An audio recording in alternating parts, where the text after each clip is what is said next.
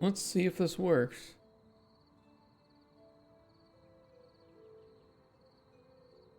I should be streaming to both YouTube and Twitch right now. I have no clue. Well, it looks like it's working. Okay. Okay. Alright, I mean, if we are, we are. If we aren't, we aren't. I am apparently still streaming to Twitch, which is good. Okay, well, we'll see. We'll see if it works. We shall indeed see. Okay. Well, hello, guys. Welcome back. Although if you're watching on YouTube live right now, this is the first time you're seeing me live, probably there. I am trying to do multi-stream today. Hey, Frank, too. How you doing today? So if there are any issues with the way things look or the way things sound, I'll try to resolve them in the moment. We're gonna see. How are you? I am a little bit anxious because we're doing multi-stream today for the first day. And I'm a little bit worried about how it's gonna look and how it's gonna go. We'll see. Yeah, I'm doing it. We're live on Twitch and YouTube right now, and I have no idea what to expect. All I can say is that today we're gonna be working on our dungeon. I should have just added the dungeon content, and we should see it here somewhere. Here it is. Let's go to the test level. See what it looks like. Frank, I see one. I see. Okay, the chat is working. I can see you in chat. Probably though, the chat on screen over there, that way, does not show YouTube. I will try to work that out later, but at the very least, if you're on YouTube, you'll see Twitch chat. If you're on Twitch, you'll see Twitch chat. So yeah. Oh, my phone is vibrating. Thank you. It is 9 o'clock. That's so true, phone. Relaxing with your dogs. Okay, so yeah, this is the pack we're gonna use to implement our dungeon. Looks pretty nice, actually, I think. Can I play it? Oh, I can play it. Oh, and it looks horrible. Probably because it needs anti-aliasing.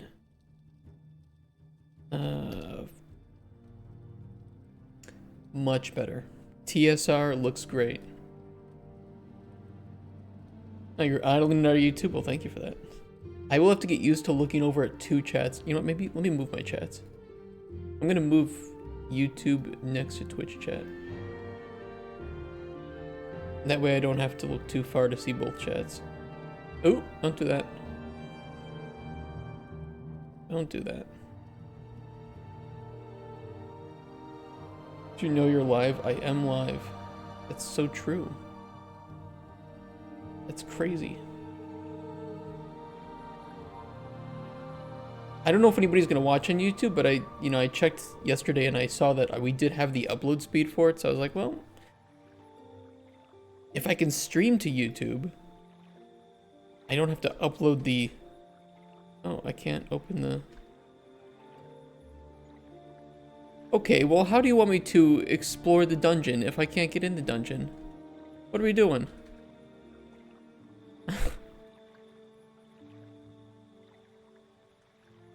Let's delete that. Yes, delete it.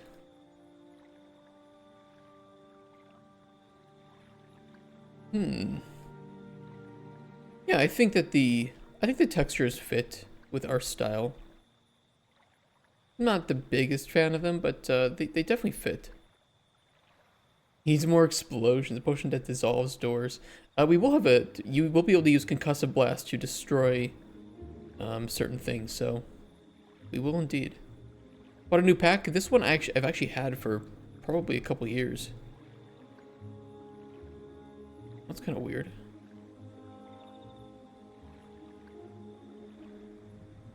Yeah, very similar shading. I agree. I think it looks pretty nice.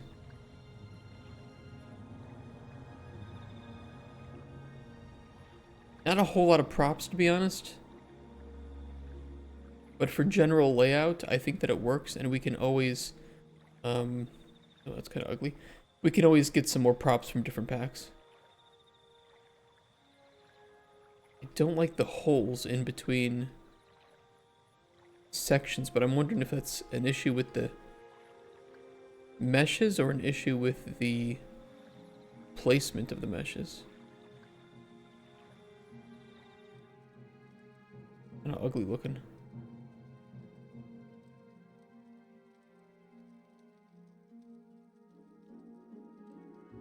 I think all this stuff looks pretty good though. It'll work. I can always place rocks or some, like, you know, black cubes on the top of that to hide those, so it's not that big of a deal. Either way, I think it looks fine and very usable.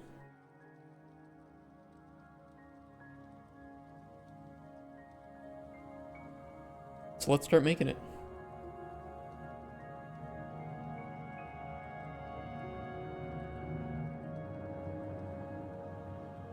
Okay, we've talked a bit before that we want to place it over... Oh. That's kind of weird. I don't know why you're doing that. You okay, Unreal? Be happy?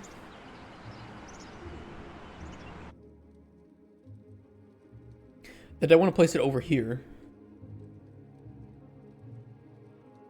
I think this corner is kind of lacking in anything interesting.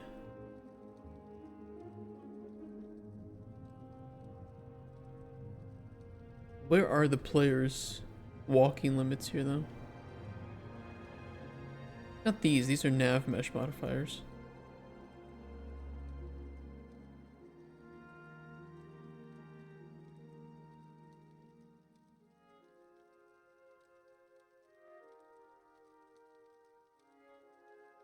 The boundaries should be around here somewhere.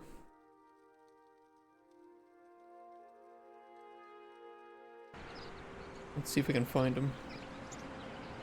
There they are.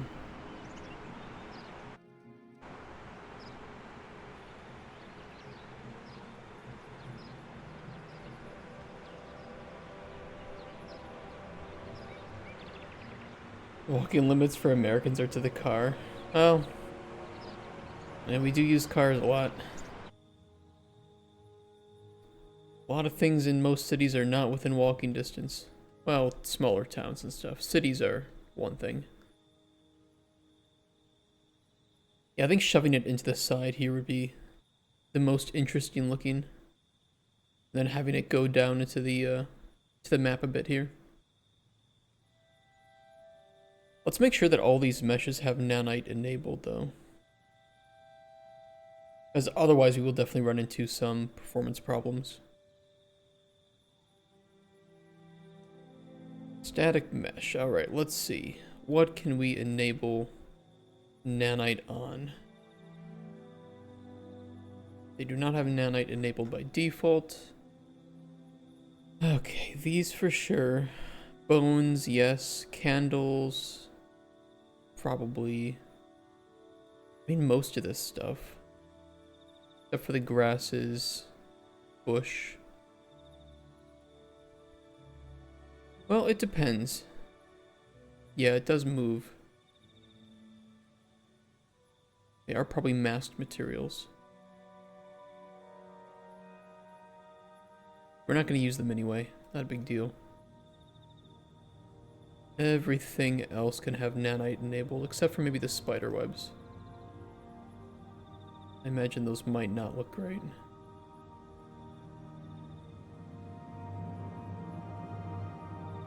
Hey, Tajara. Need to vent my brain onto my keyboard. I'm too tired for coherent speech. Go for it.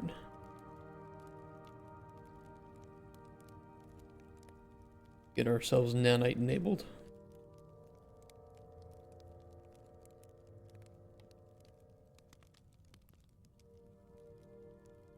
The nice thing is we shouldn't need significantly to enable rain and snow on these new meshes. Only a few of them. I mean, let me take a look at the master material, because maybe the master material is pretty simple.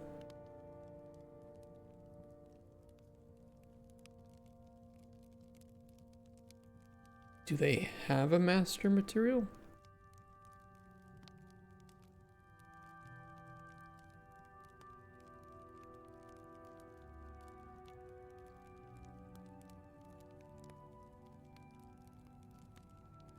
No, they have multiple smaller materials, but they're pretty simple, so we could enable rain and snow on these. It doesn't look like they reference any sort of like material parameter collection or something that would cause an issue. So I'm okay with that.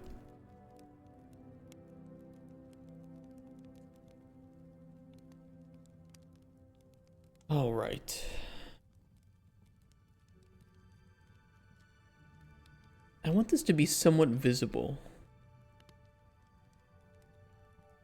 I want the player to be able to have a way that they can see this dungeon from a distance. Some sort of lighting would help a lot, but also clearing the trees or moving some trees around would be cool too.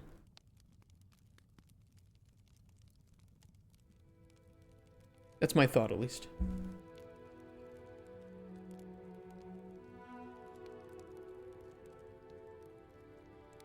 You okay, Lazarla? Don't scare off the chatters now.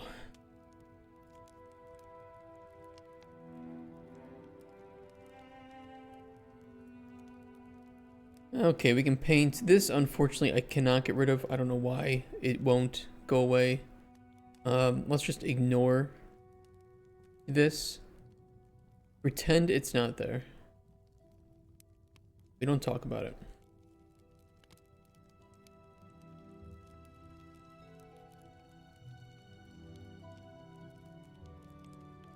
I don't mind making this a little bit steeper.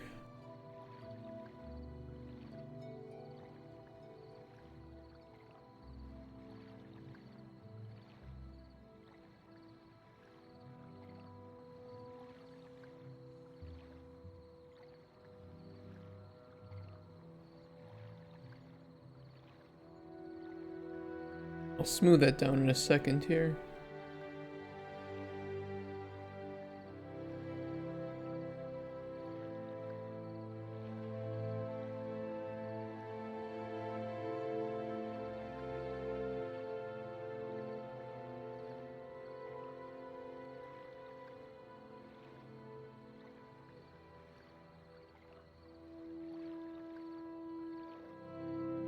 Hey, Kimezu. How are you doing today? I actually wanted to contact you about a proposition. Maybe this weekend would be the best time to do that, though.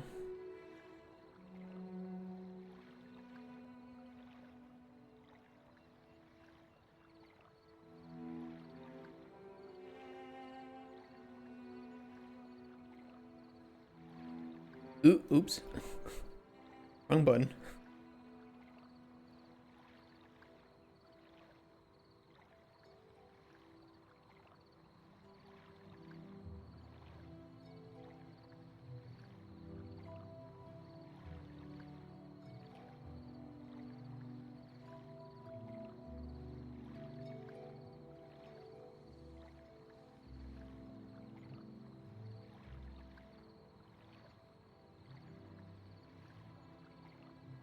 I think we can fit it here. I can always delete some of these parts of the mesh if they are causing an issue.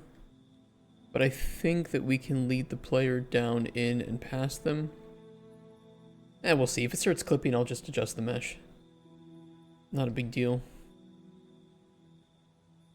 Almost absent. How are you doing?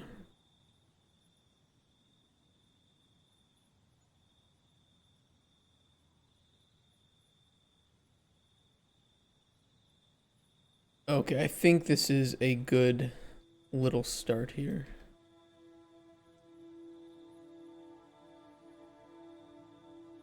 What about you? I am still waking up a bit, to be fair, today. I'm still trying to just get my eyes open and focus.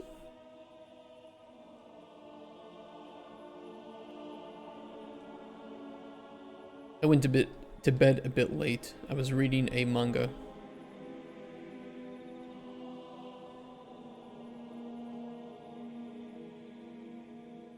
Some coffee.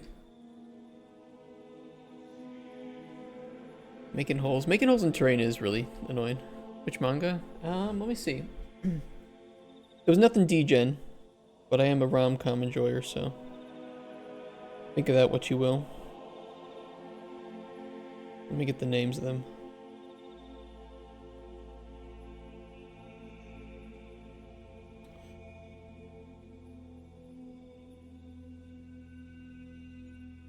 It's called Hentai and it's art.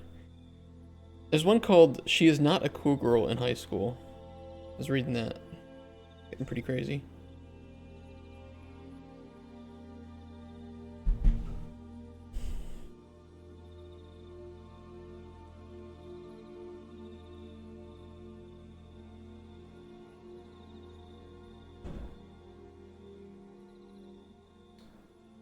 Okay, let's paint empty grass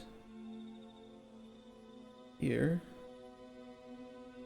There was another one I was reading. It's on Manga Plus, you know, so it's completely free. It's not like you have to illegally read your manga. And that one's been pretty nice. They had a confession at like chapter 20 of the manga, which is wild. Unheard of for rom-com enjoyers. You reading Beastars? That's a classic.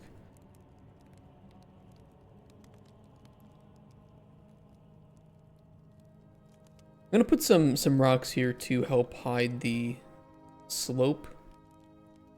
So I know it looks ugly right now, but it will look a little bit better.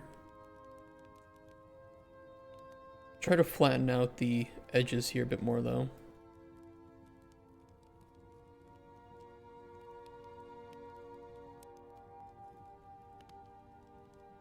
Recently, my brother convinced his wife to watch anime with him, and she's saying it's cringe as fuck and full of butt scenes, even in normal anime. Like in, well, you're watching Sword Art Online.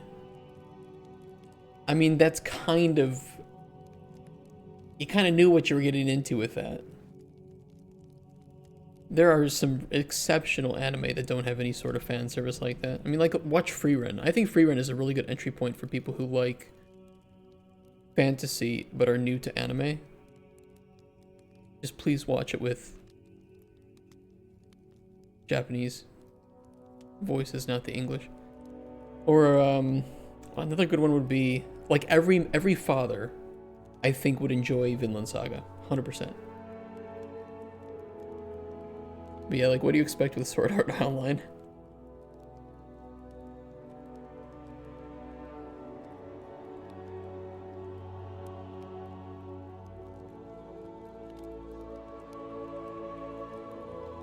Alright, I think this works. I mean, I'll definitely watch some D-Gen stuff now and then, but for the most part, I don't know. Eh.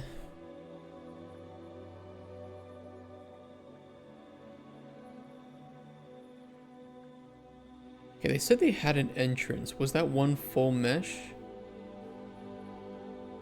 Or what? Let me see what they did for their entrance in the other map.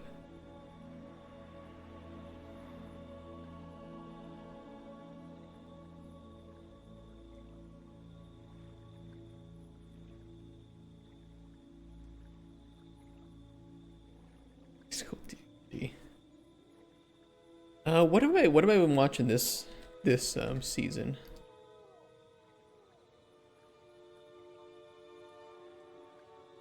I have to finish catching up on Sakamoto Days. I've been watching. I really shouldn't like solo leveling. You know, I'm not a big fan of the unending power fantasy, but I'll tell you what, solo leveling does it very well. I gotta admit, it does it well. Of course, I am still watching Apothecary Diaries. That's fantastic.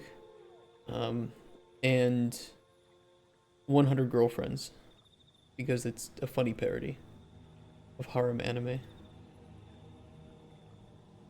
This kid in 100 Girlfriends can not only date a girl in high school, but he can date her mother too. Pretty funny. Early in April, I have not. Heard good things about it though. Okay, so we have an arch here. Oh, just an entrance. Okay, so they're just using a scaled up arch, or not even scaled up, it's just default scale large arch. Okay.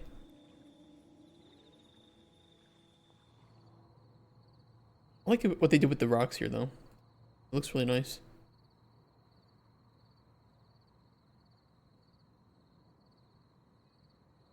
Whoever made this did a really good job on the entrance.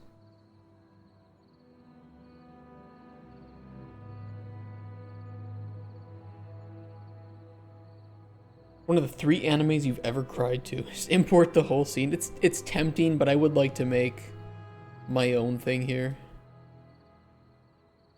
Oh.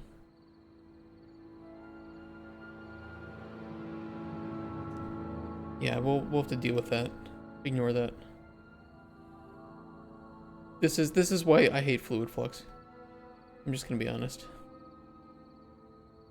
Don't talk about it. Don't look at it. Don't pretend it's not there. I'll fix it when we need to fix it. Yeah, I've heard Mob Psycho 100 is good too.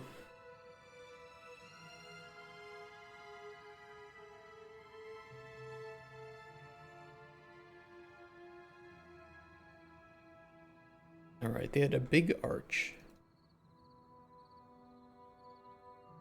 Definitely this one. Is that really the right scale though?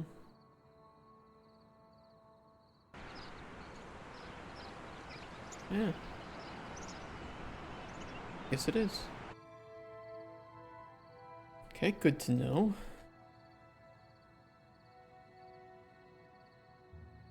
Thinking I'll sink. We could sink the entrance in a bit. I don't know.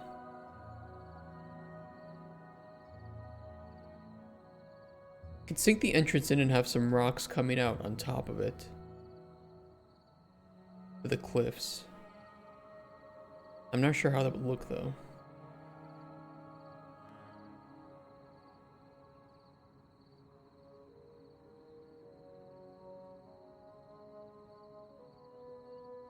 That's the small one.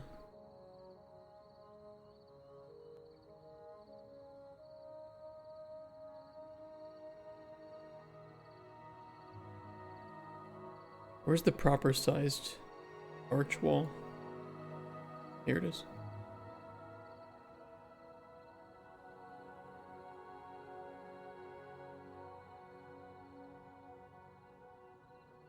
We're all free run enjoyers though, right? I don't have anybody in chat who thinks it's overrated.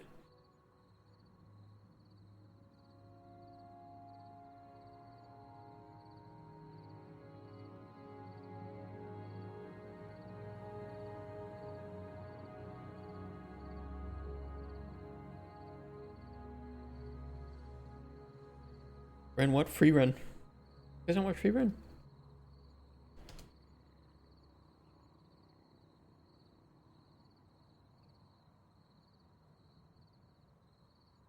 The show.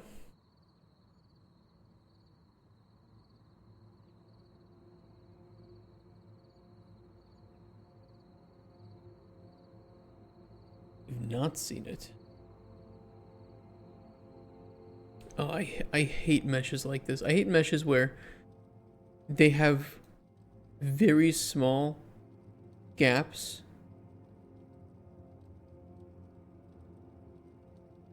Like this, I hate that so much. I mean, I'm just gonna scale up the entrance a little bit. But still, that's really annoying because it's so hard to properly place things.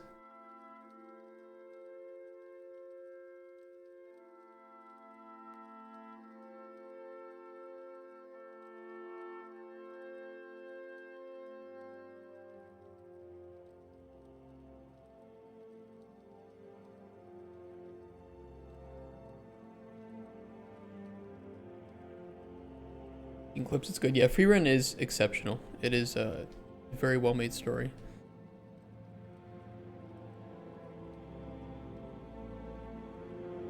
Definitely recommend.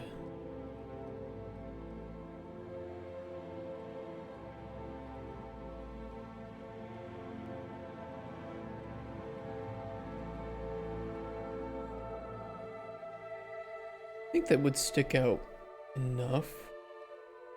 I could always put it up a little bit too and, you know, have like a, you know, a walkway up to it so it feels a bit more grand.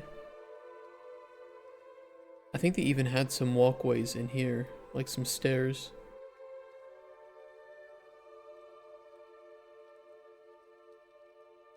Hey, Shrill Duck. Thank you for your giant duck. Yeah, they do have stuff like this, which could work.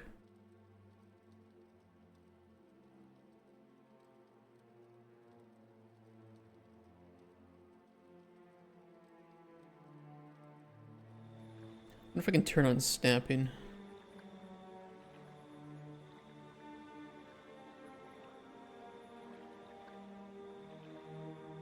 Well, that's annoying.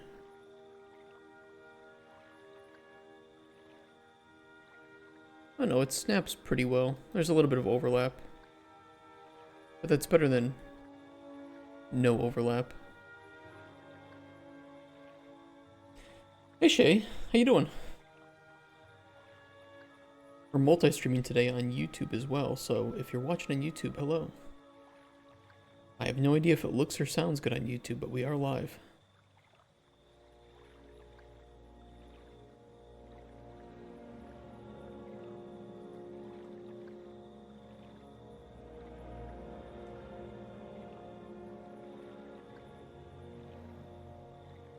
Do these have the same height?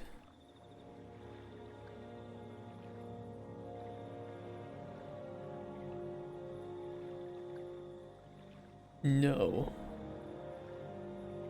Okay. That's interesting. Okay, we got floors. What I'm trying to do is spread your count. I'm just trying to see if it works. Maybe it does, maybe it doesn't. Who knows? They're like regular blocks, okay. I kind of prefer those because they have more volume. You doing well? I'm doing well too. I have no big news. Just more work. The usual. Okay, yeah, those could work together. So how do we want to layer the entrance?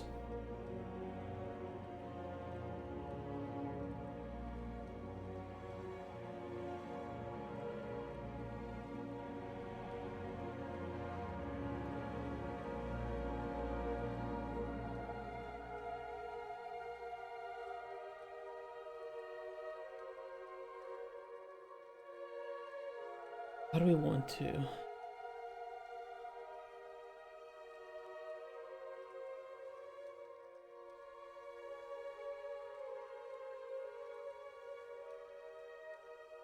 I'm thinking one primary staircase looks better than anything else. Rather than just going around like, oops, hold on.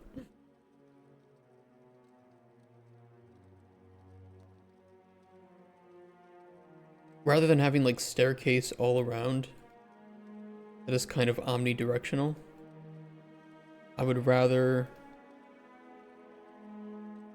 have more like just like, you know, one staircase leading up to it. Even if we can put some things around the sides too. I think that'll look better. Make it really small. You have to craft a potion that makes you tiny so you can go in. Here's the problem with potion effects like that. How do we work them into the story? Because every potion effect that you can put on a potion also has to be usable in NPC stories. Which can get really obnoxious to balance for.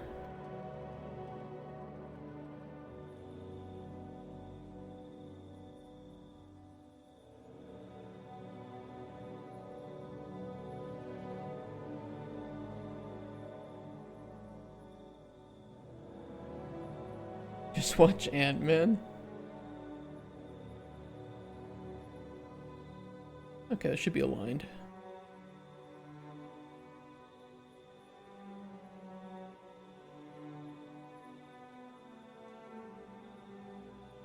Only problem is I don't know what they use for their floor here.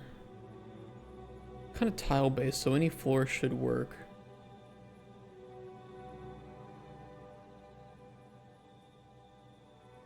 But I'll place these down again with the snapping turned on.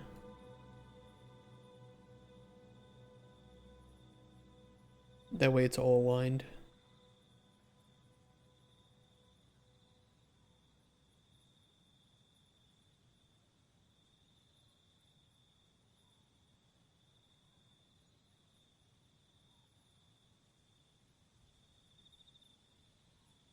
Yeah, see those gaps?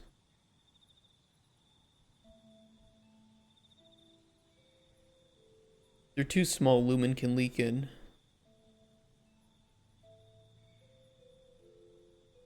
These almost feel like they were optimized before nanite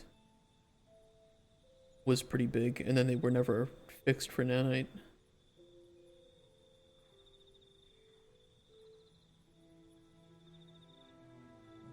A bit annoying.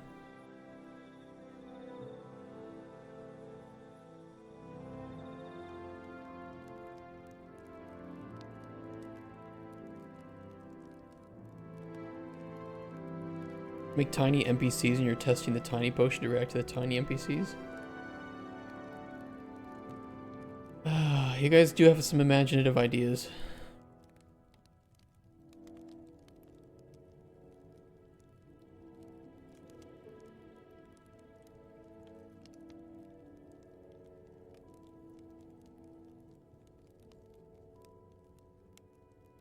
Might have to prevent these from receiving decals. We'll see. The water shouldn't be here in the first place. Only there because of the stupid, oh. It is what it is. I'll get that fixed. But no one pays for ideas. You'd be surprised. People do pay for ideas. Sadly, I do know people that are being paid quite a lot of money for being idea people. And their ideas aren't even that good.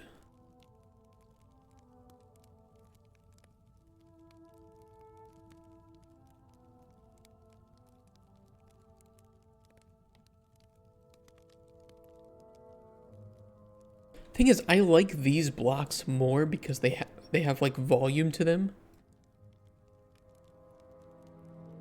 compared to this. Sneaker 101, thank you for the follow. Hope you're having a nice Wednesday. That's the day today. Hope you're doing well. Oops.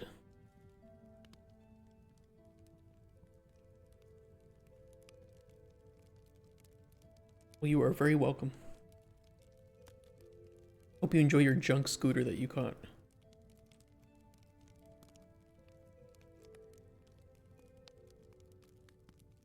Yeah, I wish these were tessellated a bit.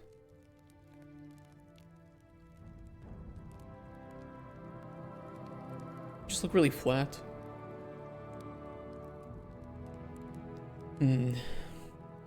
Could I scale this up to fit without it looking too ugly?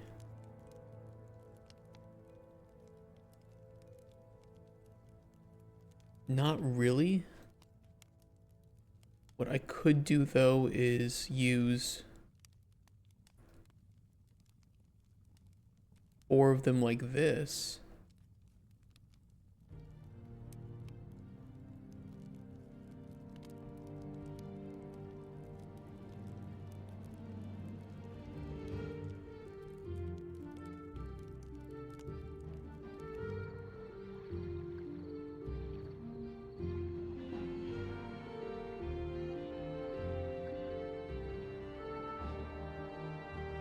I think that kind of looks better. I think having a website to buy ideas that gives a breakdown of the path to go with the idea. Well, here's the funny thing. So if you know of Playway, the publisher Playway here in Poland, they pretty much will buy your game idea, or they used to. They would pay you like $200. It was barely anything. But all you really had to do was give them your idea for a meme simulator game and the barest information of how it played. and then they would buy the rights from you. It was a really stupid thing, to be honest. I don't know if they still do that, though.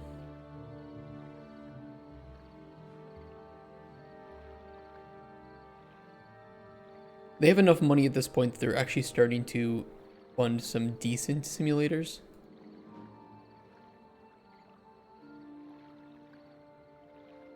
Yeah, I don't think they are anymore.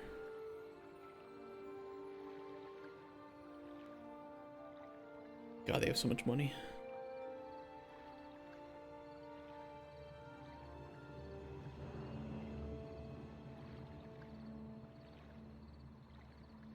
People actually pay for game ideas? Yeah, well, not many people, right? Because for the most part, the work and effort that it takes to make a game is primarily in the development of the game itself.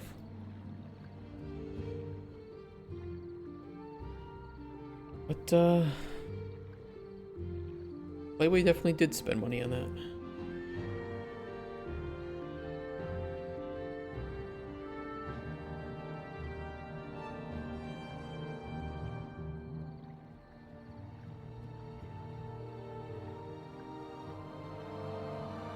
Oh, gross. That doesn't even tile properly?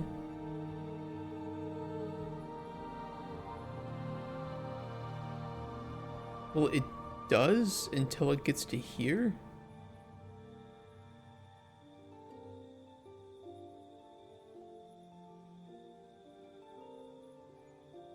That's awkward.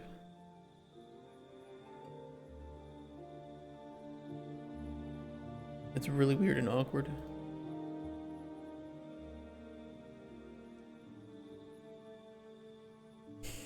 It's fine that the pack will do. It's not the most well-made pack, but could be worse.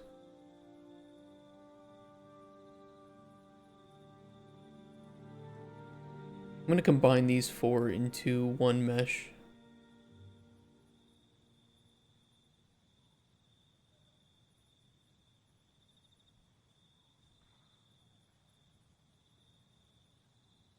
How do I do that? Mesh union.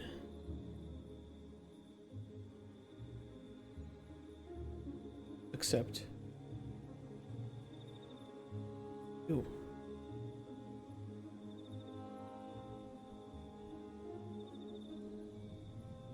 That's awkward. Can I fix the...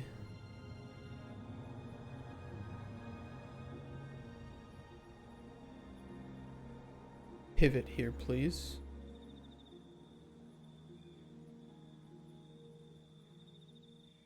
There we go.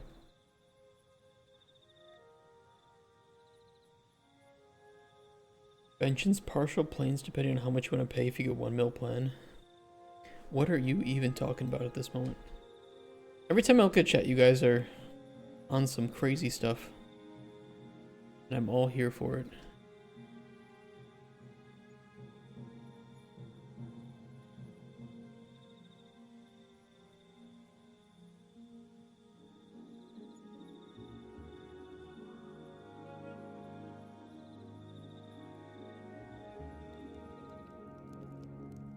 I think we can do like this with the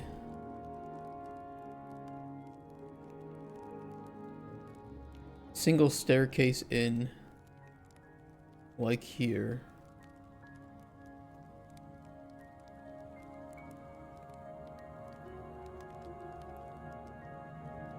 There really is some weird clipping though. Not super noticeable though.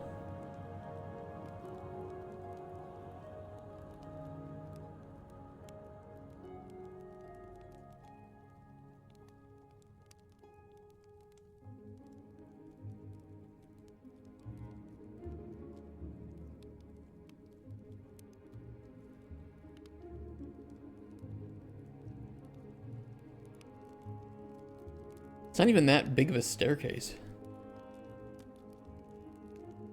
Maybe I'll double them.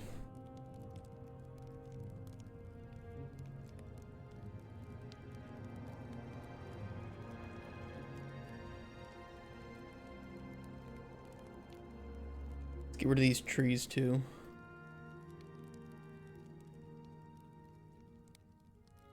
Can always repaint these back.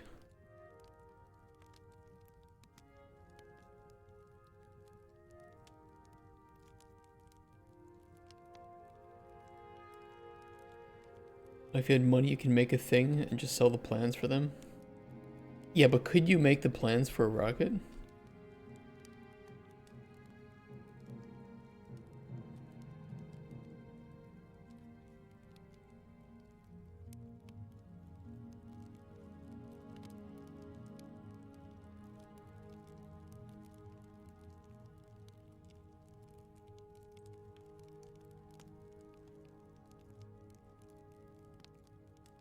Oh, those don't line up very perfectly.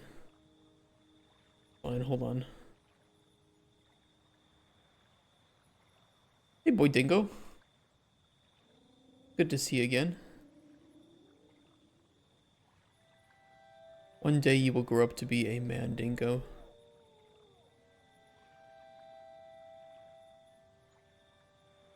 And Andreas. How you doing? What up to details? How are you guys doing today?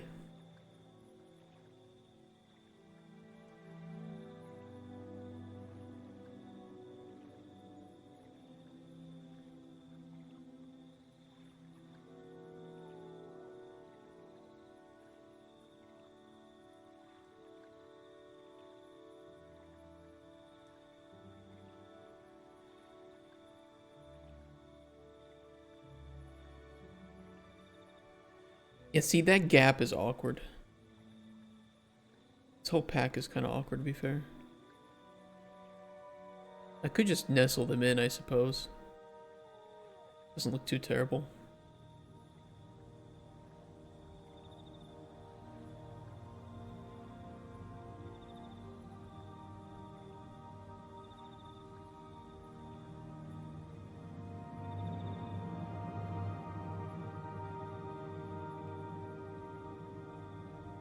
Yeah, I can't really make use of the corner ones then that much. That's fine though. We can always use those down in the dungeon itself.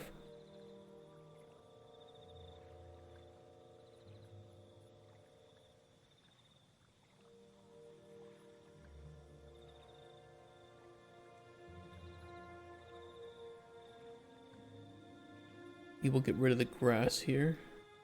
Do not worry.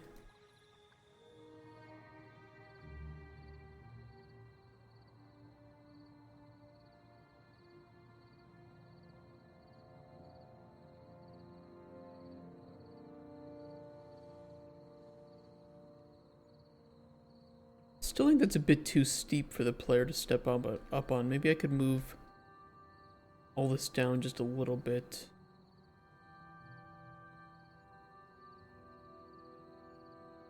If I move it all down by 50 units, it'll look fine.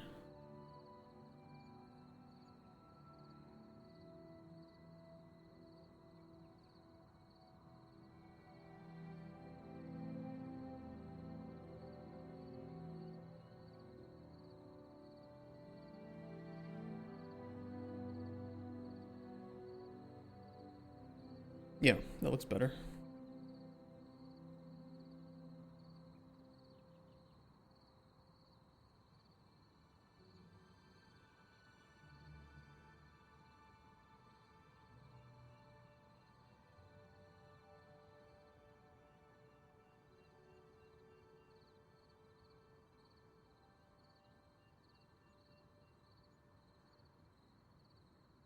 Paint out the grass for the moment. Making a dungeon entrance? I am indeed making a dungeon entrance.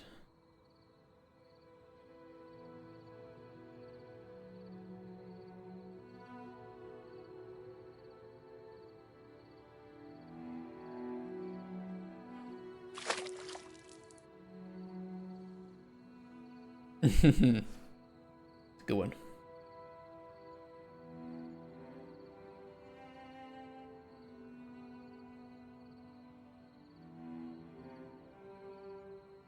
Now, do we have some like ruined versions of the pillars? We do have some that are a bit broken.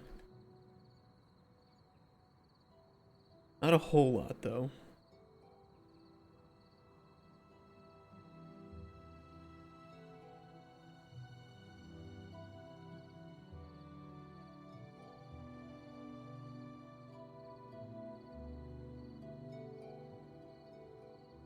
Yeah, it's an okay pack. I mean, I got it for free, so I think in that regard, it's a pretty good pack.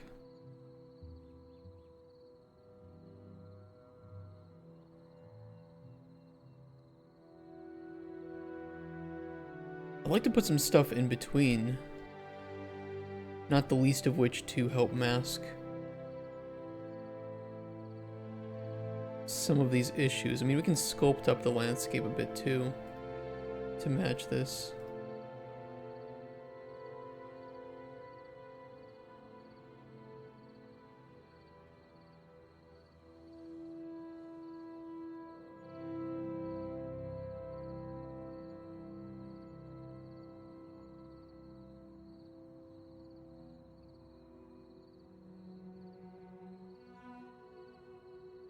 Let's see here.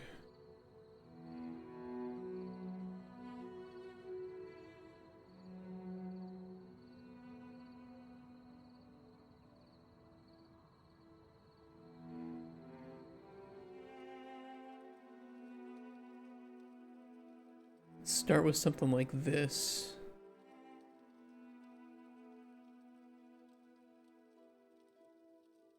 I mean, this is at ground level, so I'm okay with a little bit of the landscape poking up here.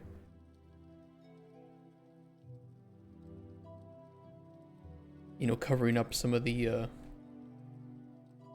bare bits. Especially on like the corners or something. I think that looks fine.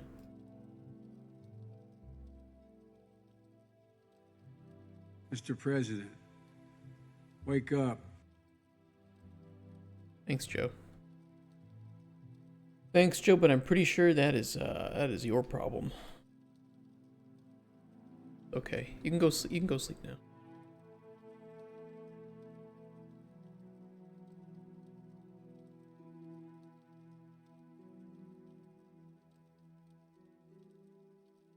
See, I'm okay with that, and then we can kind of smooth this out very, very simply.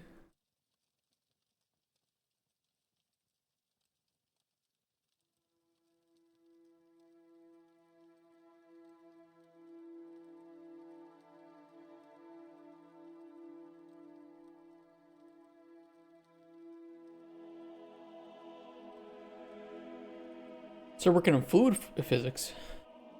Gonna make your own that's easy to do? I sure hope it is. Doesn't sound easy.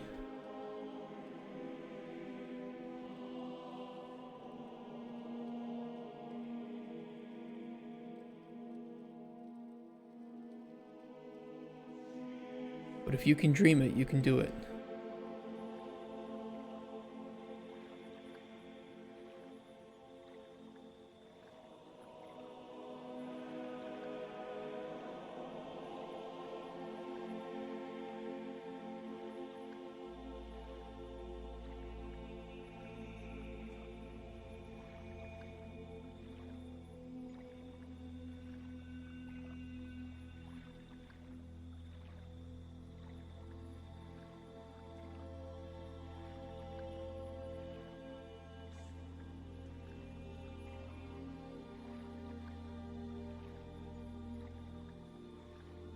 Yeah, I think that'll work. You can always roughen up the sides a bit here.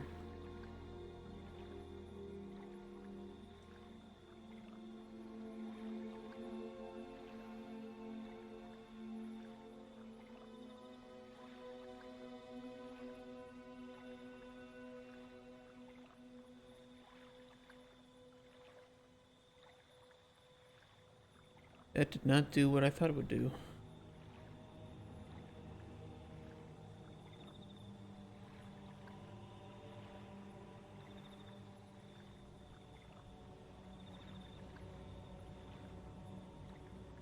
There we go. It's a bit roughened up.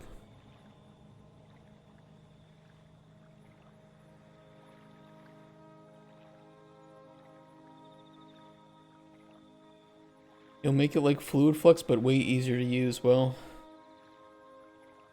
that would be great, because fluid flux is certainly not easy to use. Horrible, horrible thing.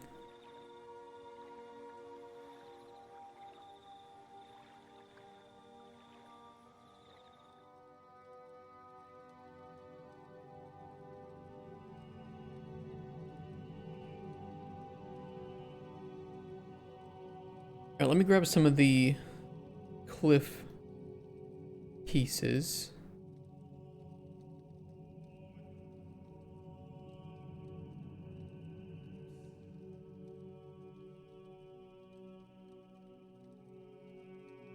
These do clash just a little bit, don't they?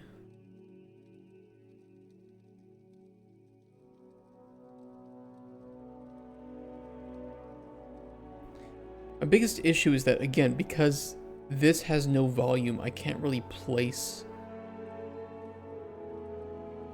something into it. It's really frustrating.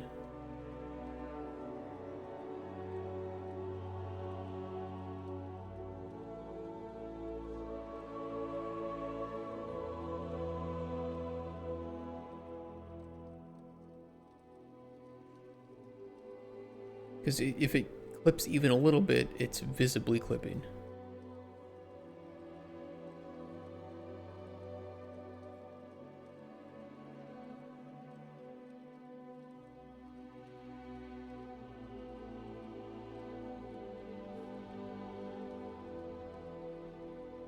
Which is very annoying. Like, well, how else do I completely hide the gap here?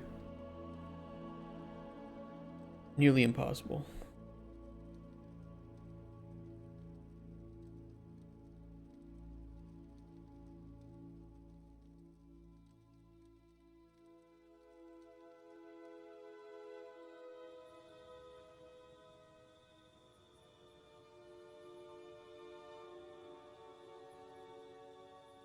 It's one of the benefits of nanite, though.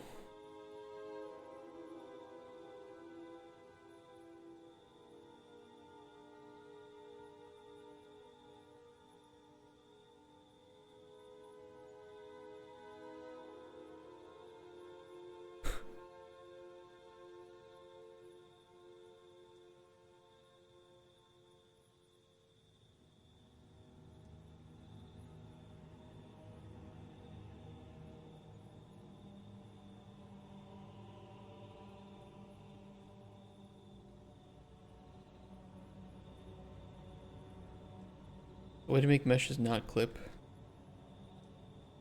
Oh yeah?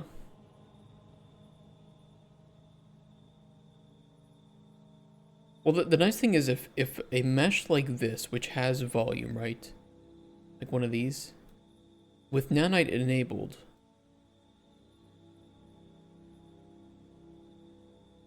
which it should be, it's not because I made this mesh myself, hold on.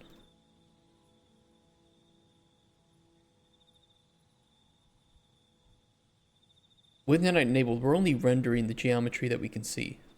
And anything behind it is getting cold anyway. So, while you might not have wanted to do this before, with before nanite, where, you know, you would be rendering everything behind it, now with nanite, we aren't rendering the stuff that's behind it, so you can make the meshes with volume like this, which make it a lot easier for everyone on the team to work with. Oh, the fluid flips? Oh yeah, that too.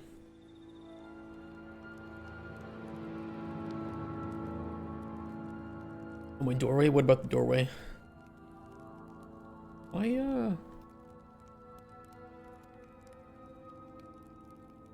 is the landscape not showing as having nanite? Oh, there it is. That was weird. I'm pretty sure I gave the landscape nanite support.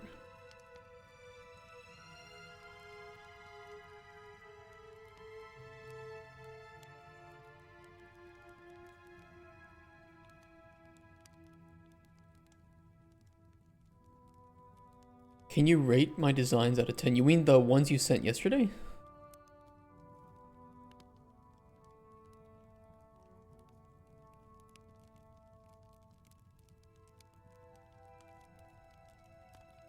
And it completely de-renders the things you don't look at. It de-renders all of the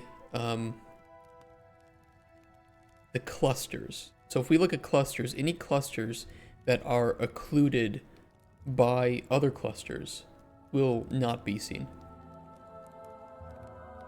Which is one of the greatest benefits of nanite, is that you can render part of a mesh.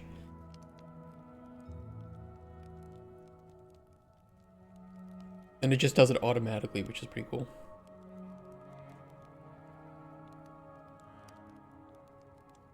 And add a setting to the door that cuts away the things in the door. Or non-brush meshes. Tell me what volume I can use to do that.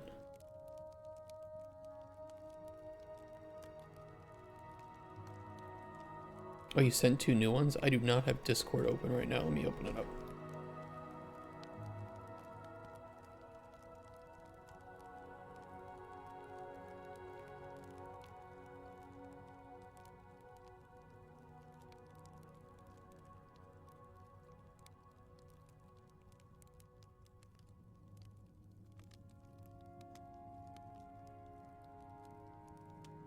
The image you put in there is pretty low resolution, Boy Dingo. It's hard to see it.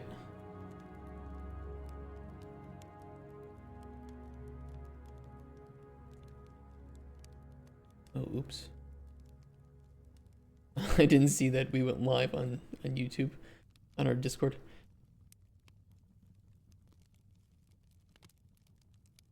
I forgot that I hooked that up that way. Okay.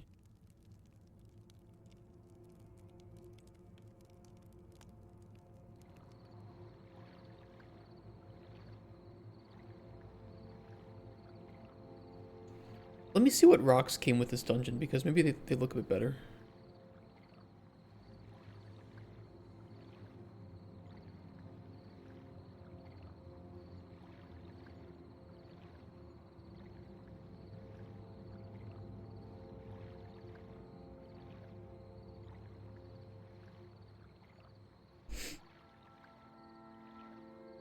Well, they're pretty small. Only 4 of them too. That would just be a pain in the ass to try to get looking good. Unless I dropped like 1,000,000 rocks and then I froze them in place. That's the only way I could think.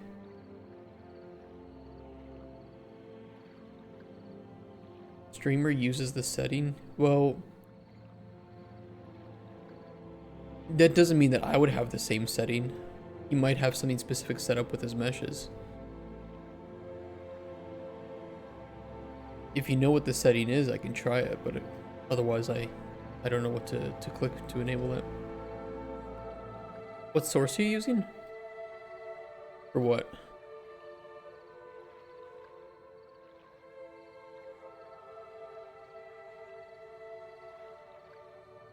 Could I realistically do this way?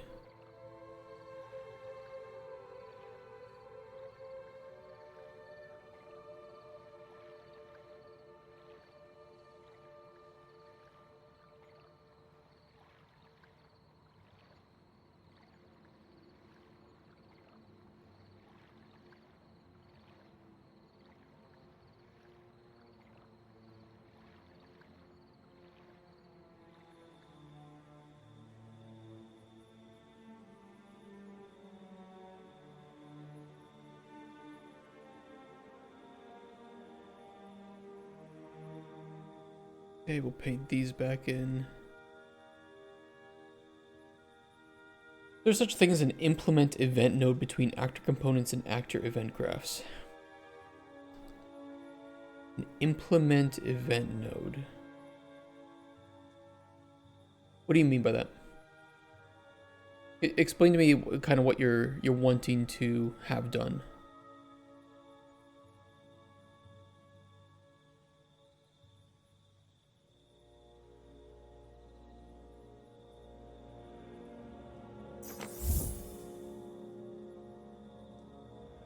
Martusa, thank you for the follow. Much appreciated.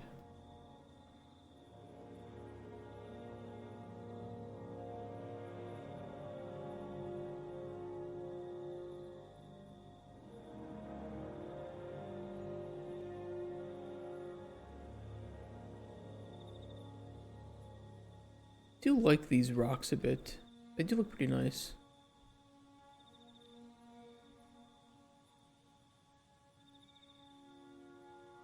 Textures don't scale up too great though. I think we'll stick with using the cliffs.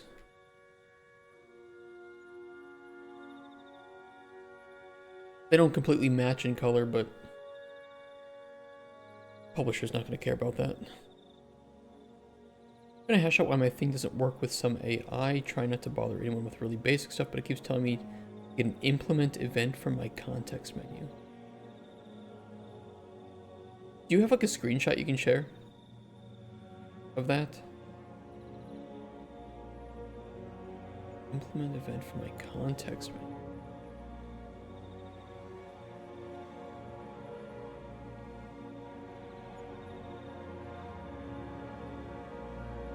I don't ban links or anything in chat, so you can place something in here.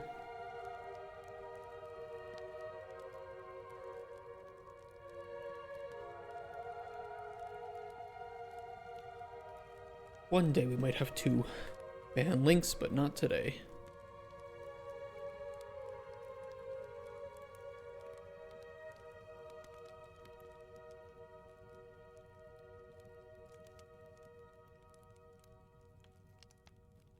I mean, I could always place some rubble in here that hides the clipping rocks, but I'm gonna do an interface without an interface. Actor component has event. Implement event in actor. Player character BP calls a function to fire in the actor instance, but all I can get to fire is the event inside the actor component. Oh, you want to fire... Okay, so you want to fire an event in the actor from the actor component.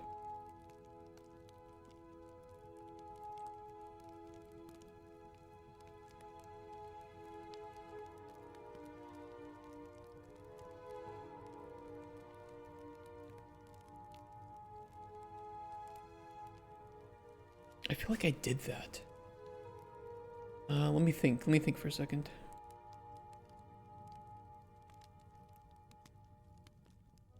I mean, I feel like an interface would be either an interface or a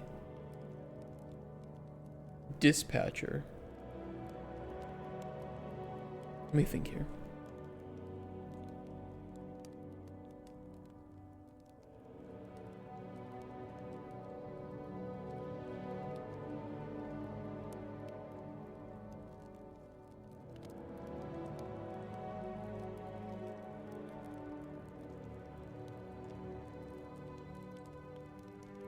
Can you add an event dispatcher and then just call that, just bind the event in the actor?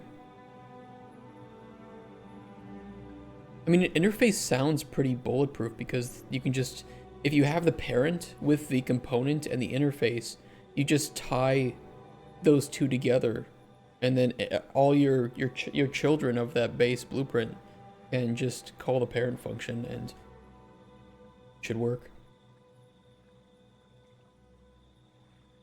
I guess, like, how many things are you wanting to scale this up to? If it's hundreds or thousands, that's a pretty easy way to do it. If it's just a few, you can probably just manually do it. But I also think you could add in a dispatcher and then just bind an event to that in the children.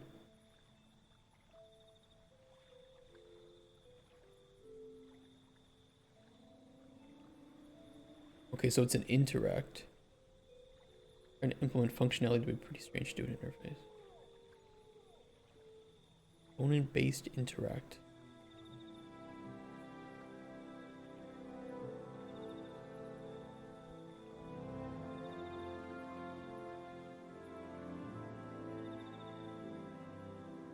We do interactions with an interface. I guess, like, what does an interface what would an interface not allow you to do? Or are you trying to hook up like a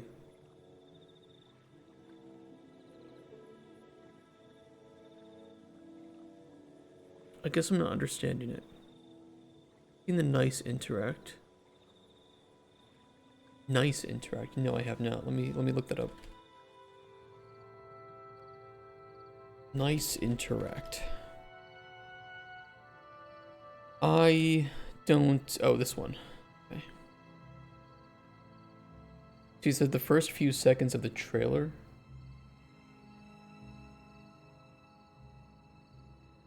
Oh, the outline and the widget display. You can do that with interfaces. The outline itself is... I mean, there's a few ways you can do a good outline like that.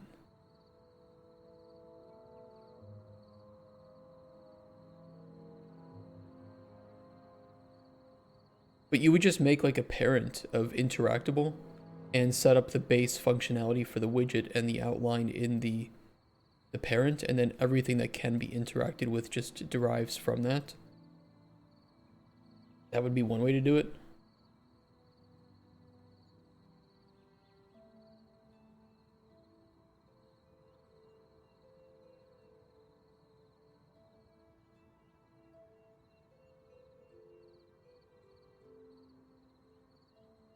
Because these components are probably just...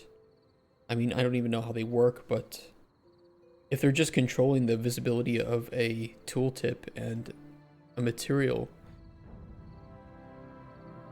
I mean, you can do that in components or via functions. It doesn't really matter. Components are just kind of attached bits of code and function.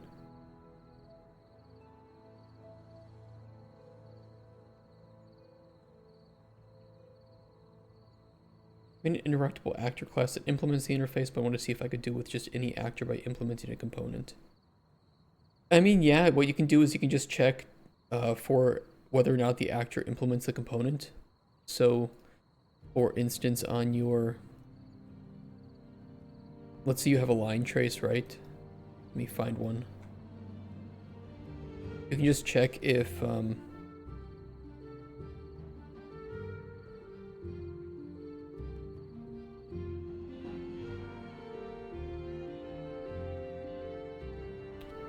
Oh god, what is it? It's not implements component. Get component by class.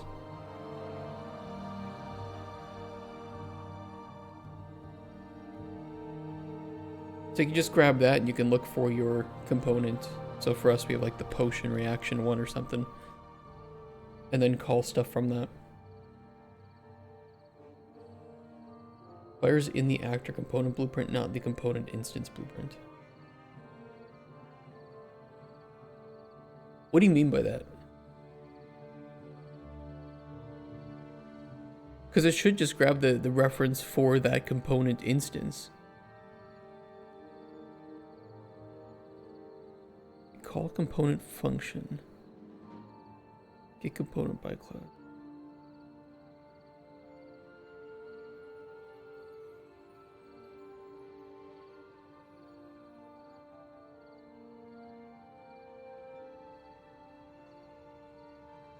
Make a component, add on interact print screen hello, yeah.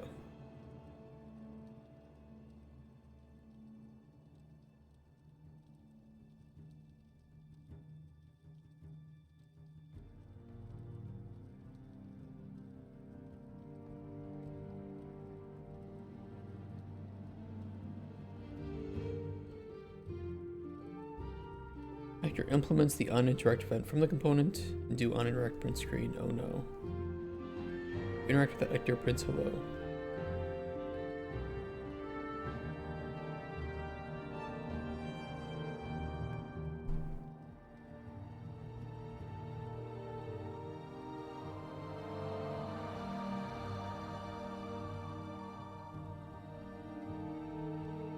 Let me test this out. Let me set up your thing here. Give me 1 second.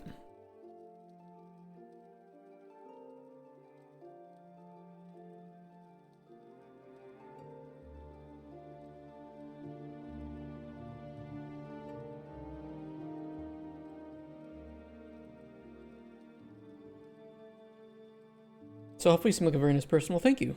I hope I am. Sometimes I can be an asshole though, but usually it's only when people are kind of mean to me. But everybody in chat, like you, have been always very nice. Let's get implement the interface for interaction, the component for the functionality, interface events component. Let me test to see if I can also replicate the issue that you have. And you can tell me if I'm creating it properly or not.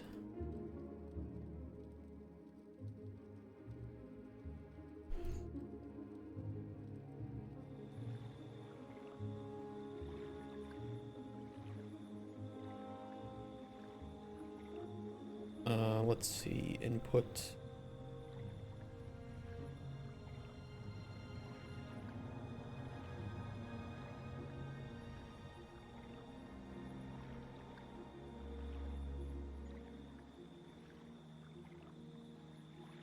So you have an input for this string here, right? Or what are you doing? Because obviously I can just print hello, but there's no way for me to override what that print is going to do unless I have some way to do it, like through a variable or through, you know, an input like this.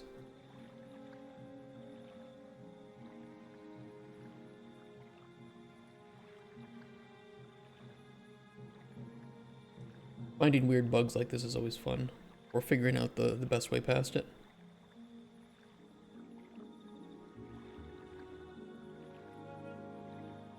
Like, where's the bug getting caused? Is it getting caused trying to pass the information, or are you trying to set a variable? Let me see here. I can do actor here.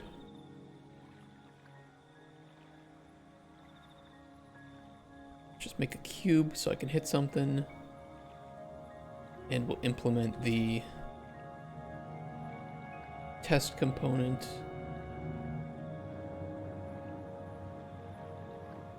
Where's my tick one?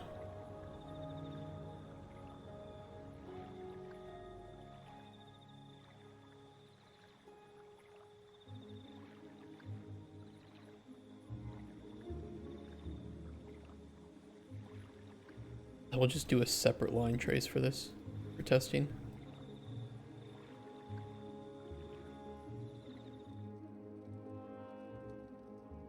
Almost like the character communicates with the actor component blueprint, not the actor component instance inside the interactable actor. Character communicates with the actor component blueprint, not the actor component instance. Well, think of it like a function library, right? You need to pass information to it. So the actor component should probably be as broad and basic as possible, and you can pass in functionality to it. So when you have like the interact, you need to tell it how to interact or what to pass to it. So I might have in my test actor here as my interactable class a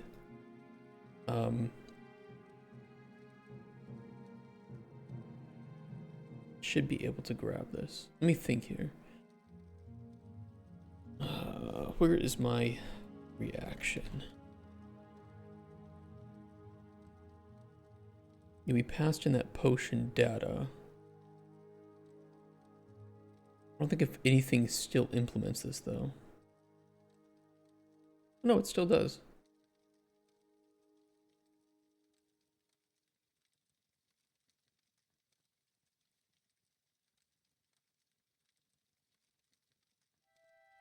Yeah, and we still use an interface to pass through to the actor component.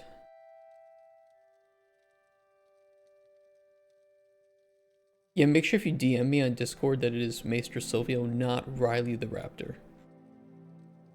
That is the bot. I am the real person. Some people have DM'd the bot thinking it's me. They're like, why didn't you respond to me? I'm sorry. You ping the bot and I don't have access to the bot's DMs. Oh, you can do it in that too. Either one works. Right now, I am using an interface to send to the component, if you want to know how I'm doing it. And I think that's generally what you would want to do.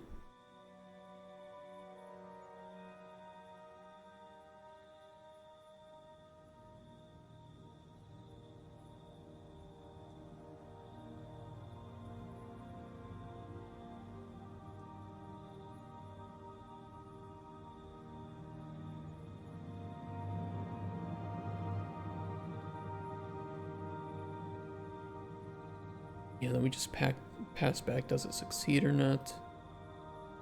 So for the test actor, probably what I would still do here is just determine if it runs it and then send through that information through test interact.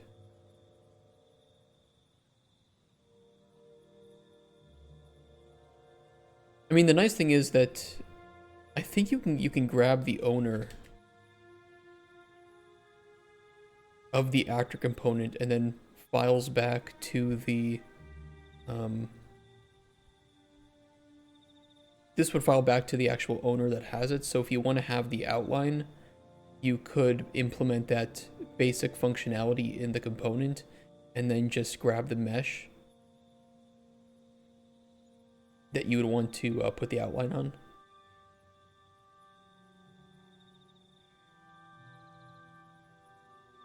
And that's one way to do it, which would only require you to implement the component and wouldn't require an interface. But I would still recommend making like a base interactable class that you can put a lot of these things into, and you can have that base functionality for on interact. And then if you need any specific custom interaction logic on children, you just call the interact interface event and then call to a parent to make sure that you're still running that parent stuff and not overriding the functionality of the base class.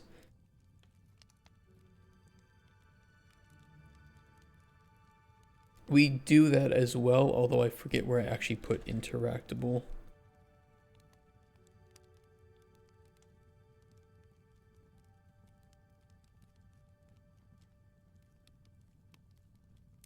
Yeah, here it is. So we have that basic interaction logic.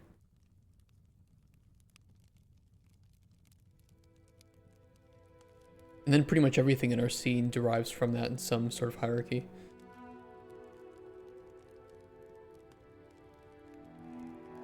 And then on our line trace, we just do the interface check.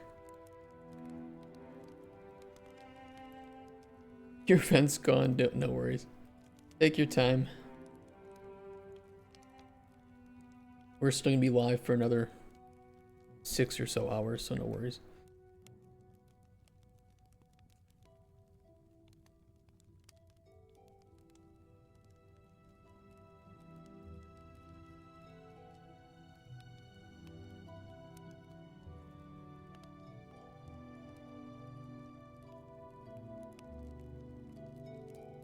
What we were saying earlier, Sherlock, you used a spline setting. You add a loop cut to the spline that connects it to your mesh you're using. I have no idea how to set that up, Sherlock. That sounds like some crazy artist stuff.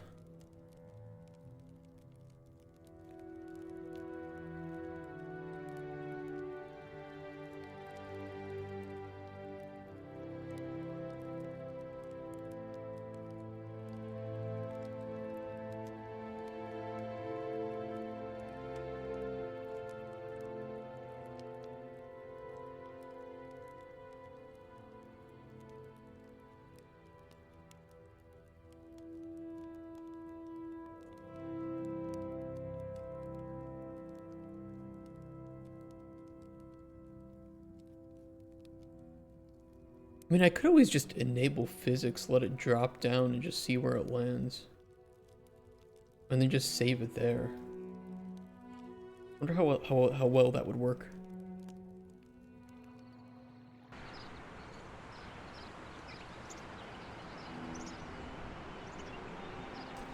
Not very well. They don't have the greatest collision, do they? You know, I could fix that. I could tell all these cliffs to use complex as simple.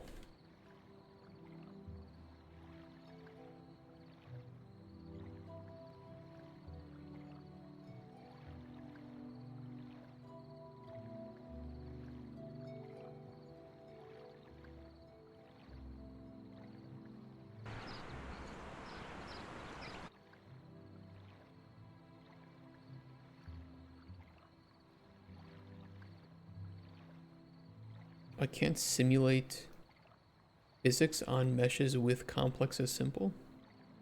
Oh, I didn't know that. I did not know that. I've never tried to do that before.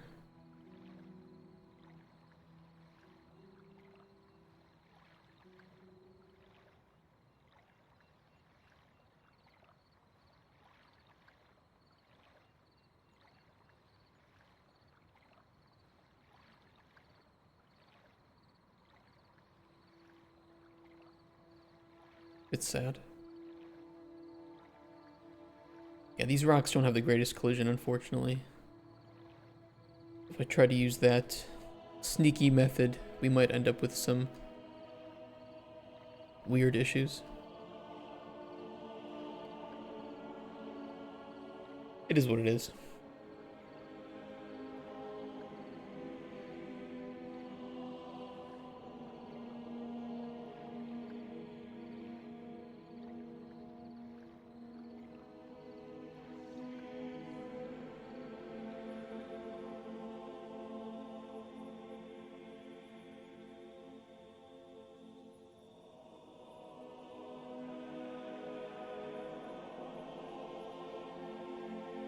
I hate that so much.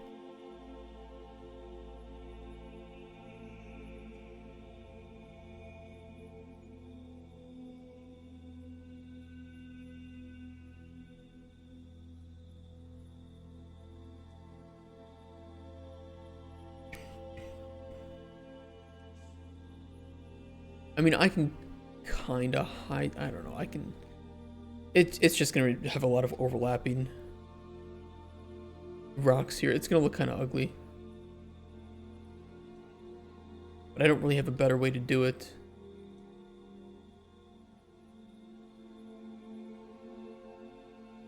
These kind of had the same issue, but it was a little bit easier to hide.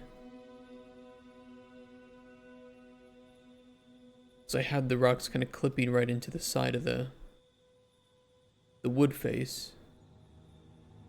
And I could do the same thing here.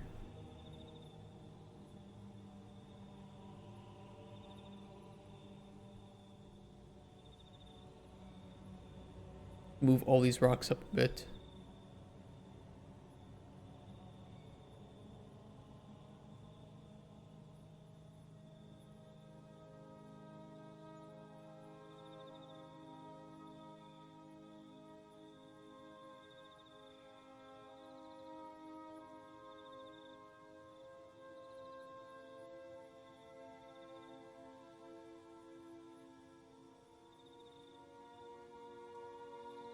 Mm.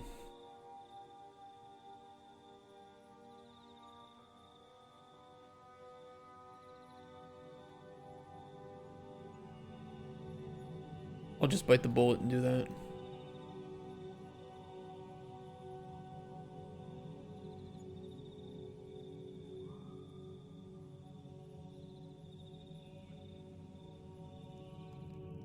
It won't look the prettiest.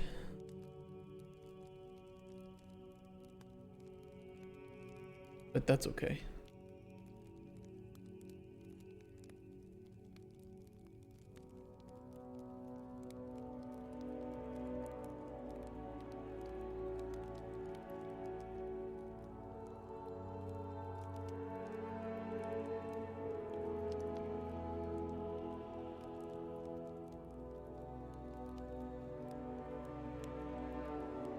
A cute little rock there.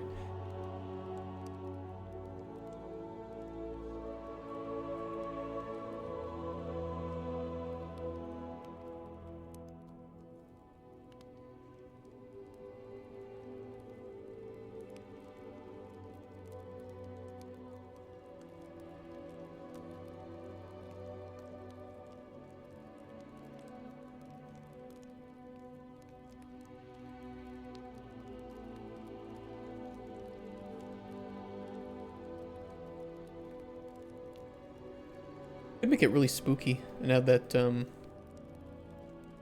was that fade material that we had?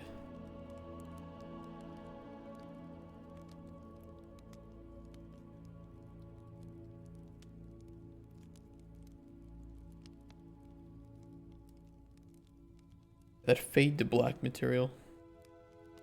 Fun way to make entrances to different instances like this. Ooh, spooky fade.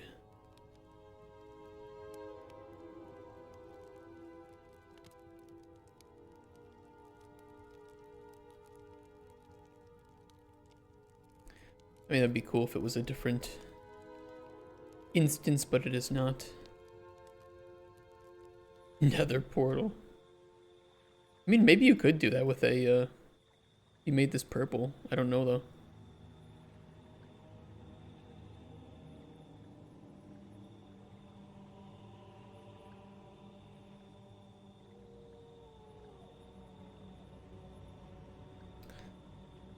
Kind of.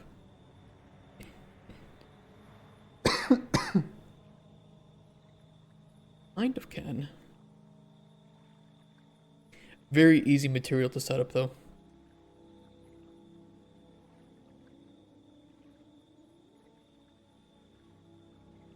It is a surface translucent material. Plug in black to the base color and emissive, and then into opacity. Just do a depth fade with the opacity set to 1 and fade to like some distance, like 400 worked for me. You can always make the parameters like I did. You can't add an event to a component and add that event to an actor with that component. You can't add an event to a component and add that event to an actor with a component. That's weird.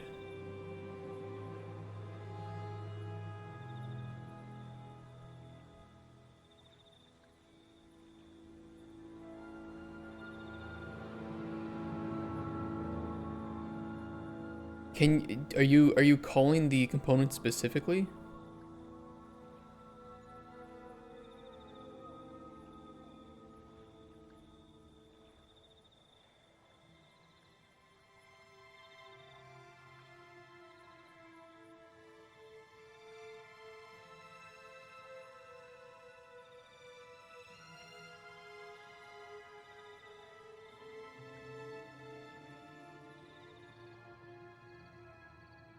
Don't actually remember what this...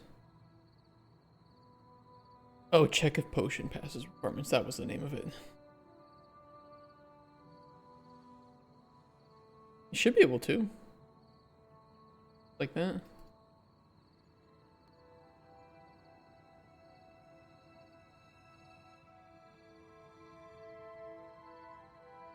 Can't get an event. You want to call... Oh, so you want to put an event in the base actor that is run whenever that event is called in your component, because you would use a delegate for that.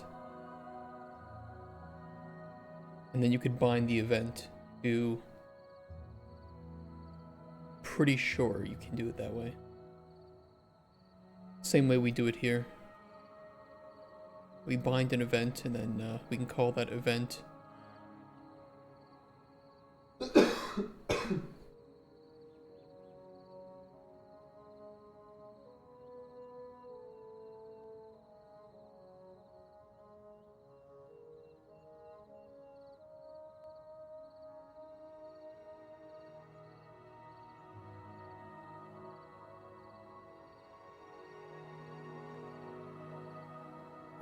Blueprint system is funny to get your head around. It is. It takes time.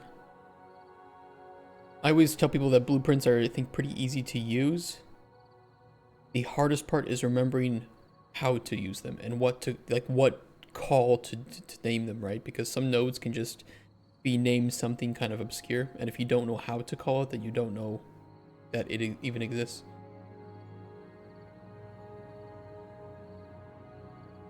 So it's all a memory game.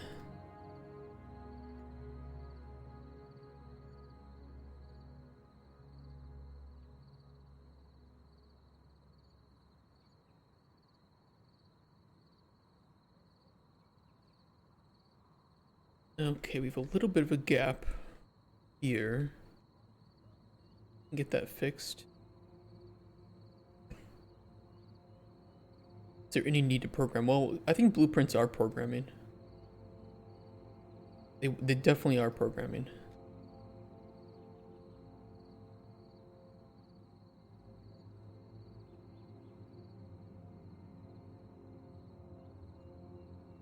Well, blueprints are just code snippets, so you can write blueprints that are based on custom code. And realistically, if you're working in a professional environment, your team should do that, your programming team.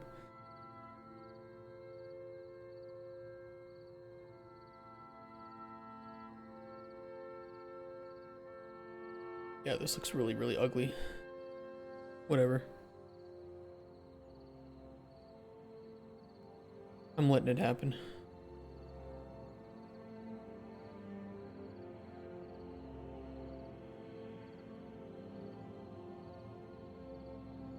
Knowing blueprints has made learning C++ easier for you. I agree. I think most of programming is just knowing the logic, and blueprints 100% require and teach you logic.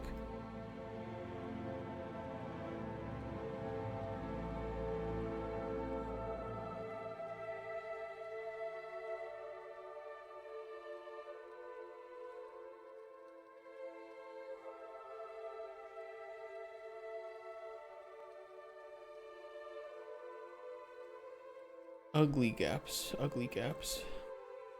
I can probably get away with the ugly gaps by doing something crazy. Absolutely absurd. Just apply the rock texture to a cube, which is nice and straight.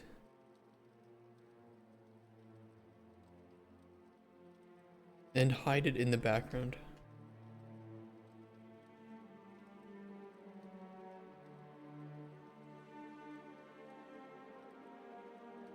Like, nobody would know.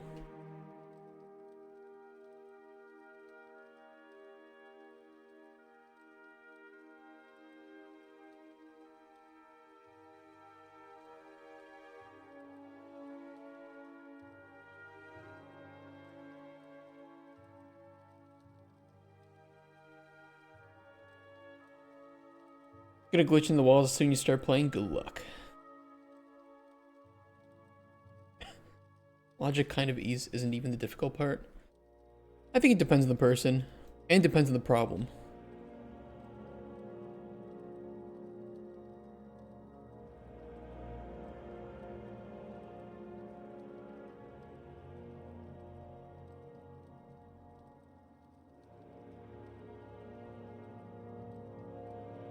Cauldron Chronicles is a single player? Yes, it is single player. There will be no live service elements, no microtransactions, no day one DLC, no pay for convenience, no loot boxes, no no blockchain, no NFTs. You buy it, you get it, you keep it, you can mod it, you can cheat in it. I don't care. Do what you need to do. Have fun.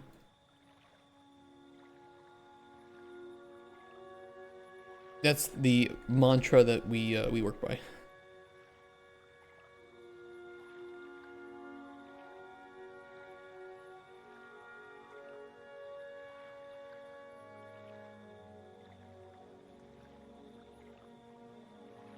I don't really even care if you pirate the game. Especially if you don't have the money to afford it. I'd rather that you pirate the game and you enjoy it than not be able to play it because you'll think that I'll shame you for pirating the game. If you don't have the money, you wouldn't have bought it in the first place, so...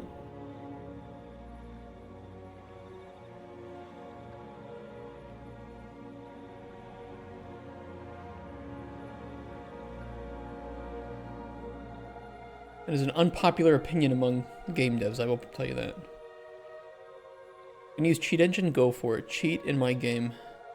Do what you want to do. As long as you have fun with it.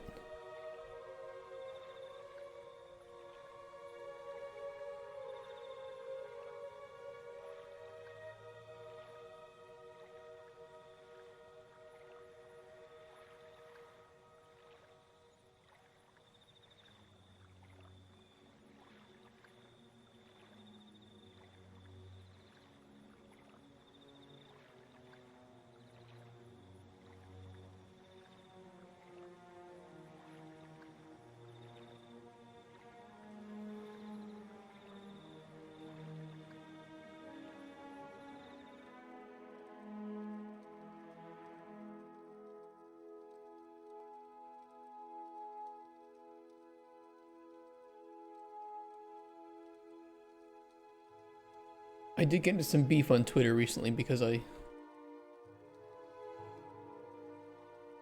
made some indie developers mad because I said that I didn't really care if people pirate games.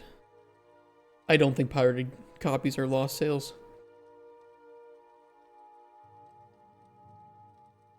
Not in most cases. And the data doesn't seem to support the idea that pirating has any significant impact on sales of indie development. Pirates are never going to buy. Pirates will buy. Pirates actually will buy. 100% pirates do often buy it. In most cases, pirates do end up buying the games that they pirate.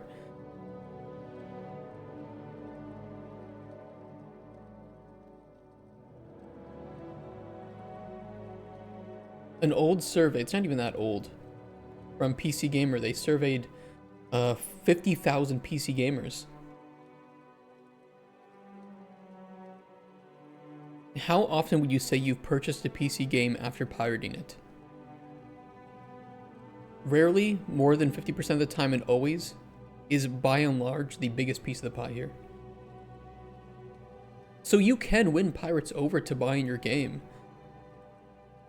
The thing is that most of the reasons for piracy in countries are that you can't afford it or too expensive, but in countries where, you know, purchasing power is a bit stronger compared to the US dollar or euro, most of it is to demo a game. So it's like the three things you can do to help reduce piracy, I would say, is price your game fairly within regions, make a demo, and just be a good developer, like be a good person, so that people will want to support you out of, you know, they just like the games you make and they like you as a developer. If you shit on gamers for pirating, not only will you not get people to say good things about you, but you probably will get people that will pirate your game out of spite. Most people that refuse to pay, I mean, it's a very small percentage of the pie here. Just said the last thing first so I wouldn't have known to stop listening. But yeah, it's like just make a demo and price your game fairly. That's it. That's it. And if you want to know how you can tell if a game is priced fairly, go to the packages on SteamDB and check if over here on the right hand side you have mostly red numbers or mostly green numbers. And here goes Polish. Oh yeah, Polish pricing is fucked up, dude. I'm living in Poland. It is not good.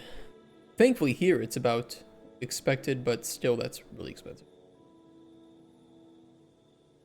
So what we can see here is that Valve suggests a price based on purchasing power of people in the countries of the regions that the game is priced in.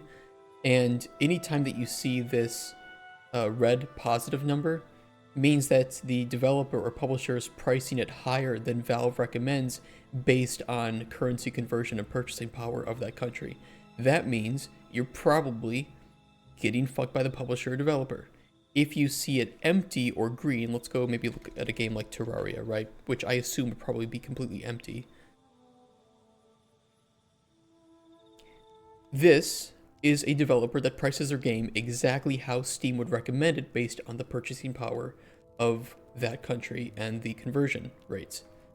This is a good developer. This is one that treats you well. If I can think, there might even be some that go cheaper than recommended.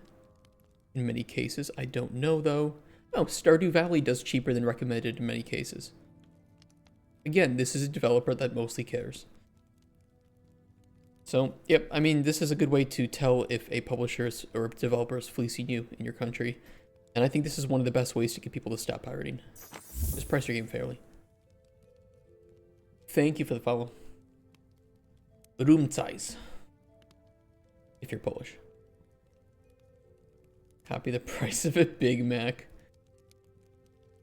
It's not a bad way to do it. I think that a demo helps. Oh, you are Polish? Dzień dobry. I think that 100% a demo helps. And go to NextFest, because most of the people that are going to review your game poorly because they expected it to be something else, you can completely thwart those types of negative reviews by just posting a demo so that those people don't buy your game in the first place. That's all you have to do. So you can help your review score even, which again doubles having an effect on people who will purchase your game, right? Because if your review score is higher, more people will think that your game is good, versus the opposite. Having a good demo can just weed out people who thought that they would like your game, but probably wouldn't once they started playing it. So yeah, it's just make a demo, go to Next Fest. That's really that easy. You're going to Steam Next Fest? We will too. Yes, I think Steam Next Fest is one of the greatest things that Valve has done for gamers and game developers. And it's not even close.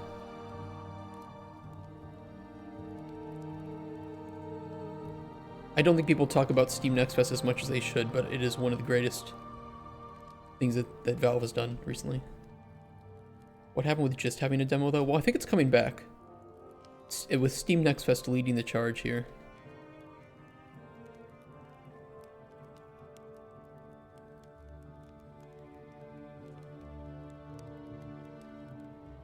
I'm spending way too much time making this look good.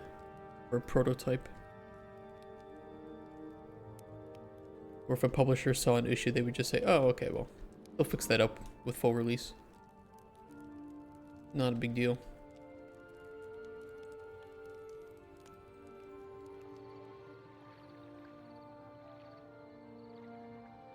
This looks really ugly. I'm gonna be honest, this whole thing looks really ugly. Is there a way to maybe take this mesh and give it volume? Could I modify it?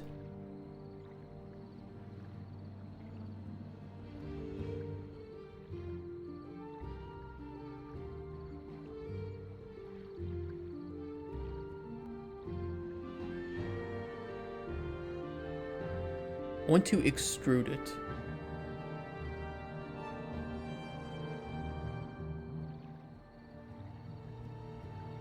Yeah, I just want to, I want this to actually have depth to it. I don't care if the sides of the texture look bad. I just want depth so that I can clip meshes into it without them, you know, without the issues with the holes. Yeah, let's thick it up. Can I do it here?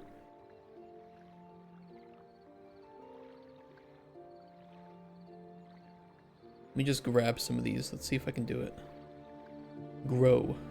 Grow the active triangle selection. No, I want to actually do something with this.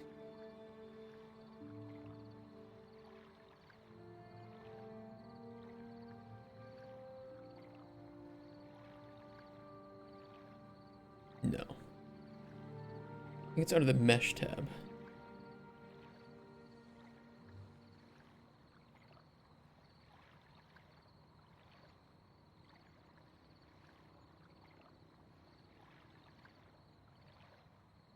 I think it's under like deform.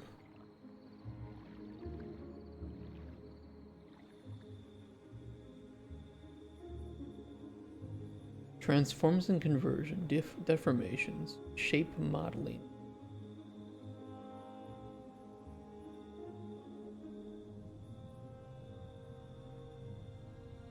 Extrude.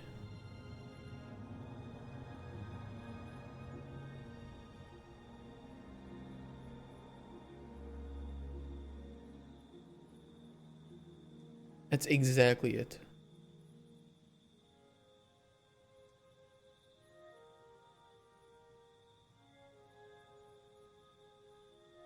What does that look like? Honestly, that looks perfect. Because I don't care. No, the player isn't going to see this part, right? And the player probably isn't going to see the outside either. But yeah, that is very nice. That's exactly what I wanted.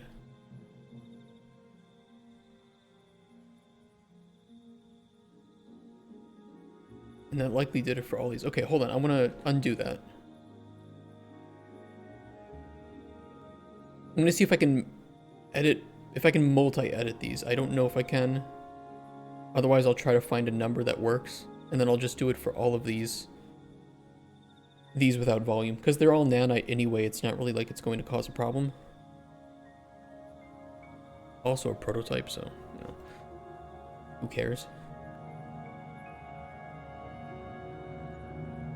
I suppose it depends, though, what it does to the collision.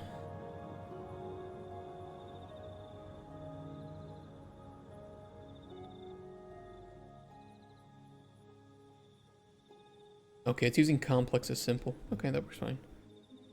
That is fine, then.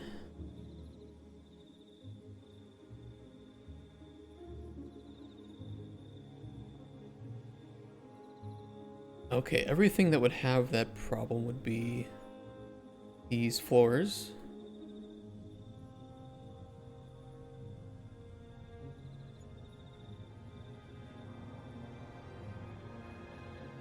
See if I can do multiple at once.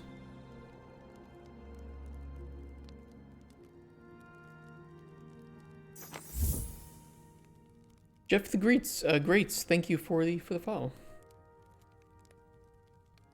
Thank you so much.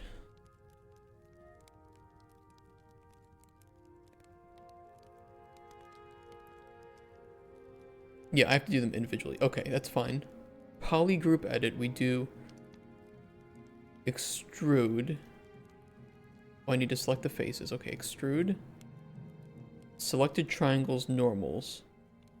I can't really select or type in a distance though, so I kind of have to do this.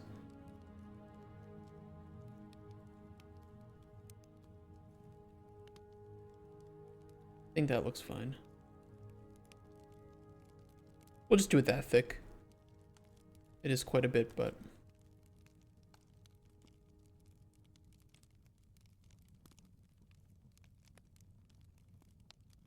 That way, if I do want to stack them on top of each other, it will look relatively, okay. As if they're full bricks.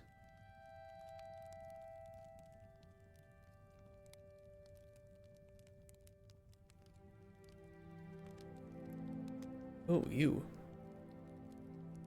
Okay, hold on. I don't know why that's happening.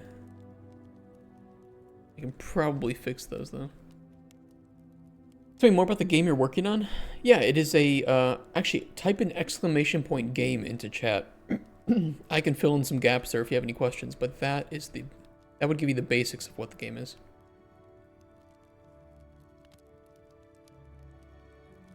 Yeah, I need to fix that up, actually. It should also say that it's an RPG, but it is an RPG for sure.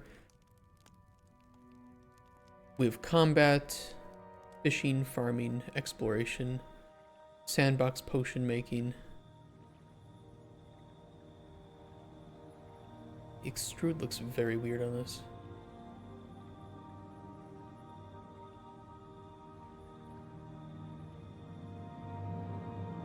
Oh, there we go. That'll work there.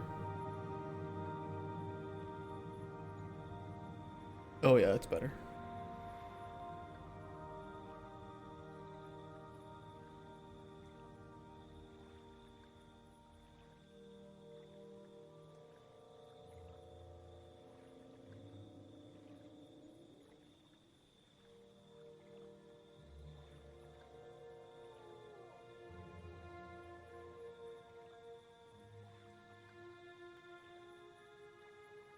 Okay.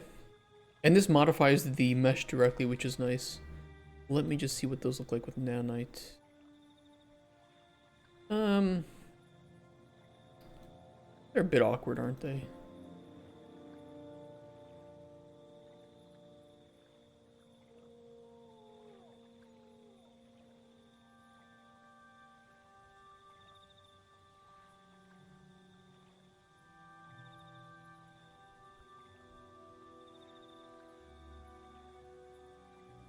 I think they're fine, though. Once the player's down to the dungeon, because we enable nanite on pretty much the entire landscape,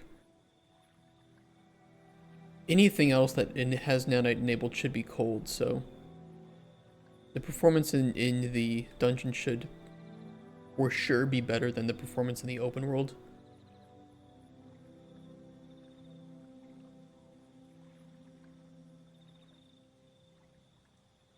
Okay. If that taken care of, then we need to do the walls. I'm a little bit worried about these walls, though, because they are kind of awkward.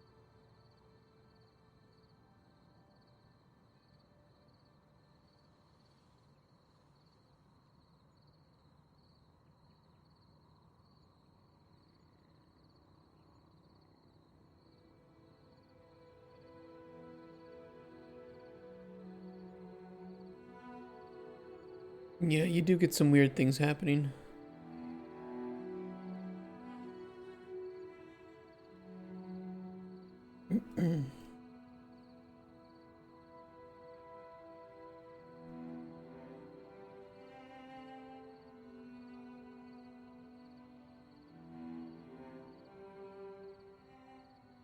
Can I just select...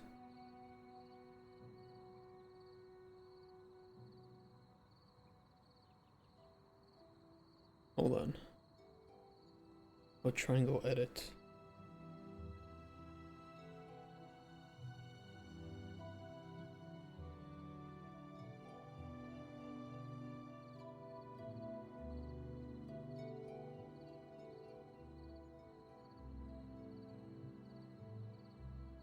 Well, this is not the most efficient way of doing it, but...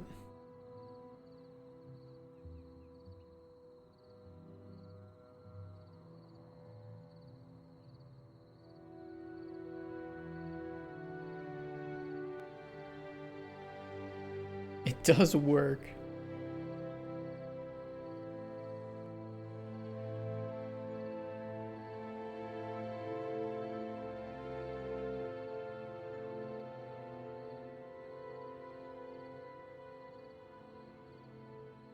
Just a mess inside here.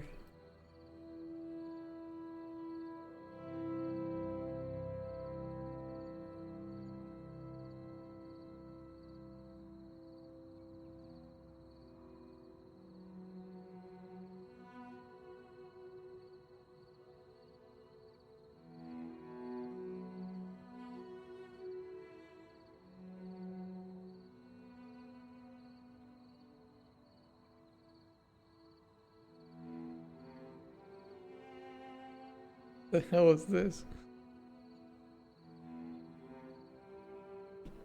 Oh, this is wild in here.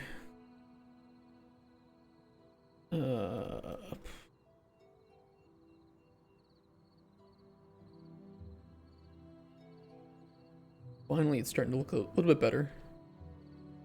Oops.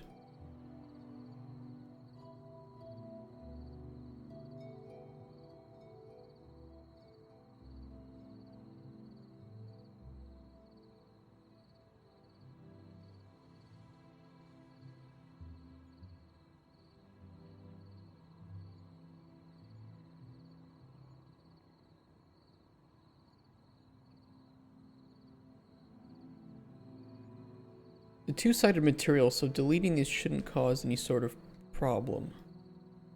But I want to delete these weird-looking ones because I think that they might cause problems with lighting. Potentially. Could be wrong.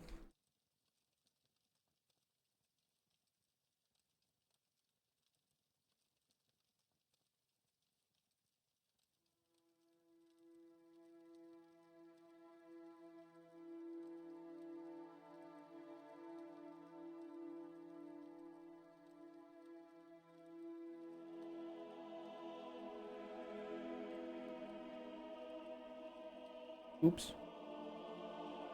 Can I get that back?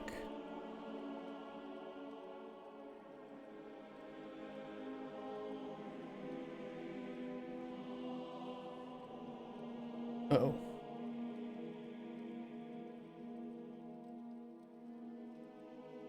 Uh-oh. Fill holes.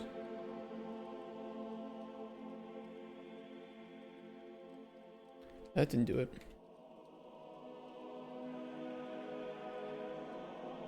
Unreal, that's in like while loops. I have never actually been able to make a while loop work in Unreal Blueprints. I'm gonna be honest. Every single time I have tried, it bitches and complains about an infinite loop when there's 100% not an infinite loop. So I just don't use them.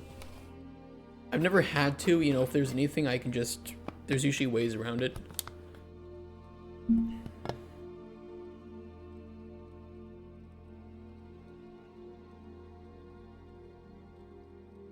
Maybe there's some hidden secret to making them work properly, but I've never been able to find it.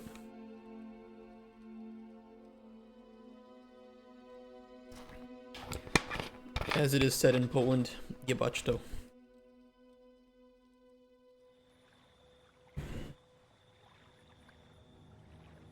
I'm gonna set up sprinting, but I don't want to check for direction in tick to prevent sprinting sideways or backwards. Set up sprinting, but I don't want to check for direction.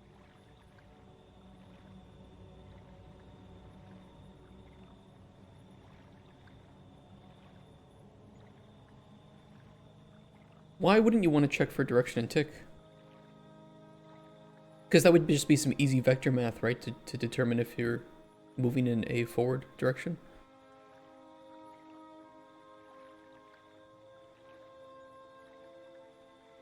I would think if you get like the forward vector of the camera.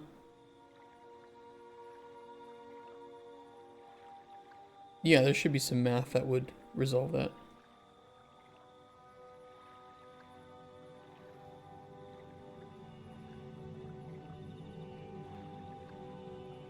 I think it's okay if I fuck this up. Although I kind of want to fix this. Triangle edit. Can I?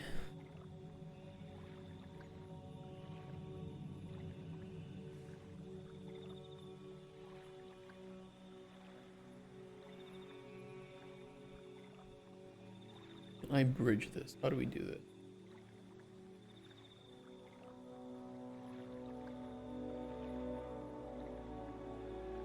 Cannot bridge current selection. Okay, can you fill holes?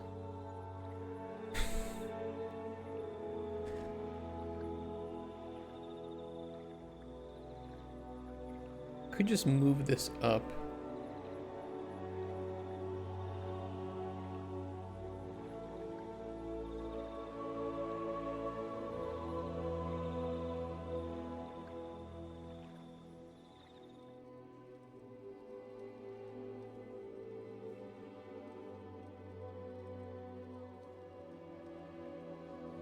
That's awkward.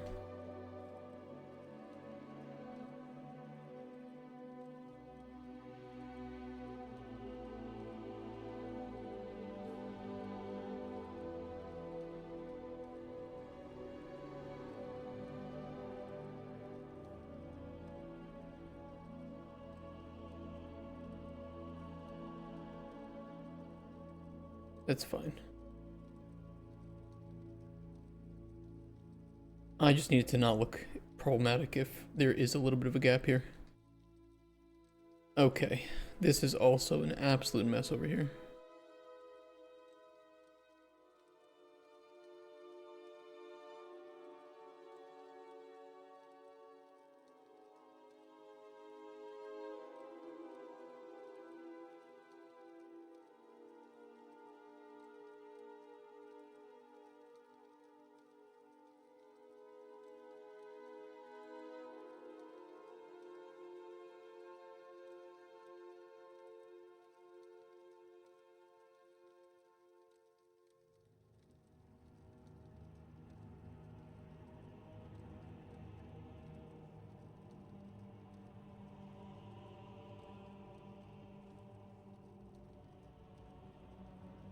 Oops. Do that.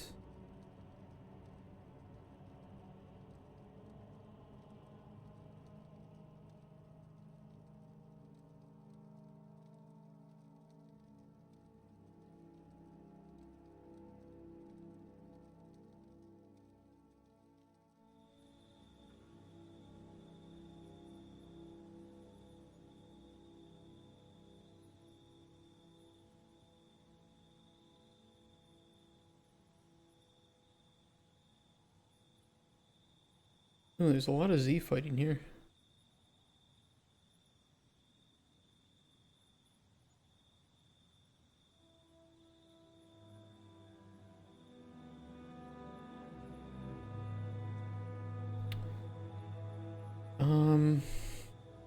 Bit of a problem.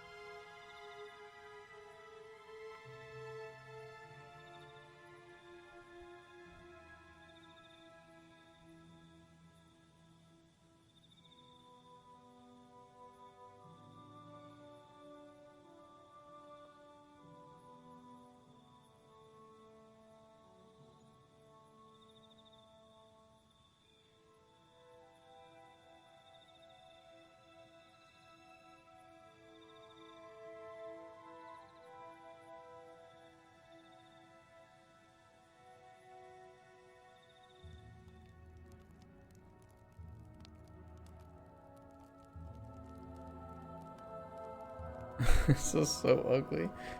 I don't know. I kind of messed this up. This might be the worst. I think this is the worst of them, though. But maybe not.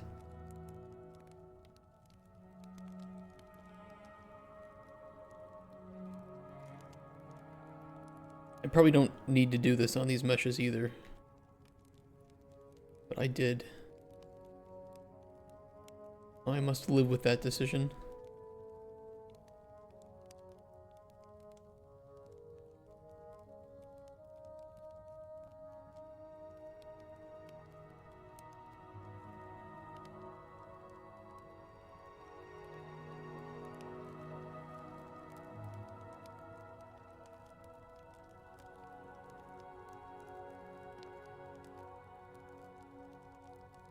It's so bad.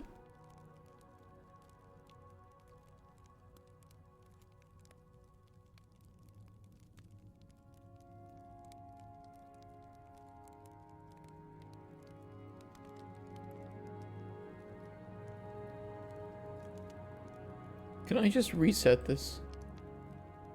Can I just...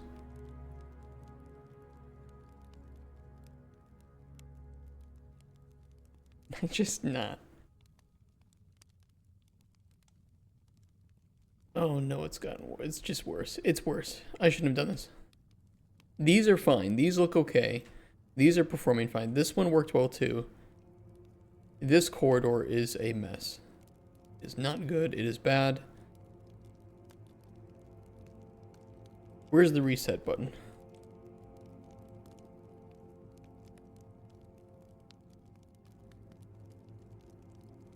There is none. It's over.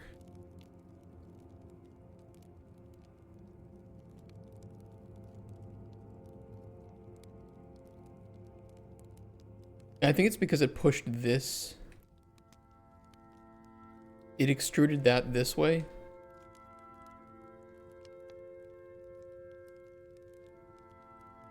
But I can't really grab specifically those pieces well at all.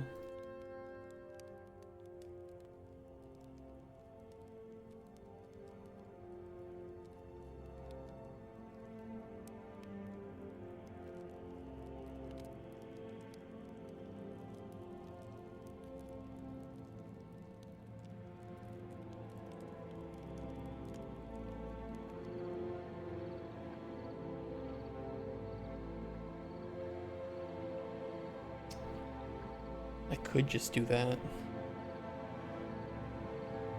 Like, everything I just deleted wouldn't be seen by the player anyway, so... Especially with the material being two-sided, that shouldn't cause a massive issue.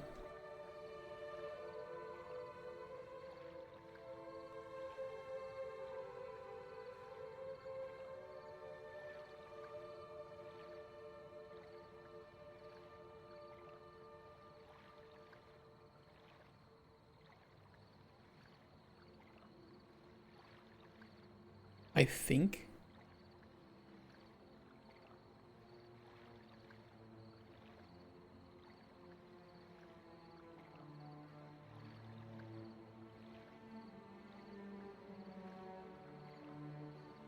That's probably what I should have done in the first place.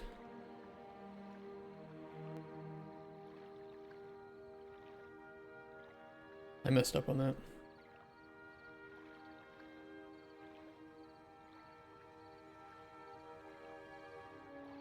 I could import this from a separate project. You know, let me do that. I can fix this one. I can do it again. I'll fix it properly. Let me add this to a import project. Or importing.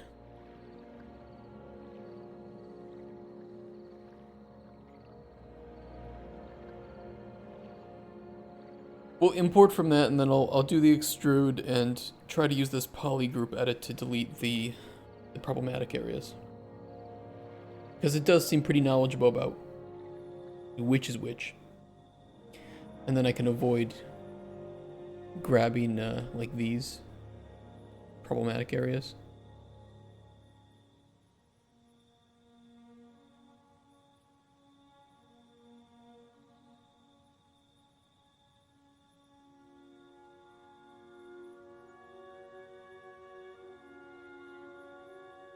Oh, it's got to compile some shaders.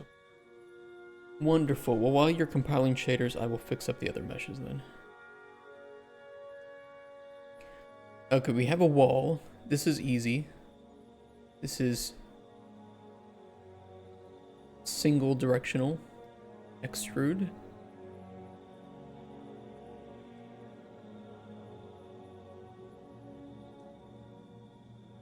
How did we do that again?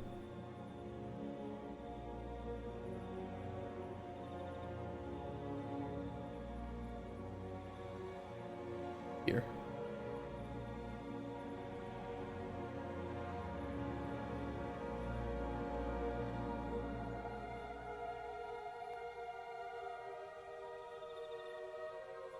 Nice and thick.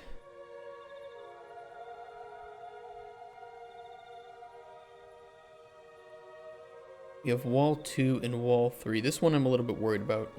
Although this seems to have... No, it's got no thickness. Okay. One might be problematic. We'll see though.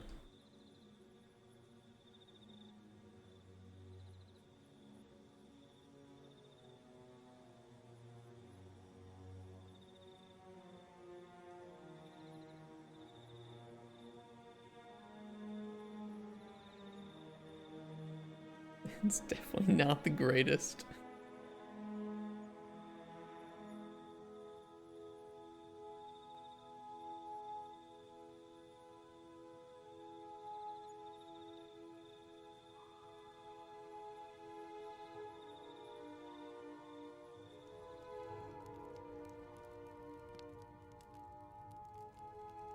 Just, I don't like the selection options.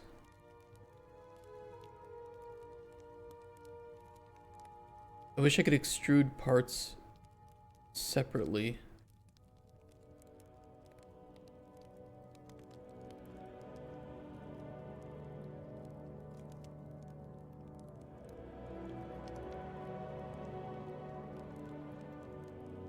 I did most of the extrusion it just did here is 100% not visible to the player. I think that's okay.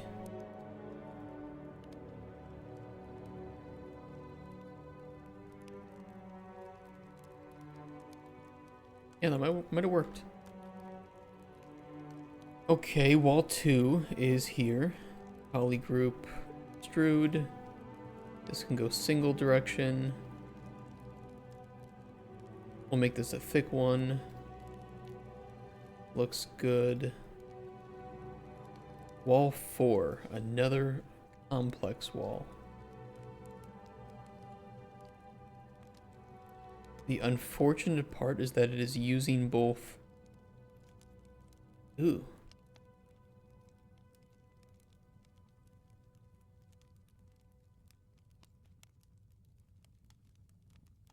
Okay, don't look down from above because it has some texture problems.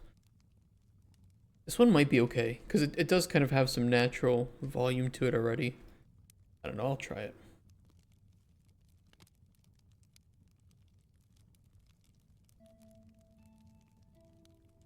No, there's not really any way we can give this volume without screwing this up.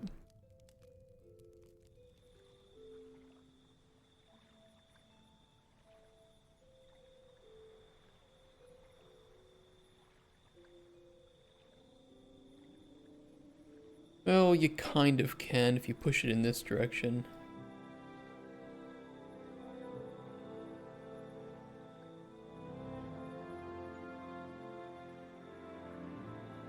Gonna do some really messed up things though that might actually make it really bad from a performance perspective.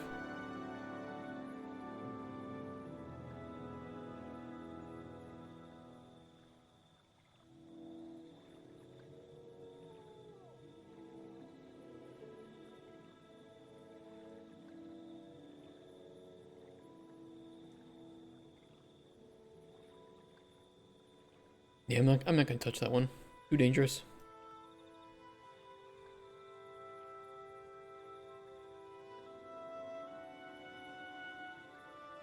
Alright, hold on. Let me export this.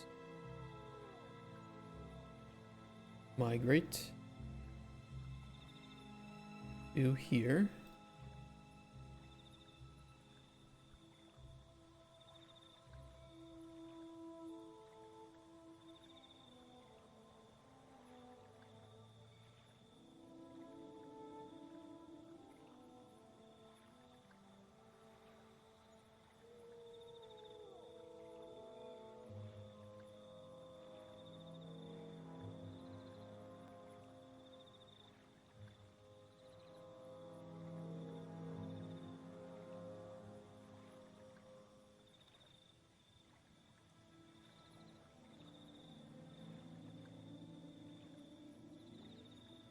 That did not seem to...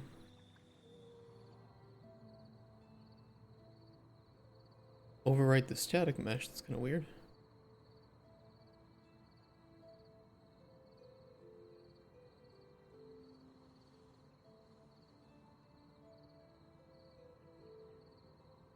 I'll try doing it manually.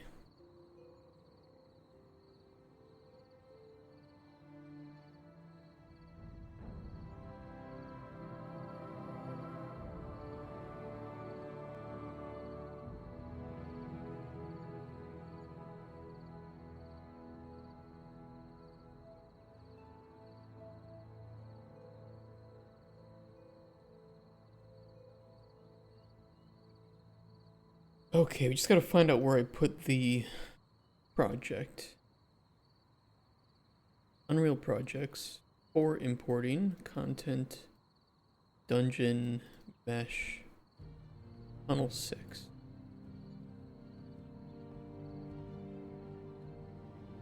I know it is.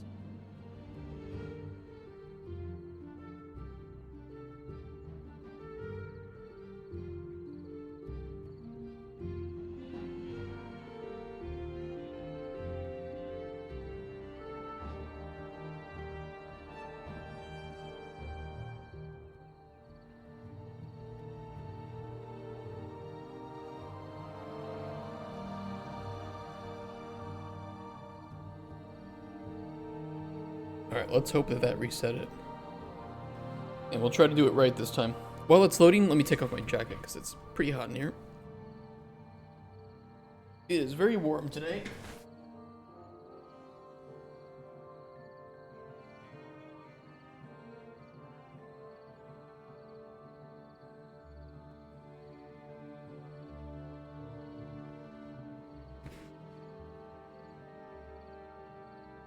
Okay, that is back to normal. That is a good thing. I could try this again. It is back to normal, right? Yes. Oh. What's awkward?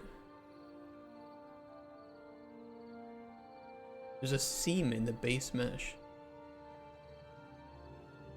How does that happen? How does that happen when you're modeling something? I would think that for the most part it would be pretty visible or easy to avoid those gaps, but maybe not.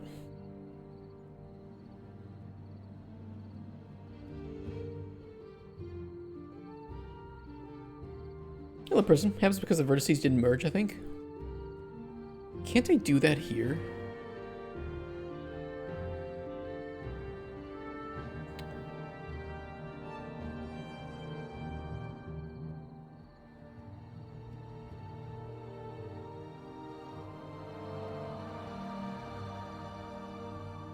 Where is the...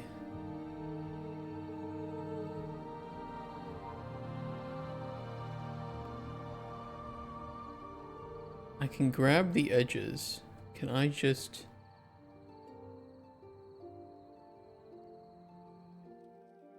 Oop. Not that.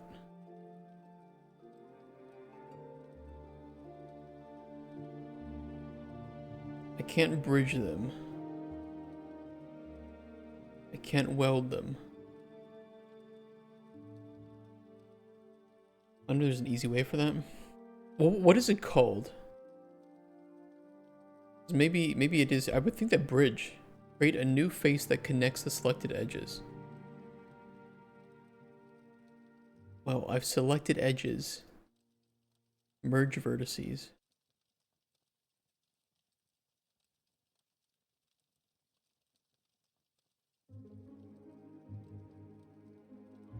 It's because in order to make a new face here, you'd actually have to create two. Well, if I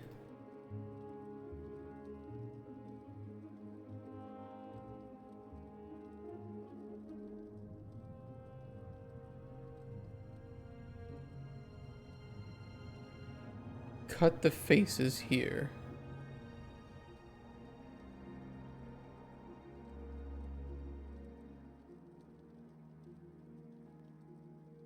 Accept. And then I grab these. I bridge. And then I grab these and I bridge. Cannot bridge current selection.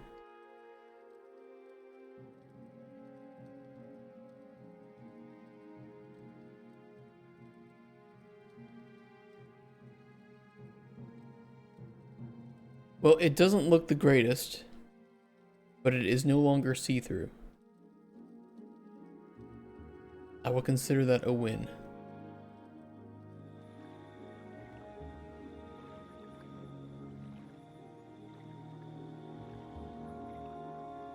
Also this gap up here, which is annoying. Nice quick fix. I mean, it's something. It's not the greatest.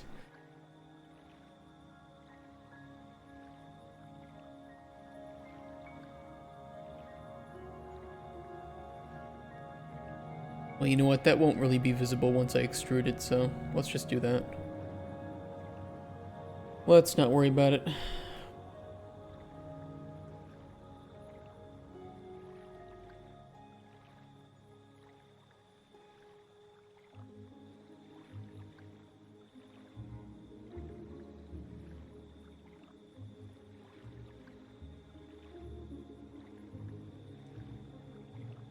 Okay, this is gonna look really scary for a second.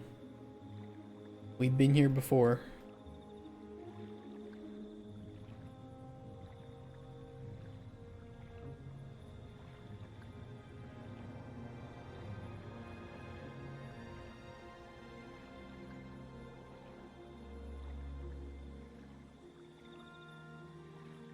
Oh, too much. Go back.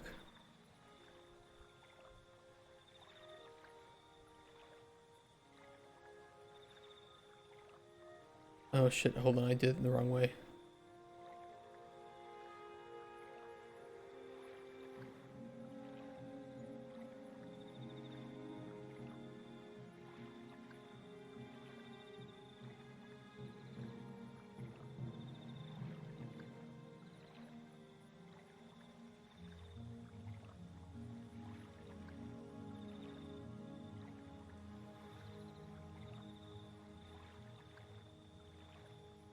Where did I get that looking so good before?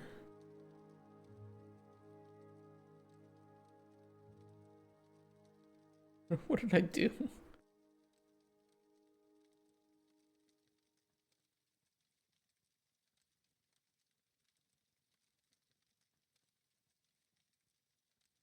Maybe it's because of my changes that I made here.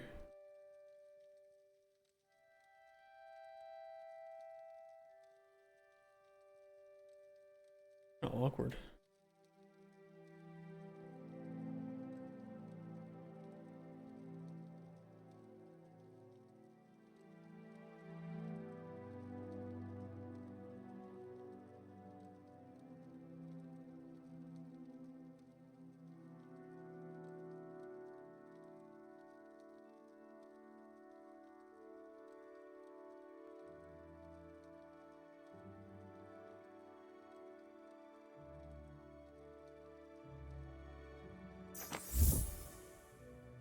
Nova Games, thank you for the follow.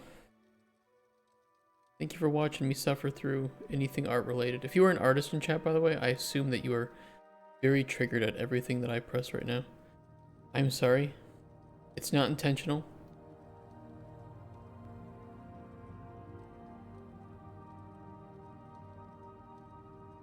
Okay, I promise it's not intentional. It might look like it's intentional. It is not. Why was this was working before? I don't know why it's not now.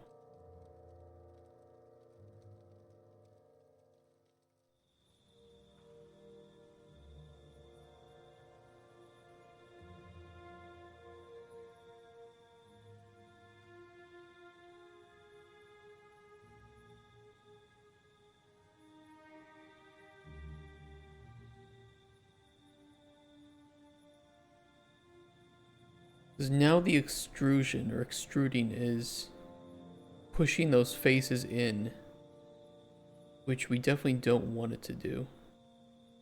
I wonder if that gap was actually protecting us. That would be crazy.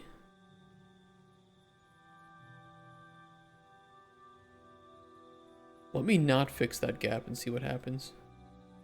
Oh. That's my fault. I did a move instead of a copy. I'm stupid. Oop.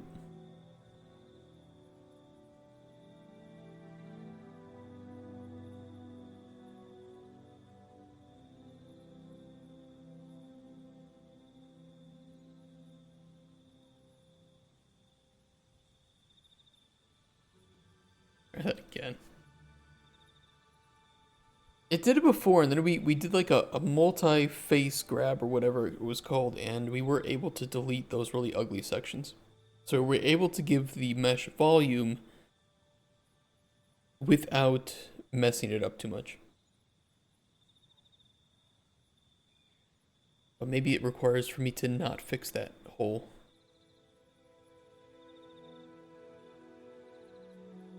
Okay, the hole is back. We're gonna let the hole be.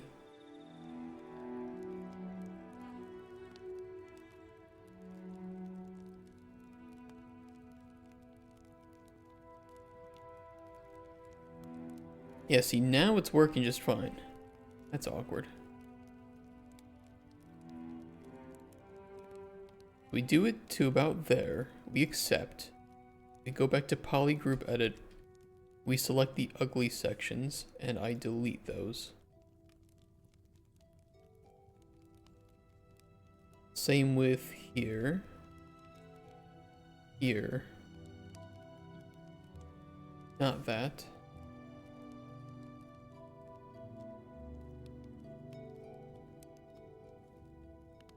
Yes, that.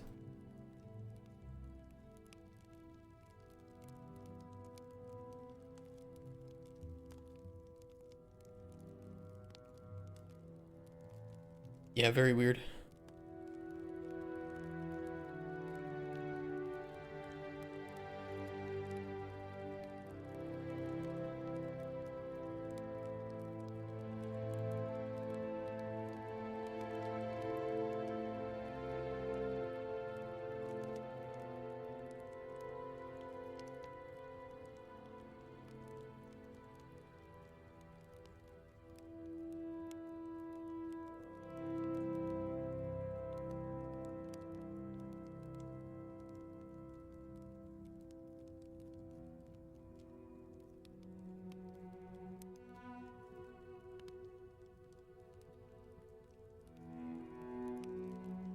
Oh, oops, I didn't apply it. My bad.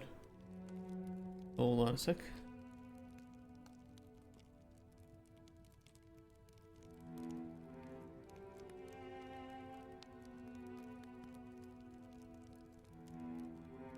And I think that there needed to be fixed too. Yeah. Okay, accept, and that one is fixed in that way.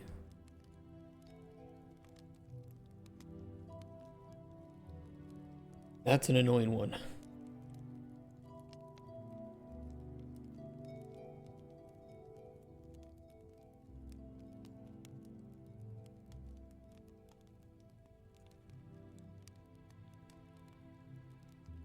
Okay, we have a whole bunch of these tunnels here.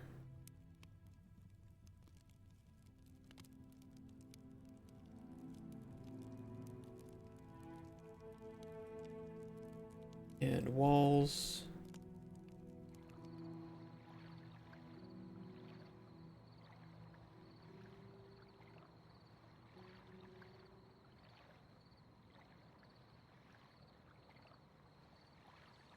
Some of these I think will be easy to modify. Others, like this one, nah, I mean it's already got some volume to it. I think this one's fine. We didn't really end up touching these more complex walls anyway.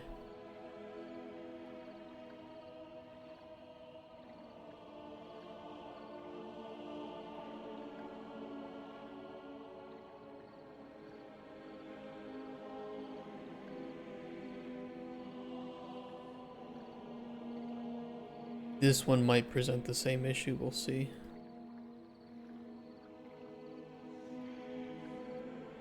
It's not too bad. A little awkward though.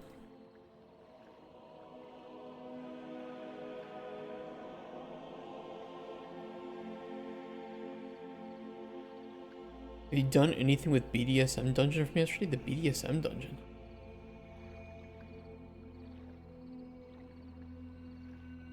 Did we make a BDSM dungeon yesterday?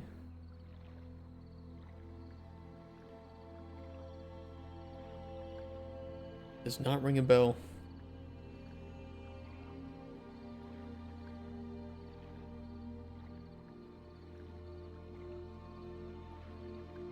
Oh, the assets? These are the assets. I'm fixing up a problem where they don't have any depth to them, which makes them really hard to snap together and, you know, it just makes every single thing clip with it, even if it's just a little bit overlapping. So I'm trying to fix that with the modeling tools, especially because they have nanite enabled. So, you know, it's not like there should be any problem with giving them some volume like this.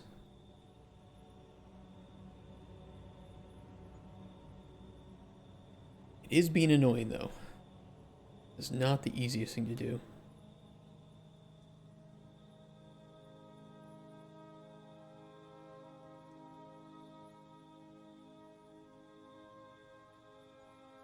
You like the art style? I think the art style's pretty nice in these. They were just made back when this was the most optimal way to make them. But now with nanite, you shouldn't have to worry.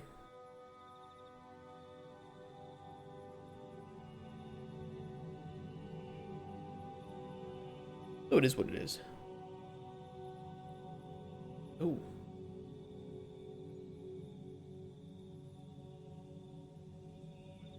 What is going on here?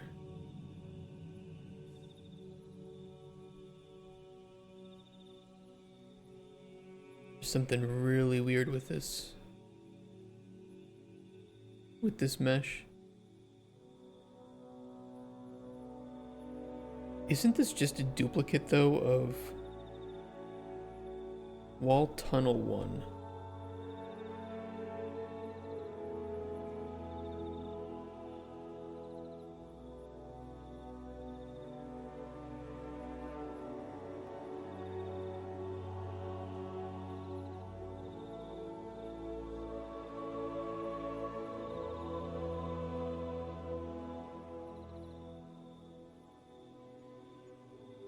Yeah, there's some really weird stuff going on with this one.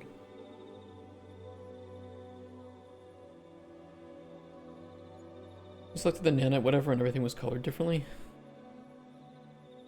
Oh, you like the nanite visualization?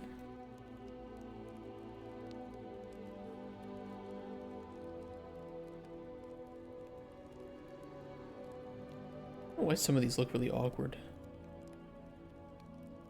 Like they're just one giant cluster.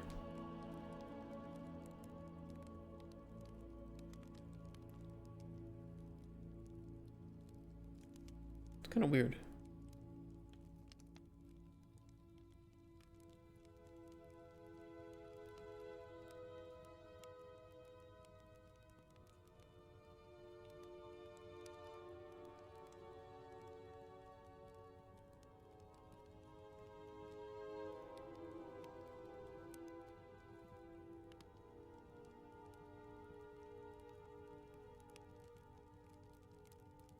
You have nanite enabled, right? It might be that they're pending save.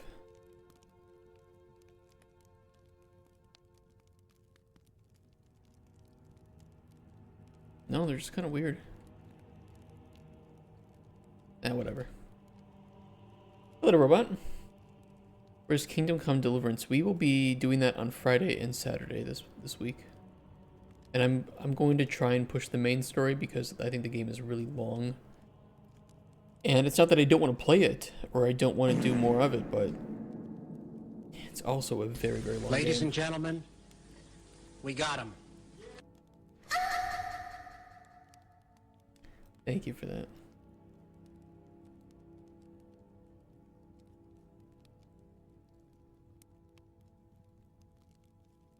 Why is this one ugly? Is there some issue with like the texture of this?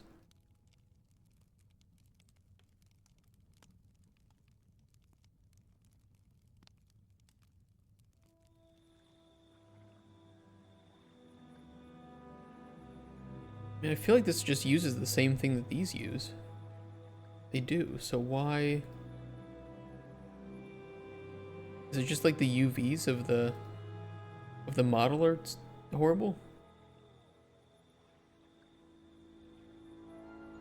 Auto UV.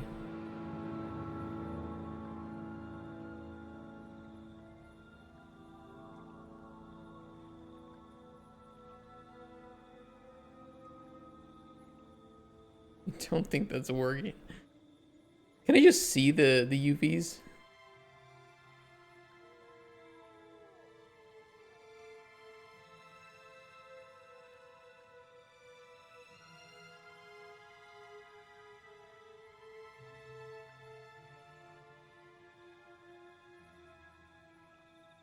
Looks like something I would model. Dude, same. Holy same.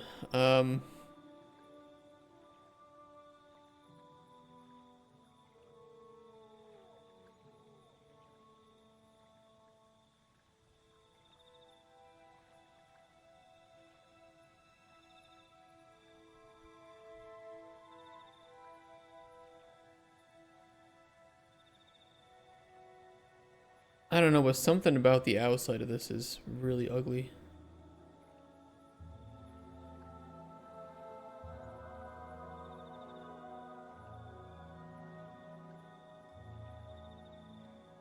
All I need to do is extrude it, but I feel like it's extruding really, you know, this is a bit of problematic of an extrude.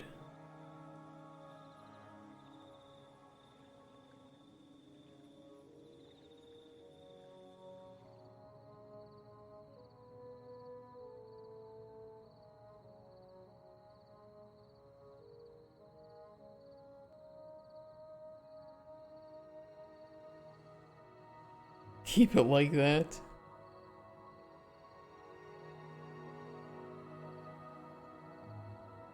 It almost feels like this was something else initially, and then they kind of just warped it, but never fixed it.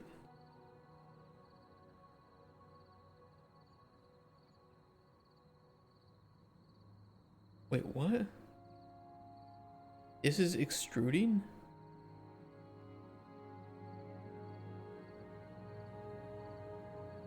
How messed up is your mesh when this is an extrude?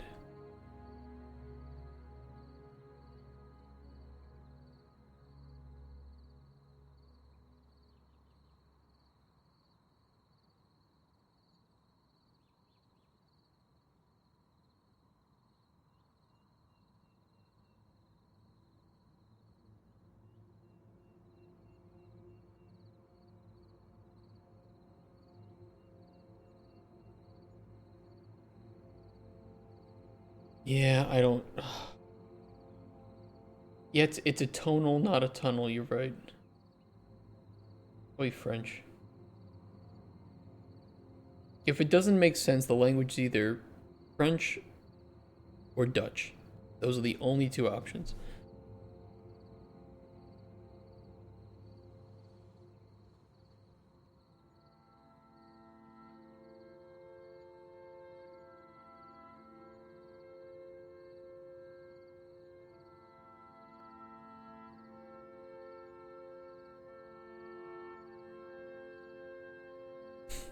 It's so weird.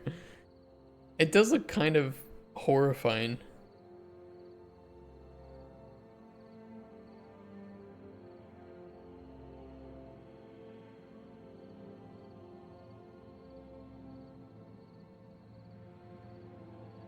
Yeah, I don't know what to make of that.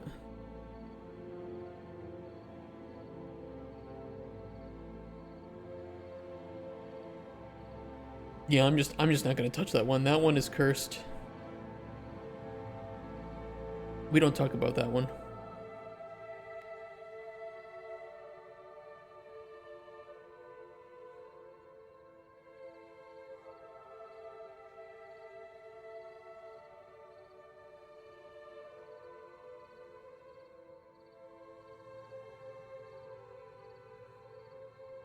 Oh, ew.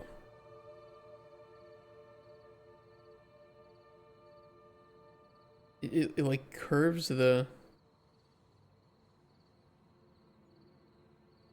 Why? It's like a TIE fighter.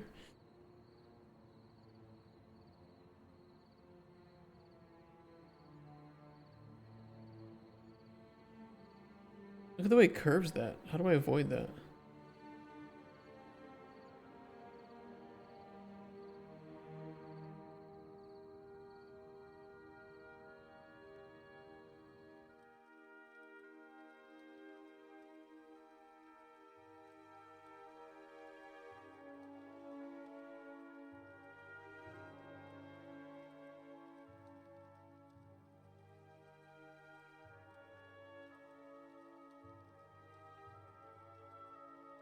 Because obviously I can't place two of these together when it does this.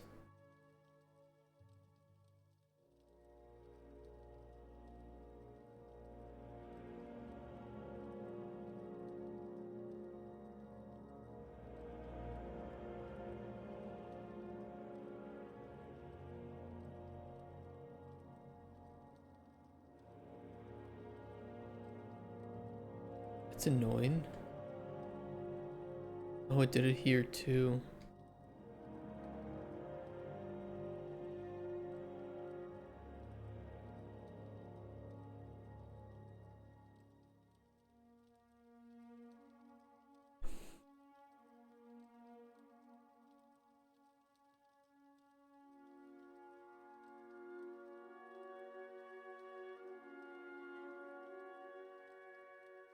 The clip does look weird. Well, I mean, it will look weird if anything clips like this.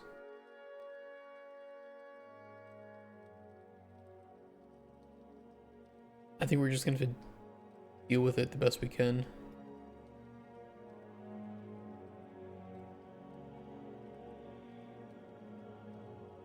That's an easy one. We like that. That one behaved.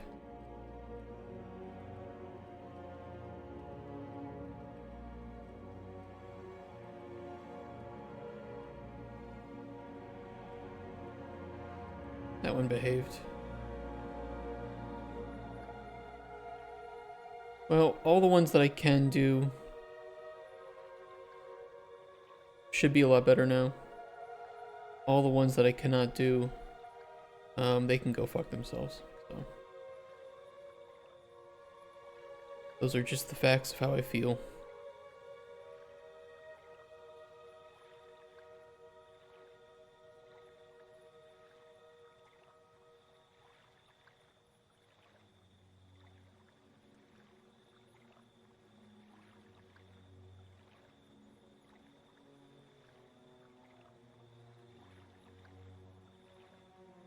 Well, better than nothing. At least now for most of these I can shove some rocks in the sides of them and it won't cause a problem.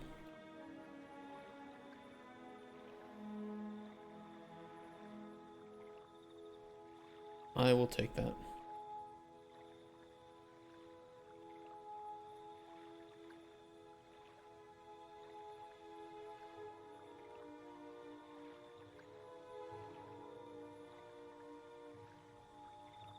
Which should make this a hell of a lot easier to deal with.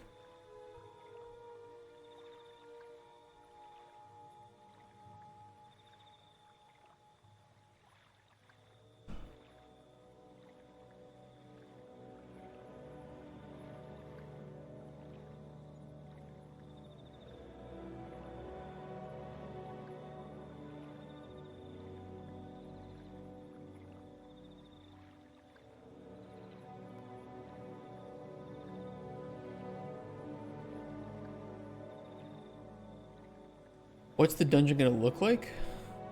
Well, it for sure will be a placeholder, right? Everything in our game right now is placeholder.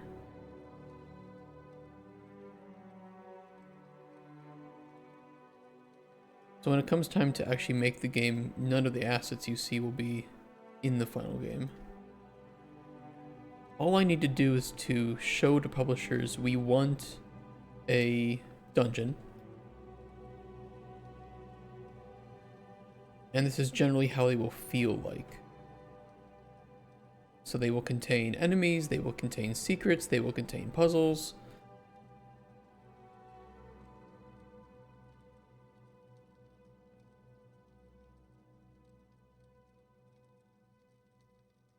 That's it.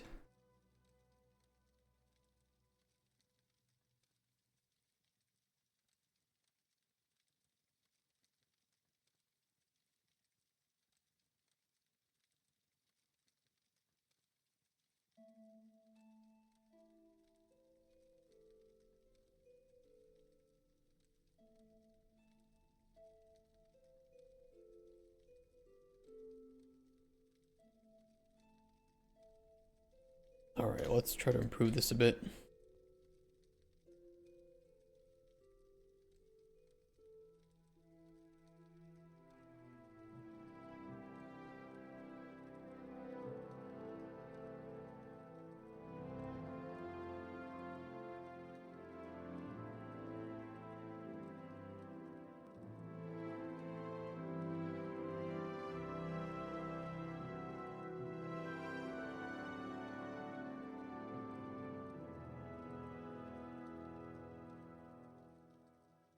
The Gobble Sutra. Okay, if you want, I can put the Gobble Sutra behind some secret wall or something. That's really what you guys want. You would like to read a Kama Sutra, but for goblins. With really crude, horrible drawings. I'll do it. Because games are art. And sex is a normal part of life.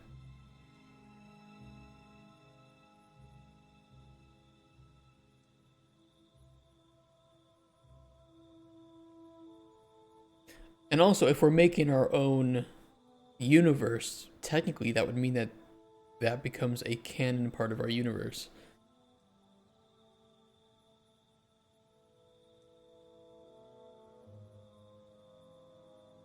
Hey, so, Solozano, currently working in software development. Also, thank you for the follow. Interested in pursuing game development? Yeah, awesome. Potentially transitioning my career if I find passion in it. Something I don't quite understand yet is the balance between using UE5 versus writing pure C++. How does the process usually work in a production environment? Do you mostly start with blueprints and rewrite certain portions in C++ if performance is an issue? Yes, actually, 100%. Also, welcome. Thank you for the follow. Hope you're having a good day.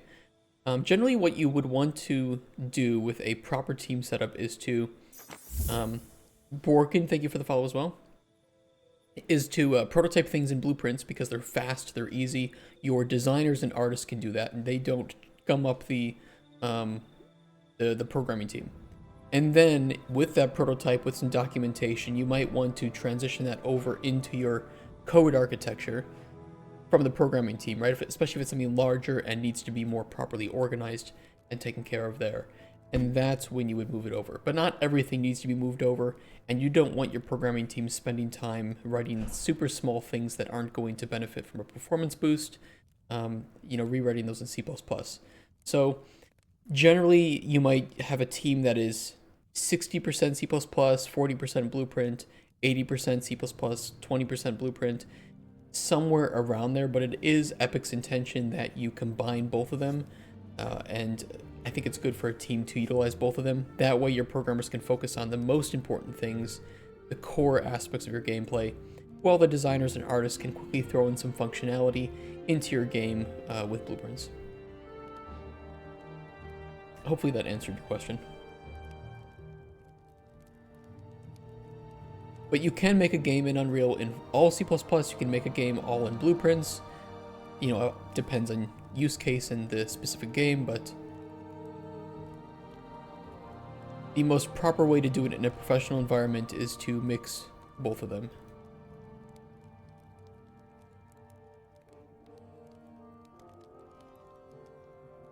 Yeah, I think this side looks good. We will worry about the grass in a second. Thanks for answering that. No problem. If you have any other questions, let me know, and I will do my best to answer them. We have some awesome artists in chat too, and probably much better programmers than I will ever be. So if there's anything that I can't answer, likely somebody else will be able to.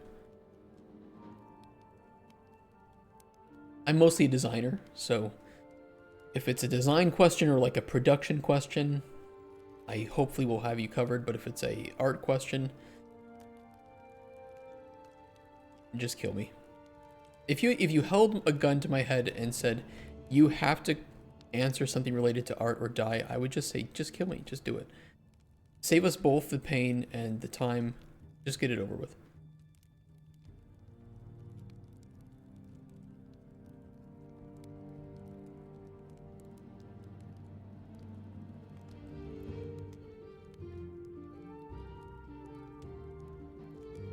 Yeah, I'll fix up the nav mesh on there too. I also don't want any monsters from the dungeon coming out or enemies outside of the dungeon going in, so I will try to get there.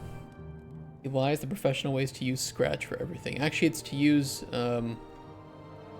JavaScript.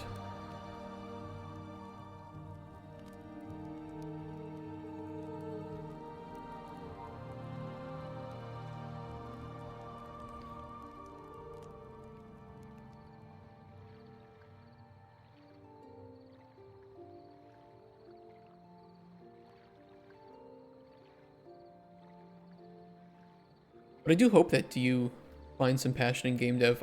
It is my passion. I love game dev. It's tough though. You definitely will make less money and have more stress in games than you would in general software development. But for some people that isn't a factor, right? Yeah, feeling that great? Need to talk to someone? Just so lonely, I want people to talk to. Well, you can just hang out in here. You can just hang out. Doesn't have to be too worried about it.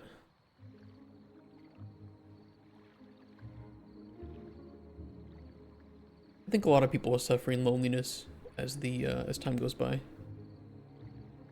There were some crazy statistics that I saw recently where I think it was only 20% of young men have approached a woman and asked her out, or something like that. It was some just ridiculously wild statistic.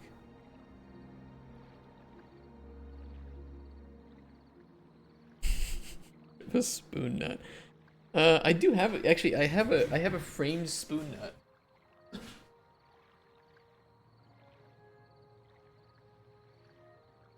It's probably gonna reflect some of my screen, but you can see there's a framed spoon nut. Somebody paid me $10 in chat to frame it.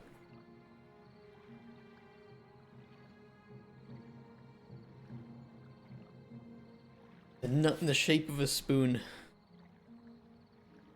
You work in AI currently, but I just can't bring myself to love any portion of it. Made a quick draft of a Souls-like game, but I kept getting discouraged because of what I was doing never felt like the best way, especially coming from the fact that I was only using blueprints. Maybe just the programmer ego and me wanted it to be done in C++.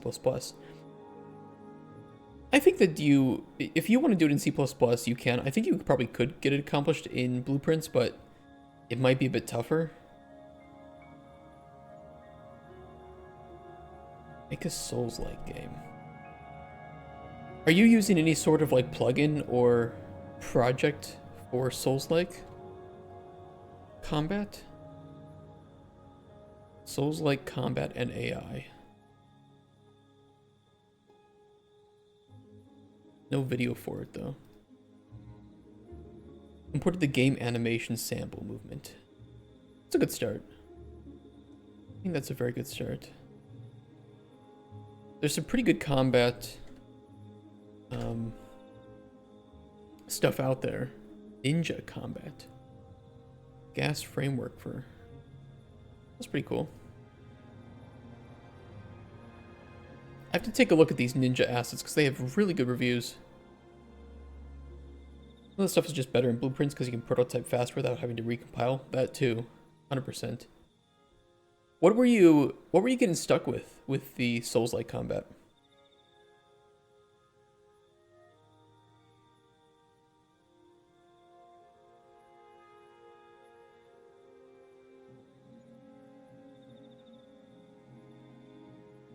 You are a programmer. This might not help you much, but I will put it out there. Recently, this week, we recorded a blueprint tutorial.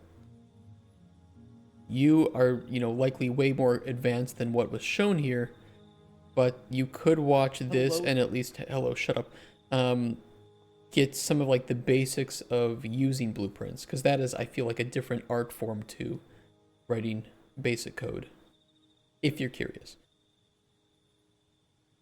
I will throw it in chat. And for anybody else who's interested, if you are new to Unreal, we did this, made a basic game in blueprints completely.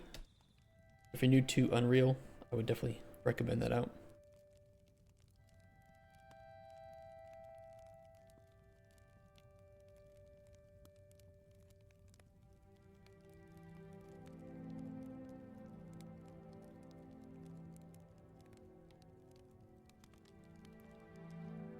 Oh, not getting stuck, just felt dissatisfied because I didn't know what the approach I was taking was the correct way. For example, if I created a game using only blueprints, a game dev company reviewing my project wouldn't think much of it because it didn't use any C++.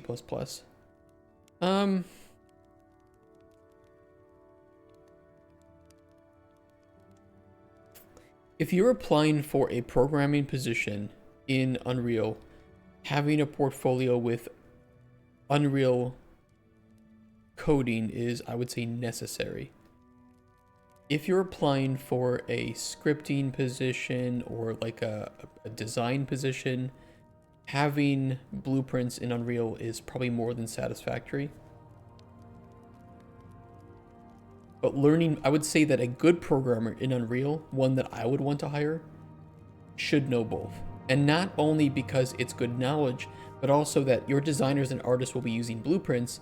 And if you as a programmer don't know how to, and the best practices for exposing functions and variables to the blueprinters, then you're not very useful to me, right? Because I need designers and artists to be able to work quickly and have core functionality exposed and usable within blueprints they make. That's very key to their work, so I would say learn both.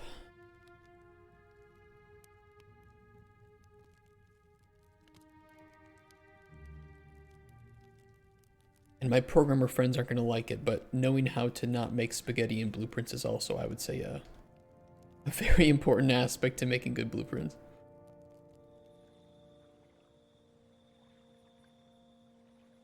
Learn everything and be happy. Man, I sometimes wish. If somebody watches YouTube, now's the time to prove them right. Well, I think nobody should really need to watch my YouTube if they can catch me on Twitch. We just kind of use it as a dumping ground anyway, at the moment. Imagine being happy. True. Definitely agree. I think the reason why I felt discouraged was because I wasn't aware of the balance between Blueprint and C++ in a professional environment. So I felt like I had to all in one or the other, but making a game purely in C++ was very daunting. I worked at a company where it was mostly made up of fresh Unreal developers coming from, in many cases, Unity. So they weren't aware of this balance either. And me as a designer, they didn't really want me touching the code, even though I can definitely blueprint things, right? So it was not the greatest experience for me. And I know why they felt uncomfortable and they kind of messed up the code base of the game originally with that. So that was a learning experience where that should have been a bigger factor in the way that we worked as a team. But it wasn't their fault either. It was just, we didn't expect it. And so that's where I was like, oh, okay. There needs to be a better balance here.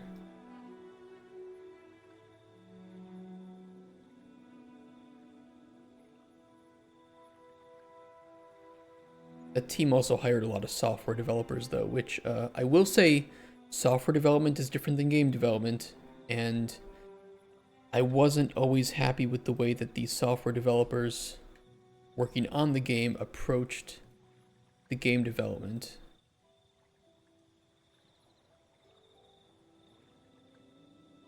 But that's kind of a separate problem. I think you can be a good software and game developer, but generally some of the ones that we had hired they didn't care about games. And so they didn't really understand what needed to be exposed to designers, and they would create very rigid systems that I wasn't able to like really balance. I mean, it's a whole separate topic. We can talk about that at some other point.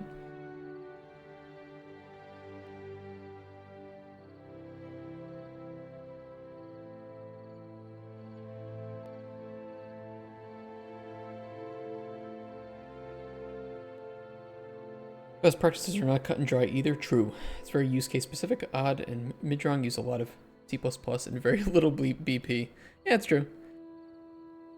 I mean, if you're a solo developer too, just do what works for you. But if you're trying to get a job in professional game dev, I will say that you will be better off knowing C++ and blueprints. PDNZ, thank you for the follow. And thank you for helping us reach 650 followers. This month has been insane, just like last month. Always great to meet some new people in chat.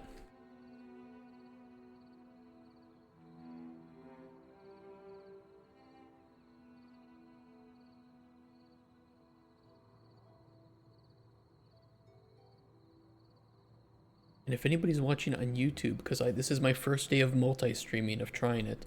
I don't know if it's working. Hello to YouTube as well.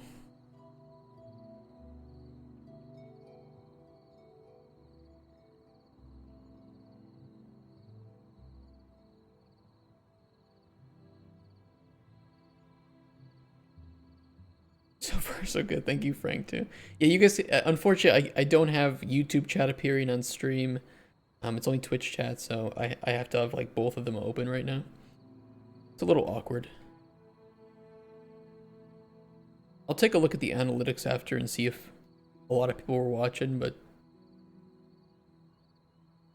I don't know. I'm not out here to, like, make a lot of money or anything. Just make my game. That's why no ads.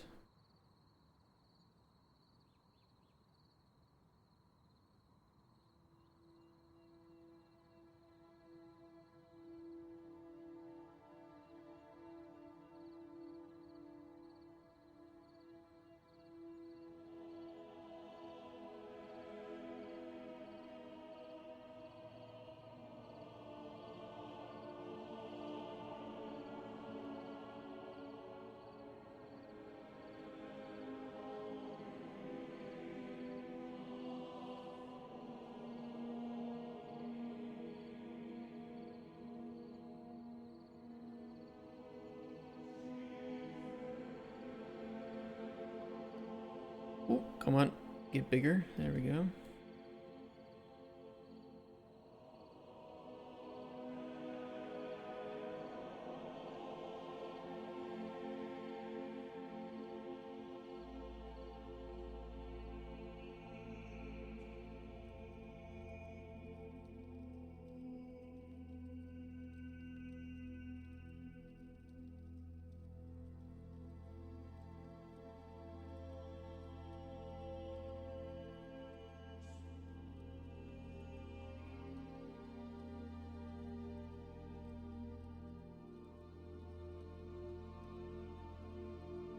Could create another one of those like we do here in this this cavern. I have a section like this. It'd be kind of fun to put one of those over here by the dungeon too.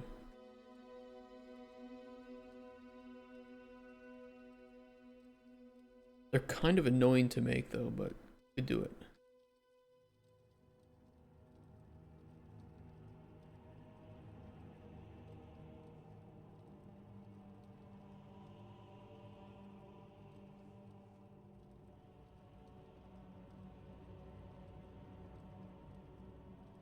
I'm kind of tempted. You know what? Let's make the dungeon first, then I can spruce it up. We probably will have the time, but it is also, you know, we're getting closer to our deadline for having our first playable done, and I'd like to worry about that first, and then we can tackle the other parts later.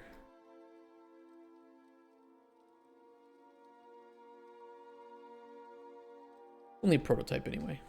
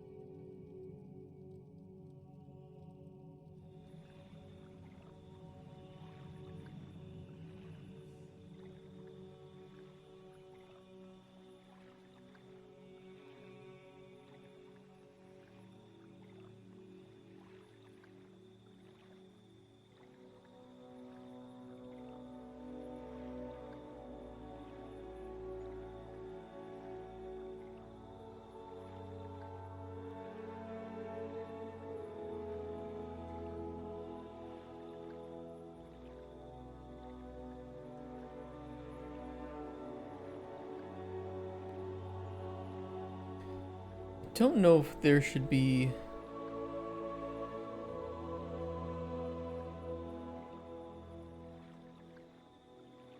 hold on, let me do it this way. Let's get dirt just right on the edge here. Like that.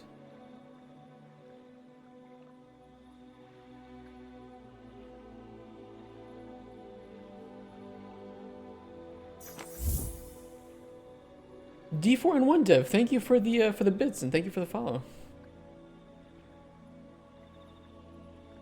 Please tell me if I'm pronouncing any names incorrectly.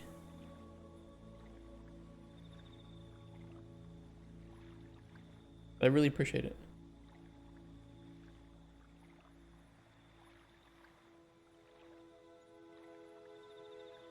Got a junk vape. I feel like people who follow should get a bit of a luck boost when it comes to their fishing.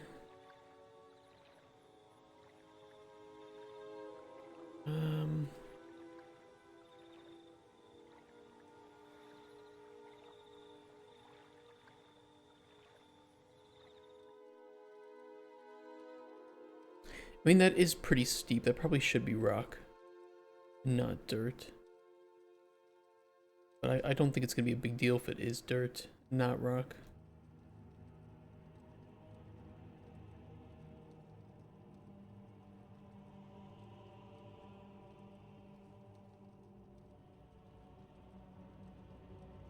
We shall see.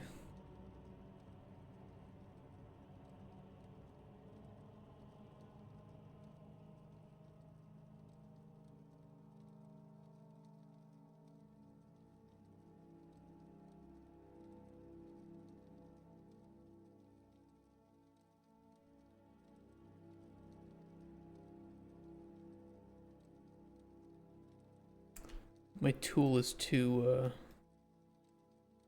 strong.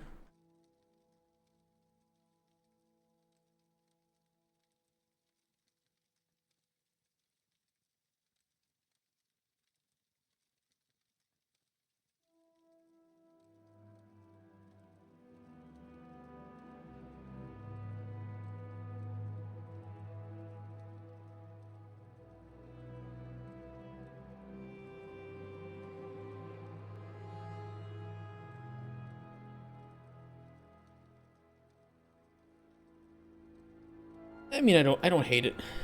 I don't hate it.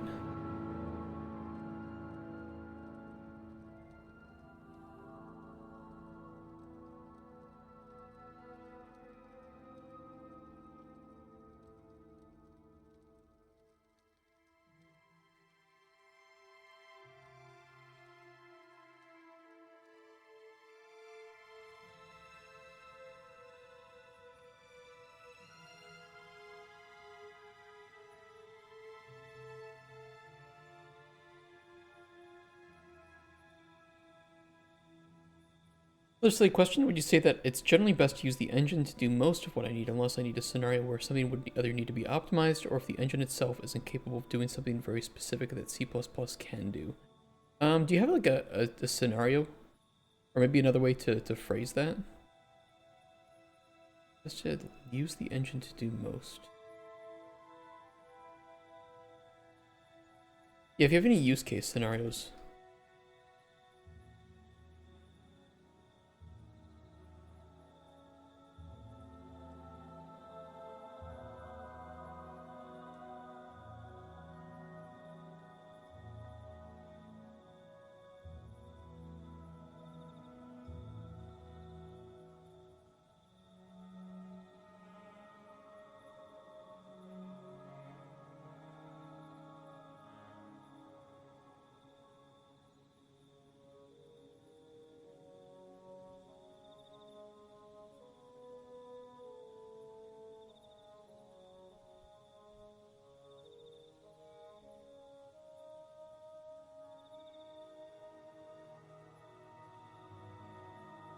It'd be cool if we had like a layer for like dying grass or something to show some like evil coming out of the dungeon.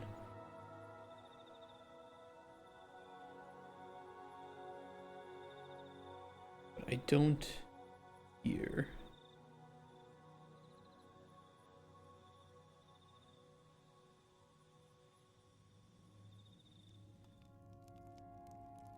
Okay, I won't paint grass in yet because I might still place some props here at some point. So we'll just keep that empty. But I think as far as the entrance goes, it is an acceptable start.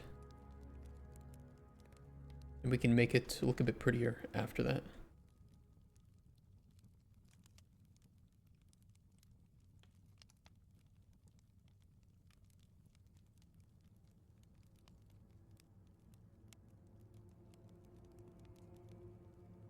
We do have cheese, by the way.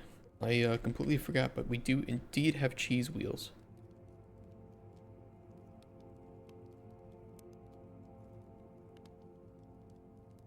They have good collision.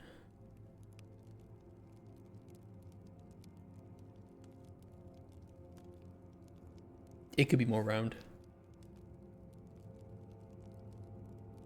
We need those rolling at some point.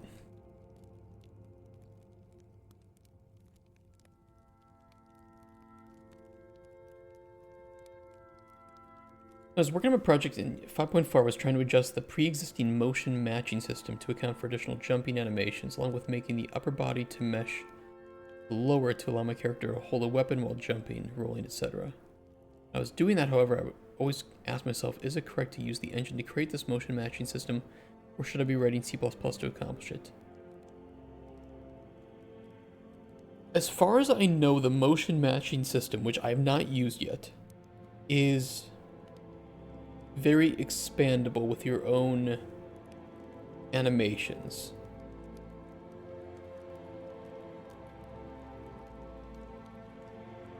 However, I've also heard that it is quite expensive to run, so you probably should only run the motion matching on your hero character, and other NPCs can just use more generic animations and blending. But I think that you're right to use motion matching to expand. I don't know what that process looks like. Unreal motion matching. They might have, improved performance too, since the original release of it. I do not know.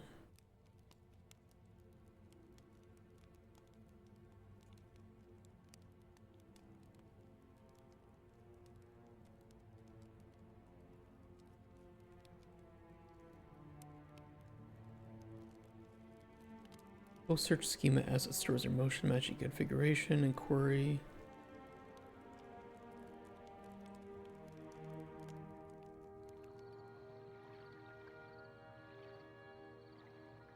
Oh, there's a lot.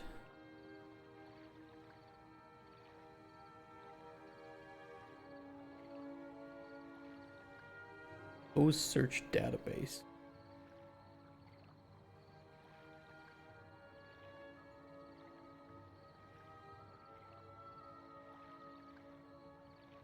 Motion matching, yeah. I don't know what the complexity is to actually add in your own animations. Because, you know, like the default animation blueprints do allow you to do, you know, blends between things, right? So if you're holding a sword and you move different ways, that kind of already exists.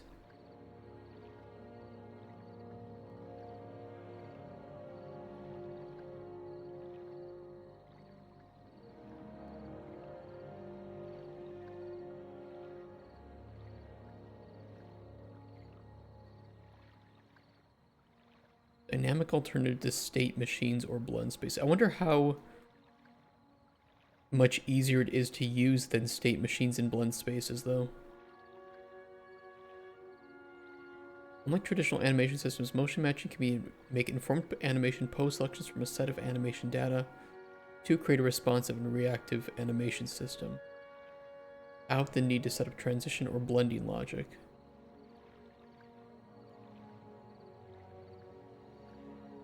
I read somewhere a guy said he works for a AAA company, and by a lot of tweaking standard animation, blending with states gives them similar and maybe even smoother results than motion matching, and probably add better performance too. Apologize for question. No, your question is not silly. Your question is definitely not silly in any way.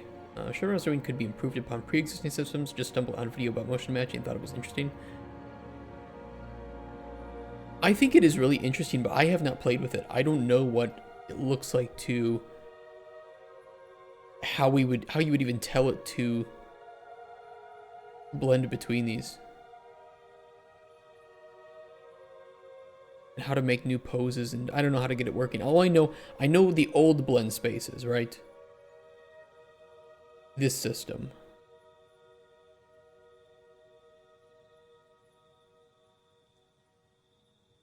And it's relatively easy to use. And the default mannequins in Unreal are already, you know, they have built-in stuff with blend spaces. So I don't know if how, you know, faster and how much faster and easier motion matching is to get working with the same setup.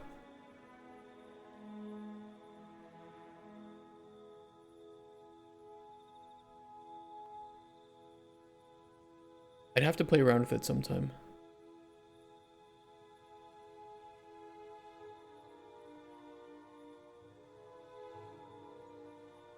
It definitely looks more capable, but also way harder to set up and get working right.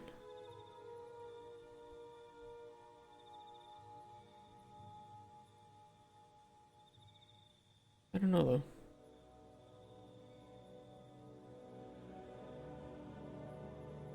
Queries channels from the character via the schema.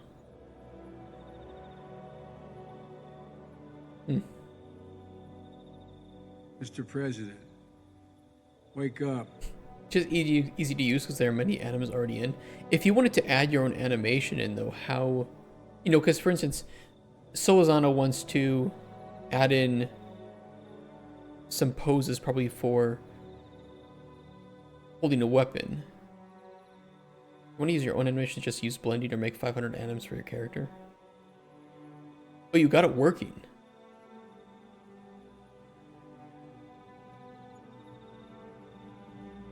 And you were just asking, is it correct to use the engine to create this system?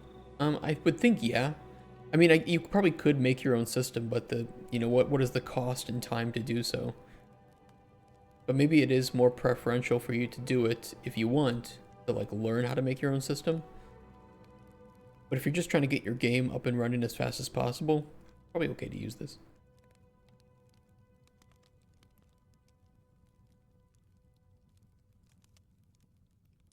Use motion matching, don't ask questions. I know it's I've always been curious about motion matching, but I haven't ever had a use case to use it yet, right? Because we're doing a first person game.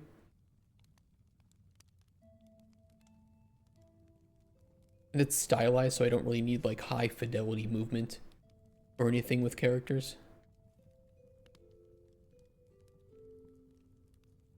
It is impressive that you got it working though.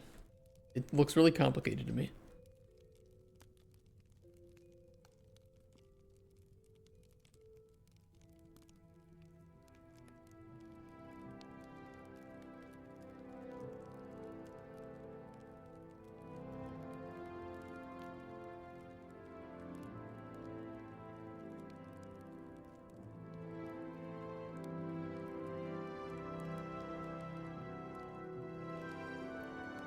Maybe a bigger entrance room, and then pushing down into the ground would be nice. Or we can push down a little bit and then make the entrance room down there.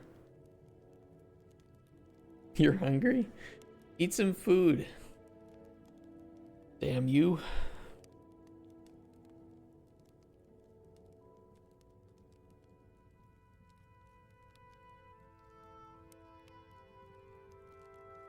You're using it for your FPS because you can see legs and whole body. Is it easy to work with? Like I said, I've never ever touched it before.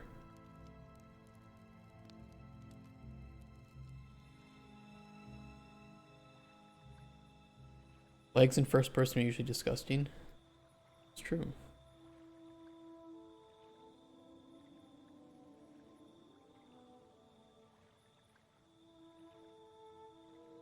I'm going to ask a question. Is C++ generally just used to improve a blueprint when deemed necessary, performance limited functionality, and anything else the developer should just rely on the engine's functionalities to do? The reason I ask is I feel a level of uncertainty when using the engine itself, asking myself, should I be writing code for this, or is it proper to use the engine here?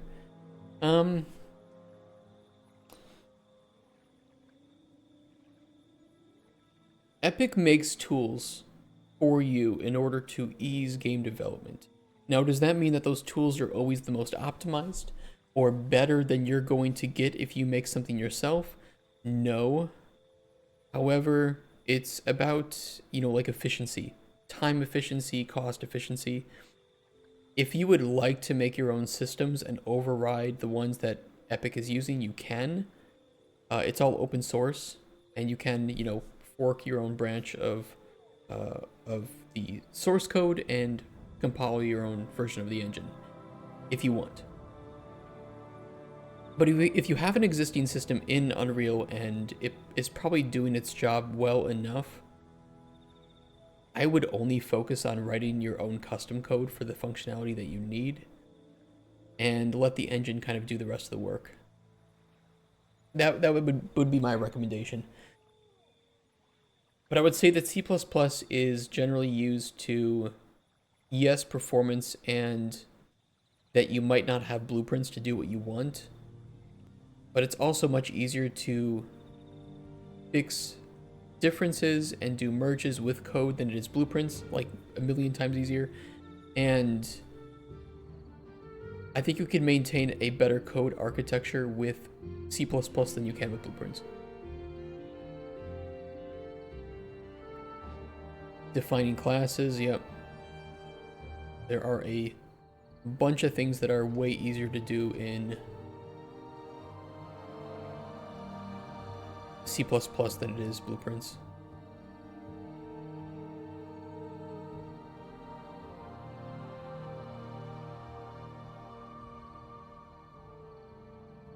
Also with database stuff? What kind of database stuff?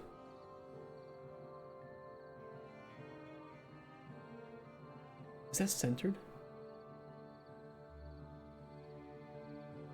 Kind of hard to see. Let me see what they did with their entrance. I'm curious which meshes they used.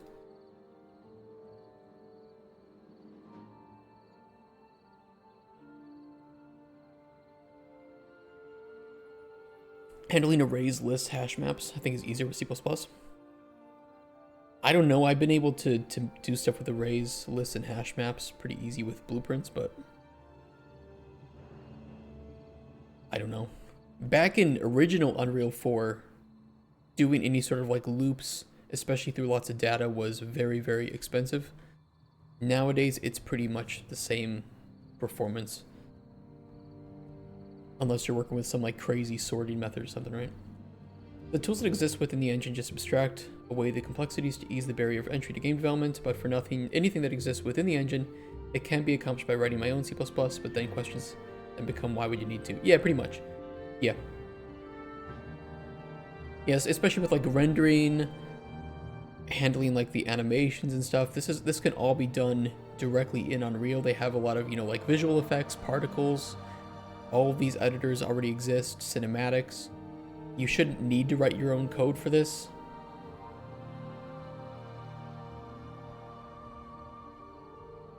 Oh, they just jumped straight into hallway. Yeah, they don't modify the size of that at all. Could do that too. Could do that too. Either works. There's so many things up for me. I'm happy that I could help. If you have any other questions too, don't hold back. There are no stupid questions, just stupid people. And you know, I think right now you've proven that you are not that kind of individual. I'm joking, of course. The problem is where to get animations. Motion matching need root motion for anims and to cut 80% of animations from market. I think I have pretty nice results, but anyway, you need blends between parts of body. One, for example, legs with upper body where legs control. Okay, I didn't know that.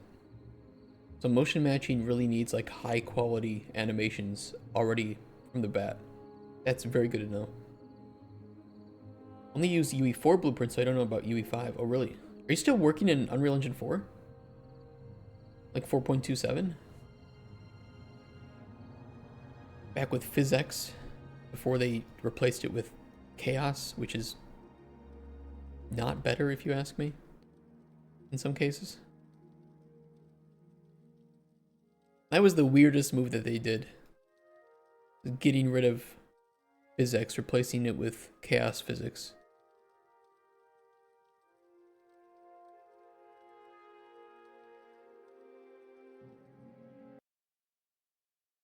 Thank you. Music for just ending.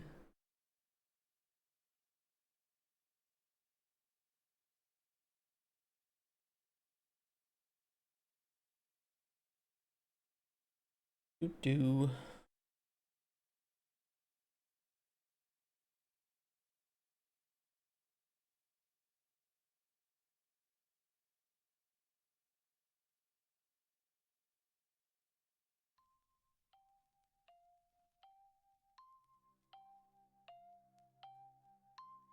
This chaos. Educate me on how version control works in game dev. How would a pull request work with edits you make to a blueprint? So blueprints are pretty much, you should not have two people working on the same blueprint. That's really what it comes down to. Things will not go well. Hey.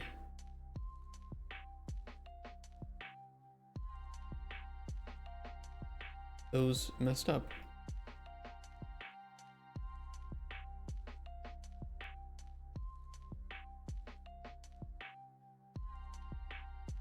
It's awkward.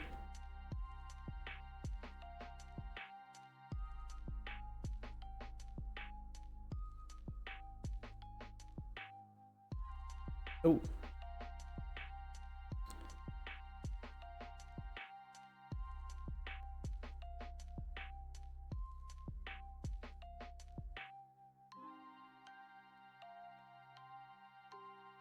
That was awkward. We use, for instance, we use plastic, by the way, for the nice branching that it has. But yeah, you will have conflicts, and because you assets are binary, you kind of have some issues with merging, right? It's not really going to be the same way as a nice C++ or header file, right? No, Unreal has tried to do some things to help, like level designers, for instance, to better collaborate on work. But when it comes down to blueprints, there's no merging features or anything. If you have conflicts, you need to sort those out manually by opening up both versions, and it is a pain in the ass. It's not good. As pain as blueprints or code is what you are new. You should try and program everything your game has by hand, so build you out as a problem solver. Later you can start using packages for features. Yeah, I think that's fair, and different tools to solve problems, right?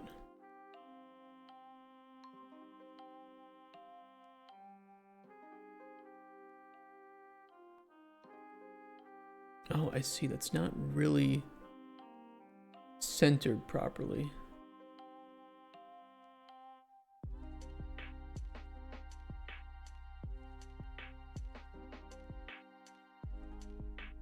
Which was standardized, an easy way for UE5 for making texture tile unlimited. I mean, like here you would just put the floor and the brick textures on it and scale it as much as you want. Yeah, I mean, you can do that with the world coordinates, but they are very annoying.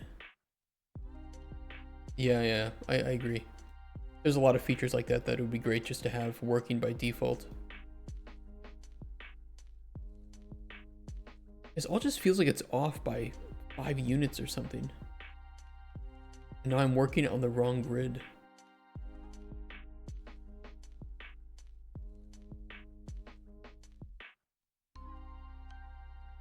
But I know I placed these down with the grid enabled.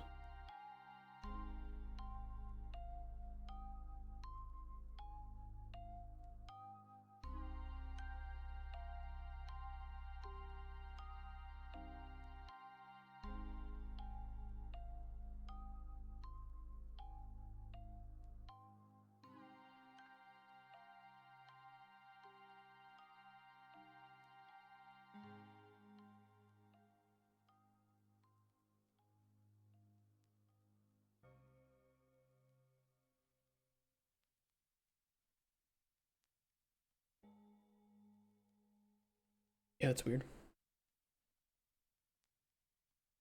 The reason I ask is a friend of mine and I wanted to create a game together, but we weren't sure how to set up a project where we could work together async and pull latest changes. And would the entirety of our game actually exist in a repo?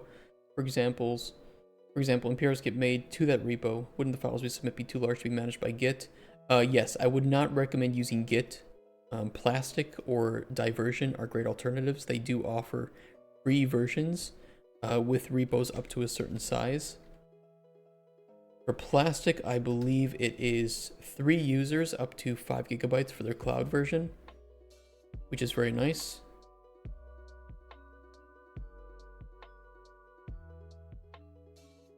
Where is it?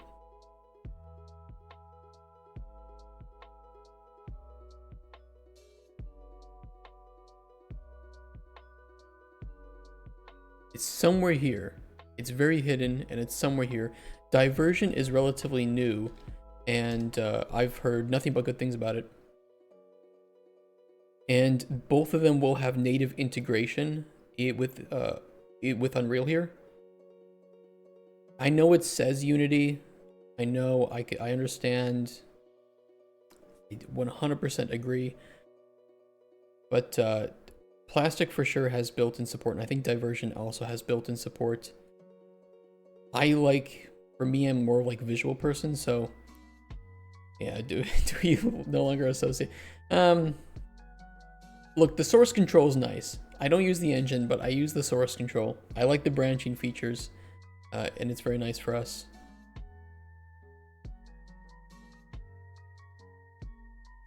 Very easy to jump around and to work on different things.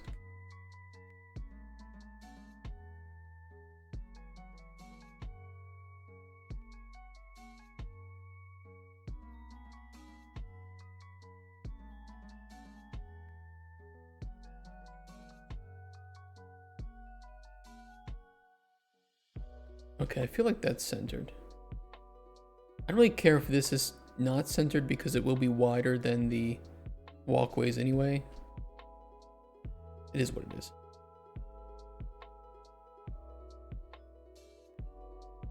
What kind of game are you making? It is a open world RPG game based around alchemy, where the potions you make can affect the fates of the people, the adventurers that come and visit your hut.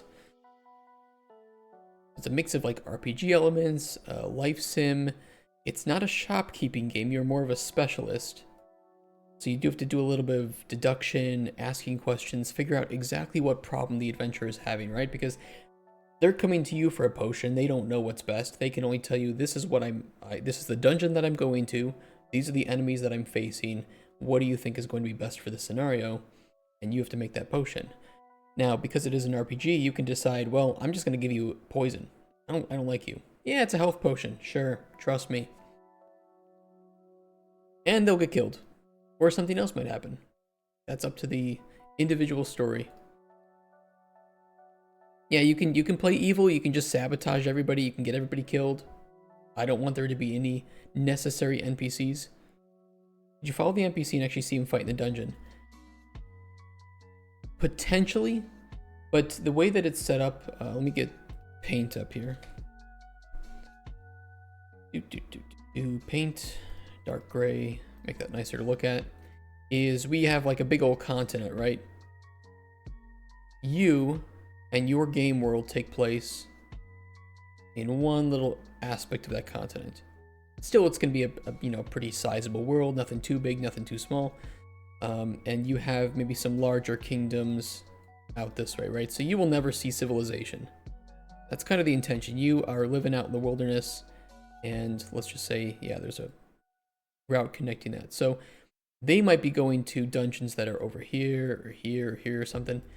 You have a couple on your land too, nothing too crazy, but they might be going to other ones. And so you probably won't see them in some cases.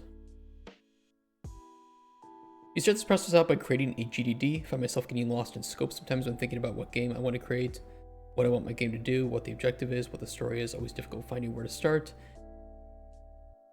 Having something written down is a good start for any game, but I would recommend at minimum having your game pillars, a one sheet, and probably gameplay percentages, and a gameplay loop. Those four. Everything else for pre-production, for prototyping, should just kind of be, do you want to spend 1 week writing your GDD, or do you want to spend 1 week actually prototyping the systems to see if the game is fun and you actually can make it? I tend to lean towards the just jump in the prototype because I am a game designer, so some of the things I think about in the background, but maybe for people who aren't game designers, it's easier for them to do the prototyping, and having more written down would be helpful.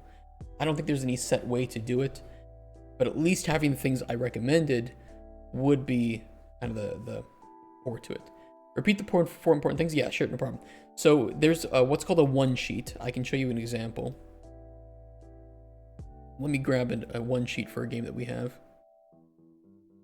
I need to update this game's one sheet, so I won't pull up that one. One sheets. What's a good one? Nightmare Lake. That's a good one. So it is one sheet that describes what the game is, basics about it. So like I have here genre, rating, camera, perspective, target, players, platforms, a rough outline of what the gameplay is like when you actually play it, selling points, inspiration and competing products, and then some basic estimations of the game from a production standpoint. So how long it'll take, how many people, what the desired PPU is, those sorts of things. That's one. And I do have I think on our Discord, I released a doc file for this. I'd have to look though. I don't think so, but I will release that. The second...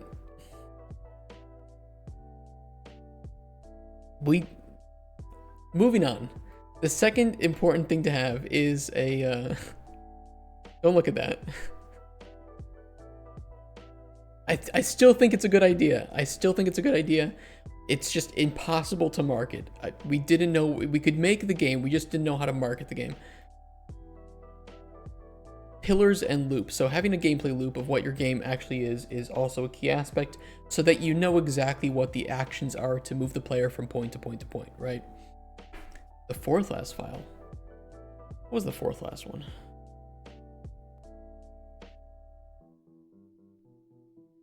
Cauldron Chronicles? Oh, the main directory. Where?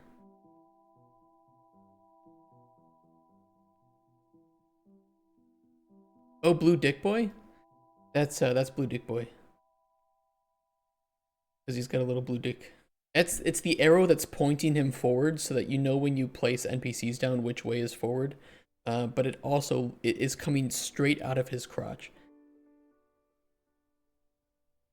So second thing is gameplay loop. Third thing would be, and these are also a little bit old for our game, but I need to update them, would be the pillars of the game. So these define what are the most important aspects of your game that you want to focus on, you want to put most of your resources, time, and thought into. And I like to do sub-pillars, so like aspects of those pillars that to me are the most important things that define what that pillar means and how it's going to take shape in our game.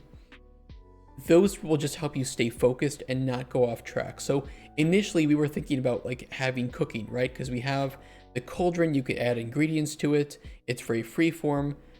We could kind of do the same thing for cooking, but cooking doesn't really fit into what this game is trying to be. Same with sword, shield, and bow combat for our game.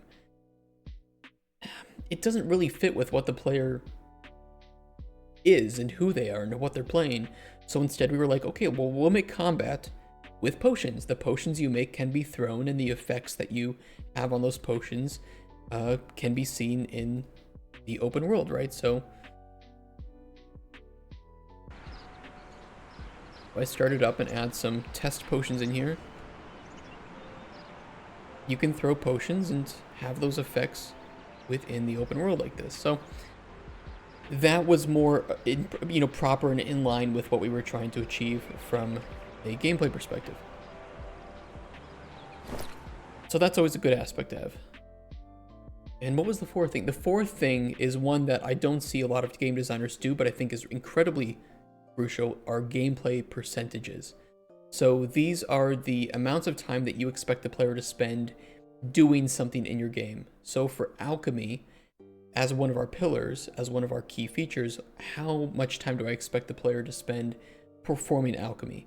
Because that helps me to define and think about scope for that and complexity. If I see the player is taking too much time, maybe I intend for 20% of the gameplay to be spent on alchemy, but I see players are spending 40%, I know that it is either too complex, it is, too deep, there are too many things to get into, or I need to trim up some of the things that take a lot of time, maybe processing ingredients or something. So gameplay percentages are, in my opinion, something that are very crucial and important.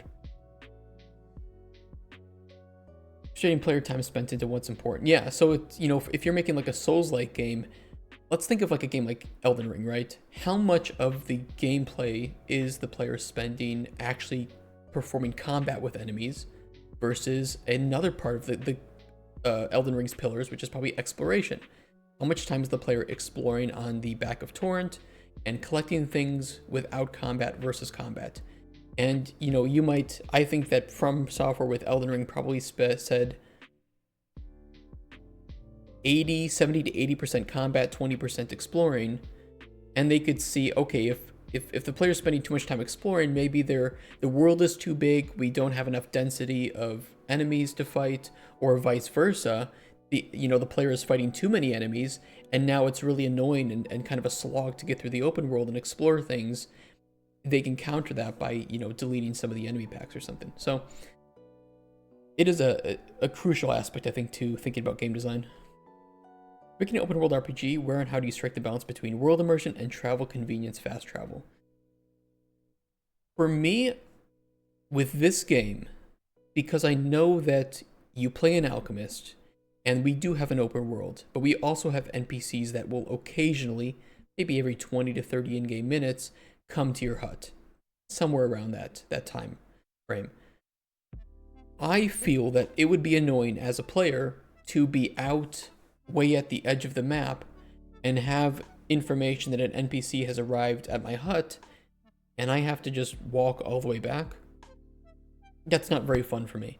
So I will have a way to fast travel back to your hut, and a way to get back to roughly the same position via something I'm going to call altars. That there will be one altar in each biome that you can fast travel to from any other altar in the game. So that's a way that once you've discovered those and maybe awakened their fast travel properties, to fast travel to that biome from any other altar. That way it won't feel like too much of a slog to get back and interact with NPCs. But you also can't just immediately get back to where you were. You will have to maybe do a little bit of walking, but not too much. So it kind of just depends on game and what you expect the player to be doing.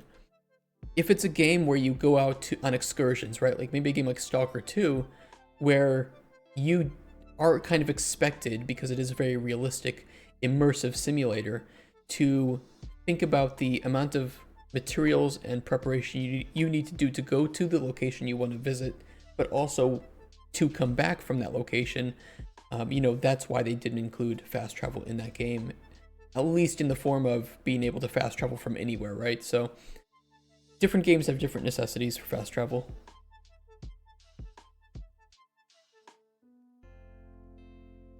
Sorry, that was a bit of yapping that I did there. A bit long-winded. I love talking game design though.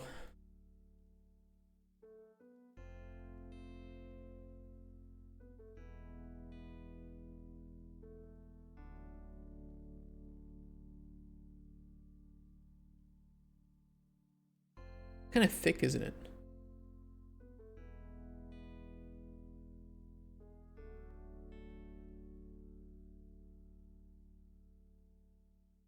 That's a bit better.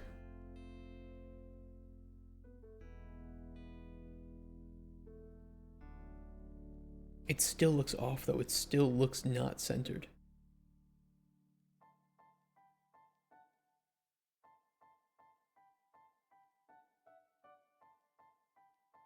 That's better.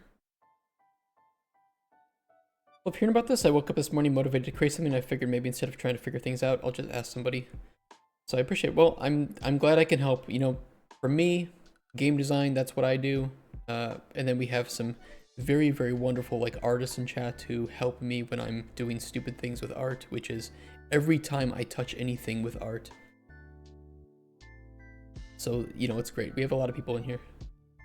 It's where the archway isn't centered. Dude, I'm looking at it and I swear to God it isn't centered either. And it's really aggravating. But I think I should just move on. I can't stand it. I just don't want to look at it. Hey Rixler, are you online every day? You are Polish, right? I am American, but I'm living in Poland. You design and develop games like this? This looks like live tutorial learning. Yeah, we have streamed every day of development for the most part. So I'm the one that streams the development, but I do have some other people that help work on the game, and they don't stream. But for the most part, everything that we've done so far has been streamed, and you can see that on our YouTube channel. We have all of the days from day one. From early concepting, where I was like, you know what, I'm not going to write design documents, I'm just going to jump into actually making the game, and then regretting that later when I needed to actually write the design documents. He's a little Polish at this point.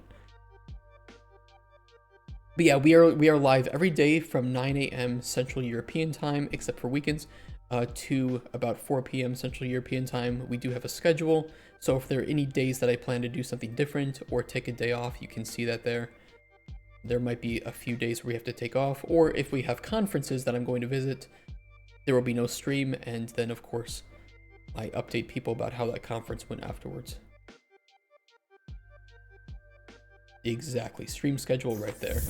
Thank you for the follow, Rixler. Appreciate that. And if you are Polish, dzień dobry. Jak się masz? And thank you for the Prime subscription, Rixler. I really appreciate that. Thank you, man. Have fun with your 5 free fish. Rixeler just subscribed. True. My Polish text-to-speech is pretty funny. Look at the middle rectangle in relation to the center of the top. I'm looking at the sides. All right, I'll move it a little bit. I will center the archway.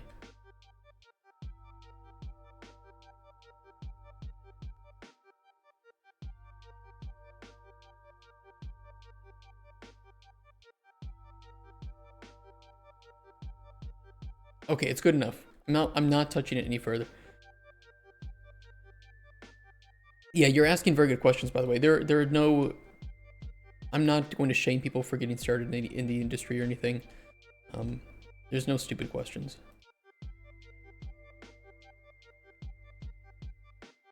Just watch me trying to do art sometime.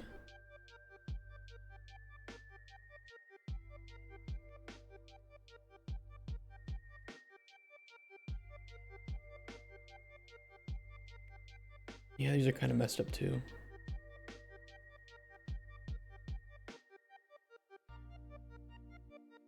I'm just not going to touch it. You can't even tell it's not centered when you look at the ground anyway. What are up with these fishes? It's a little game I added so I can connect up this game on Steam called Lurkbait. And for some reason my chat will not let me remove it. They love to do this fake fishing. I cannot remove it, otherwise they get angry, so you can type !fish every 5 minutes to fish up a fake fish and get an arbitrary gold value that does absolutely nothing. That's what it is.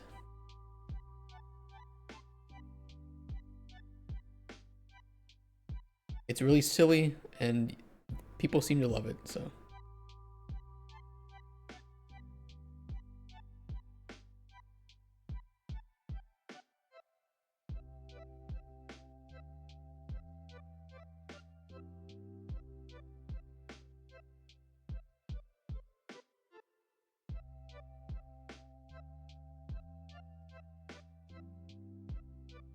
Is that lined up?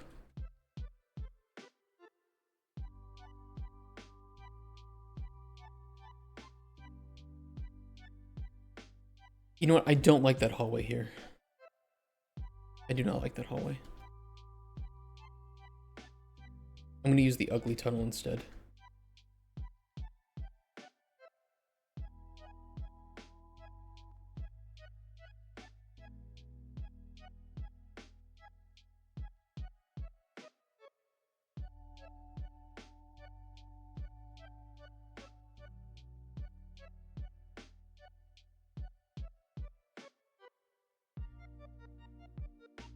I think it should be pushed one set of 10 units further in.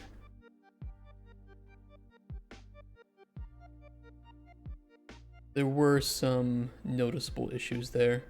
The problem is if you're in this dungeon during the daytime and there are any holes in those meshes, it will be visible.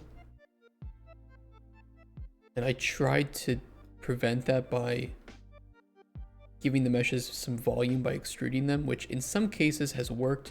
Others I could not extrude very easily, so these ones are safe. But they're imperfect.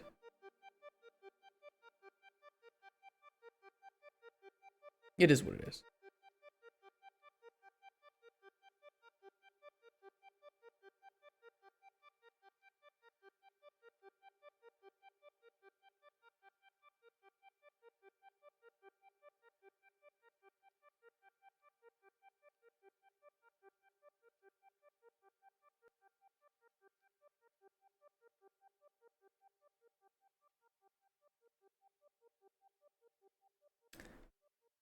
Why?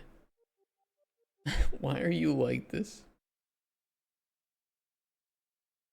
Okay, that's better.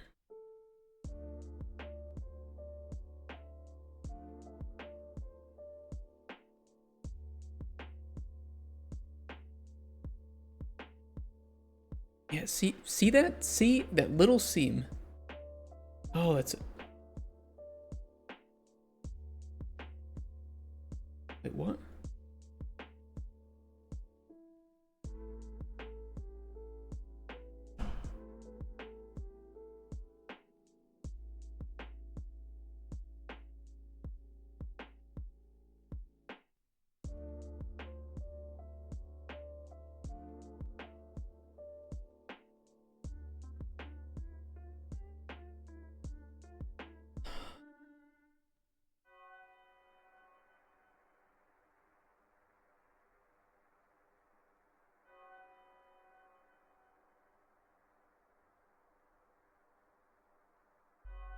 Maybe I made a mistake choosing this asset pack. Level designer at its finest. How does this even occur?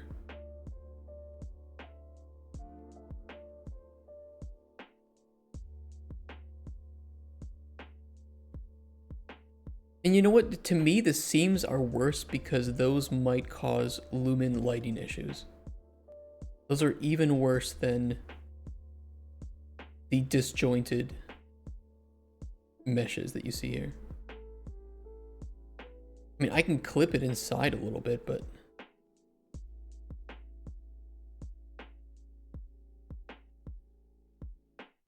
doesn't fix the disjointed problem.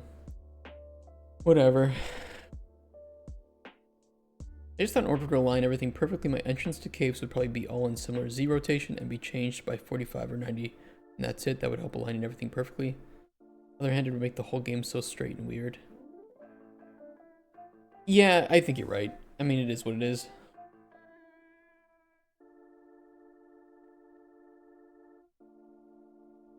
I'm not going to worry too much about this. This is just a prototype. This is not the final game map. This will be deleted. And it'll be remade with completely different setup and assets and layout, so... I wonder why something like that could affect lumen lighting. I don't know much about lumen. If you have little cracks in the meshes, you could have an issue with light poking in from the sides, from cracks, and you would have unnatural lighting in your spaces here. I'm not too deep into this place yet, but I will try to close it up.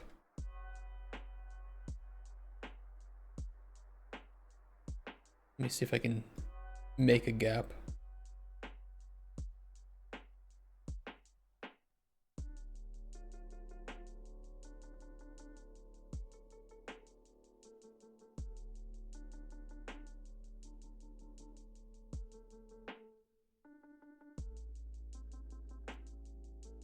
Yeah, that's an issue. Likely caused by the materials here.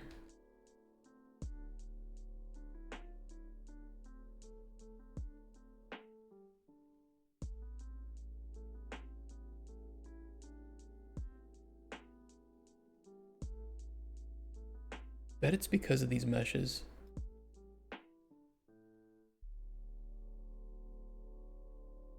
Let me see.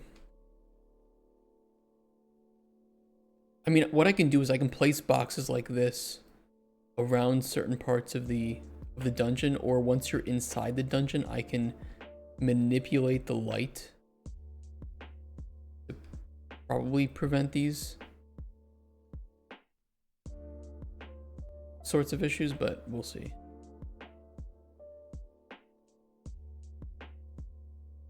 An additional thing I will have to show her up.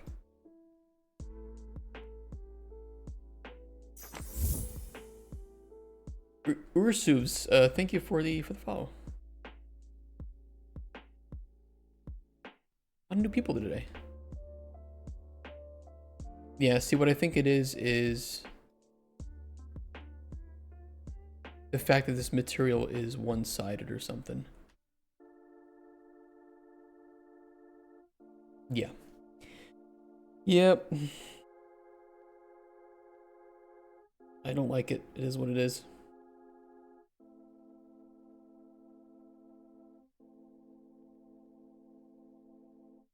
I can try to fix that though. That's why giving the meshes some volume can help.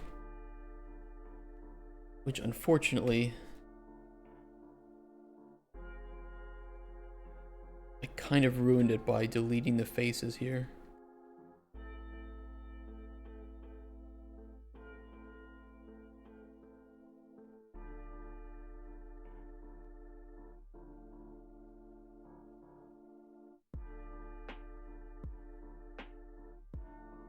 I can do that. It looks ugly from the outside, but that's okay.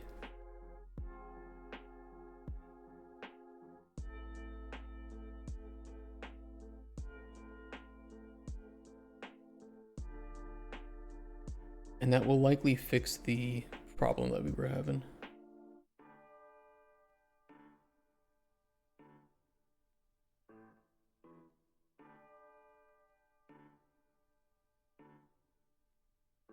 Let's test it.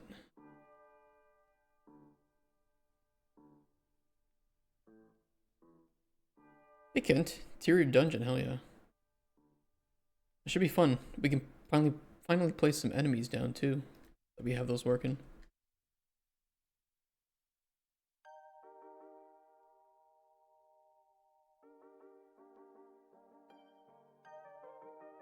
Lumen is great when it's great, and it's horrible when it's horrible.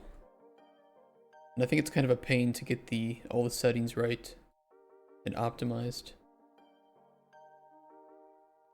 We still have some green filtering in from somewhere.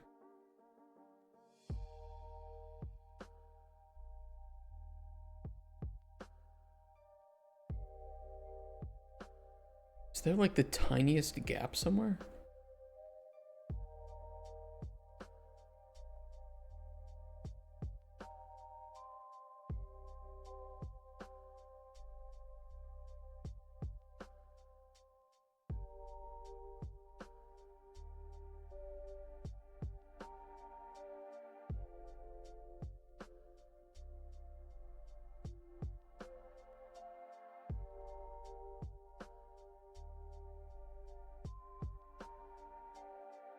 There must be.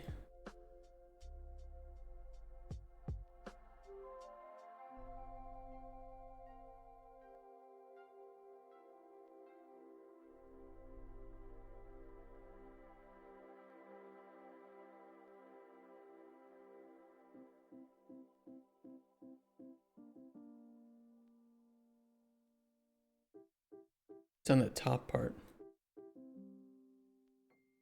It's really annoying. What are general responsibilities of a game designer, level design, initial prototyping, etc.? So a game designer is responsible for the vision of the game, generally speaking. Of course, you might have different disciplines of designers. And, you know, level designers are called designers, but they work on the level itself, right? They might work on the logic of the level, the scripting of things, the pacing of that level. Designers will work on generally like the core game itself, the mechanics, the systems, and they're a bit of generalists.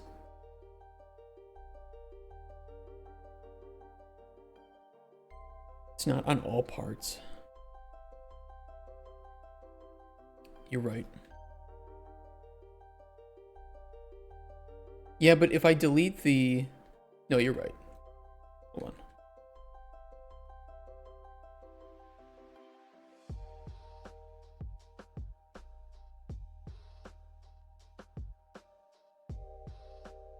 There's a little bit leaking in from the sides, but not much. Mostly that top.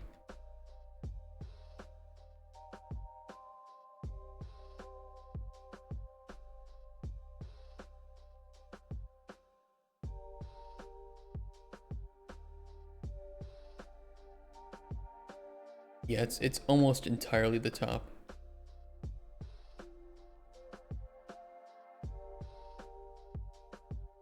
Maybe there's some gap or something.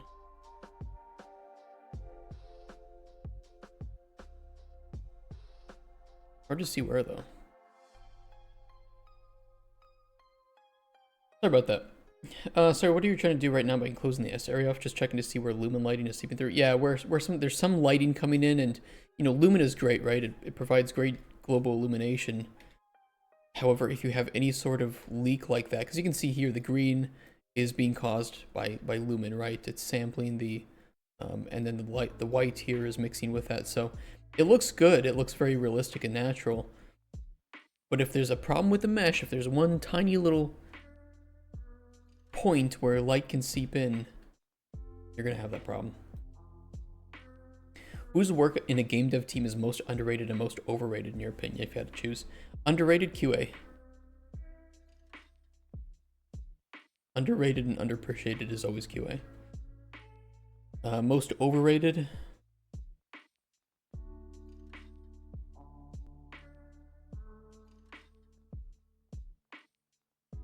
I wouldn't say overrated. Here's the thing. I think, well, see, maybe sometimes. QA and design get shafted for money. And I think that they are sometimes the most crucial aspects to a game. Just because the amount of, especially designers, the amount of responsibility that a game designer has over the success of the game is way larger than a game being a little bit buggy.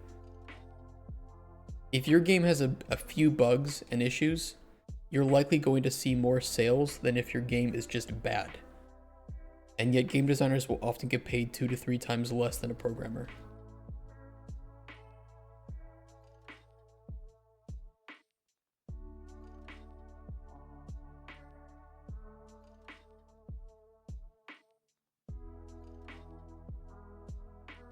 We don't really have a whole lot of good stairs, do we?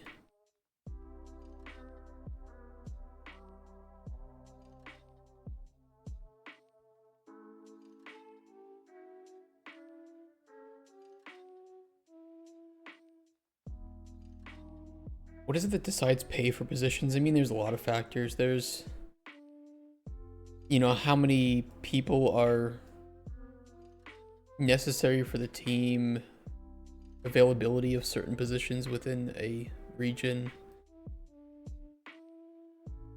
experience, ability to negotiate. There's lots of factors. I can pull up some data though.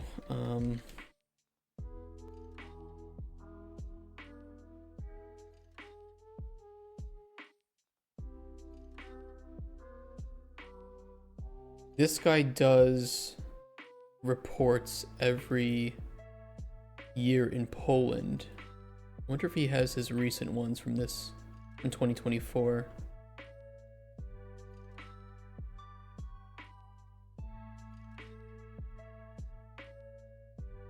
Well, at least here's 2023. This is still pretty recent, so. Specialization in Poland.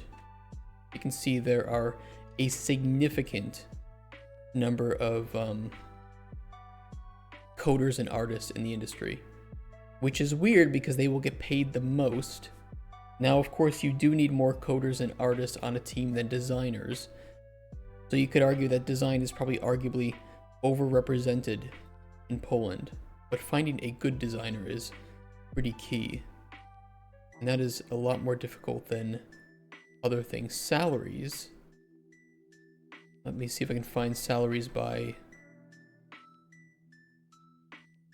This is by seniority, specialization.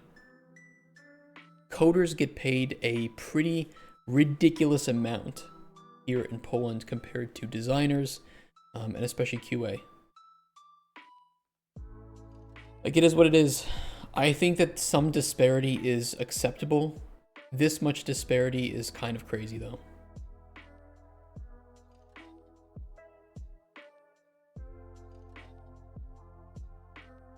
I think programmers have the capacity to learn to do everything else. I don't think so. I don't think so at all. I think it depends on the game, but I don't think so at all. Every single position in game development, in my opinion, is an art form, and the more you specialize into one art form, the better you'll get at it. You can't replace a 10-year designer with a 10-year coder and expect that coder to be able to design a game well. This game design just encapsulates too much.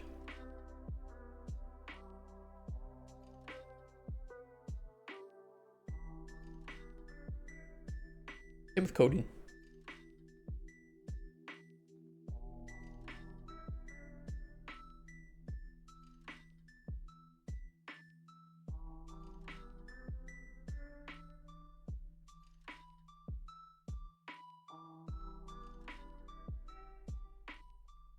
Why? Why is it like that?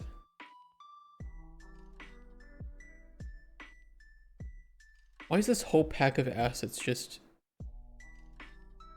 monstrously annoying?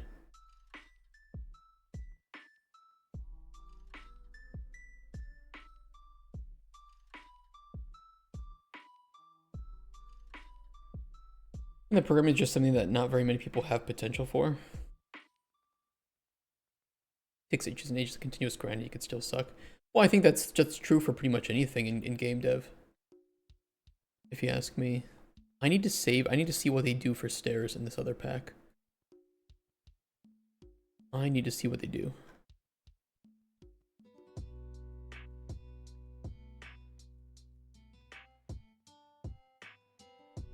I guess that main game devs in Poland, like CD Projekt Red, does not pay much, but smaller startup ones probably do. CD Projekt Red pays pretty well. It's not like amazing, but it's definitely not bad.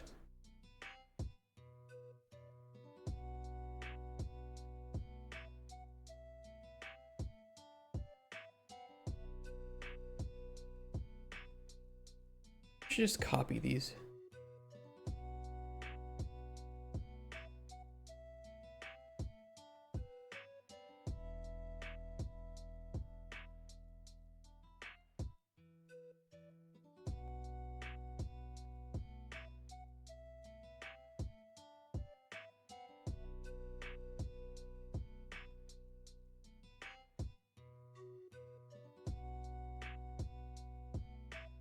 Comes on discipline, yeah, it really does.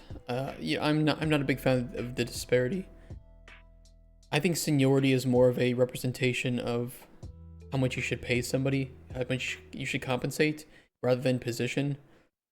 Especially here in Poland, it's not like every Polish game that gets made is perfectly bug-free, even from CD Projekt Red, Cyberpunk. So I don't really get the. It's not like every game is designed well from Poland either. Plenty of shitty games. Cyberpunk was a perfect game on release. Yeah, if you didn't play it. There will always be vacancies for programming jobs, but Poland has a lot of programmers. It's not hard to fill a position, at least from my 6 years here in Poland. It has never been a challenge to fill a programming position. It has, however, been a major challenge to fill producer and design positions. There are a lot of designers, but they are at a very, very, very low level of knowledge and experience. And producers, good producers, get eaten up very fast. There just aren't that many producers here. Yeah, Witcher 3 was not the greatest either, and Witcher 3 was also not very well produced. It's a miracle that that game was halfway decent by release in a lot of cases.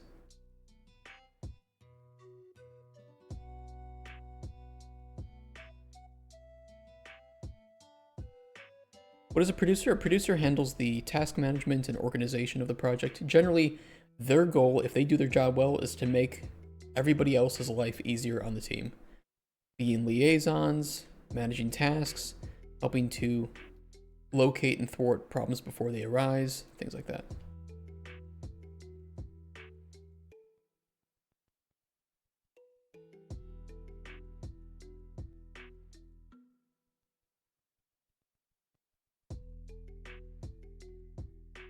Yeah, you should. Yeah, I would say, honestly, if you have an experienced team but a junior producer, you're probably not going to have the greatest time. Now, that's not always the case, right? Because I do think that more senior individuals in game dev can do parts of production themselves without having to go too deep into worrying about it. But it's always better. You really need somebody dedicated to that. You're a graduate.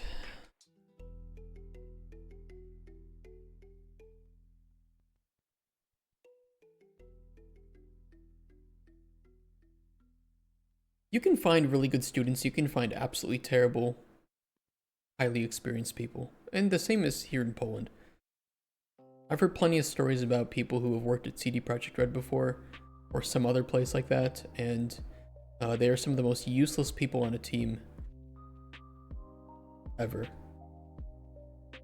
I'm not going to name names, and I'm not going to say where, but trust me, the stories are all out there. Is there a position to decide the organizational structure? What do you mean? Of like the game or of like the whole studio? Getting started on a project for a few hours before work. Greatly appreciate you answering questions. Yeah, thank you so much for showing up, and thank you for the follow as well. And good luck on your game.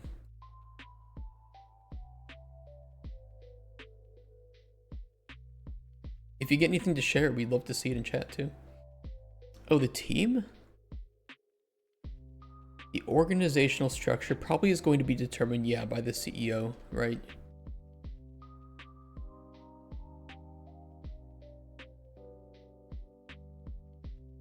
A lot of CEOs too, if they're not in game dev, they prefer the strict hierarchies.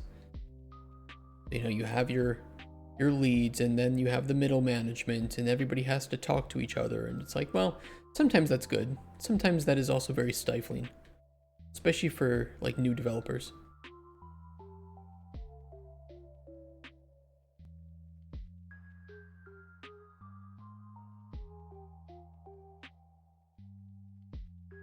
Yep, see, there's gaps here, and those gaps will cause issues. It's fine, though. We can kind of shore that up by scaling out the stairs.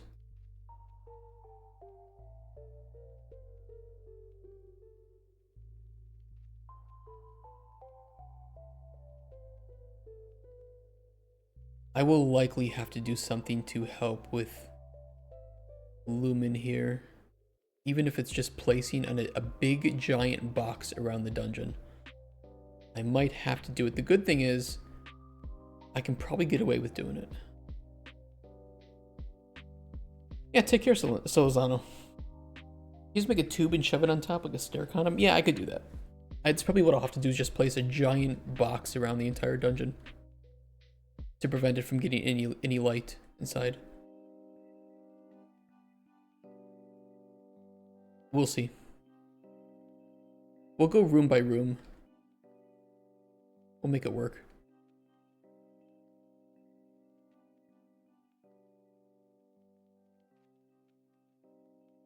This might be too high up. But I mean, there's gaps in the mesh. Like, look at this.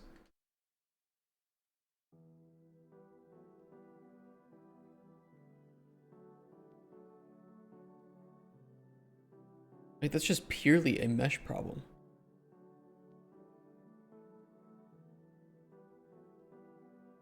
How did they avoid this in the map itself?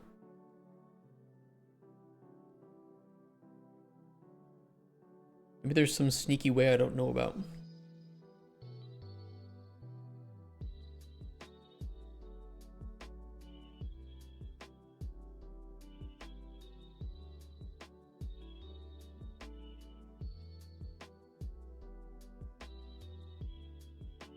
Is Lumen even turned on for this? Put a cube under. I think I'm gonna put cubes all around it.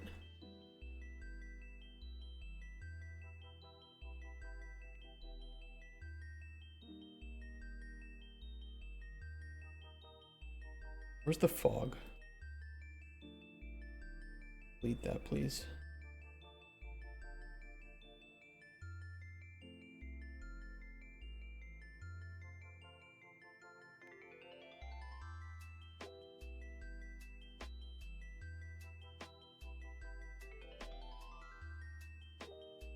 You'll have a 3 green. This is not our dungeon. I'm trying to figure out how they avoided light leaking issues when their meshes clearly have gaps with Lumen.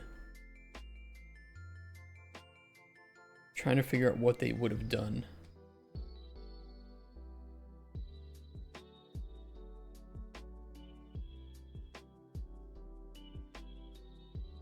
Where's their post-processing? Did they do something specific in their post-process to help with this?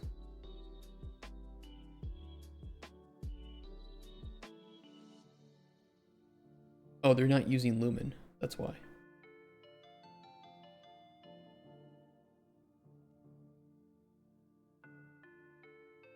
Yeah, that would help. But even with Lumen, they don't have light seeping.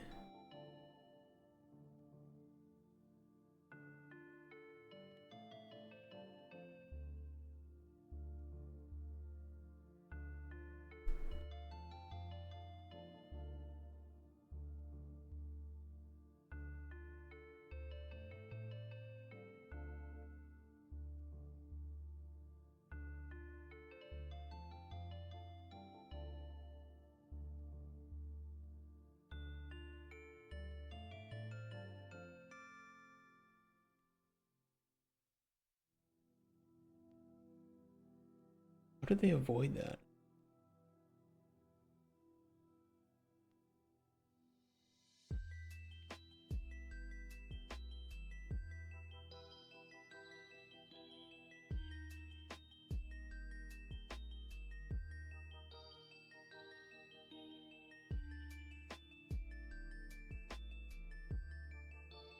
Will it have to be set in project settings? Well, it is set in the project settings. Like, I have it turned on for our main map. Why do I get so much light leaking in my level, but not in this one?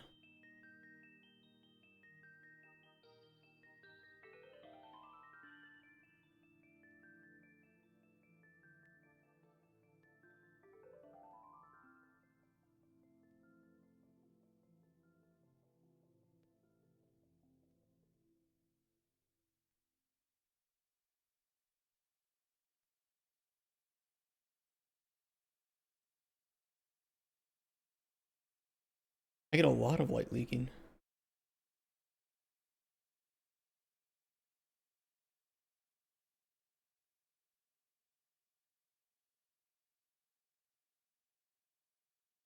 I mean, this whole thing is leaky. Where's my post process? I mean, I have boosted up lumen quality a bit. This is not the one.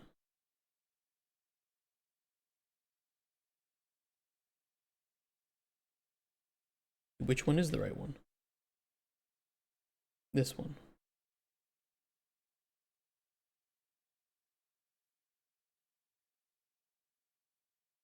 Or not. I thought I did. Yeah, how did they avoid light leaking?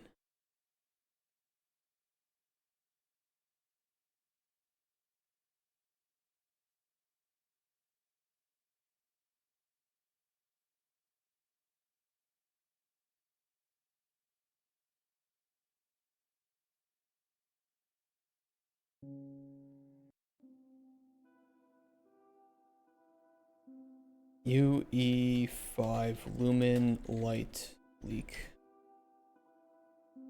How to fix light leaks. Found the fix. After turning the specular scale to 0, then the shadow slope bias to 0, my light leaks went away. What the hell is this? Is this in the post process? Specular scale. Specular.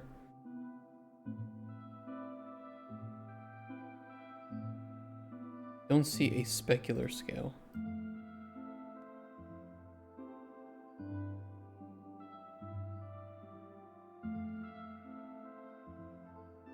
Lumen surface cache. Surface cache.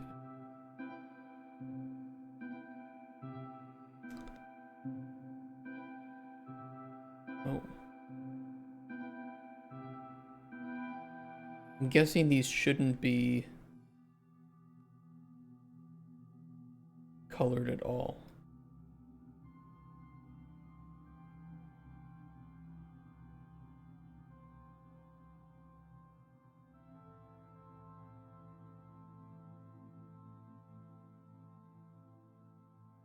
What do I do? I can't seem to stop the sunlight from leaking. Thank you for sending this. What was the exposure issue? I mean, it could be.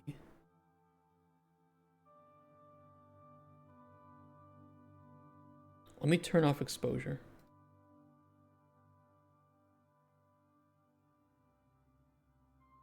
What's called eye adaptation?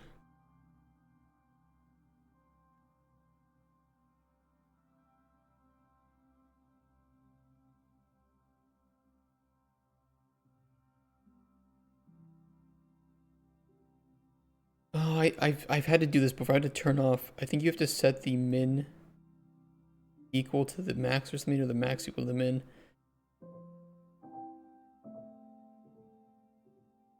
There's some way to do it, and I forget how to do it.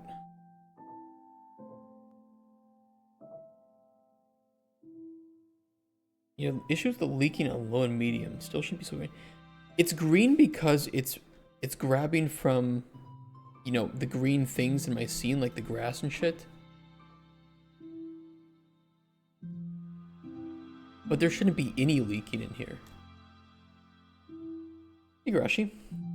Gonna fix light leaks? Yes. Might need outside facing cubes to serve as light blockers. That's my backup plan. I don't know how they... I'll show you the map that these assets come with. And it should have light leaking. And I don't know why it doesn't, or how it resolves it. Other than the fact that it isn't using lumen, which probably is part of the reason.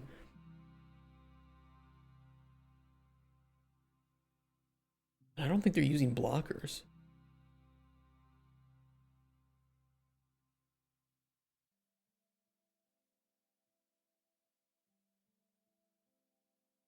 Even with lumen on, like there, you can clearly see gaps in the bottom here. And there's no light leaking. You need minimax the same number, okay. Edit material, find your material instance. So you find the master.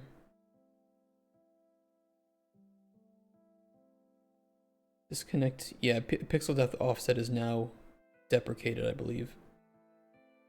Stuff above blocking. I mean, there's nothing blocking it, or nothing should be blocking it. It should also leak from the bottom, I would think. But it doesn't.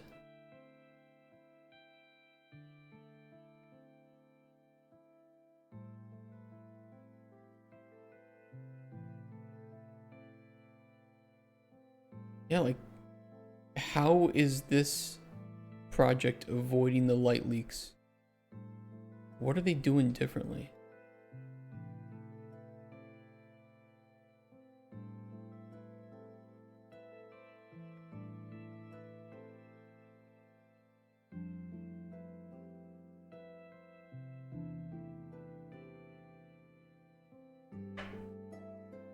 One of the stairs.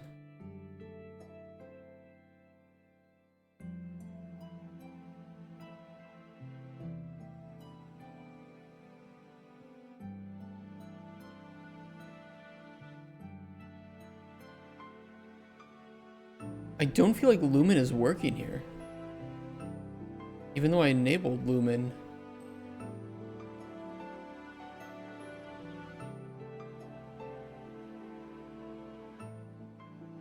Maybe lumen isn't enabled. Has outside facing geometry. I specifically took these from flat meshes to have volume in order to prevent issues with clipping and to help lumen, thinking it would help, but it didn't seem to help me. Lumen is definitely not working here, even though I enabled it. They disable lumen on like a map wide basis.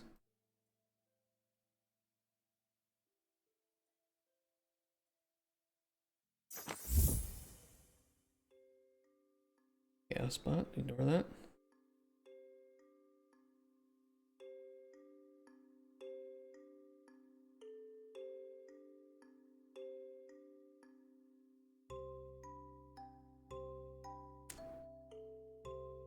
Yeah, lumen is definitely not enabled in this case. Which is probably how they get away with not having light leaks. Smart.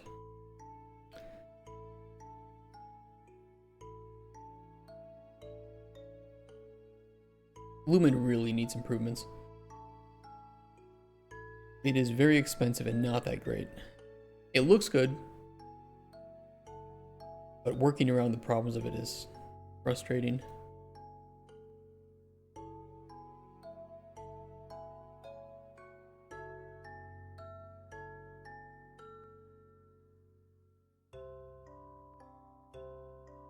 I mean, cubes will solve my problem, to be fair.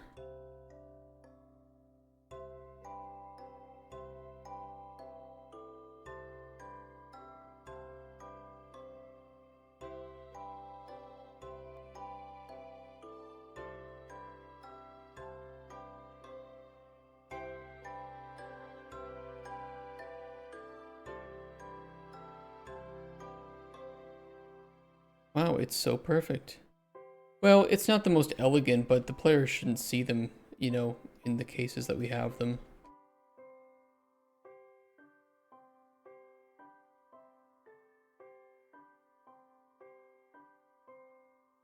Like, yeah, it looks like shit, but you know, if we use them properly, the player doesn't see them at all, so it's not that big of a deal. I'll probably just have to do that. I'll probably just have to put cubes around the whole dungeon. It is what it is. I probably won't be able to fix all the light leaking caused from outside, but that is less of an issue than the interior causes.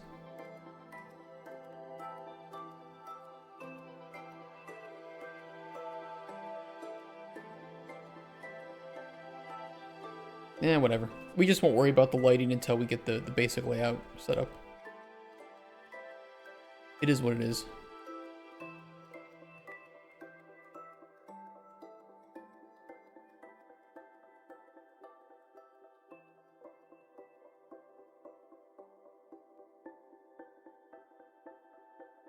This gap is very large, though.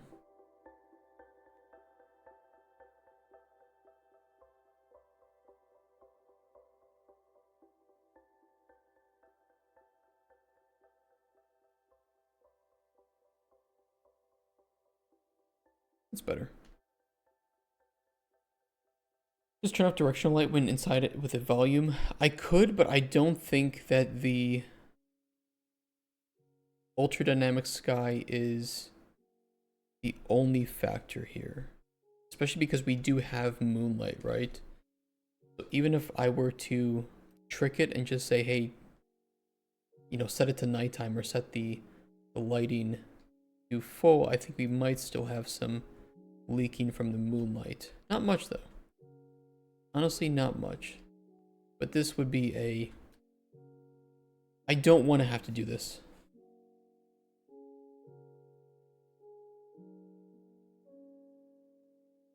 Because that can cause other problems with the day-night cycle. Right.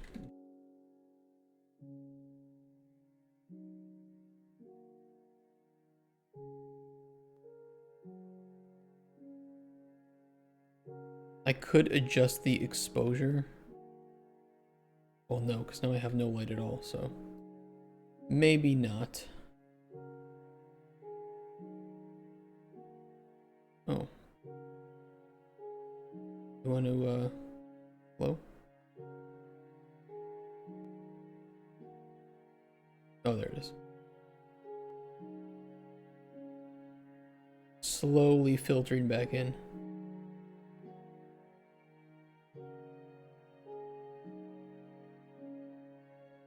It is what it is. We'll try the cube method. Honestly, just because it's a prototype, I don't care if there is a little bit of light leak. It doesn't affect gameplay. It's not going to affect the publisher's decision to fund us. It's just something that kind of irks me. So, whatever.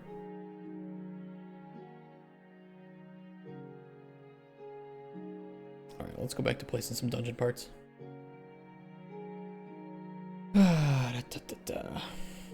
Honestly, I kind of just want to copy and paste some of the rooms from the test level.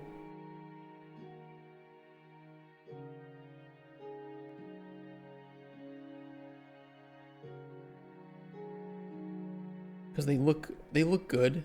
Like just the basic structure. I don't want to have to place every single one of these myself. How thick are walls? They're pretty thick. I did manually thicken them. They initially had no thickness whatsoever. So I went in and I manually extruded quite a bit.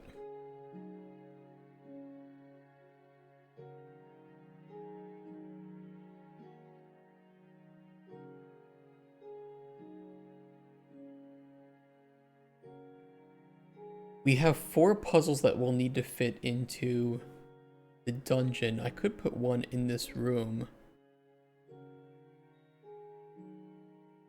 I hate having to grab everything in this dungeon though. Guess I can always delete things. Where's the landscape? Delete that for the moment.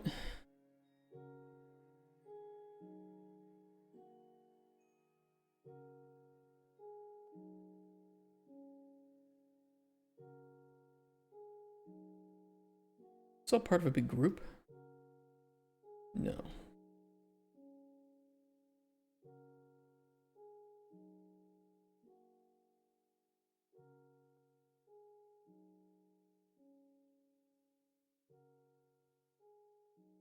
think that would grab everything. Hard to see. I changed to orthographic.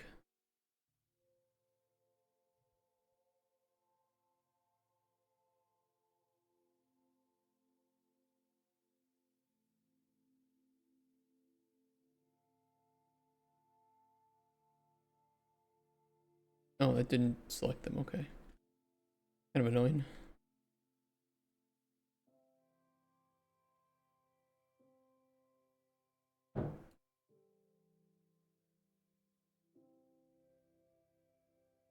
If you hold Control and Alt, by the way, and you select, you can select everything that is visible.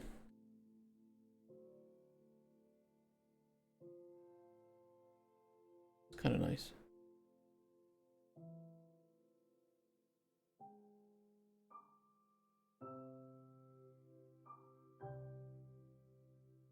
What's my biggest view score on Twitch? I don't really look at my views. That was some of the first advice I ever got, was just to turn off the view number, so I don't even see it. Then I can just focus on the content I'm making. Work like a charm, if you ask me.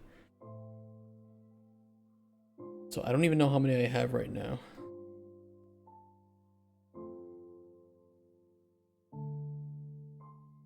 I can look though. 39. That is a lot. Yeah, that is high. Good idea. Yeah, I think worrying about viewers, I don't even worry about growing my viewers. I just, if I make good content, I make my game, I feel like people will naturally just watch based on the quality of the game in the stream. Else you'd be like, I'm a popular entertainer. Yeah, you're just kind of worrying if you're, how do I get one more person to watch? What a waste of time. Let's make my game.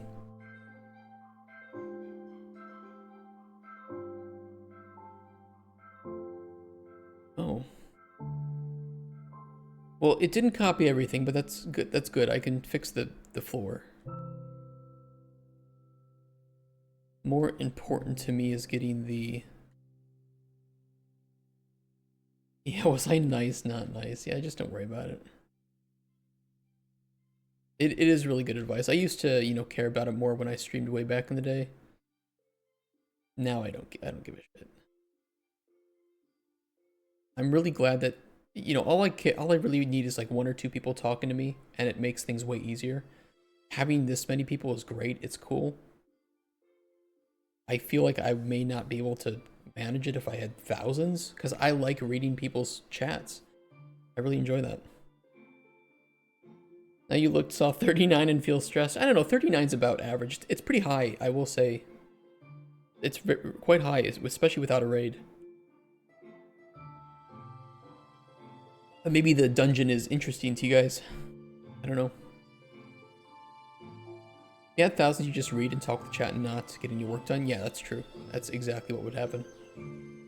What part of the process does having people to talk to make easier? I am pretty sure, I don't know, that I have ADHD. I don't know, but it's... all the signs point to it. So having people to talk to kind of helps provide a little bit of distraction, just to help keep me sane and keep me going. I don't know. Plan to create a whole world by hand. Some point you'll do some procedural stuff. I don't know. We will likely do most of it by hand. I like hand-placed content. I think it has more uniqueness and personality. And it also means that players can learn that content and where it is and share it with the community. Be managing chat drama, that too. Oh my god, I don't want to deal with chat drama. Thankfully, we've never had to ban anybody in chat. We've had some people advocating for some pretty crazy things, but I don't care. Disagreements are part of life, and I like meeting people with different viewpoints.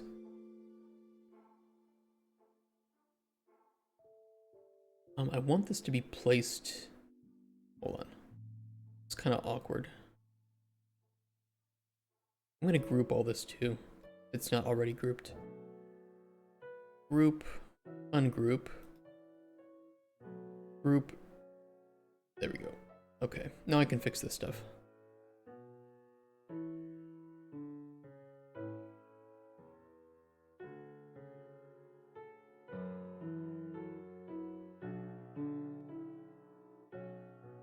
Why am I nodding when you answer my questions? Yeah, I think that procedural generation and stuff is really cool. It's awesome. And it has use cases. Very, very much so. Especially for things that don't have any interactivity with the world, right? Like background assets, tree placement, you know, bushes, foliage, garbage, just shit like that. Great. But when it comes to placing gameplay elements, I like placing those by hand, and I think it is way more enjoyed by players when you know that that content was curated and built and is unique. And I think it's something that makes a game like Elden Ring feel very enjoyable to play, because it all just feels like it's special.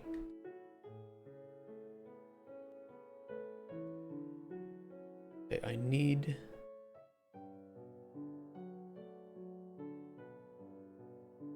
Let me take a look at this.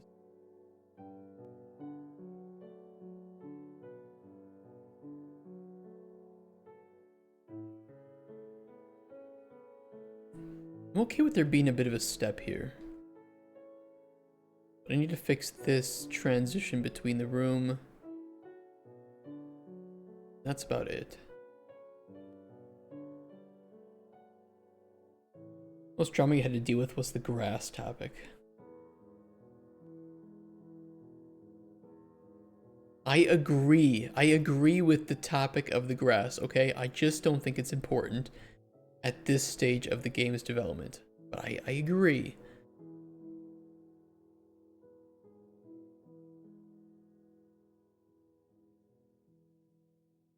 What does unlocking the group do? Oh, I can still delete things from the group. Okay, that's perfect. I want the group to exist. I just want to be able to delete things that I don't need.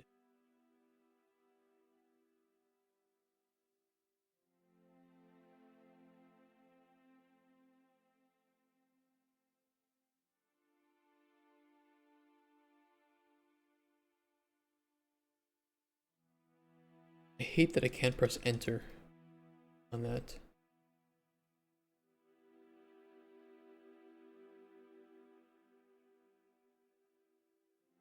Okay.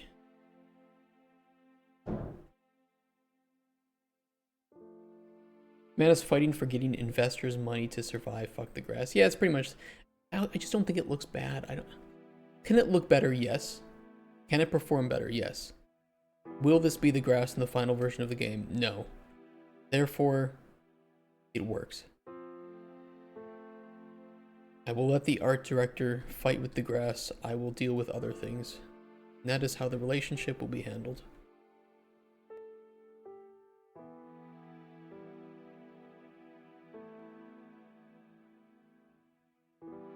So is this part of the same group then? Oh, it is.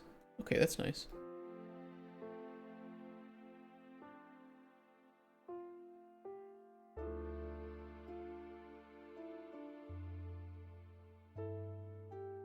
I think talking about topics like that, though, is important. You know, I do want to shed light on what early game development looks like when you're attempting to, you know, get a publisher's attention.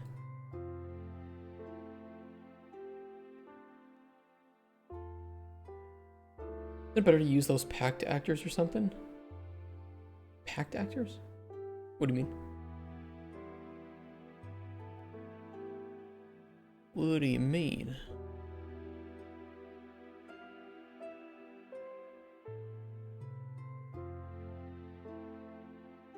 Is that okay?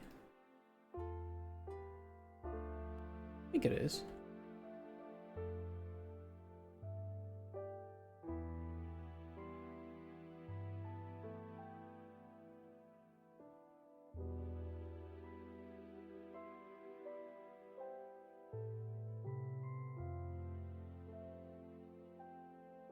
The delete these for now. I'll place ones down in locations that I want first, but empty room is better than currently. Packed level actors are groups of meshes saved that is optimized for rendering. Groups of packed level actors, groups of meshes. Oh, like, you know, like rendering this down into a single static mesh. I think that in this case is, I don't see why with nanite enabled on these it would be worse for performance than a single static mesh. But I could be wrong.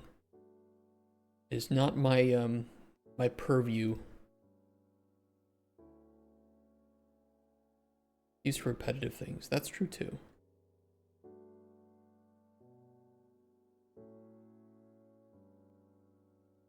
Don't know why some of these show as gray. Kind of weird.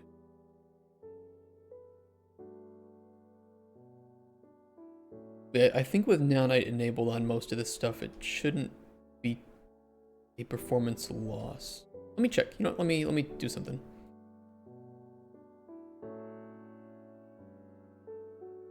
If nanite works properly and correctly and safely, the performance in there should be significantly better than outside.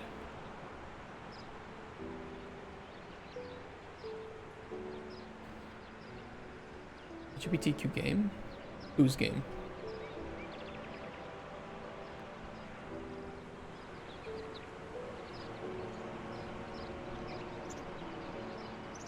Yeah, shadows in my game are so expensive. Oh, these colors. Hey.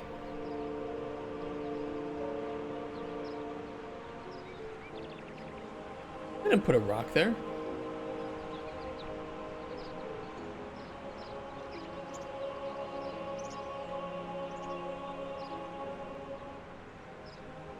Yeah, so nanite is doing its job in here.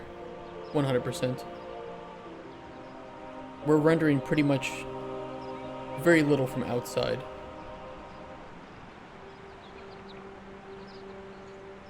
Since it isn't just, it just is not visible in the scene at all. Out here though we are. Time to render? I mean, this should impact time to render, because it's how long it's taking to render each of these different elements. I'm running with VSync on though, so. And I think in order to turn VSync off, I'd have to run standalone game.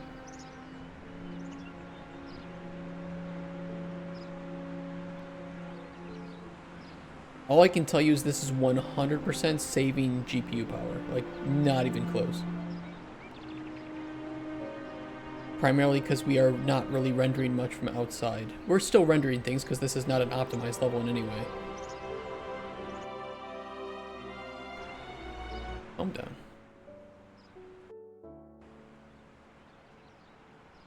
And yeah, shadows are just heavy, heavy, heavy.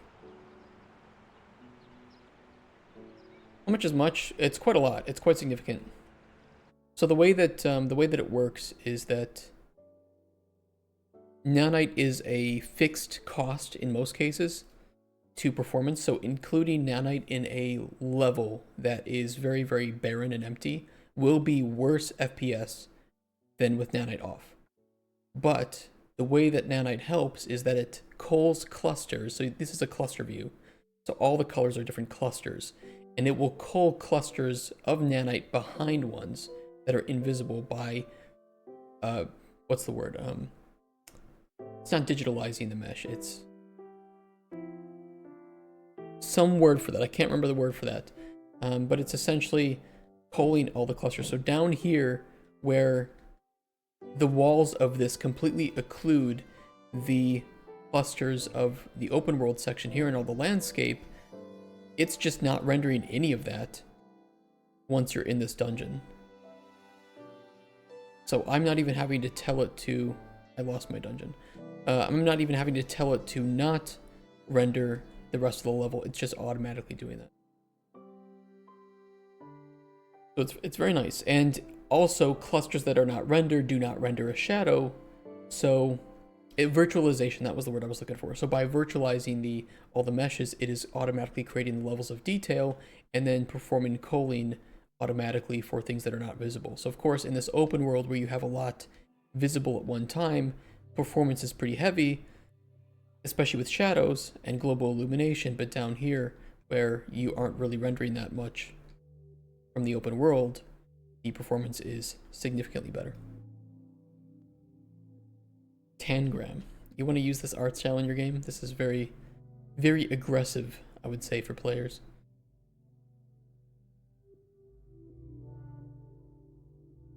Yeah. Nanite good, but Nanite is good with an asterisk. And Lumen is expensive, but looks cool. So when people talk about like optimization and that Nanite kills performance, no, Nanite does not kill performance, but Nanite can kill performance when used improperly.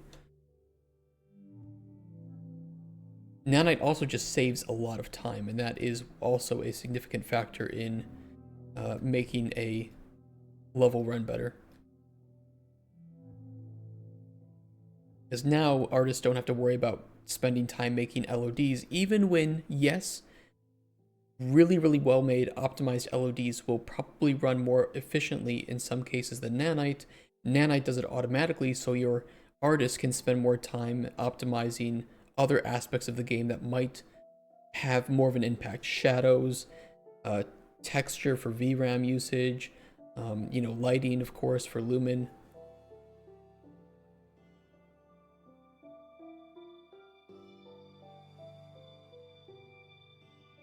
Huge desert sample from Nanite demo with super scans and runs totally smooth. So yeah, or the 30,000 donut meshes, whatever it was. Yeah, I mean, those are good examples. They're pretty extreme and not always the most accurate to what you would see, but I can run it too for people who are curious, who might have seen certain videos on YouTube that talk about how horrible Nanite is. I'll give you a very basic example.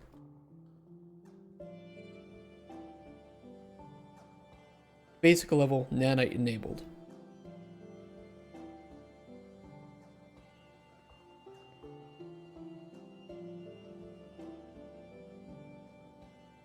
This is a tree. This tree has 500,000 triangles on it, as you can see here. Nanite triangles, 515,000. Now having one of these trees in the scene, and if we disable Nanite, it's not really going to hurt performance too much, right? Because I have a pretty good computer. But as we scale these up, let's say 2, 3, 4, 5, 6, 7, 8, 9, 10.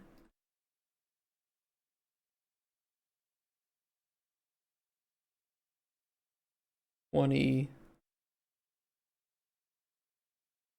30, 40, 50, 60, 70, 80, 90, 100.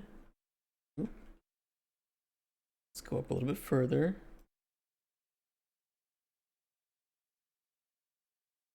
Oops, sorry, I'm copying lights too. That's my bad.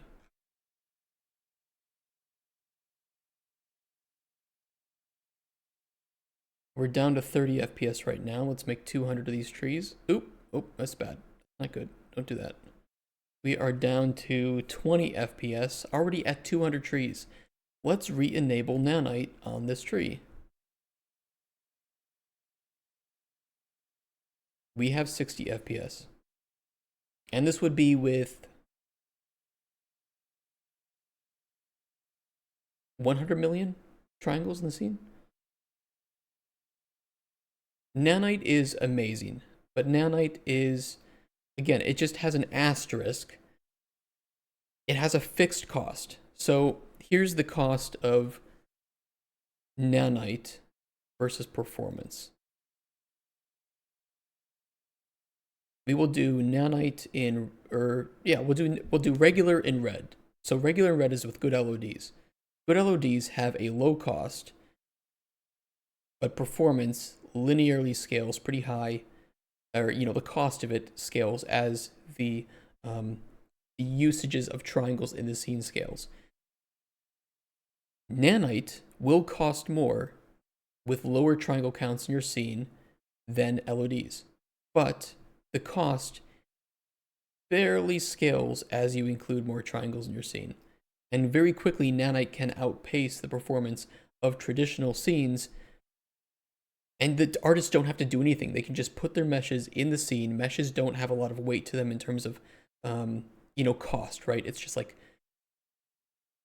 a 1 million poly mesh does not really have that big of a size difference between a 100 poly mesh. It's textures mostly that have the biggest cost, right? Because it's art, and art does not compress very well. Are trees actors? Everything in a scene is considered an actor.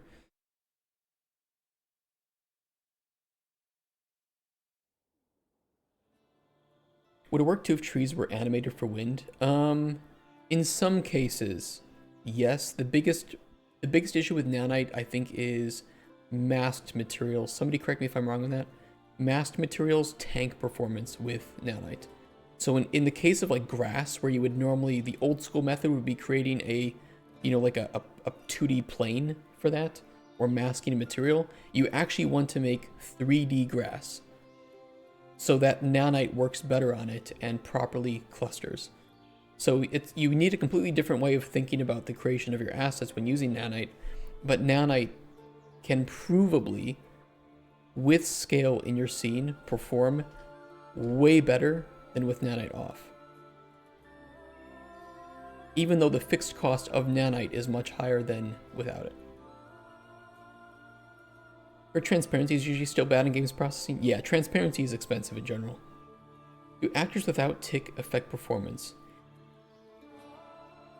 Actors will not tick unless you connect something to tick, if I remember correctly. But actors with tick will still affect performance because they still have to be rendered. They have to be saved in memory. So if you put something in your game, even if it's completely empty, like an empty blueprint, it will still take up memory.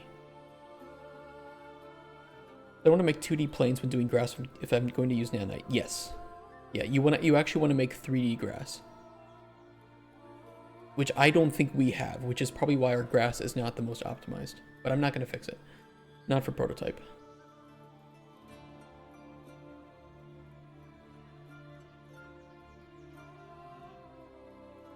Obviously, placing 200 trees in a level is not very accurate to what you would see in a game, but it's a proof of concept that you can just pull in high poly meshes into a scene.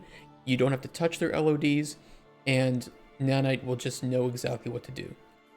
Because again, it is auto clustering. So you can see the clusters here. As you get closer to it, it creates more clusters of triangles. You can see the triangles getting larger as you move away. It's automatically LOD in all of it, and on top of that, it is culling any clusters that are not visible in the scene automatically. And yes, in order to prove that this does in fact scale well, 200, 400, 600, 800, 1000, and we are still getting 60 FPS. And I can fly through these 60 FPS, solid 60, with technically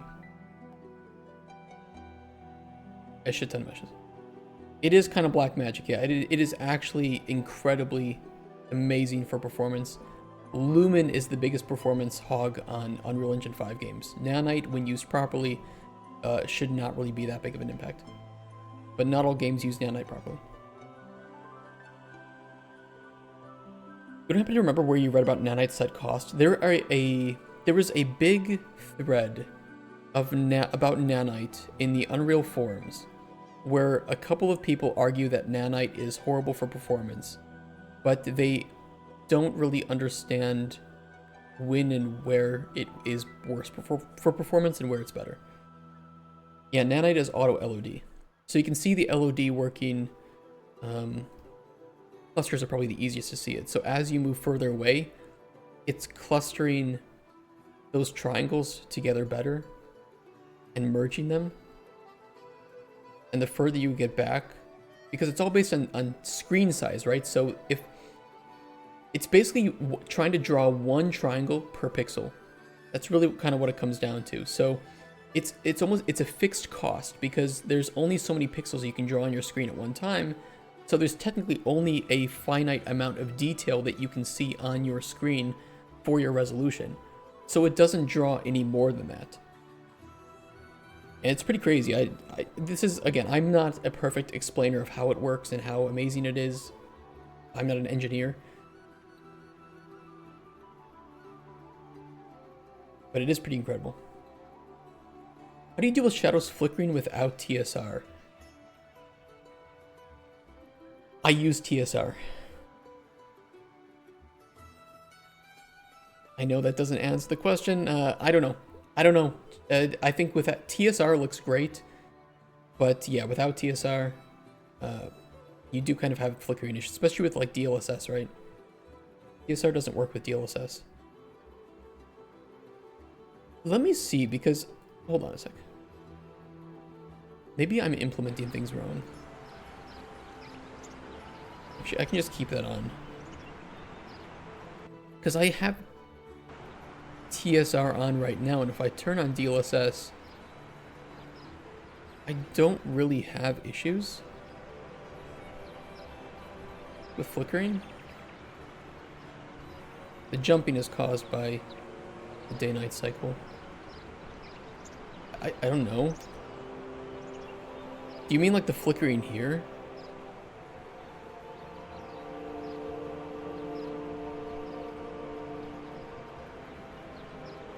Weird screen issue.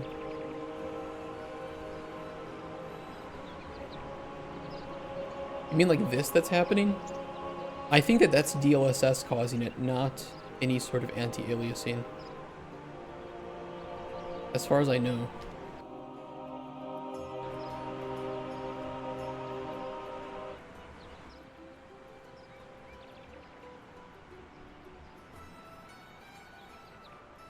I don't know though.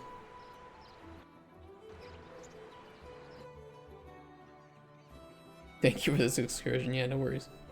Wasted hours fixing with LODs and I could have just used nanite, I guess.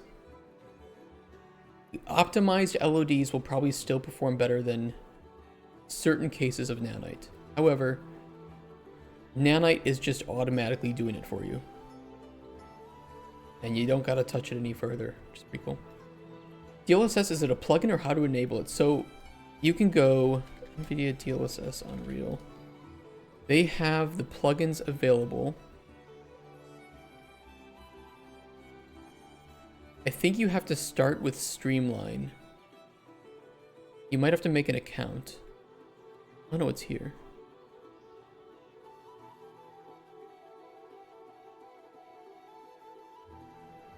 Wait, hold on a sec. Oh, here it is, here it is, here it is. Yeah, so you download the DLSS plugin for, right now it's Unreal Engine 5.4. They do not support 5.5 yet, as it appears. And the documentation here, I think, will tell you exactly what to do and where to place it and how to enable it. It was actually very easy. It was much easier than I thought to get it connected and working, but I don't think that I implemented it properly. What's the link? I will share it with you.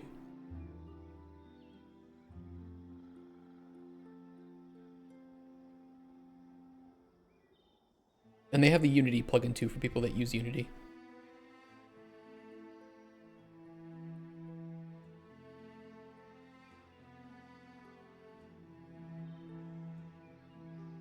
It took me like a couple hours to implement. I think it's, if you want to see exactly, you can go back. I don't remember which day. I can figure out which day of our development stream was it. I search DLSS. Is it here?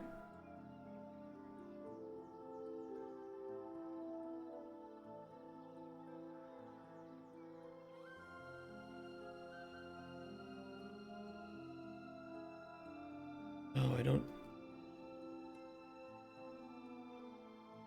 It's somewhere around here.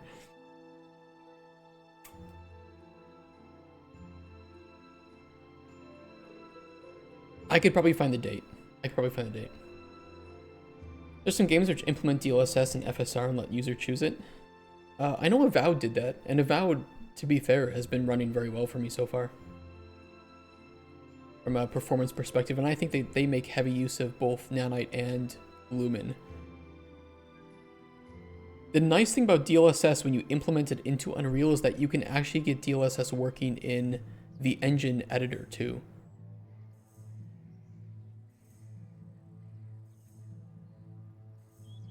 Which is really nice for open world game development.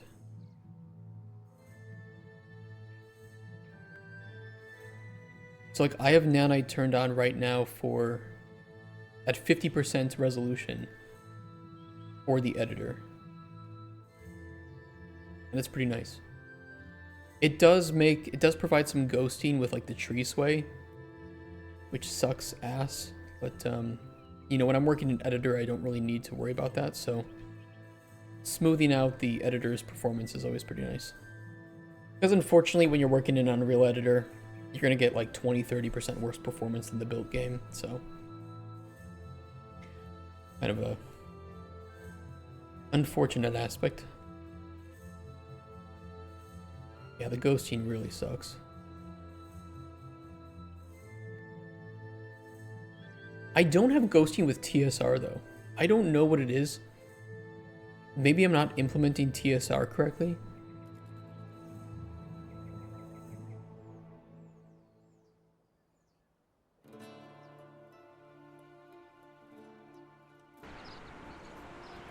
But with TSR, I actually do not get any ghosting with like the tree sway, or it's not noticeable.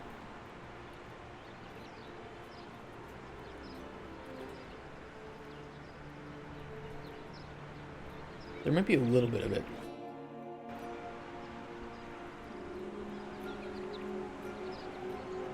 I mean, FXAA just is horrible.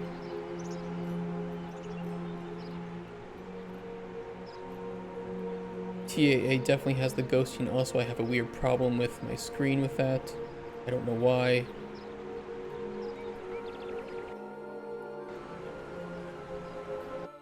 I don't think that I implemented all of those settings properly though.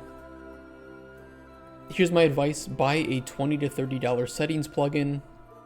Let it do its work. Don't make your own settings menu. It is kind of a pain in the ass.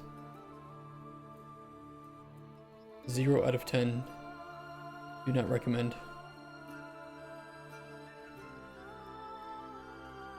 Well, plugin any settings plugin I think would work better than making your own. It is just a huge pain in the ass. Here's one. Auto settings. Just let this do it.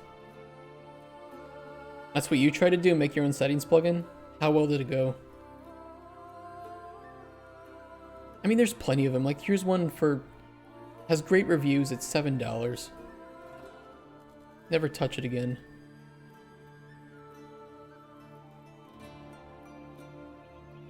Just do this. Save yourself. Good so far? Well, you definitely sounded like you did a much better job than me then.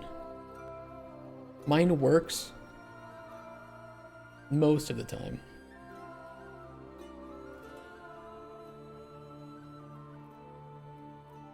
Concise settings menu version 2. Do you recommend it? Like, is it working well?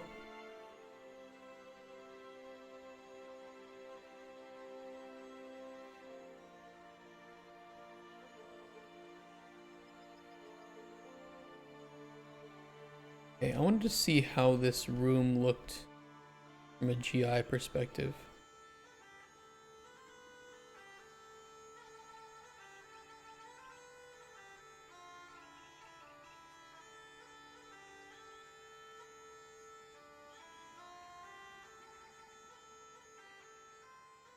Yeah, there's light coming in from outside. I mean, you can see the holes here.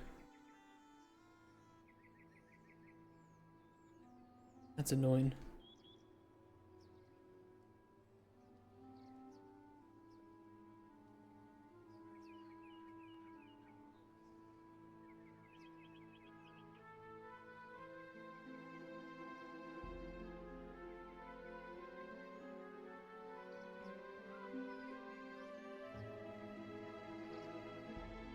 Oh, I hate that.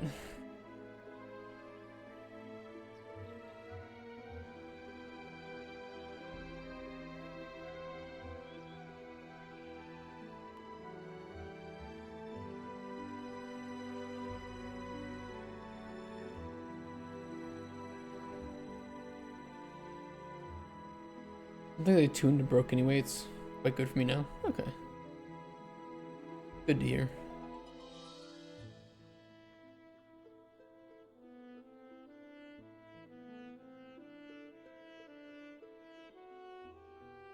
It fixes up most of it.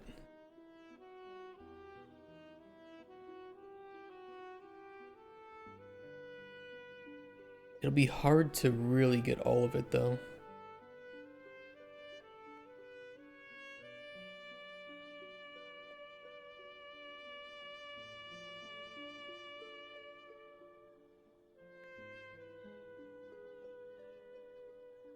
Especially because this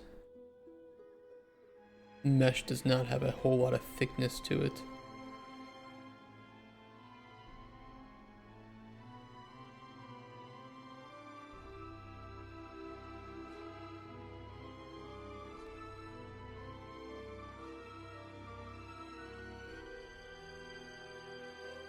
Almost good though.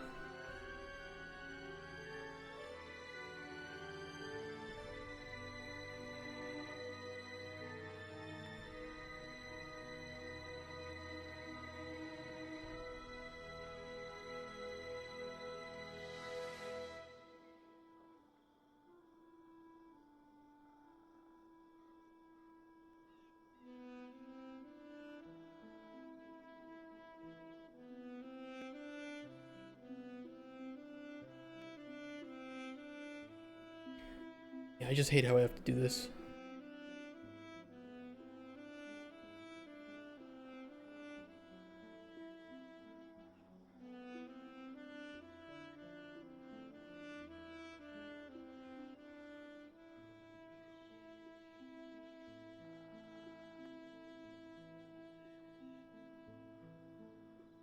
It looks pretty good though. Looks like it is working.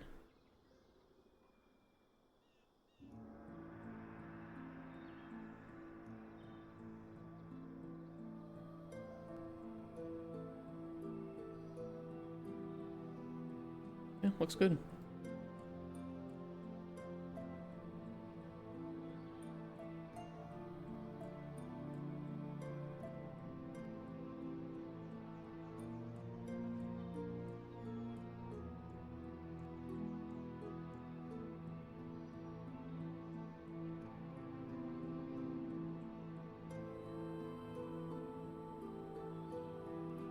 That'll work well.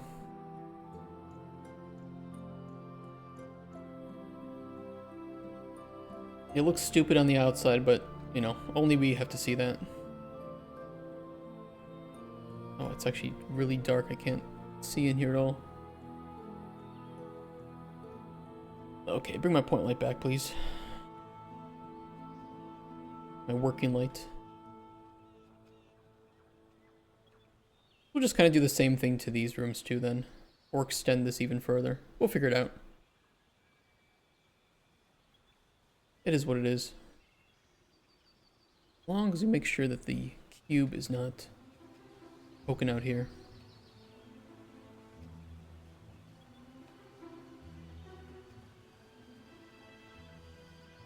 So I was thinking we could turn this into the,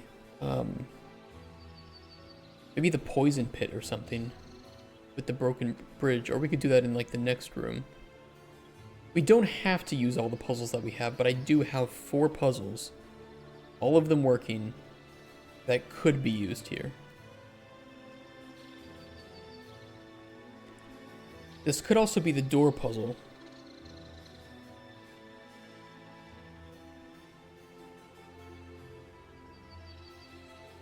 What is music? This is Heroes of Might and Magic 2, 3, 4, 5, and 6 music. Very nostalgic, right? Incredible soundtracks.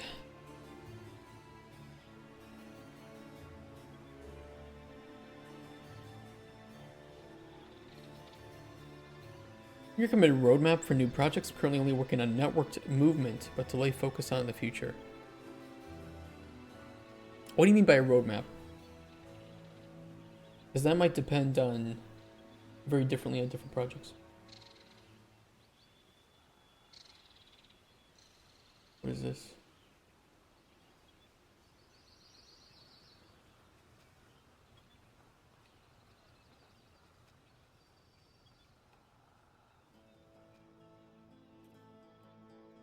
Oh, okay, nothing. Never mind. You need a life coach and or Jesus. Well,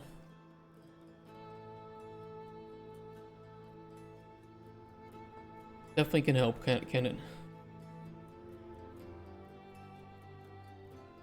Opponents are dumb, everything is bad.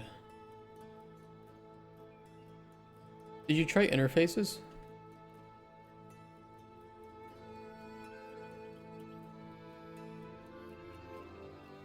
Unfortunately, my programmer friend is not online currently.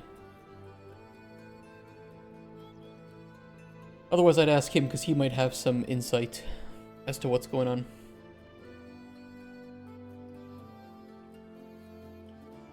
Can I fit those candles up here, maybe?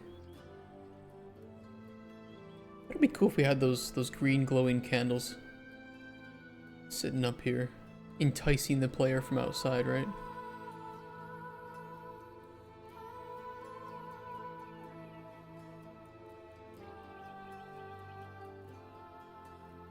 There might be some alcoves too that I could put them on, like pedestals.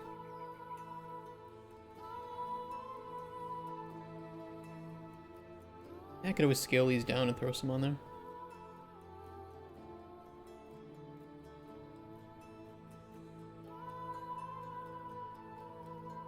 Maybe the interface implementation you had before work better. Figure out the outlining dynamic widget another day. There was something recently that I was doing with materials that would be very relevant to outlines and might be better than the tutorials that you see about how to make good outlines. I can't remember what it was.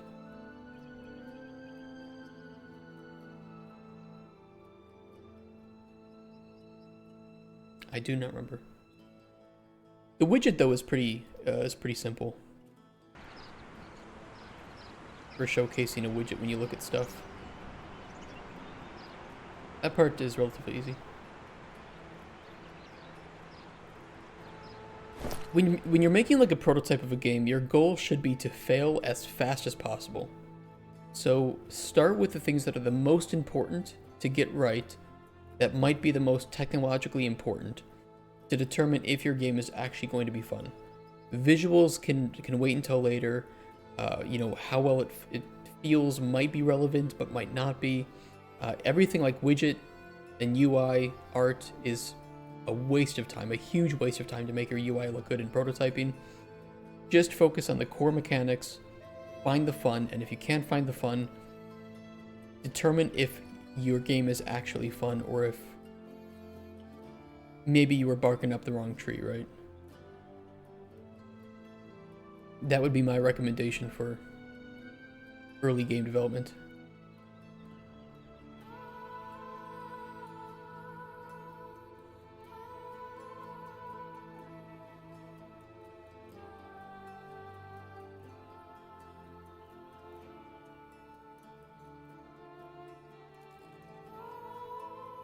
What I thought, thanks, yeah.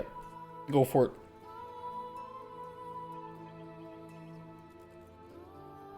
Sometimes art matters, but usually it's just flavor. It doesn't impact the gameplay too much. Just depends, I think.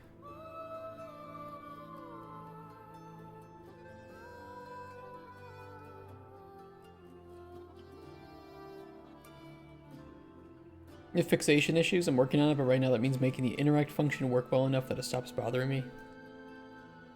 I do the same thing. Sometimes I spend way too much time on things that I know just did not matter, and I should not worry about it. But the more I practice on it, I think the better I get.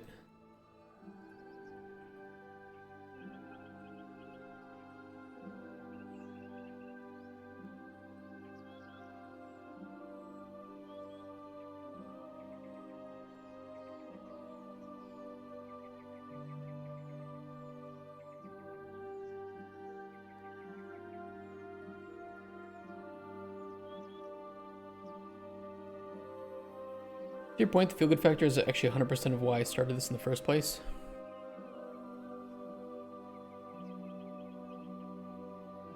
I think a lot of indie devs can focus on trying to make everything perfect before they've actually determined if the game is fun or doable.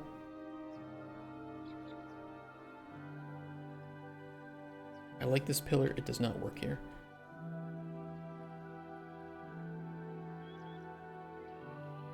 This hallway does just feel empty though.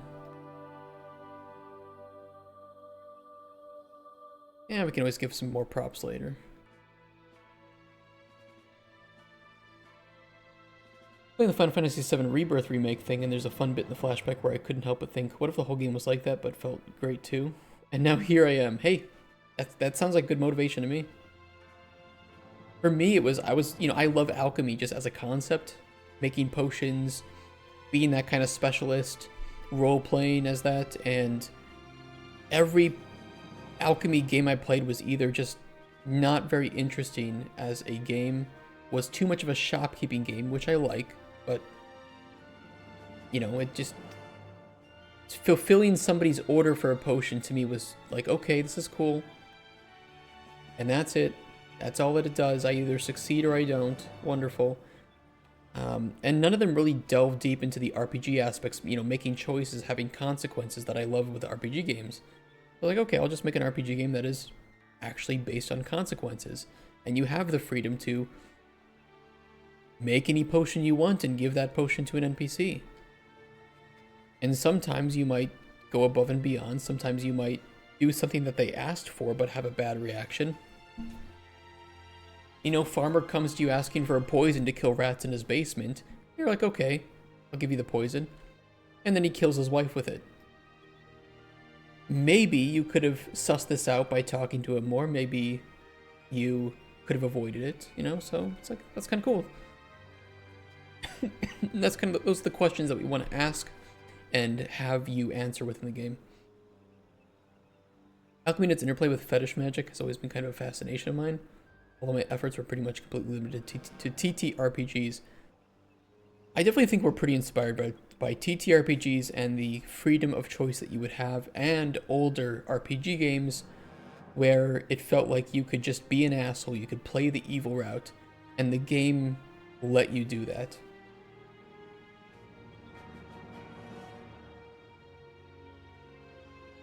I want to make sure that there's no NPC in our game that you can't kill, that we don't try to force some ideology on players.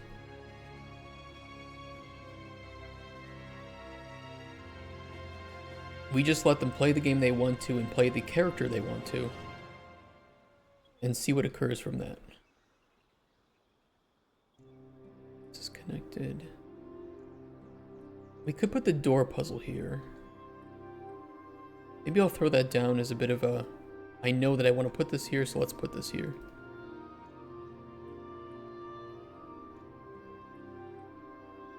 Tile puzzle.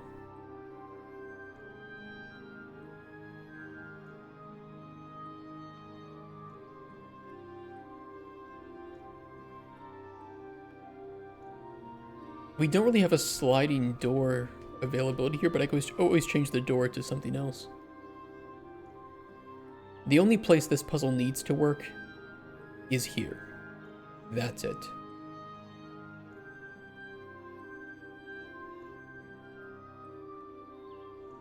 I believe in Harvey Dent. Complete freedom of choice is something I feel is just too cool to not be hugely successful. I agree. I absolutely agree. I think it's a huge selling point. And especially with games like Dragon Age Veilguard coming out recently, I think that players are really, really desiring for actual freedom of choice and real consequences.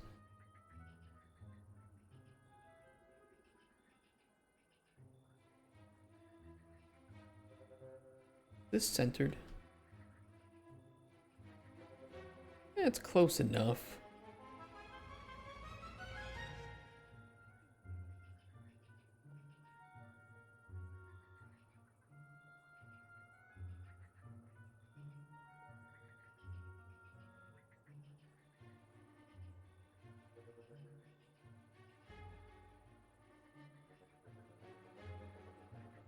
Looks correct. This should work. We will have to consider maybe the puzzle solved when you get past it and lock the door open. Because right now there would be no way past it.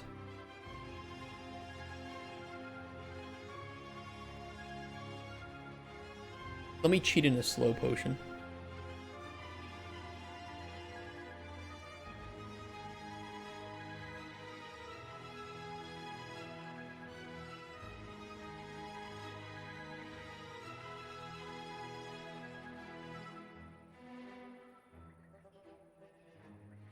This should still work.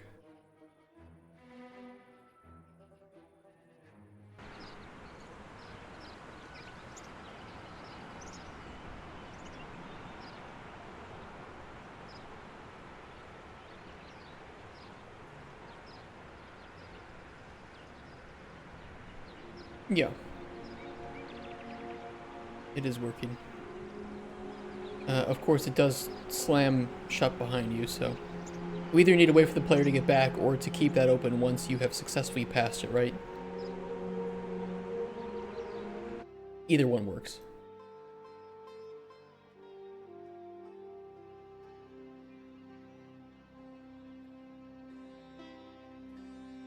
So we'll put that in here, and maybe we need a spawner in here too.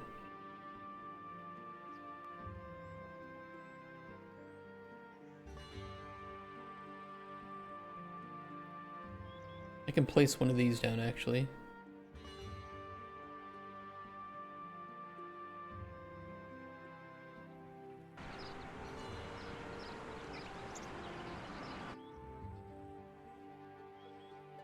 Okay, we'll say puzzle room.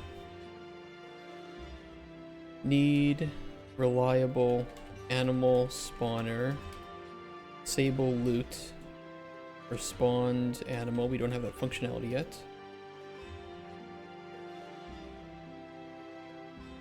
Also, door puzzle needs way to keep automatically opened once past it, and easily do with a box. Collider. These are little messages I can leave myself, so I can test it out and remember what I needed to do. Nice little blueprint to make.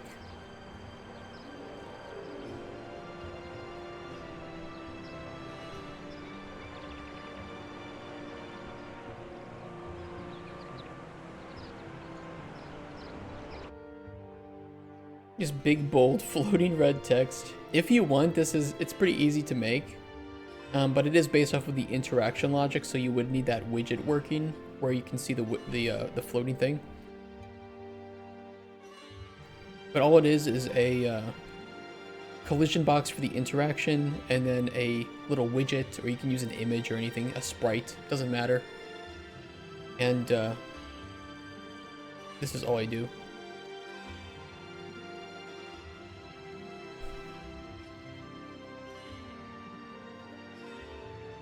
And it isn't very performance friendly because it will always face the player no matter where the player is in the level. But if you're just using it for the purposes of testing things out and throwing some stuff in the level, not a big deal. You're just changing a float value every tick, so.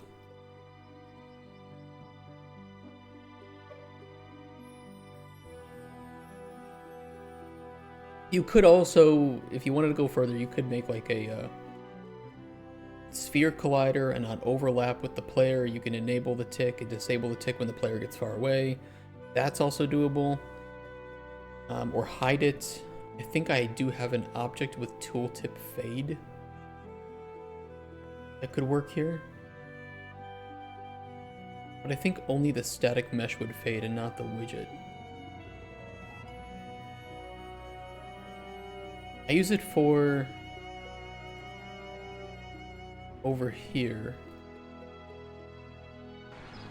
It's a nice way to not break the player's immersion, but tell the player, hey, you're getting close to the edge of the map. You know, make sure to turn back because there is no entry to this area, as you can clearly see.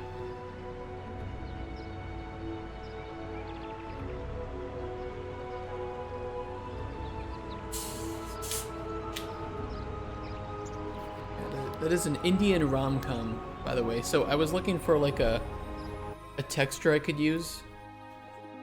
Like a, you know, like a red cross out that says, you know, no entry. Turns out there's an Indian rom-com called No Entry, and I had to.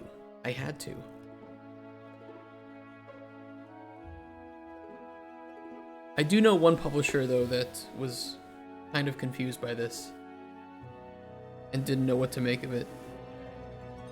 It's kind of funny. Oop. Uh-oh, I'm spilling. Uh-oh, it looks like I peed. Oh no. I mean, I did pee, but I don't want it to look worse. What did I come back to? This is a blueprint I use to tell players that they're at the edge of the map. Well, okay, so there's a few things in my game that I think publishers would not really want to hear or see. I'll show you some of them. Probably the most important one is that we have a beach ball. And it's not that the beach ball itself is a problem. It's what happens if you keep the beach ball in the air for 10 hits.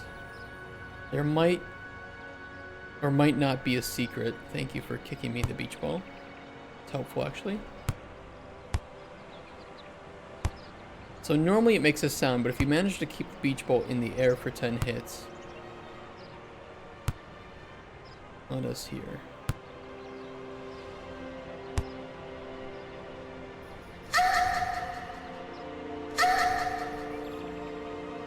So I'm not sure if publishers will necessarily like that.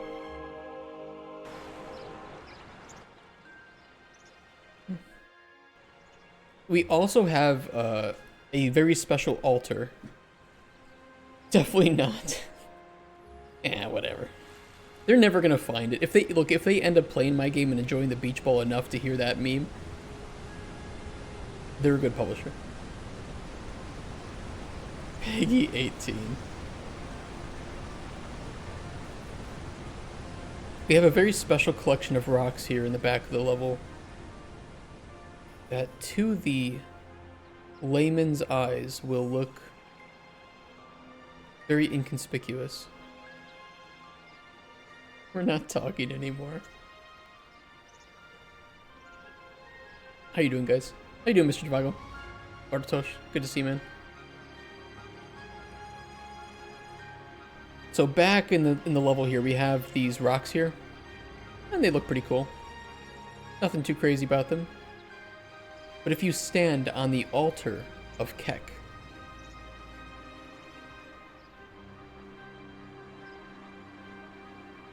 they spell out a most important message. And if you look, so if you're just standing here like, oh, okay, Keck, that's haha, that's very funny. If you stand here in the middle of the altar and look in this direction for 10 seconds,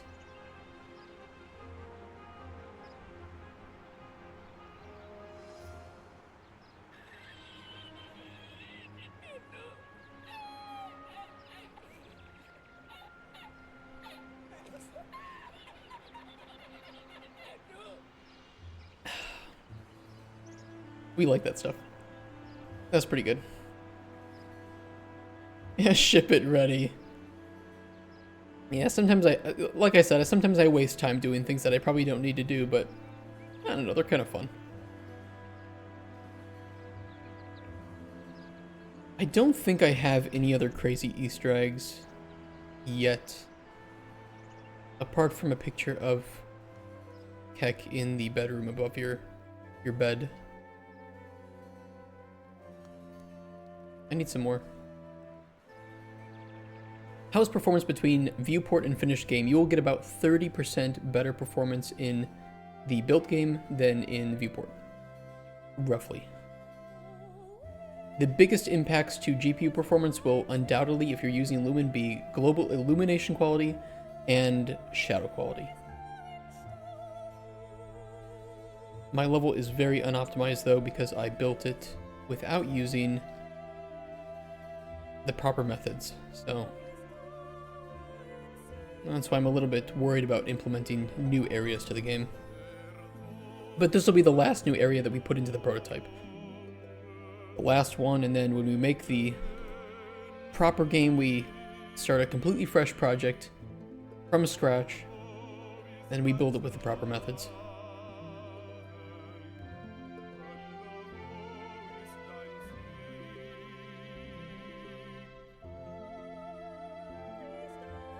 Alright, let's get some more dungeon built here.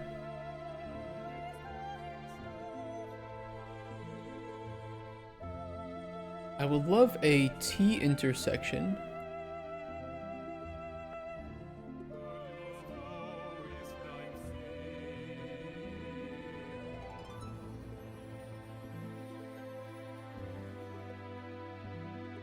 That would be nice. What do you mean by proper methods? I am not using,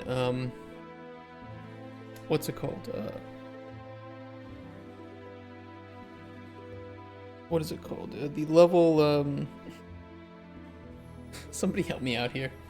What's the method of level design in UE5 that replaced the old? What is it called?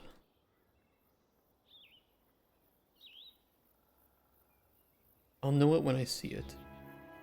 Level streaming. No, level streaming was an older method. You can still use streaming, but it's the... Hold on, I have a level with it enabled. World partition. Thank you, Borkin. Thank you. It's world partition. That's what it is. And it's very, very hard to copy a world over to have level partition enabled, so... You never used Unreal and you know it. Well, thank you. Thank you for helping me with that. Once you become a streamer, you lose about 500 IQ, especially with vocabulary. It's horrible. Isn't it hard to implement these methods later? Yes, it is. Which is why we go to our library, we launch the latest version of Unreal, and we make a new project from scratch for our full game. It will not be this. This world will not be there. None of the meshes will be there, or the materials. It will be all from scratch. So right now, I want the quickest, fastest, most efficient way to build our prototype, and then we use that as like a template and a historical version, plus the GDD, to make vertical slice properly. You just watch too much game dev content. Do you want to be a game dev, or are you just like, I don't know, you know, interesting to watch?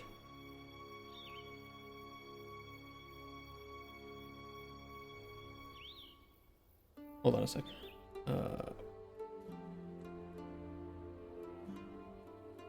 Bring that back. Okay.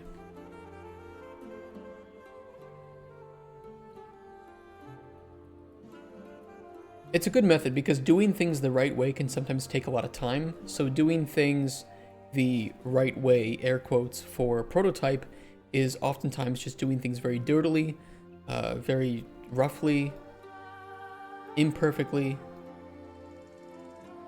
But it's a pretty important aspect to prototyping correctly, so you don't waste time on things that don't matter.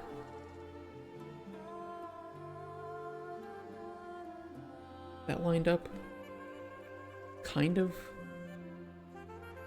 Ish? No.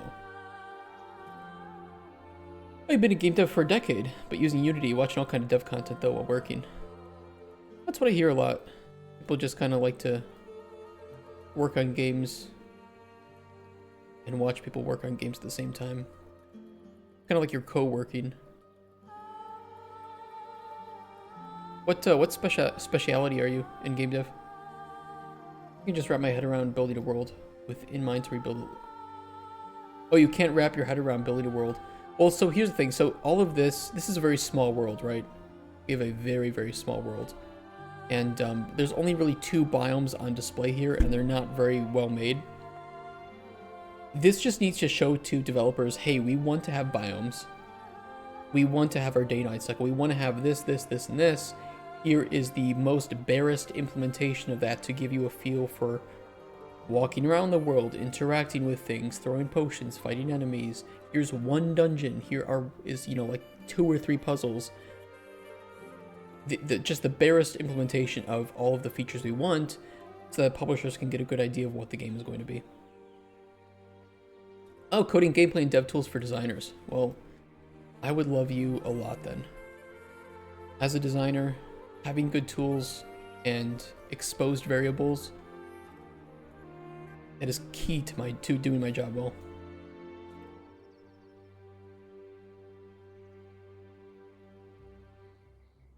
I will say though that the method of us, deleting or just not building upon the projects we already have is pretty not standard in game dev. But I want to do that to enable a better workflow for what's called a 0 bug policy.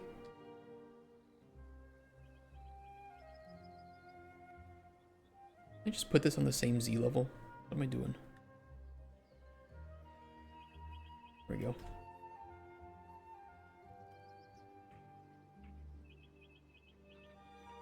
Ooh, there's a gap.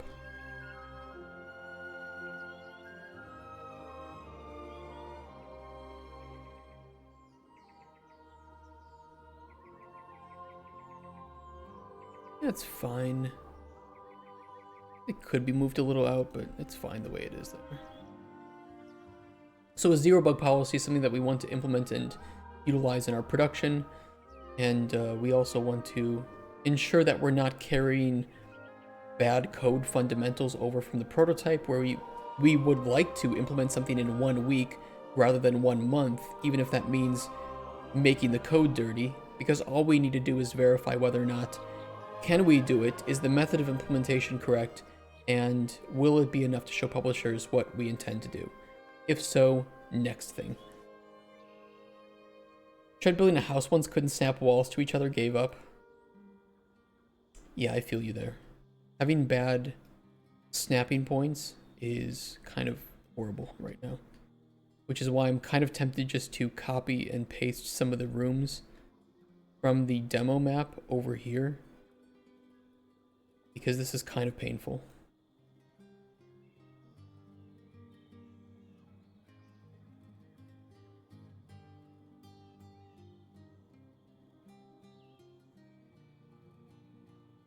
Normally I wouldn't do that because I like to build things myself, but if this is going to take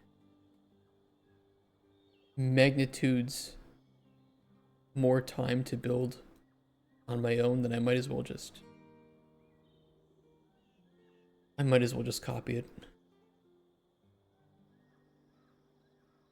Publishers aren't going to know. It's not meant for players anyway, and that's kind of, I think, enough reason. Compared to this dungeon level, are you giving a general concept to create and expand upon, or are you given a more rigid set of criteria? My criteria is in my head for this dungeon. It would be, I want to show at least 2 to 3 of the puzzles that we have designed. I want to show probably 2 rooms of enemies and 1 or 2 secrets. That's it. We already have a few potential publishers that are interested.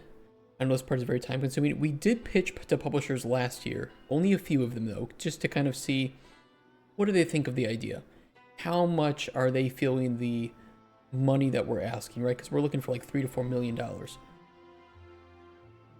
They liked the idea. We didn't have enough at that time, which I knew, and they wanted to see more of where the money is going to go.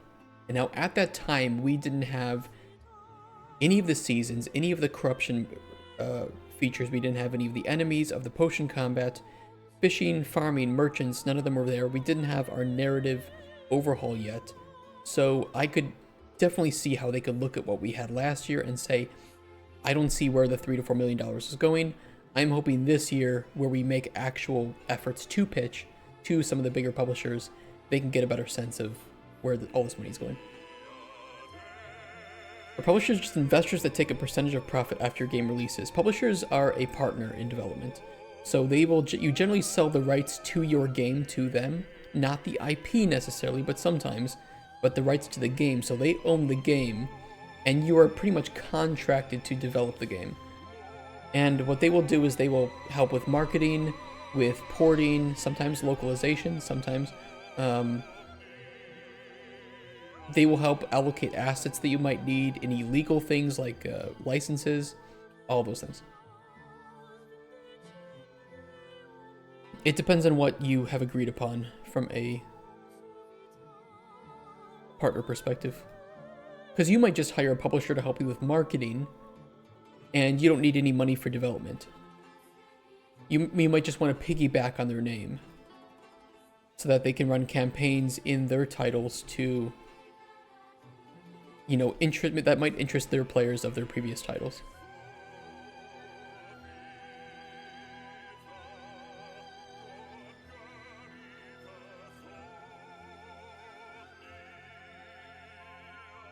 The same floor that I'm using? Yeah, that's fine. That's a good floor. Okay, I probably will have to and want to delete some of the triangles on this mesh. Let me do that. Duplicate. Cut. I will replace selected actors with the cut version and go into modeling.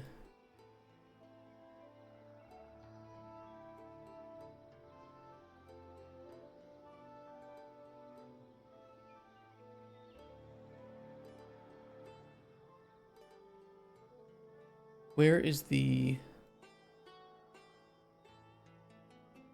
mesh grab tool? Not this, is it? Oh, it is. It was very large. Jeez.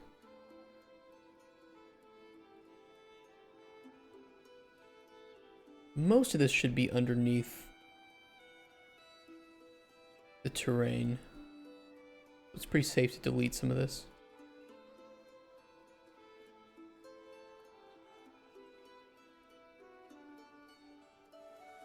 Is it single player? Yes, it is single player. What is the playlist? This is Heroes of Might and Magic, the most relaxing ambient music from Heroes 2, 3, 4, 5, and 6. 4 hours long. Pretty nice. A lot of opera music, which honestly, I like. Pretty chill.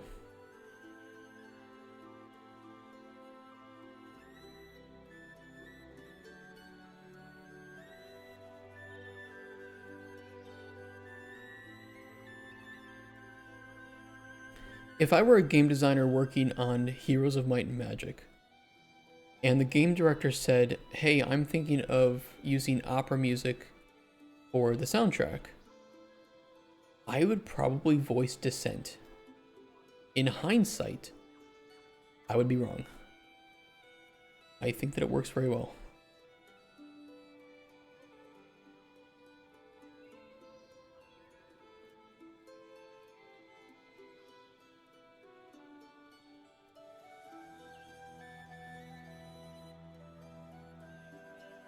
Yeah, we could probably curve around. We could do one side room. Maybe this could be an enemy room.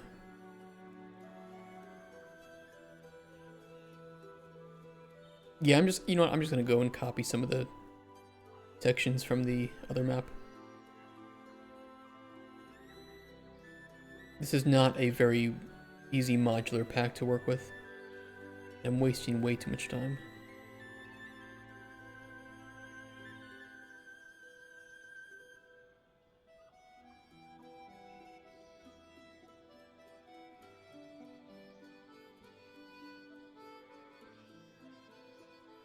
Oh, there aren't really a whole lot of twists and turns in this, are there?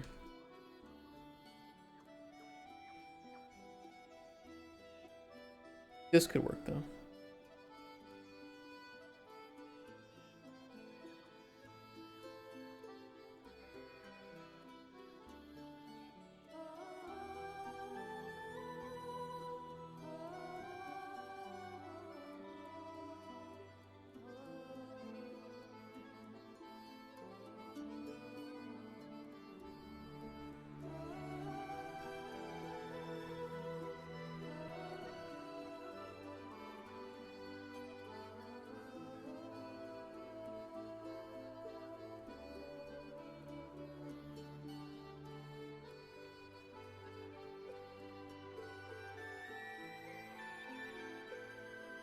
Okay, let's see.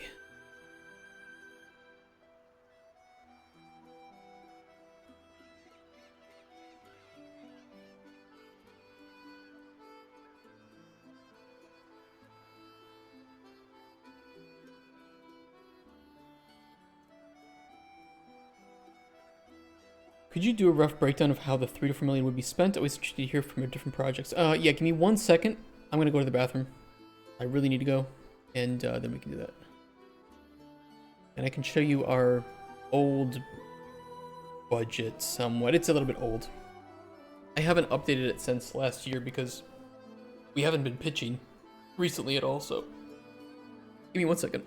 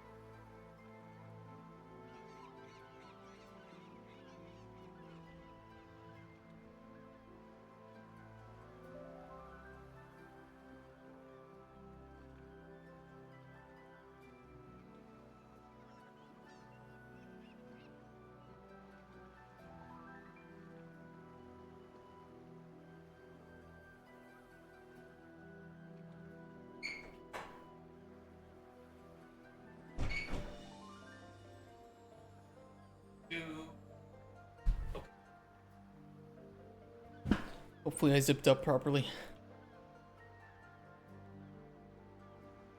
Let me get this aligned and then I can pop open our budget.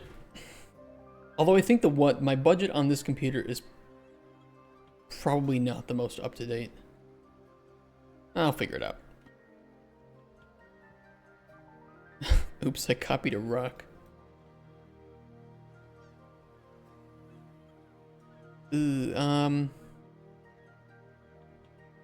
It's kind of the wrong orientation.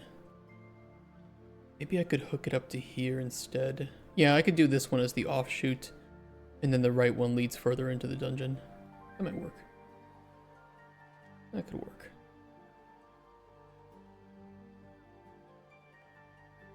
Let me move the pivot down here temporarily. That way I can align this better.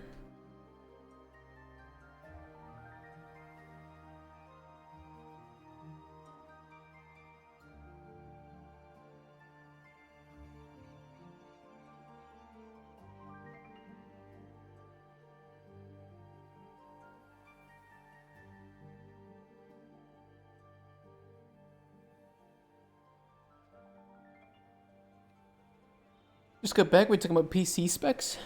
We're talking about budget, game budget. We're interested to see how worlds are actually created. As a longtime player, it's hard to appreciate how much work goes into the worlds we play in. So yeah, okay, so yeah, that would make sense. And alright, that sounds weird, but well, what I was trying to say, without fumbling my words like a complete retard, was that one of the reasons we wanted to stream early development was to show to players what early development looks like and how ugly it is, and why it's ugly, and why we just will not fix certain things during certain phases of development, because, you know, usually it's just that it's not worth it. Like UI. Well, we haven't even finalized these systems yet. Why would we finalize the UI for these? And I think it also helps, you know, I wanted to do it because I wanted it to help show players when they're being scammed. Like, so if you're told, oh, this game is about to be released, and it clearly looks like a game would look in alpha, or, you know, post vertical slice phase, and it's like, well, maybe the developers aren't telling the truth.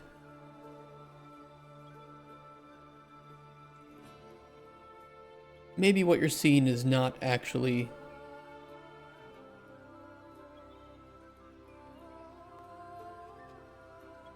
Oh, kind of awkward. Not actually gameplay, is what I was wanting to say.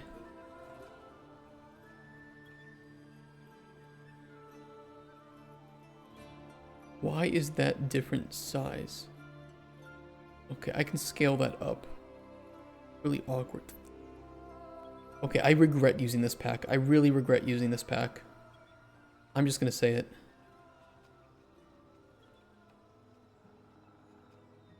What a mistake. There's a lot more games coming out these days would value transparency like you do. Me too. As a gamer, me too. The game dev has been rough in the past 10 years to see all these projects scamming people. It's so obvious. It really is. It really is so obvious. We look at it and we're like, that's not gameplay. No, that's fake. That's mocked up. It's not real.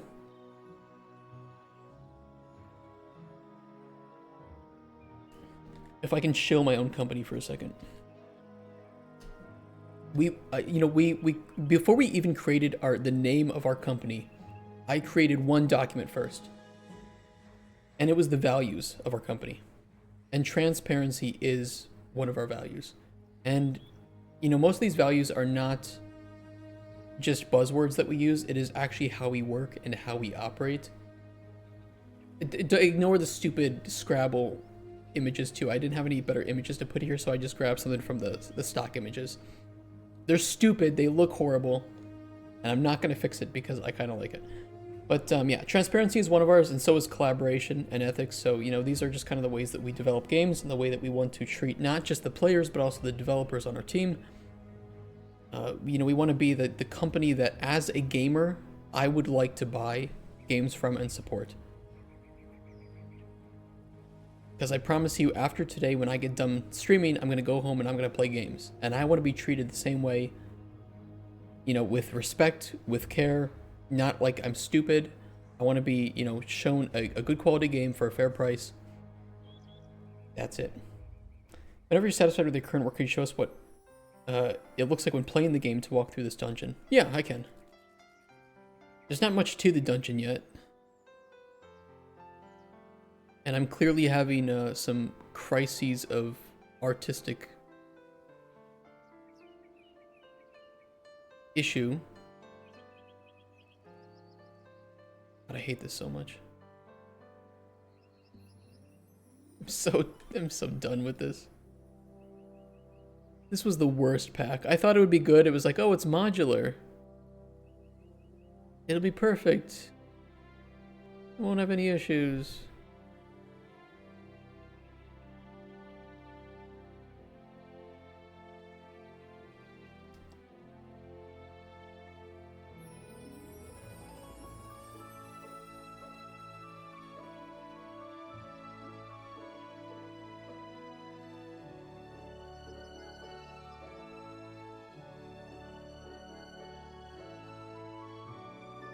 Oh, come on. Are you serious?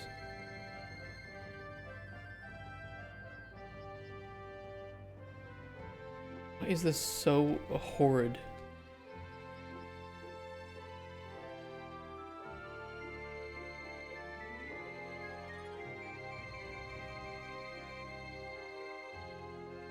I don't even need this to be good, I just need it to be not shitty.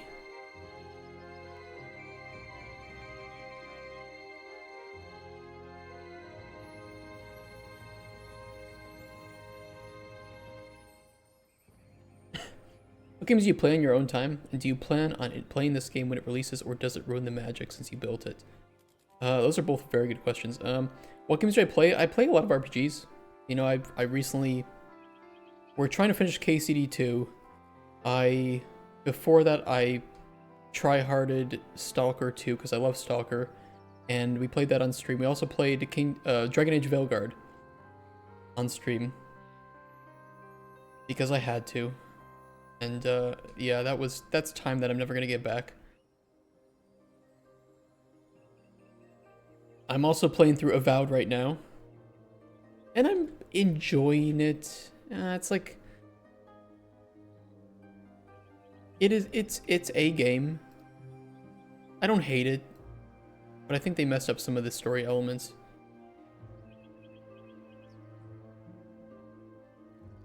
I play a lot of old school RuneScape because I have, like I said, I probably have ADHD, and I need that game.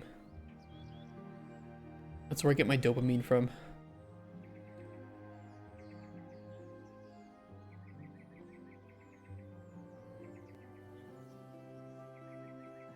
No League of Legends. Yeah, look, I used to play a lot of like Battlefield.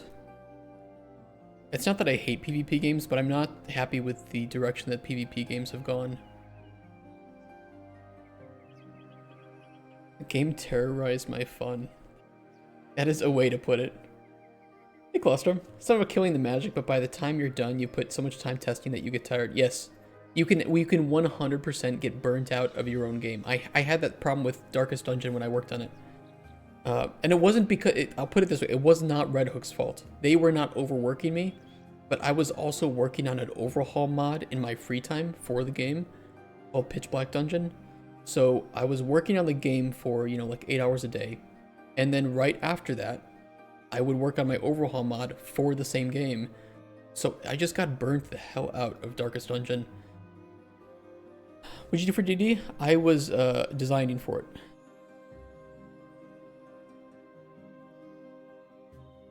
Oh, there's gold. I'm gonna delete those for now. Yeah, it was not any fault of Red Hook's on that. That was all me overworking myself, thinking that I could do it and that the grind was good. It was not good. I ended up burning out and hating working on the game. I would never want to do that again, which is why we mandate no crunch in Microraptor games. You're not allowed to. It will be in our contracts. Go home, have fun, play games, see your family, watch a movie. I don't like that these kind of just end. Kind of awkward. Also, I know I promised my budget. I will get that. Give me 1 second.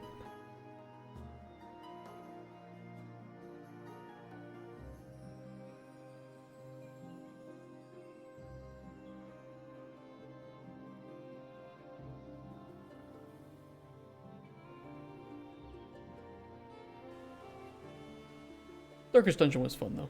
That was a fun project to work on. I learned a lot. Not as much as I should have, because I was a little egotistical bastard. But I still had fun.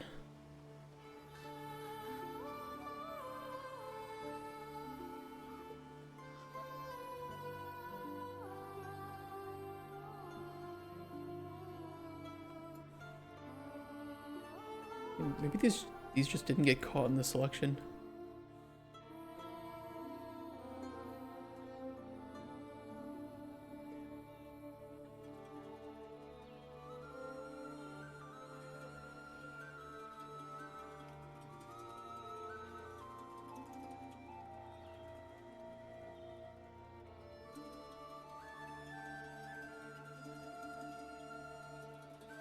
Is that...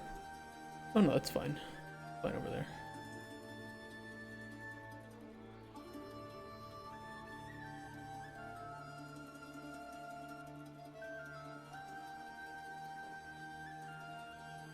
There we go.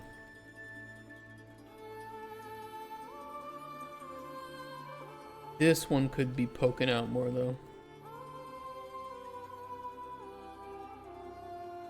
Yeah, don't be an egotistical bastard in game dev. I learned the hard way that that was a really stupid, naive, immature way to act.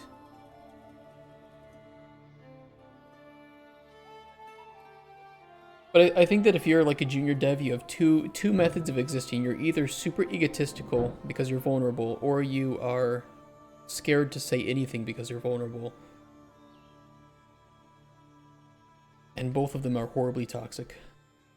One of them probably more so than the other.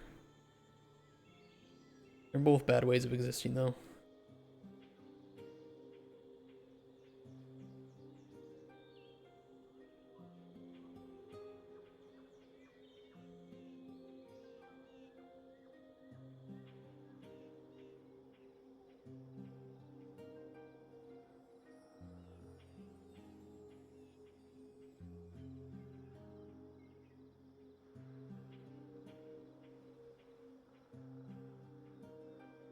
Okay, let me pull up that budget like I promised before I get any further, because I will forget. I should have my documents somewhere here. If not, they are available for free.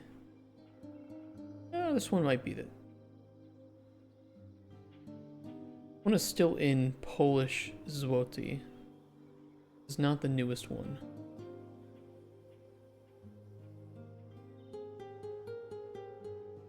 Let me go to the website.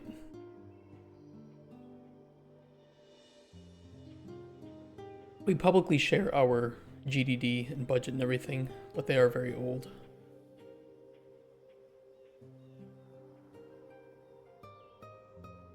Download. Definitely was the latter in my earlier years. Now I just ask questions and if someone thinks I'm stupid. I think that a healthy team will never judge you for shitty questions. Which is why I think that company culture is a very key aspect to building a healthy company. What kind of process do you guys have to review the work you and other designers have done? It's kind of just open. Like, we share it. Like, hey, take a look at this. Any feedback? Mention it. Oh, I don't like how this interacts. I don't like this. Okay, let's get that fixed up. Very flat hierarchy. Yeah, this still says $2 million. But it's 3 total because there are some other expenses. So we plan for, ignore the starting month, by the way.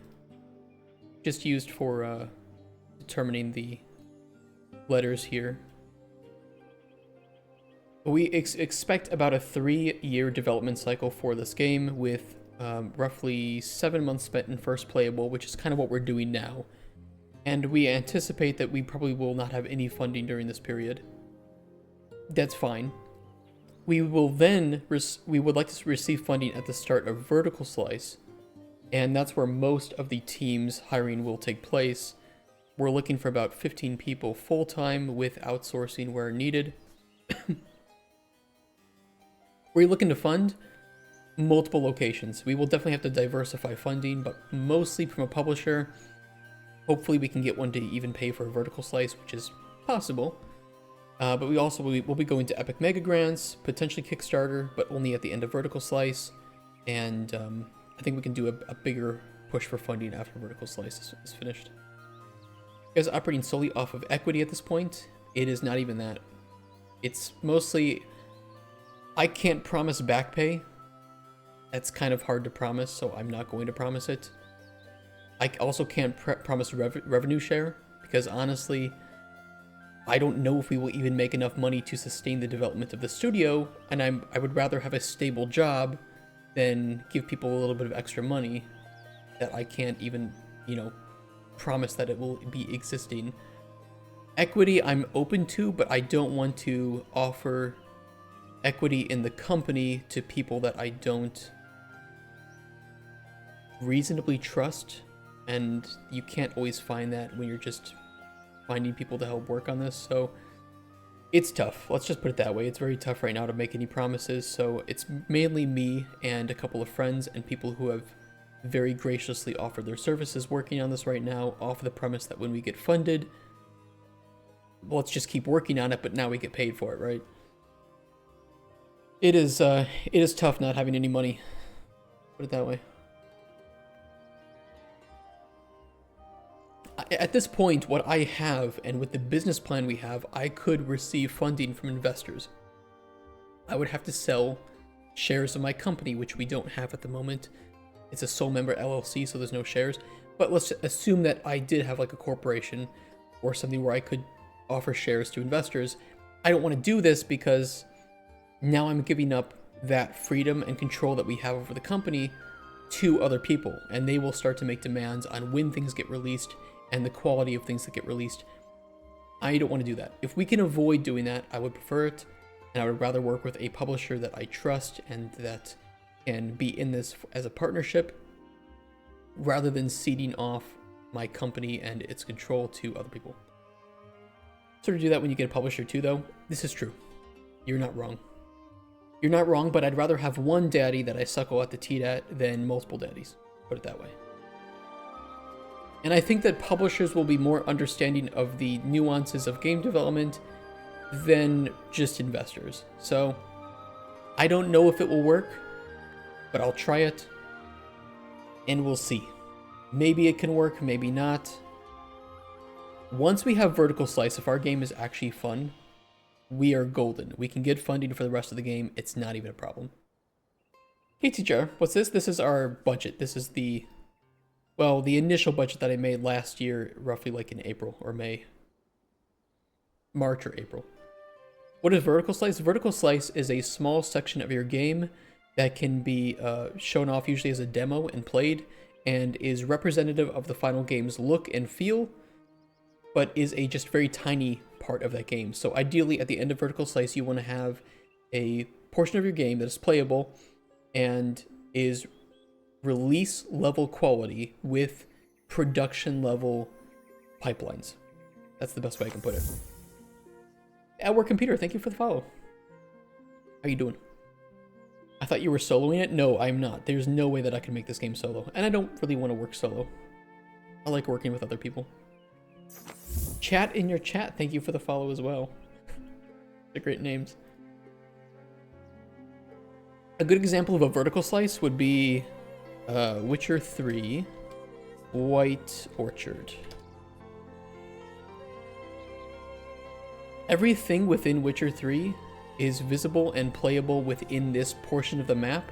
You have quests, you have bosses, you have treasures, you have monster nests, you have establishments, bounty boards, blacksmith, you have the rune stones where you can get ability upgrades. So everything in the rest of the game is visible in this map, but it's much cheaper to make this map than the rest of the game. So you use this to help iron out content, make iterations, finalize how things are going to look and feel, and then once you're done with your vertical slice, in this case this map, you can then properly schedule and budget the rest of the game and scope it. Hopefully that helps. Are you a co-founder of Minecraft Games? I am the sole owner right now. If I technically legally, if I employed these other people, even if I want to consider them employees, I'd have to pay them, and we don't have any money. So it's mostly me and a friend of mine who we used to work together, working on the game. And it's like, well, we hope that something works. Yeah, we're kind of in that tough spot. Not doubting it, just curious what makes you confident that you for sure would raise funds if you have the vertical slice. That's a very good question. I will say this, I'm confident, I'm not 100% sure, but if the game is fun, and again, think of like White Orchard, right? If CD Projekt Red pitches their game and releases a demo of Witcher 3 with White Orchard, I would argue that that is a really good guarantee that yes, this is fun, this is cool, it's well made, it does everything it says it's supposed to do. So a properly made Vertical Slice should be able to receive, it's only $3 to $4 million of funding. It's pretty cheap as games go. I think if we have that and the game is fun, we definitely can get the rest of the money. That's kind of why I'm confident with it. But we need to make the game fun. That is priority number one. These, by the way, these are based on costs for Polish developers. I am in Poland. It's much cheaper to make a game in Poland. So that's where these all come from. And these are the salaries that we would be paying net and gross for Poland. Again, this is all available on our website. You can download this if you're curious what we would be paying. But this is generally how it is. It's fun is the hard part. It is. That's why you want to fail fast and fail early. The sooner you can prove whether your game is fun or not, the faster you can say, okay, let's dump this project. Isn't fun. Move on to the next idea. Or you can say, hold on, we have something here. Let's develop this further and let's see if we can pitch this to a publisher. But yeah, I would say that from my knowledge, most AA studios are going to, and we're probably like AA indie higher on that chart for budget and team size. They're willing to spend about 5 to 10 million US dollars on a game for a 3-year development cycle. So that's really what they're going to end up paying. So we kind of fit right in the low end to the, yeah, kind of in the low end for those kinds of things. Maybe I will say 3 to 8 million for AA to III games.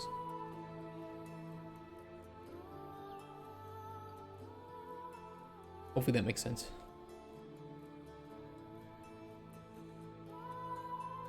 Okay. Ignoring the lumen light leaking. I think that looks fine. We're getting the fun stuff. Well, hopefully the dungeon is fun. I think that the game still needs work. I'll put it this way. Were those figures as annual compensation? They were monthly. They were monthly compensation. In Poland. We would hire people in Poland. Yeah, annual compensation. Yeah, don't worry. No.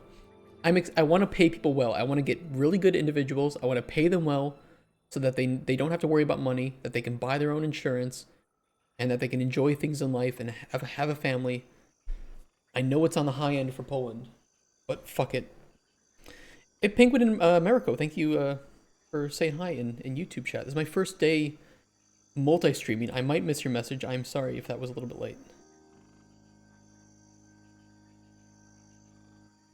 This is my first day multi-streaming on YouTube, and I don't know if it's going well. You can tell me how it looks, though.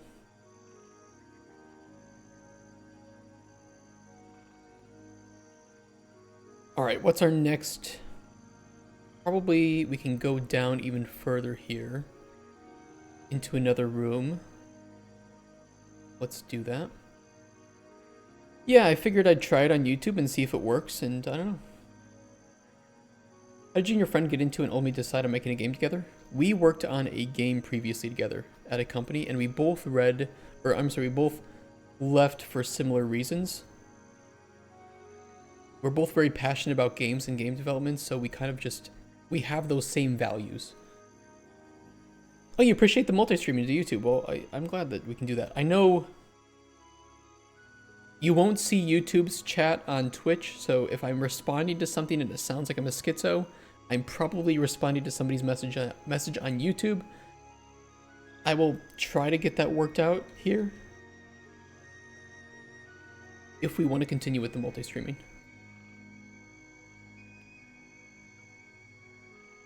Alright, let's copy the stairs here. I feel like YouTube viewers are more boomers. YouTube streaming is very good. I will not deny this. It is a very good platform for streaming. The bitrate is better. I think that some of the features are better.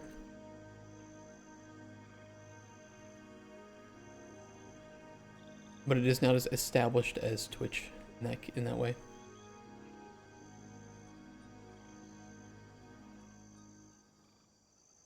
Two on paper is good for streaming, but the user experience on finding streams is just odd. Yeah, that's fair. I've heard too that you can I think you can get more visibility and money on YouTube. I'm not really doing it for the money though. But I am very curious how it... The hell? Oh, that's from the mesh below it. Thought something was up. Are we losing him? Hopefully not.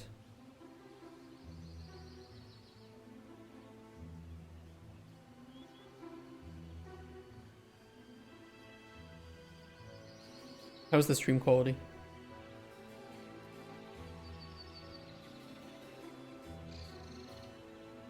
I've been trying to reach out to some people internally in YouTube Live to try and revitalize some efforts towards the live discovery interface.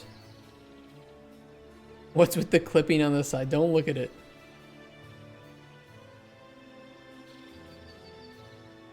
Oh, it's good at the moment? Okay, cool. Yeah, I noticed last night that we did actually have the upload speed to upload to multi-stream, so I was like, well, I guess I could try it. I don't know how difficult it is.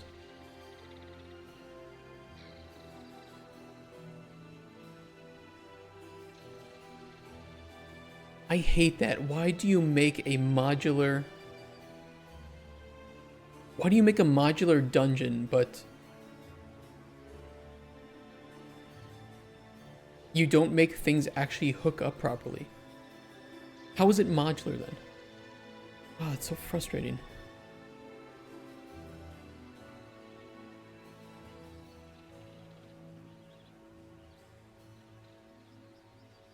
I regret using this pack. We're going to treat this the same way we treat Fluid Flux. We make it, we don't touch it ever again. That's the plan.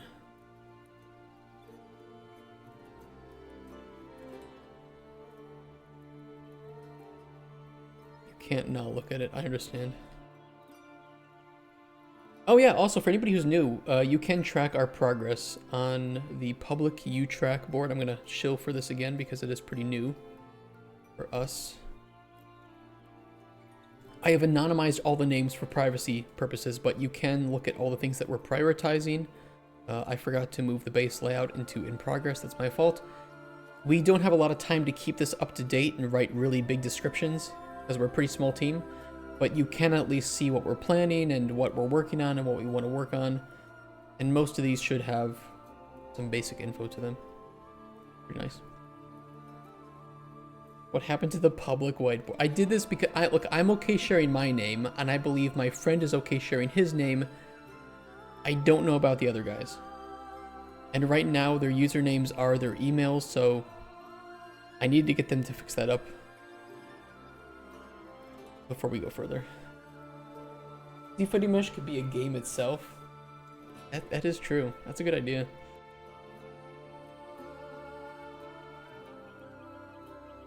Z Fighter. The Z Fighter. You have to shoot all the Z fighting meshes.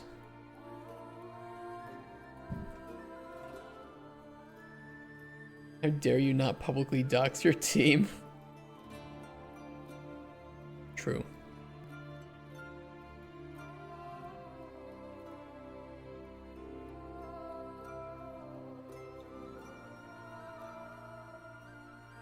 I think most of the team would be okay sharing their names publicly, but I don't want to assume it, so. Oh, also, is it a JetBrain tool? Yes, it is called U-Track, and it is pretty well made. It is free, up to 10 users, and you get all of the functionality. It is a little bit, I would say, harder to get into than Jira, but it has way more functionality than Jira. Way more customization. And again, you don't have to pay for any of the functionality. You get all of the features for the free version. So it is like Jira, but better.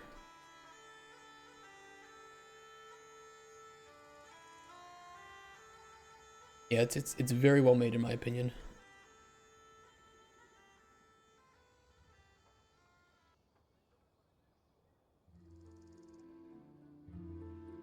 Oh, what was I saying? Oh yeah, our main menu theme is also finalized.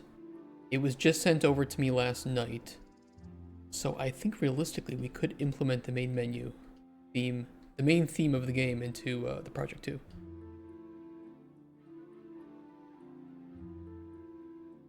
I can play it if you guys would like to hear it. The guys did an excellent job with it, I think.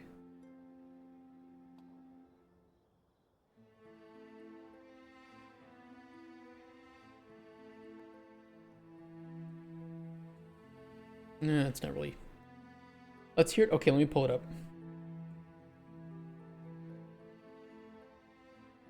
Usually I would not spend a lot of money on something for a prototype, but I feel like I can use the main theme not only in the game itself, but I can use it for marketing the game. You know, making a trailer and making it feel more professional. And I didn't just want to use some stock music for that, or especially not AI generated music for that. So I think this to me is exactly what I would want.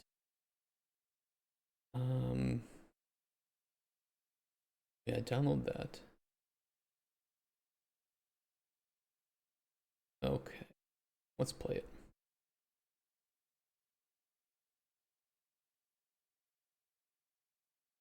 It's loading.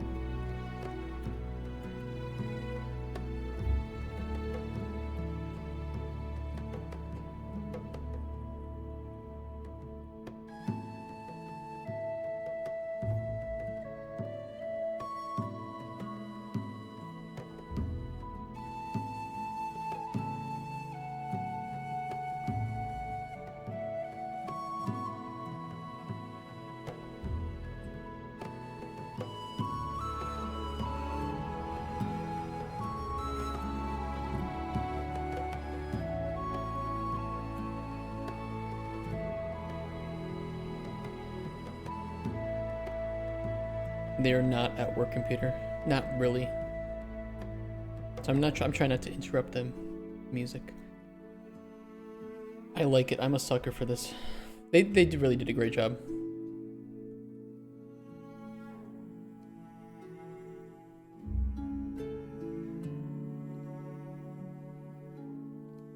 So this is the more recent additions to the song. I asked to like this slow down, this more melancholy section.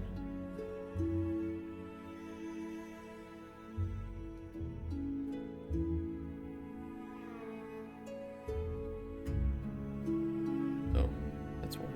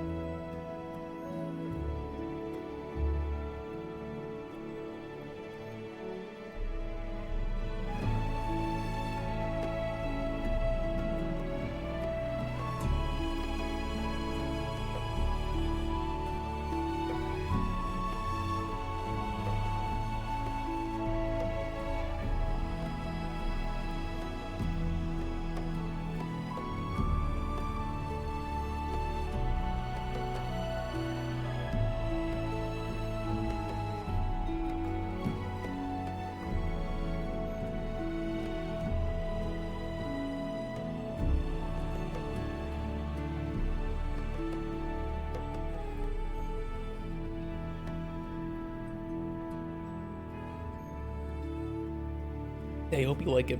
He also made a looping version of this too, which will be nice for the main menu.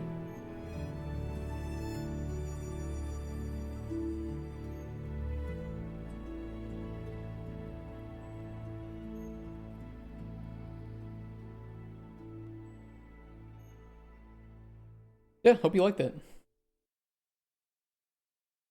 If you want to see too, it's meant to go on. We have a main menu already, and I have this intense need, insatiable need every time I make a game to make a 3D interactable main menu. So I did that this time too.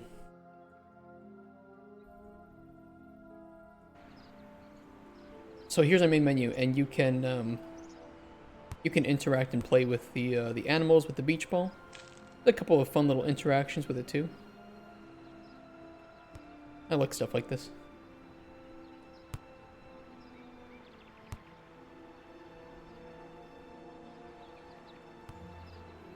It's silly. And I like 3D main menus too, because you can set the settings for the game here to see how it's going to look. It's better to create something similar. Now go for it. I love 3D main menus. There need to be more of them. I have a question. Do you know Starcom? Is UE good engine for building such games? Starcom? I've never heard of Starcom. Starcom. Media Vest Group. I imagine that is not what you're referring to. Starcom, unknown space. Is Unreal a good game or a good engine for this? Let me take a look. In a world.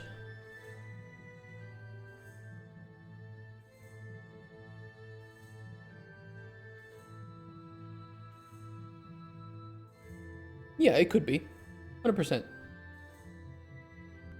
I think, yeah, it could be good. I don't see why not.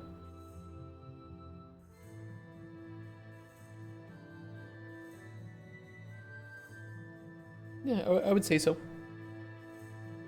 Exploding sheep when clicked 100 times. That would be funny.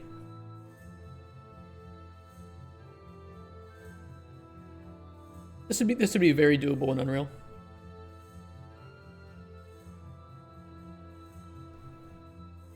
What is UE not good at? UE is bloated. I'll put it that way. And some of that bloat is good. Some of that bloat is really not necessary. If you're trying to make something very streamlined and simplistic, honestly, Unreal is just not that great. 2D games, yeah, 2D games not very good. There are some really good 2D or 2.5D games. I think Octopath Traveler is a fantastic example of a 2.5D game made in Unreal Engine. Bribe them for information. Explore every So this is made in Unreal Engine. realms to your heart's content. This is Unreal. I think it's a very, very good use of Unreal 2. It's so beautiful. These games look great and they sound great. They have good soundtracks. Documentation. Okay, yeah, documentation. There's no. Never gave up on your dream. Sadly, yes. Your dress is tattered. Are you sure you can dance like that, Agnes? So yeah, these are very good games. It was 7 to 8? No. Octopath Traveler 2? No, that was like 2 or 3 years ago. The first game was 7 to 8, I think, though, right? Oh, the first one, yeah. Yeah, lighting is great. Great soundtracks, too. Holy shit, you guys should hear the soundtrack. Octopath Traveler 2. Stop it, Steve. Get out of here. Get out. Battle theme. Holy shit, these are good.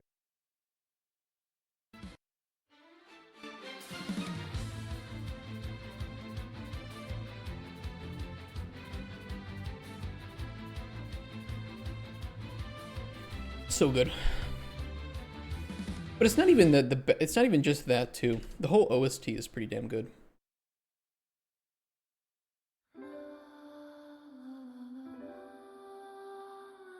Very Lufia? So retro. Yeah, they're so good.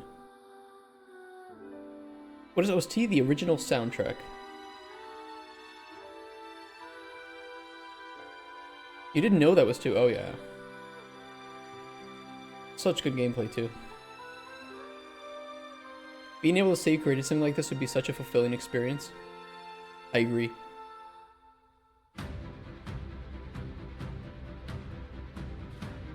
I was kind of inspired, you know, I really like just not only 3D main menus, but menus that have, you know, like character to them. And I think Octopath Traveler does a great job at showing you and getting you into the world in the main menu. Not their first rarity, that's true.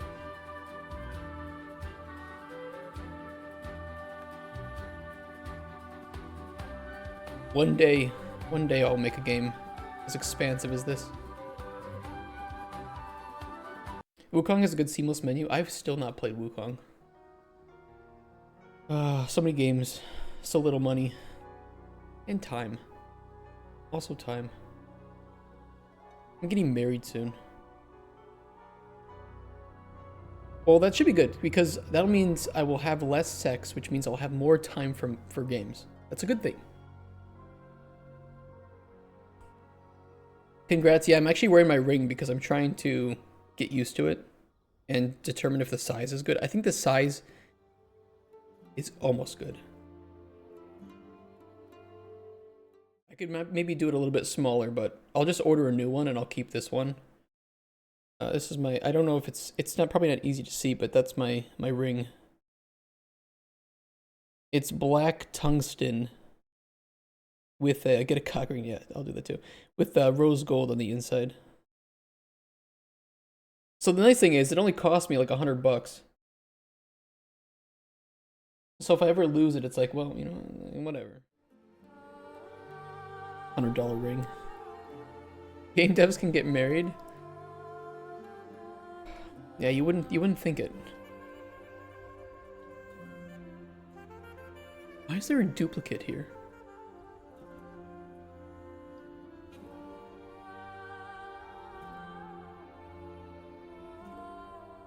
I don't know why. Kind of weird. You didn't spend a stupid amount of money. I didn't spend a stupid amount of money on her engagement ring either. I don't know if I have a picture of that though, but it was like $300 or white gold, 14K I think, with our ruby. Not the most traditional, but we are not very traditional people.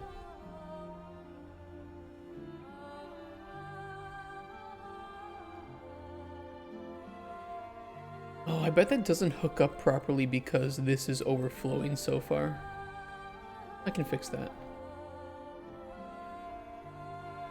I'll just let it clip a little bit and lower it down by a unit.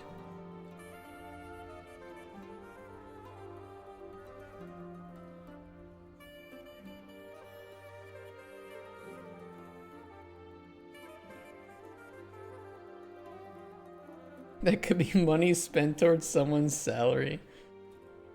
Where's the consumerist spirit? We're getting married just in the civil office. And then having a little party. It's nothing crazy or big. We figured that we can always have a party anytime. We'd rather just get married and not like spend some crazy amount of money.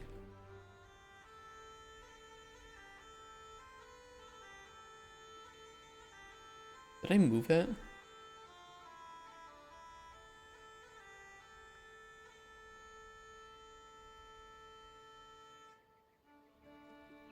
Yes, I did. Something got moved.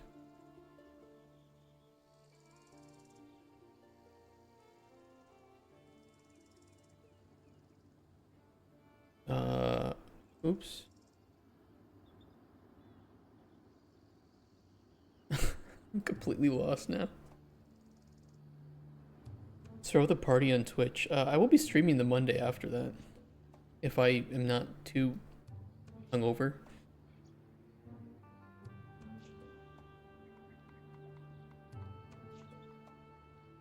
You know here's my one complaint. I can't even go on a honeymoon yet.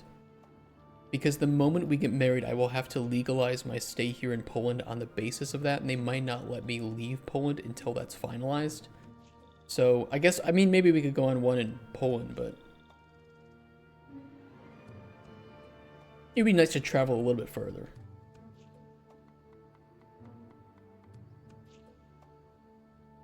Something about this is, you know, I'm just gonna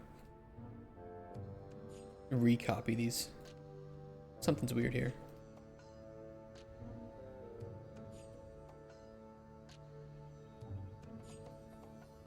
Where are you from originally? I'm from the US. And no, I didn't leave because a certain president got elected. I don't care. I'm actually pretty independent. I don't like politicians at all. They're all a bunch of sleazebags. Looking for power and money.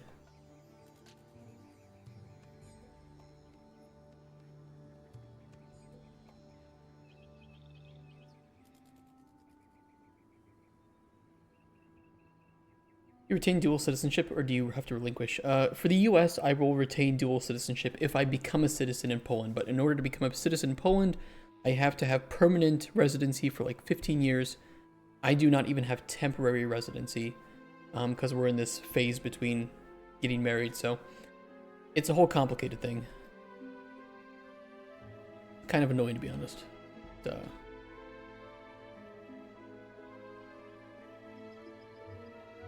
Then yes, I would be able to file for citizenship after like 10 or 15 years in here. Kind of crazy. We're Polish? Yes. He is indeed. He is very Polish. So I'm the one getting married for the green card. Pretty much, yeah. I'll tell you honestly, I hate immigration laws. I really do. Immigration laws in the US and the EU suck horribly. I don't know why they make it so hard for people who want to pay taxes and want to be a law-abiding citizen to just get residency and work permits.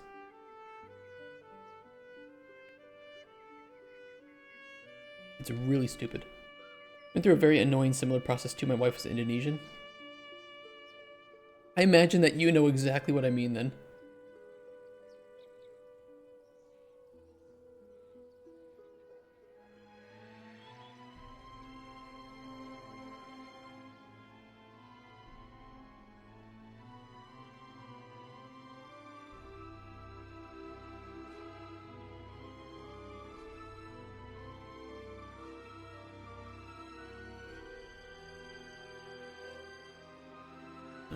Okay, there's a little bit of... I can widen this out.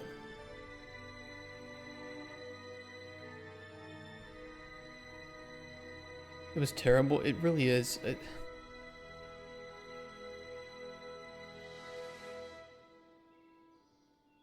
You put it so well, to be honest. It's really stupid. If you show up to the borders of a country and you say, I would like to move to your country to live and to work here, please give me a identification number, a work permit, and a tax number so that I can start paying taxes and go to work immediately. You would think they would be happy that somebody was willing to bolster their GDP. No, they're not. They're not at all happy. They're like, on what basis do you have to be here? Well, I want to work here and live here. Okay, so where's your work permit? Well, I don't have it. Okay, well, to get a work permit, you need to go get a... you need to go get a... FBI, open up! You need to go get a contract. FBI, all right, don't abuse that. Don't abuse them. Ha ha ha.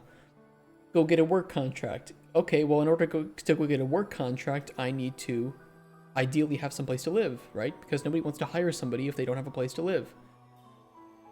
Well, in order to get a place to live, oftentimes people will, for renting, require that you have a job. You see the issue here?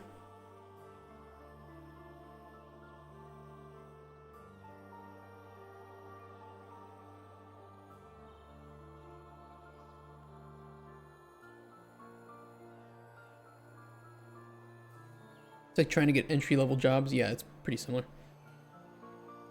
You may want to put a cooldown on those. Yeah, I will put a cooldown on that because Serene is abusing it. The bastard.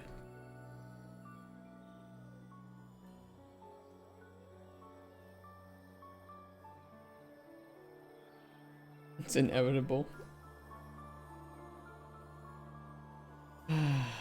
You guys and your sound emotes.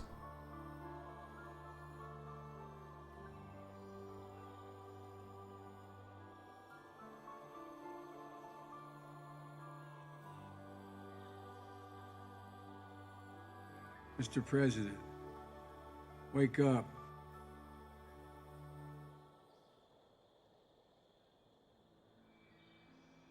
Don't mess with my fart and sniffs. I won't mess with them, just... All I ask, people don't abuse them too much. I know they're fun to play, but there's a time and a place sometimes for those things.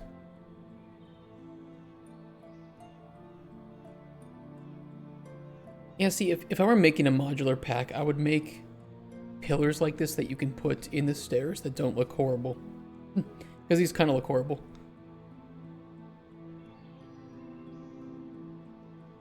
Whatever. Whatever.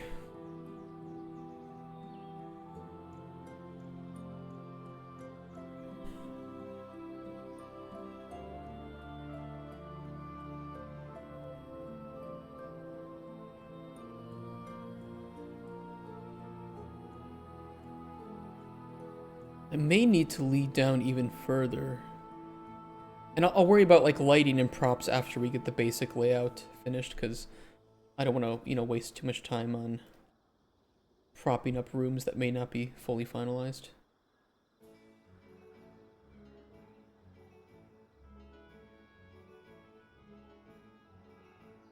I will just copy all this then and move it down.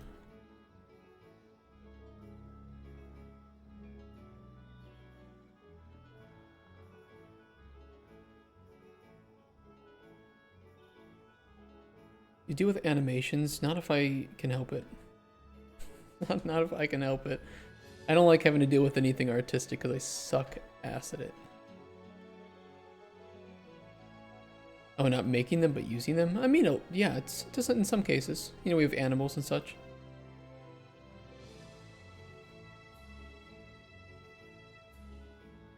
Out of curiosity, what does your current team comprise of both in roles and levels of expertise for said roles?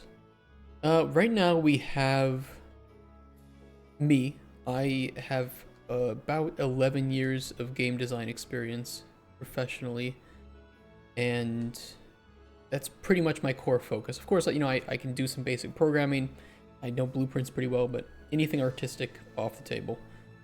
We have I actually don't know how many years of experience in programming he has, but my programmer friend, who also has a pretty good design brain, and he's a gameplay programmer, so he and I mesh really well together as designer and gameplay programmer. He's probably got similar amounts of experience, maybe a little bit less because I think he's a little bit younger. But he's very good at what he does. He's very, very good at what he does.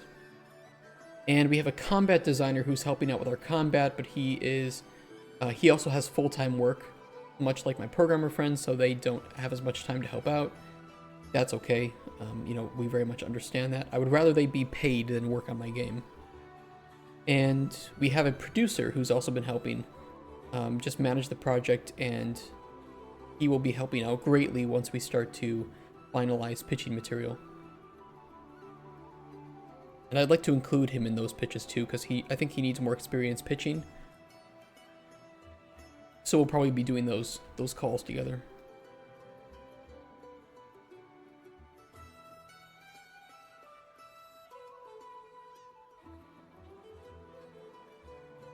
Oh yeah, that is going to be awkward.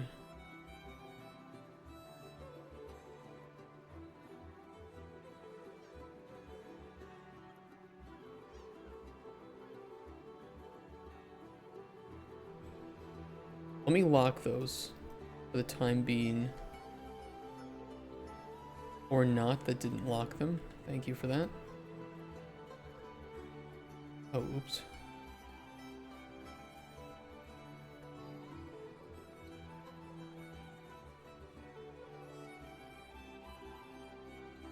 We are looking for an artist. Probably somebody with about 10 years of experience as well. But that's easier said than done. A lot of artists who are pretty good at what they do will end up working on their own games, and they don't really have a desire to join other projects because they can just make the art for their games, right? Best you can do is autist. Okay, we might need some autists as well at some point. Probably not yet, though. We shall see.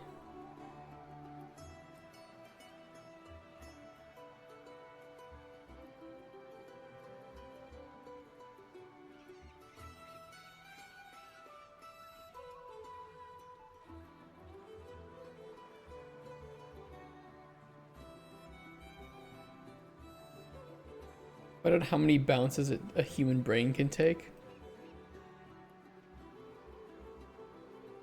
Diabolical.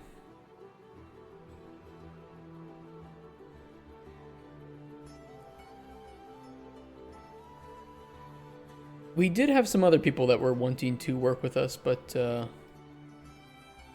I was not a big fan of the demands they had.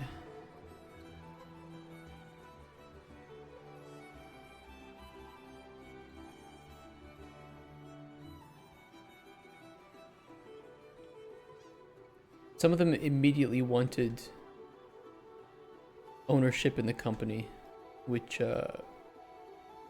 I don't blame them for the reason they wanted it, but at the same time, I don't feel comfortable just giving away parts of my company to people I've just met, you know?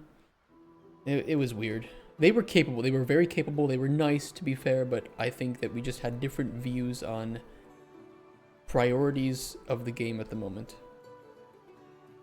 My opinion was that we should make the game first, and then we can start determining how much money and ownership we all get. They kind of wanted that in the opposite order.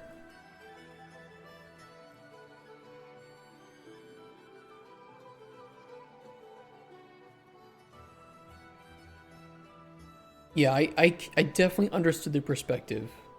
I 100% was like, no, I'm okay. I'm willing to become partners at a business level if I knew you for longer and if you had actually worked on my game with me. Because I want that to be the, you know, inevitable. Rather than having other people own the company, I would rather that the people who are in the company own the company, right? The developers, so that when the value of that goes up, they can reap the rewards of that of the company's value too. I think that's a really cool thing to have as a long-term goal. But, you know, I don't want to get into the legal issues that might arise with just giving people percentages of my company who I just met, do not know, and don't necessarily trust, you know?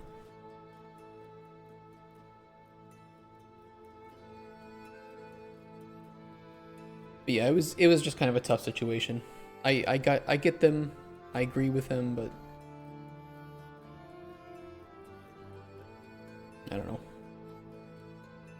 Maybe in the future we can reconvene and see if something is still on the table. I'll skip the company and pay more depending on company profits. I think with one of the solutions that I pitched but still wasn't necessarily keen on was making a new company and becoming equal partners in that new company. So here's Cuthbert. He is one of our programmers, our main programmer on the game, and because he and I know each other, I would very much be willing to split shares of the company with him, and he knows that I would do that once we start to have funding and we aren't busy working on the game. Because I trust him, I know his values, I know that he works well with me. That's kind of key to somebody that I want to split my company with.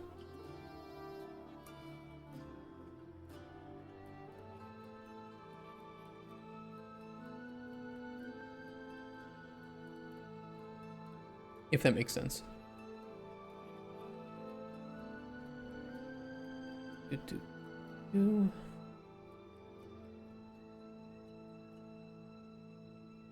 Oops. This. Okay, let's see if I can get this aligned.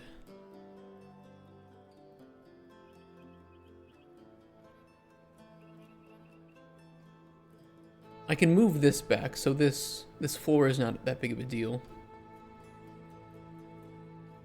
I think that looks pretty good.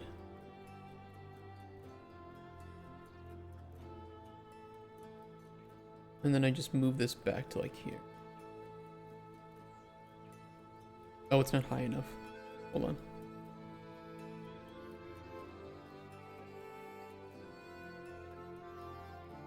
Yeah, I can fix that. What was the topic? The topic was splitting up the company. Like, if we wanted to do a different arrangement for employees to provide them with shares of the company, you know, ownership of the company. How, you know, you would know the story well, but that we had previously talked to individuals who wanted ownership of the company before even working on the game, which is understandable. But at the same time, I also can't do that if I don't know the people.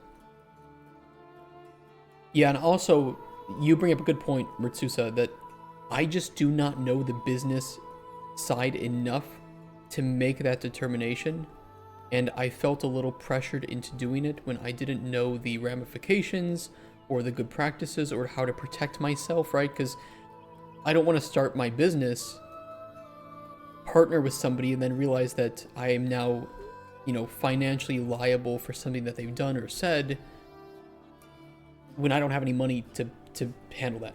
So looking at your games should be quite set financially. I hope so, Rixler. That's very nice of you to say. I'm hoping this is the year that we can prove we know what we're doing, even though we're not artists. I mean, we're doing it for fun. We are doing it for fun. But we also want to make money, right? Because we're professional game devs, so. Would go with revenue share contracts over shares of company if company is meant to be private. That too, I'm okay with any. I'm hoping too that we can just pay people enough, you know, based on this budget that we showed for Poland. We'd be hiring mostly, you can see here, like seniors, regulars to seniors to leads in terms of experience. So most of the prices netto, so after taxes, would be this much. And I think that this is extremely high for game dev in Poland. This is on the high end, you know, top, I would say 20 percentile for salaries, that people don't feel as if they are not compensated and they can just come in, they can do their work. They can feel as if they have enough to look after their family and their lives and their health. Hopefully.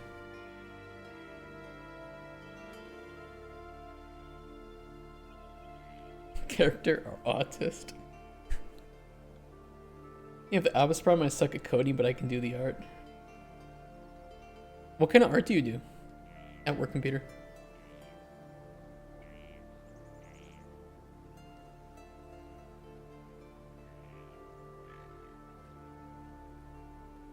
Does this look okay? Maybe I should move this down just a little bit. It feels off-center. I can fix that though.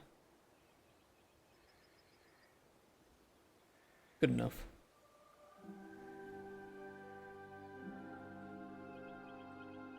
Suck at art, use assets mostly to play around with things, but it gets boring as they are mostly not the same style.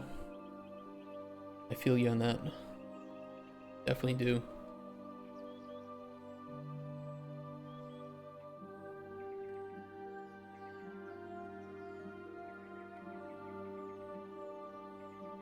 Oh yeah, these can be deleted too.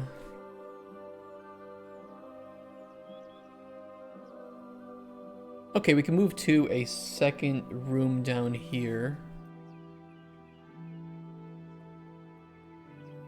We have the puzzle room up here. We can maybe put a couple of enemies in here too. Some sort of secret wall would be cool, maybe here. But I'd have to...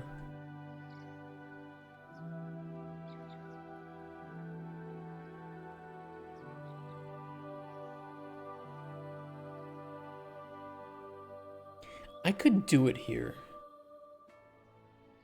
The problem is I can crack the wall around, but I'd also have to display that it is a cracked wall, and there might be something hidden behind it. I could do that maybe with a decal. That would be easy.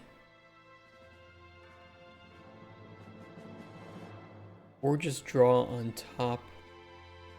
There's a few ways we can do it.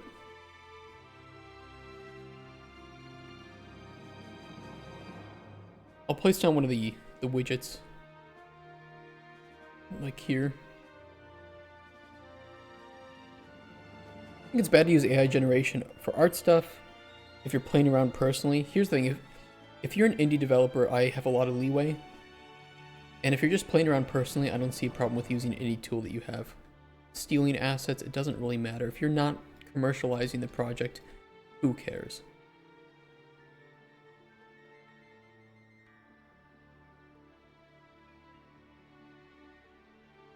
If you're working in pre-production, I also don't really see a problem with using AI to assist.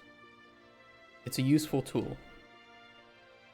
But if you're working on the production of your game, and you're making an asset that should be in the final version of the game, I do not like the usage of AI at all, in any case.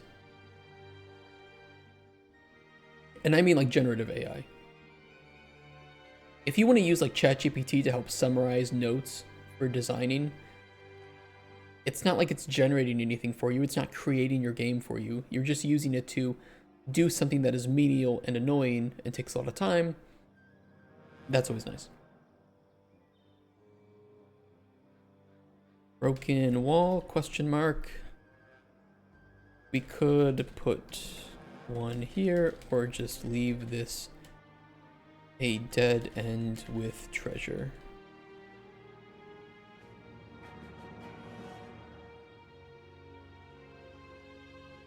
"2D AI art is easier at the moment. Anything 3D still having issues?" Call of Duty's using AI art for their content. We won't be using any AI. We believe in a game made by humans for humans. Why should you bother playing it if I didn't bother making it? That's what I say.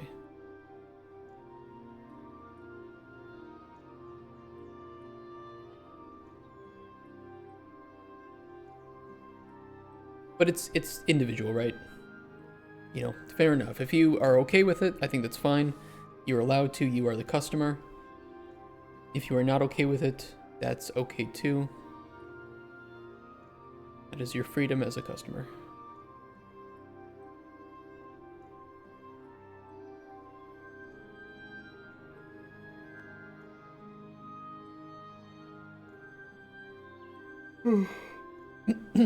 What I heard, when companies having problems, leaders are taking salary cut and workers are getting raised to help them in time of crisis.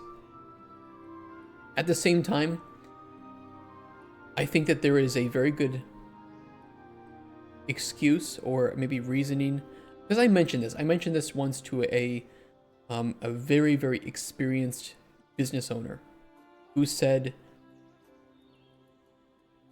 at the same time as owners maybe not taking a paycheck or taking a small paycheck in order to compensate employees, the employer needs to be the most stable individual on the team from a business perspective.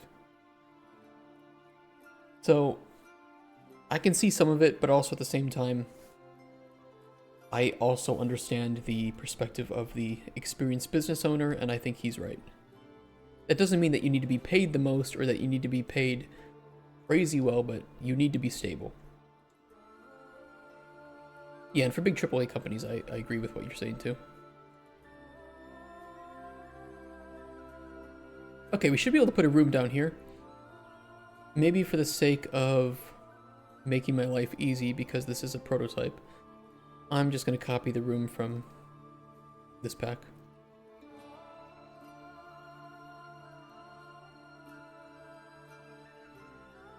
There's only 2 rooms here anyway. You could even tell that they didn't spend a whole lot of time working on their own project here.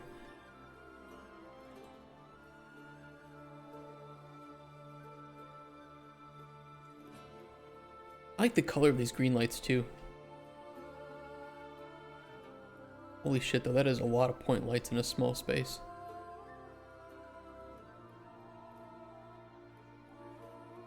This is actually quite a, well, they have pretty low attenuation radiuses, to be fair. Modular looks like a pain if it's not procedural. Modular is good. Our house that we made is modular, and it's very well made because the roots of each part is precisely put.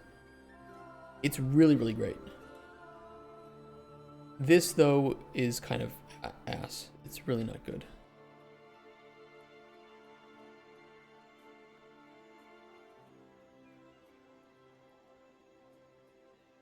How do you optimize a game that's on a scale like this? If you're, for example, in this dungeon, are you still technically rendering the other environments above? For example, the forest.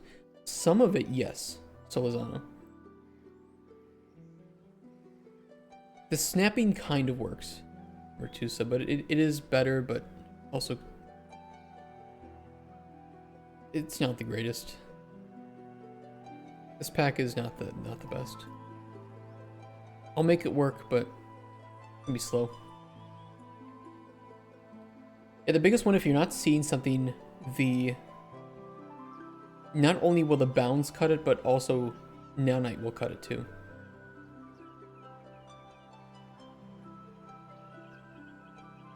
We talked about that earlier in the stream, but I can go over it again. It's quite nice.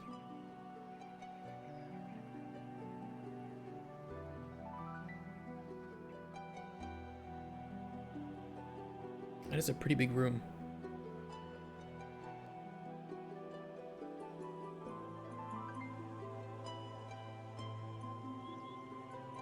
So one of the benefits of nanite here is that all these colored clusters you see will cull any clusters that are also nanite supported behind them. So everything like our landscape, all of the mountains, all the rocks and everything will automatically get cut off from the GPU with rendering when you're inside the dungeon, which is pretty nice. Yeah, Cuthbert is the knowledgeable programmer here. I'm just dumb designer.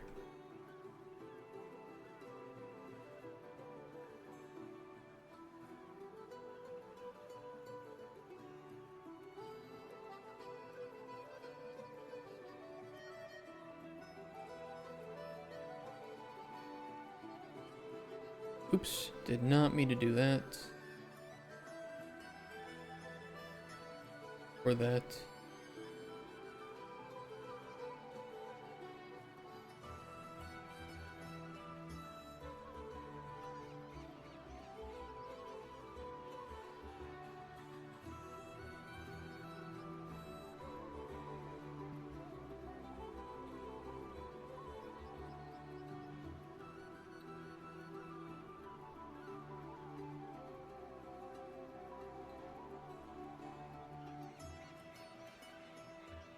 Ooh, ooh, ooh, careful. Careful. Ooh, too far.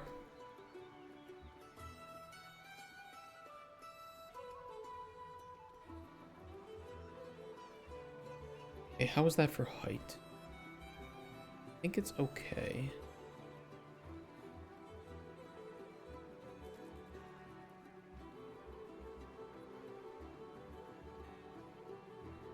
It missed some of the ground, but I can put that in.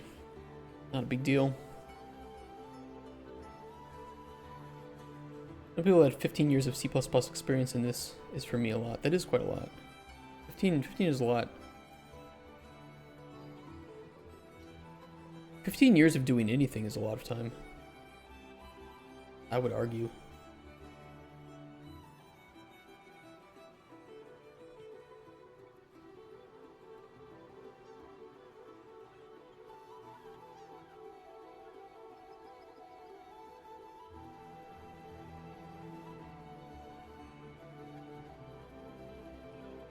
With the right lighting, this could look really spooky and fun, this dungeon.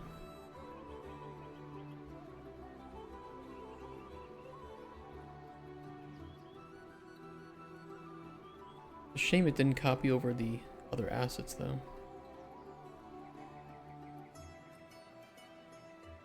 I could grab those separately.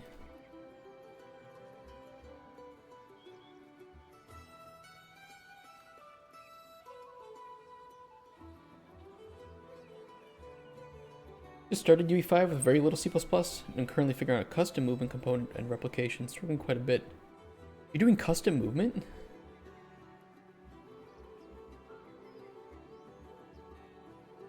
What do you need the custom movement for? Sounds pretty crazy. Are there any intricacies with respect to either Lumen or Nanite that can drastically affect performance if you're not aware of them? Yes, so I only know a couple. So don't take me as this is like, I know of these ones. There's probably a million that I don't know. With Nanite, masked materials are horrible. They're like, they will tank performance like crazy with Nanite. You should have everything that can be a 3D mesh should be a 3D mesh. The more you use Nanite, the better. If you just throw Nanite on one or two meshes, you will really not benefit from the benefits of Nanite at all. So if you have Nanite, you should enable it on every single thing that you can enable it on. With Lumen, that's a bit tougher. I don't know a lot of the intricacies of Lumen. All I know is that when it looks good, it looks great. When it looks bad, it looks horrible, and it is very expensive. Lumen is essentially ray traced global illumination. It is very expensive. It is not cheap. Most GPUs cannot handle it at the base quality, and while you are trying to receive 60 FPS in a game, it is ridiculously expensive technology that is not optimized very well yet. So that's kind of one of the reasons I think that a lot of players don't get the fact that it is it's just not really ready yet. There are megalites, and megalites are a huge benefit. Yes, I have not played around with them yet. Do we really enable Nanite and everything? I only heard only a mesh with a lot of triangles. Yes, so even if Nanite doesn't help the LODs of meshes, the cluster-based culling is another feature of Nanite that is really beneficial.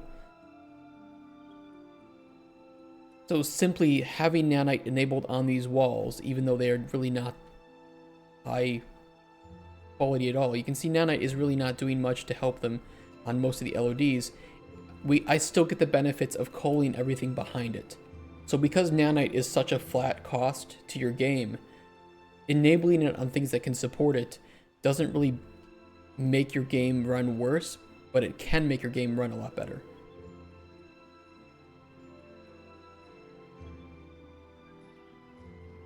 So Nanite as much as you can.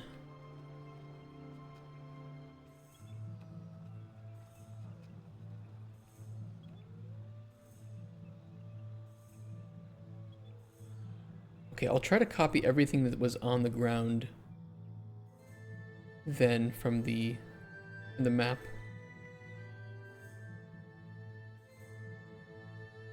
I'm gonna make an online multiplayer game with some custom movement, so I think that's the way to start. Oh, that's crazy. Good luck on that. Multiplayer and custom movement sounds like a nightmare to me. Nanite is essentially just reducing and enhancing LOD based on distance. So it is a virtualization of the mesh and an automatic creation of the LODs based on that. Based on the screen size of the clusters of triangles that are being rendered. So you essentially do not need to make any LODs for the mesh that you put into the scene. Nanite handles it, and it will cull any clusters, including shadows, behind that.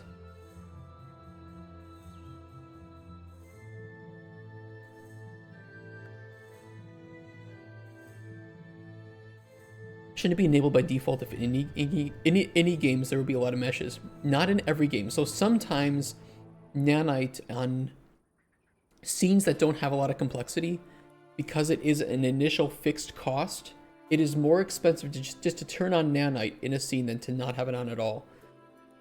But you need to know when and where it's going to be beneficial. So if at the point turning on nanite does improve performance compared to not having nanite on at all, you might as well enable it and go full balls to the wall nanite.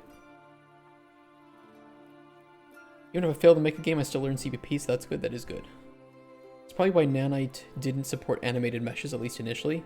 I think there was some issue with movement related to nanite. I don't know the exact specifics, but now nanite does support static mesh or skeletal meshes in 5.5.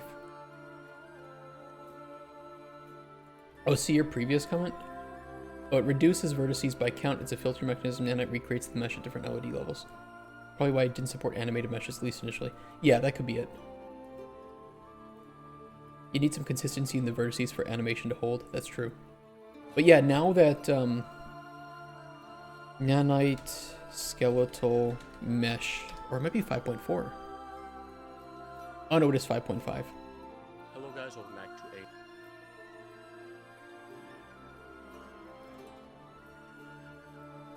Does he show? So this is getting 75 FPS. What is it before without nanite?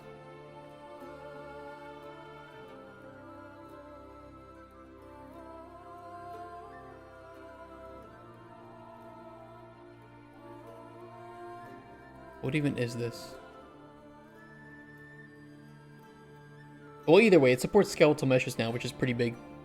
Because generally speaking, skeletal meshes you want to be quite detailed, right? Because those are your enemies, those are your characters. So they can be quite expensive from a performance standpoint. Having nanite support those means that you can have a lot of high quality, good looking, like let's say a zombie game, right? You can have now nanite zombie hordes, which is wild. Where previously you needed to do a lot of tricks and animation optimizations, especially to make zombie hordes workable on large scale, and it wasn't very supported for like indie developers. So this is a good thing. Nanite is great. Nanite is the hidden gem of Unreal that I think more players need to enjoy. Lumen is the scary, not very well optimized, not very supported from a GPU standpoint, expensive, sometimes bad looking method of lighting your levels. If you have a static scene with no dynamic day-night cycle, you probably shouldn't enable Lumen. You should stick to baked light maps. If you have a dynamic scene, Lumen can save you a lot of time and effort, but it's not the most optimized at the moment. It's very expensive.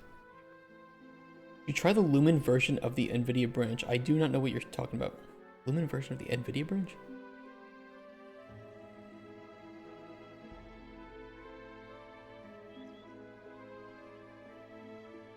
You'll have to tell me about that. UE5 of NVIDIA. I have no idea. I have no idea what you're speaking about. There's something new?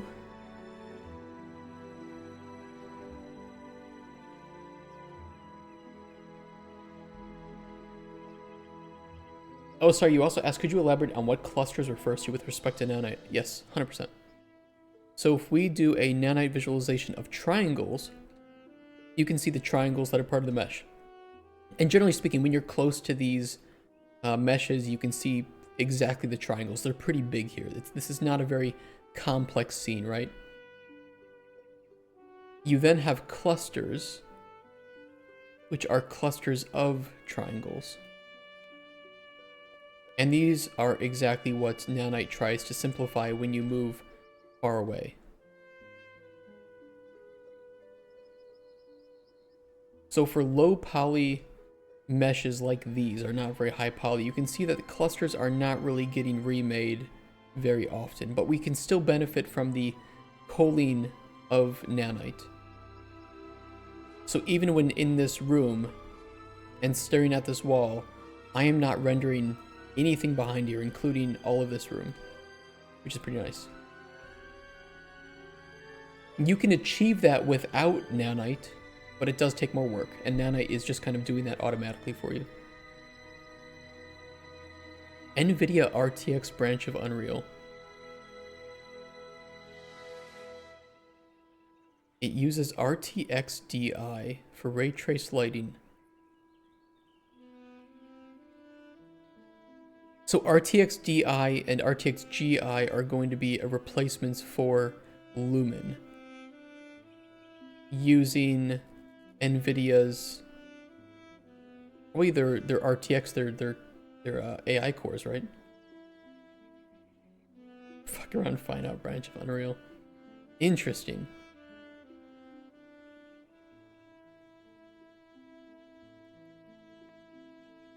I mean, the nice thing is that this is great for people with RTX cards.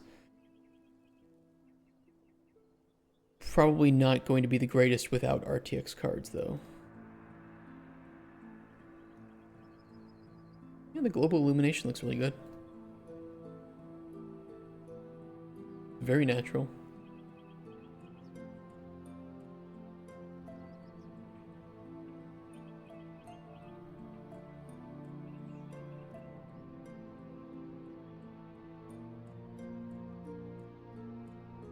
Interesting. Very interesting.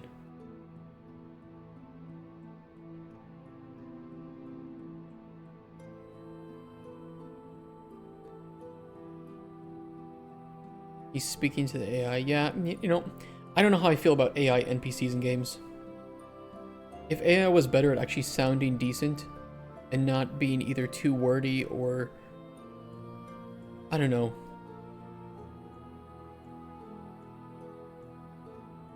try to roleplay with like ChatGPT for a bit and have it try to just only know things based on certain knowledge. Really not the greatest. Kind of slow. How can I only grab the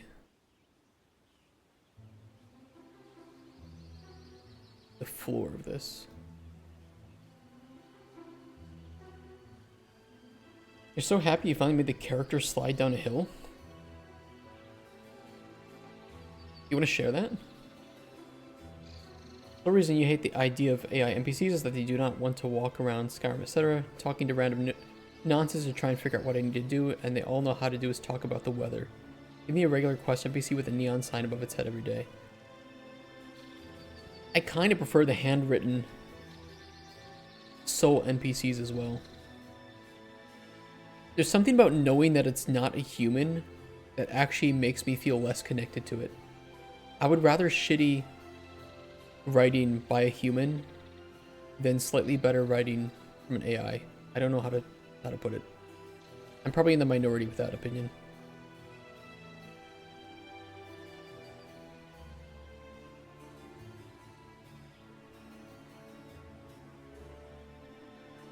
You know, I could just delete the... I'll do this. I know what to do.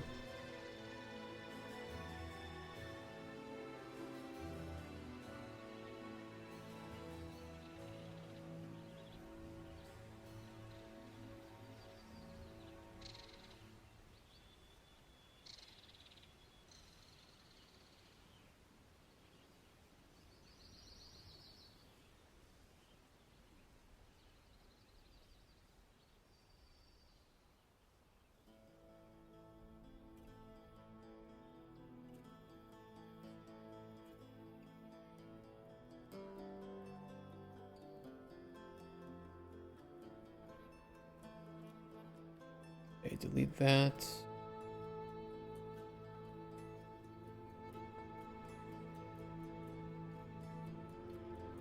Another distributor, basically, Unity character controller doesn't slide down slopes by default. When it's on a slope, it just stands at it. Oh, I see. Okay. Oh, that's cool. Yeah, well done on that. What an engaging quest and dialogue, not to feel like I just wasted 6 hours trying to distinguish between AI NPCs and real ones. Yeah, true. Could you add a new level of difficulty to extract information out of AI NPCs? The problem I think with AI right now is that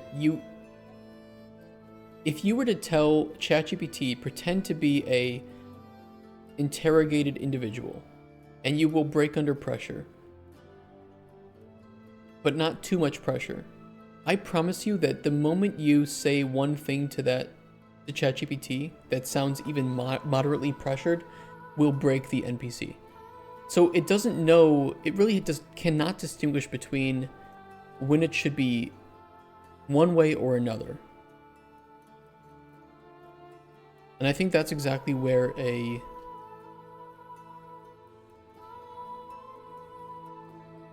capable individual, a capable writer can make those distinguishings. Distinguishings? Sure, that's a word. It's a beta cuck male, yeah, it kind of is. It'll just break under pressure.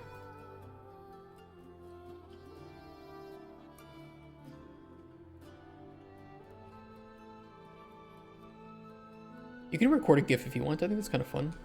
Show off what you were making. Go for it.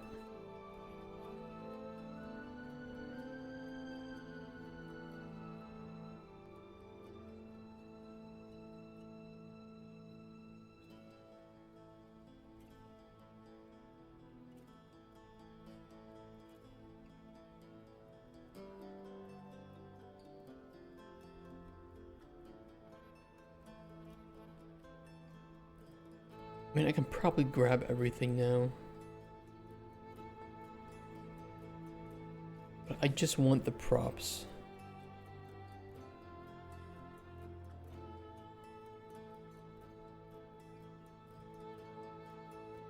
Oops.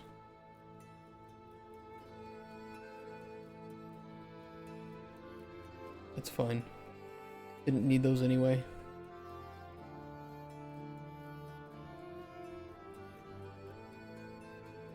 Don't need the box.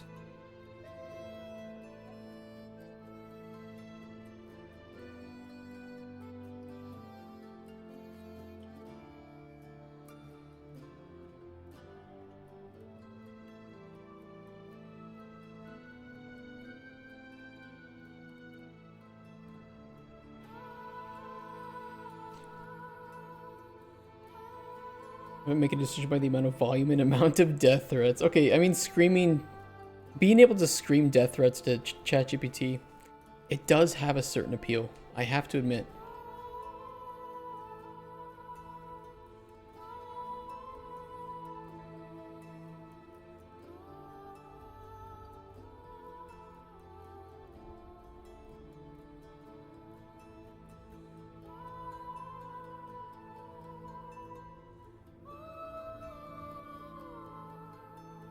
Christ, there are way too many lights in this. I will have to delete some of those.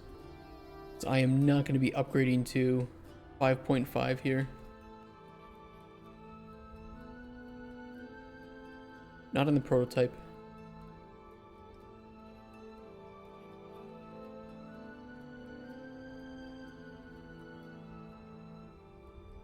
This AI Minecraft, I think an LSD game would be wild. Yeah, I saw the AI Minecraft and I mean, visually it was quite interesting, but it also was absolutely nothing. I don't think players want AI made games as much as some of them might say they do. You can come back in a few years and see if I'm wrong on that. I don't think I am.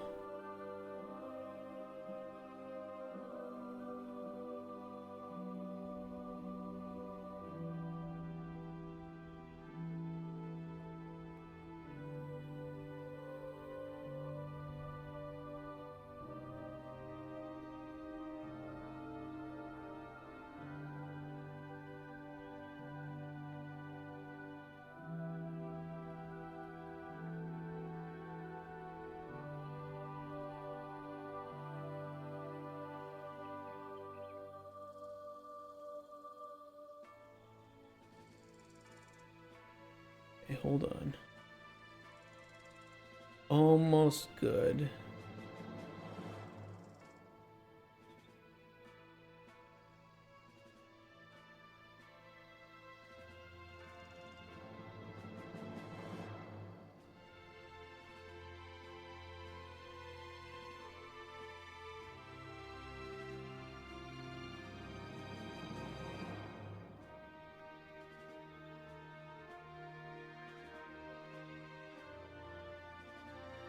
That is workable.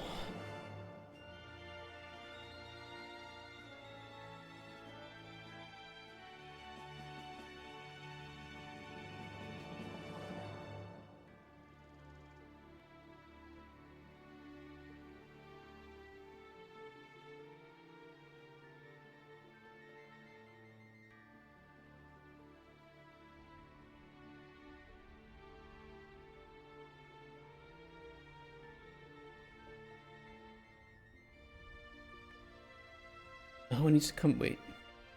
Oh no, those were already floating, I think. Then that's if that's the case. Oh no, they wouldn't have been. Okay, hold on. Hold on.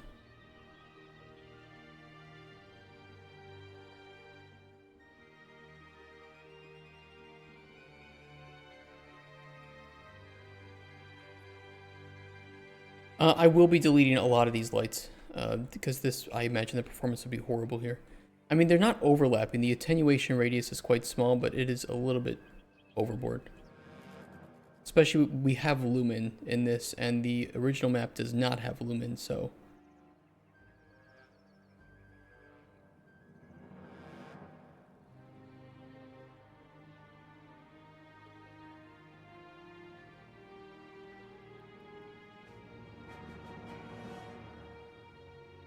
How is that for height?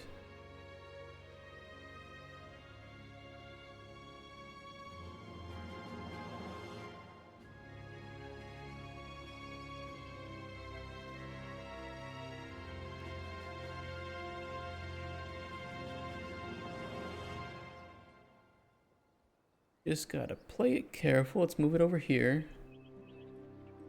And adjust. The problem is that my transform gizmo is not properly lined up for the room. Like slightly angled. Kind of annoying.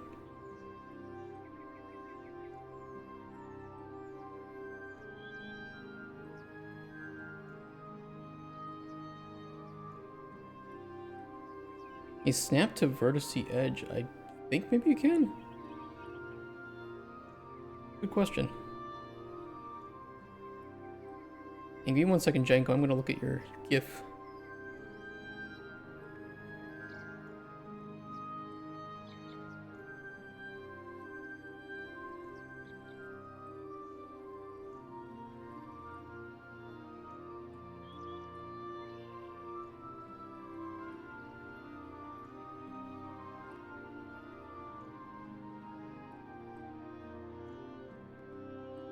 I think that's okay. Some stuff might still be floating a little bit. I can modify that.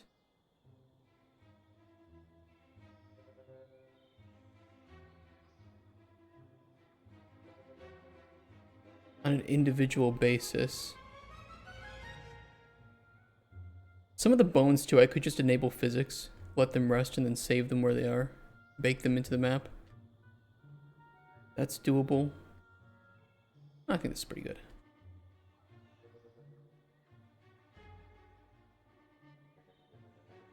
Yeah, with lumen we certainly don't need all of these lights in here.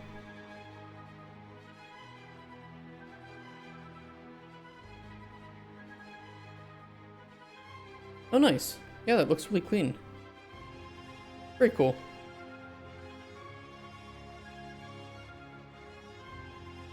Well done. I'm surprised Unity doesn't have this by default. Probably if you pay $10, there's a module for it.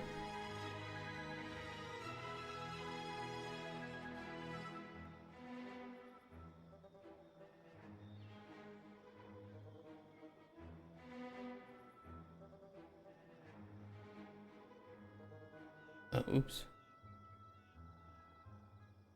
I know I'm memeing. I'm taking the piss out of Unity. Forgive me for my sins.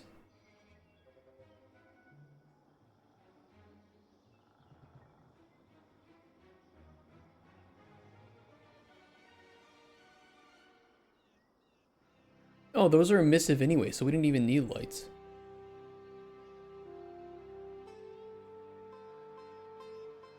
If those are emissive, Lumen will handle them itself. I don't need to touch it then.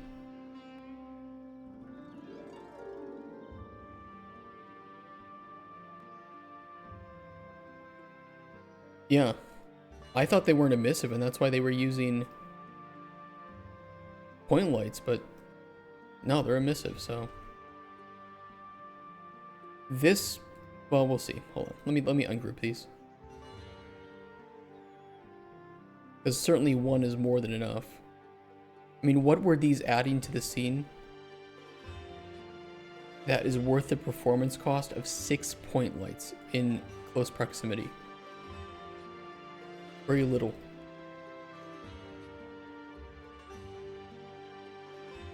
Versus this one, which is very much okay.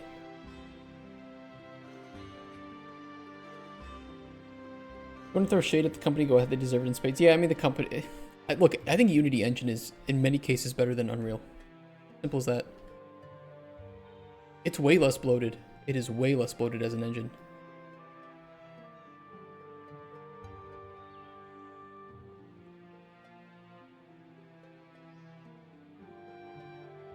I'm not a big fan of having to pay for a lot of the functionality, though. That's my only gripe. Realistically. Yeah, this looks so much better without all the point lights.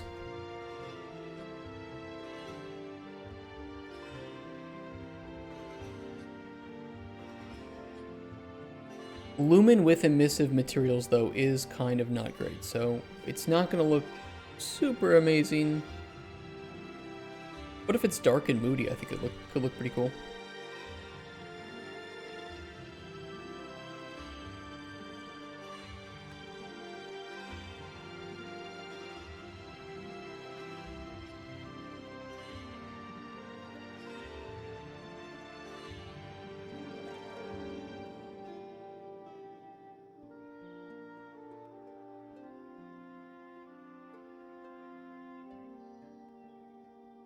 Kind of dark, but those were too many. Yeah, there was way too many, especially with Lumen. Without a Lumen scene, I could see the use case for it, especially if because you can then bake the lighting, right?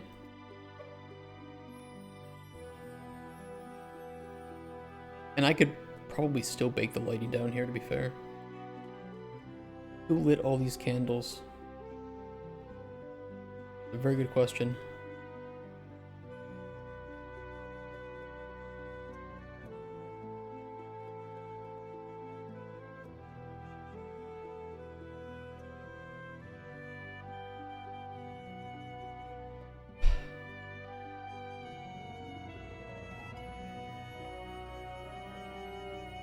I mean, these two, by the way, these 2 point lights are very bright.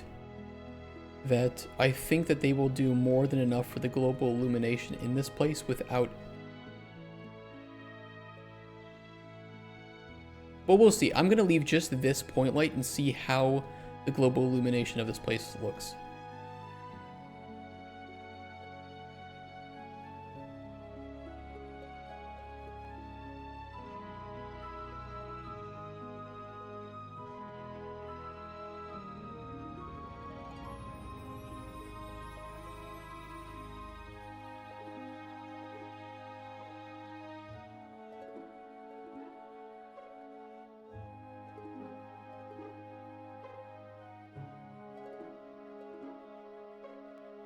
Let's ungroup these. Something here would be nice to light this guy up.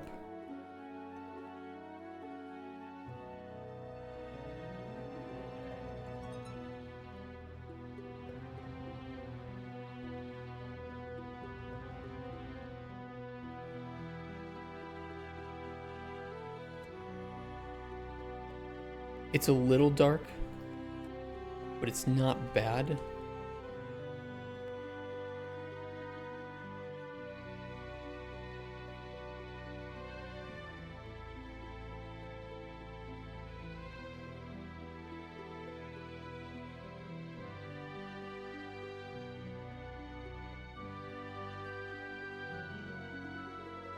I would actually love to open up this pack in 5.4 and 5.5 to see the difference in cost, runtime cost of with mega lights enabled. I would love to see that.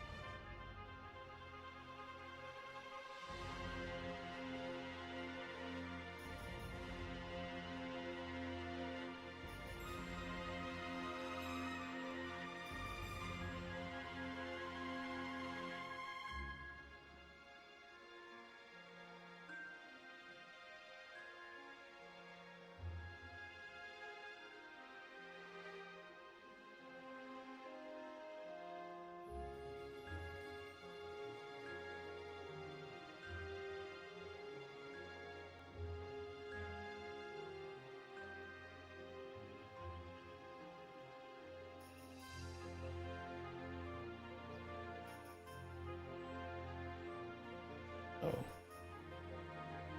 Uh-oh. Don't crash me.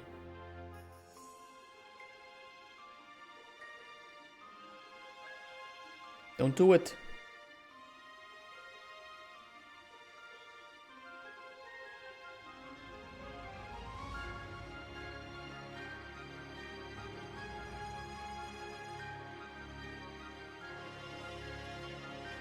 Please autosave. Please let there have been an autosave. Please, please, please.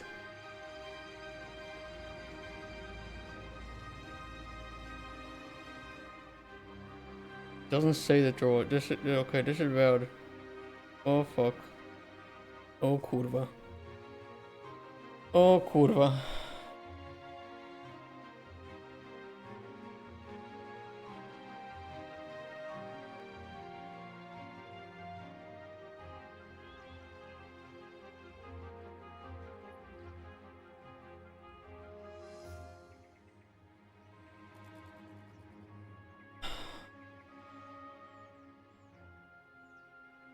I skipped the restore because my map wasn't actually on the restore.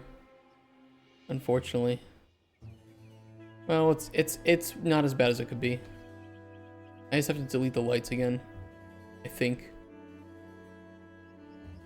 Yeah, I just have to delete the lights again. Oh. Alright, come here, you stupid fucking bullshit.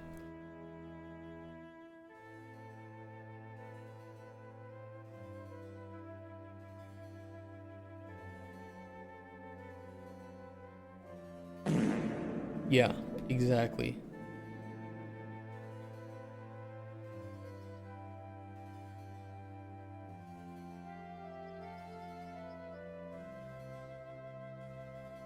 Actually, you want, hold on, let me.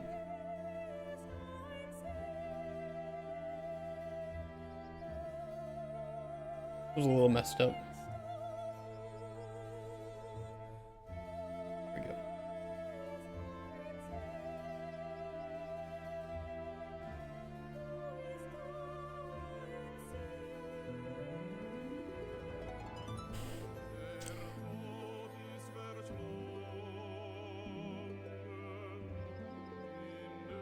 Note to self, we will save the level before we try to play it. Unity hasn't crashed on me yet. Keep going, it will. The one thing every game developer can unite in is that crashes happen. Probably some fluid flux bullshit too, if you ask me.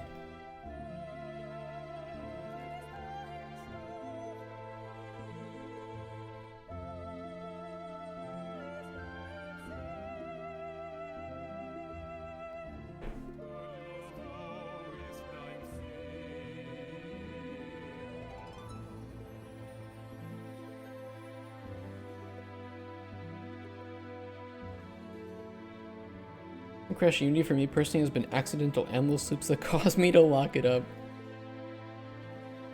That too. Oops.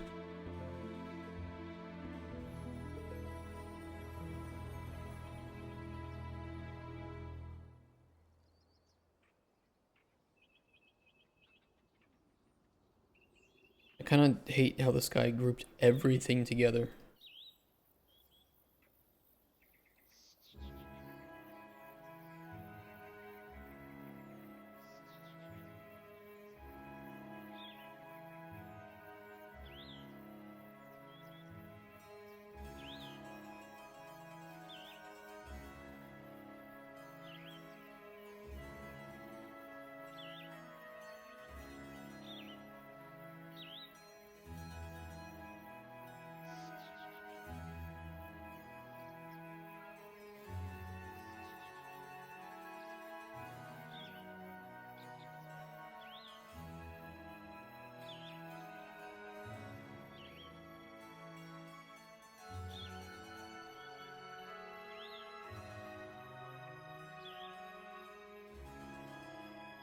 Room is perfect for water. We do have water. We do indeed have water. It looks pretty good too, I think. The water looks nice. I know blueprint of the candle and point light. Ask Mr. Pat Creator why. Does our water can go underneath. Swim in the reefs. Collect some ingredients.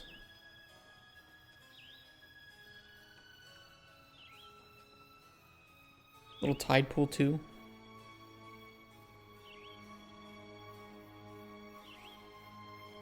There is a sea urchin. He does move around. Very slow. But I thought he'd be fun.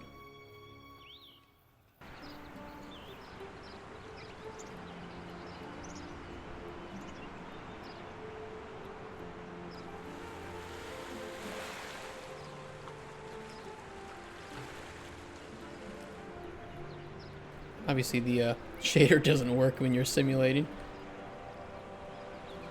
But this is what it looks like when... Oh, interesting. Okay, hold on. Oh, yeah, I know why. I can fix that. It's with that debug widget that I use.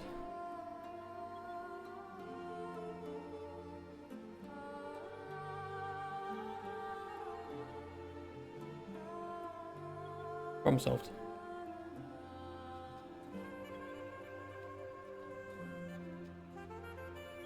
Pretty scary though. It's like at nighttime and you're down here in the seaweed, trying to find some loot.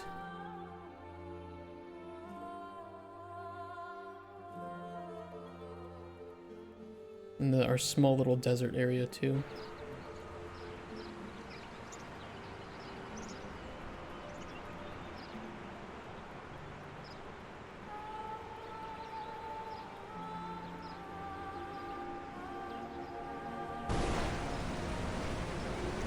Jesus, okay, calm down. Waterfall. Fucking hell. Jump scare.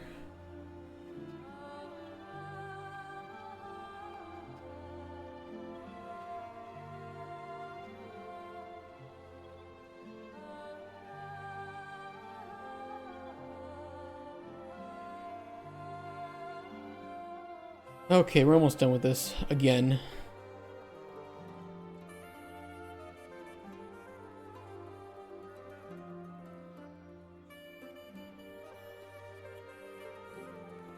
Yeah, I really don't know why he didn't just make a blueprint.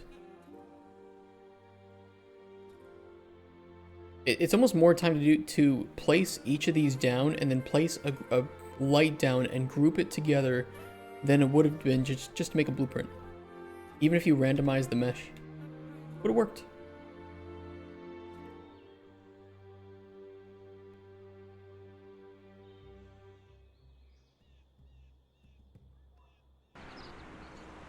Go run over to it.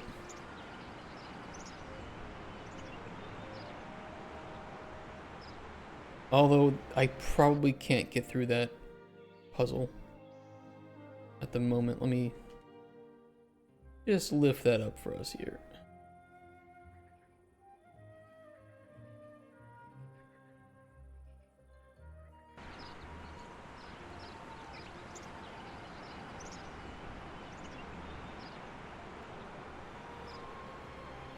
That's right, I'm cheating.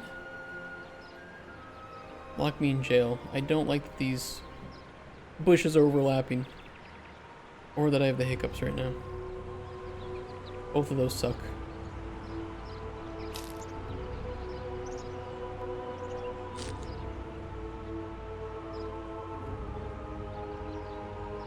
Also, why is this rock here?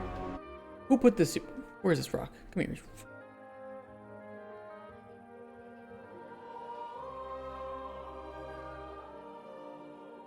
Huh?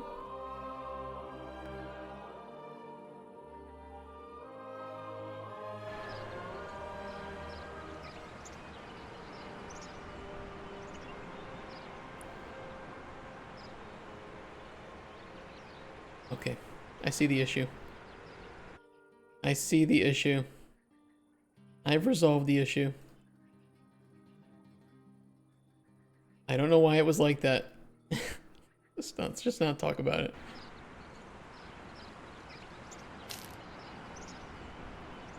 Man, game dev some days.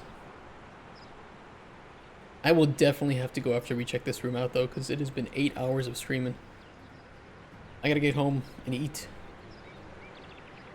I'm hungry. And I want to play games.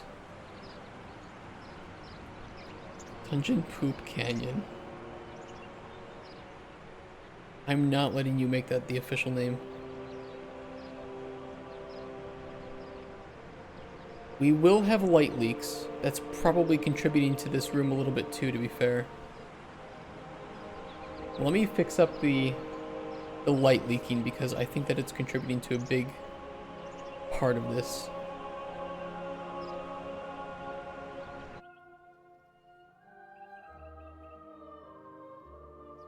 I'd like to see what it looks like without any light leaking.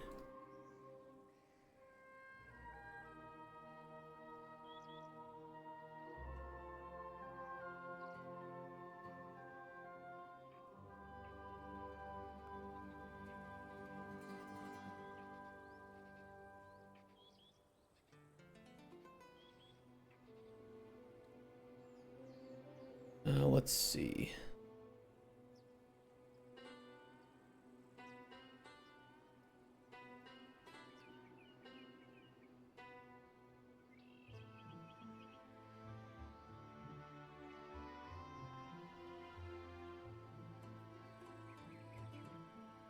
Okay, put it above.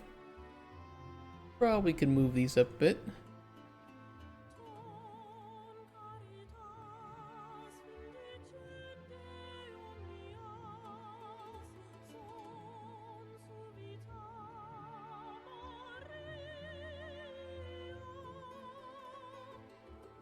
Oop.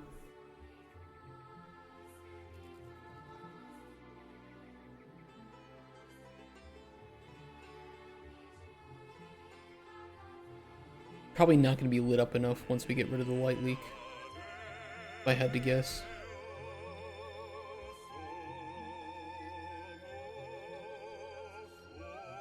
Only one we need to fix up is here.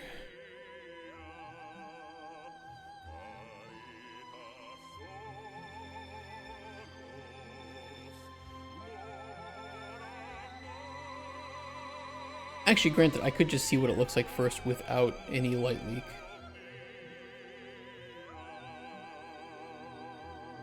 Yeah, it's like all the emissive candles and this light provides so much. You really don't even need to light this up anymore.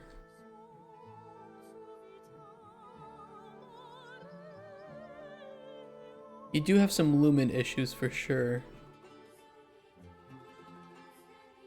Especially with this, I think, having too large of an attenuation radius.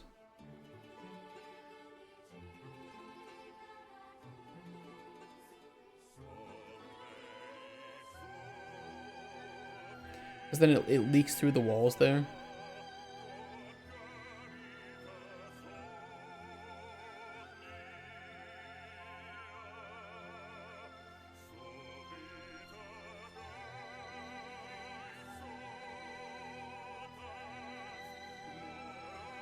They fixed that though.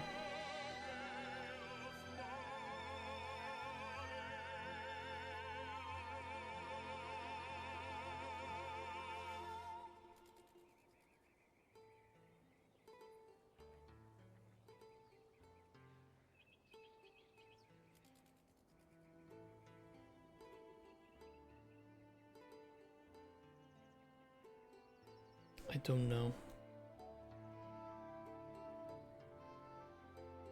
Specular scale 0. I can't tell if... Are we actually getting rid of light leak?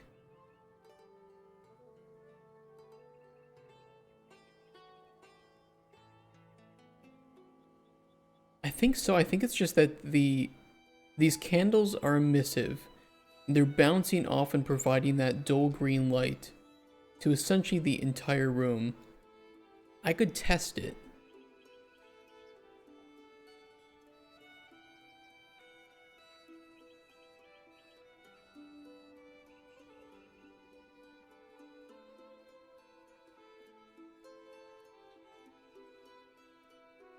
Yes, they emit green. That's what it comes down to.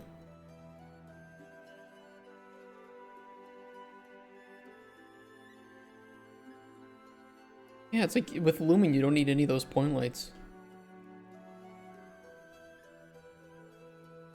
You can control it? Hey, Cludos. I can control it. I like the green. I like the green. It gives it kind of that, like, undead vibe to it. I like them influencing. The reason why the green confused me is because we have some light leak here that is green. And I was confused if there was light leak still occurring, like here, because of the all the green above it. But it's just from the lights, which is good. I like this effect. I think this looks nice. We could do more though if you guys want. Here, let's multiply it by 100. Yep, I see nothing wrong with this.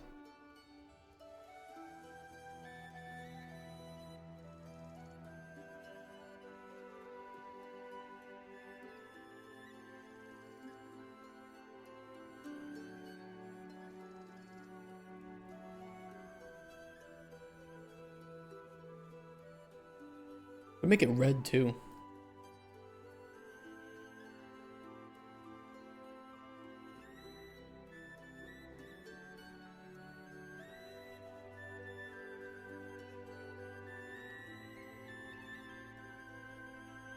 Oh no, that's diabolical.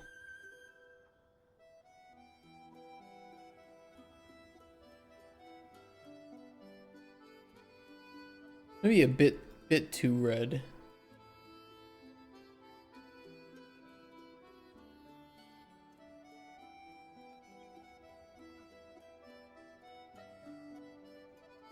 The change is nice, but you can definitely see like the lumen flickering that happens. If you play any Unreal 5 game with lumen, you'll see the same thing where the lighting calculations are being done as you move, and you can get some of that like weird ghosting effect that can occur.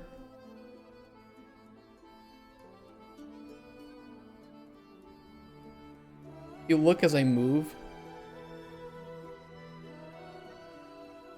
It's essentially just lumen ghosting. Partly probably nanite too. Since it has to draw those clusters back in and then render them for lumen.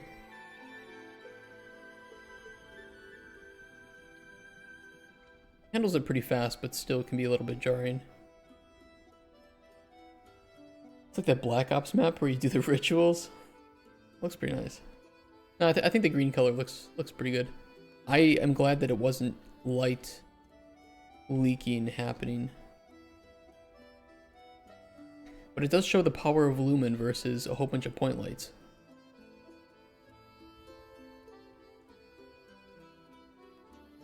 And you also don't have the ugly, very obvious sphere influences that you would get with a point light.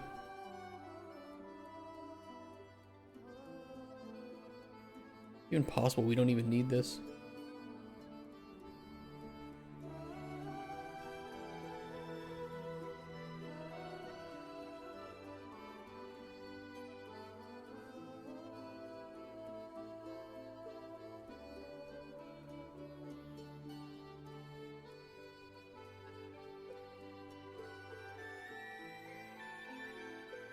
Kinda don't feel like we need it. I think it looks fine.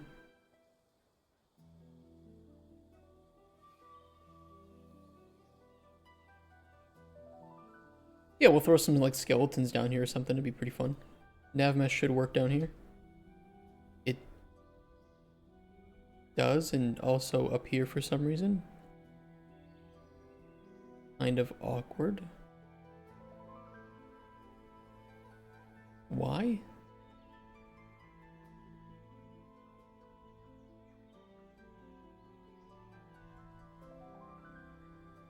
There's collision? Huh?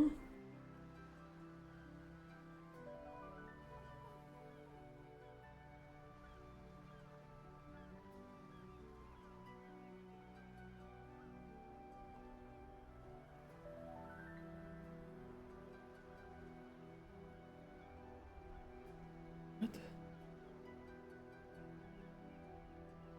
Did these ceiling pieces?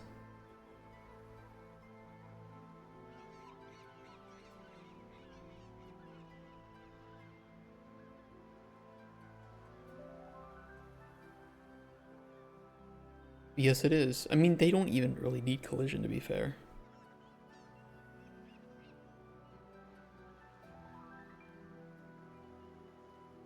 I'm gonna be honest.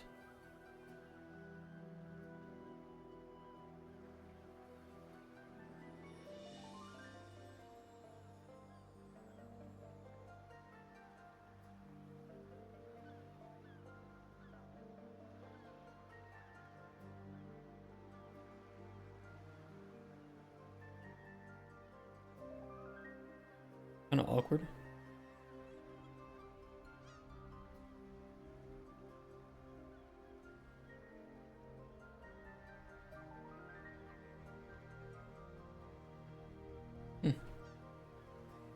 Okay, yeah, those don't need collision or anything, so that's fine by me.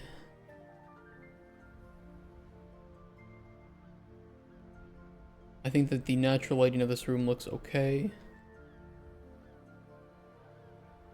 I will delete that for the moment. Obviously that might introduce some light leak. That's okay too. It's actually not too much.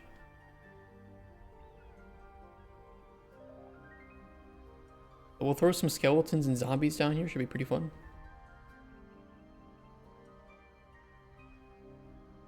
Maybe the pedestal puzzle too actually would work pretty well in this room. I like the idea of that. Especially in these like little alcoves, we could place some pedestals and use the pedestal puzzle. That'd be fun. We'll give that some thought.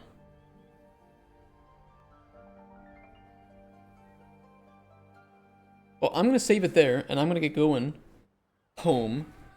It's been a nice 8-hour stream meeting so many new people today. It's been great. It's been really great. Thank you guys for showing up, and thank you for all the support from today. Yeah, it was so good meeting all of you people at Work Computer, Mertusa, Cluedaws. We had so many people today. Chat in your chat. Rixler, he was here earlier. A Penguin in Marico over on YouTube. Thank you for hanging out if you're still hanging here. Solzano. I'm sure I'm missing so many people, but it was really cool. Yeah, it was great to have you guys here. I will see you tomorrow for more of the dungeon making because I think it's going well and we need to keep building it out, add some more rooms, and eventually add some props. So let's take a look at the schedule here. February. Okay, yep. Tomorrow we are doing more development. Friday and Saturday I will be doing also room size. Thank you as well, and hope you have a nice rest of your Polish day. So do widzenia to you. Friday and Saturday we will be doing Kingdom Come Deliverance 2 some more, and then back on Monday we will be doing a whole week of game dev. That should be fun. Alright guys, I hope that the multi-stream worked well. I will try to end the stream and see if anything breaks when I press end stream. So thank you so much for coming out. Have a wonderful rest of your day. Take care. I will see you tomorrow. And thank you so much for the support today. It was really cool. I think this is my highest ever, stable concurrent viewer record without a raid. So it's been awesome. Thank you guys so much. Bye-bye. See you tomorrow. Take care. Bye, guys.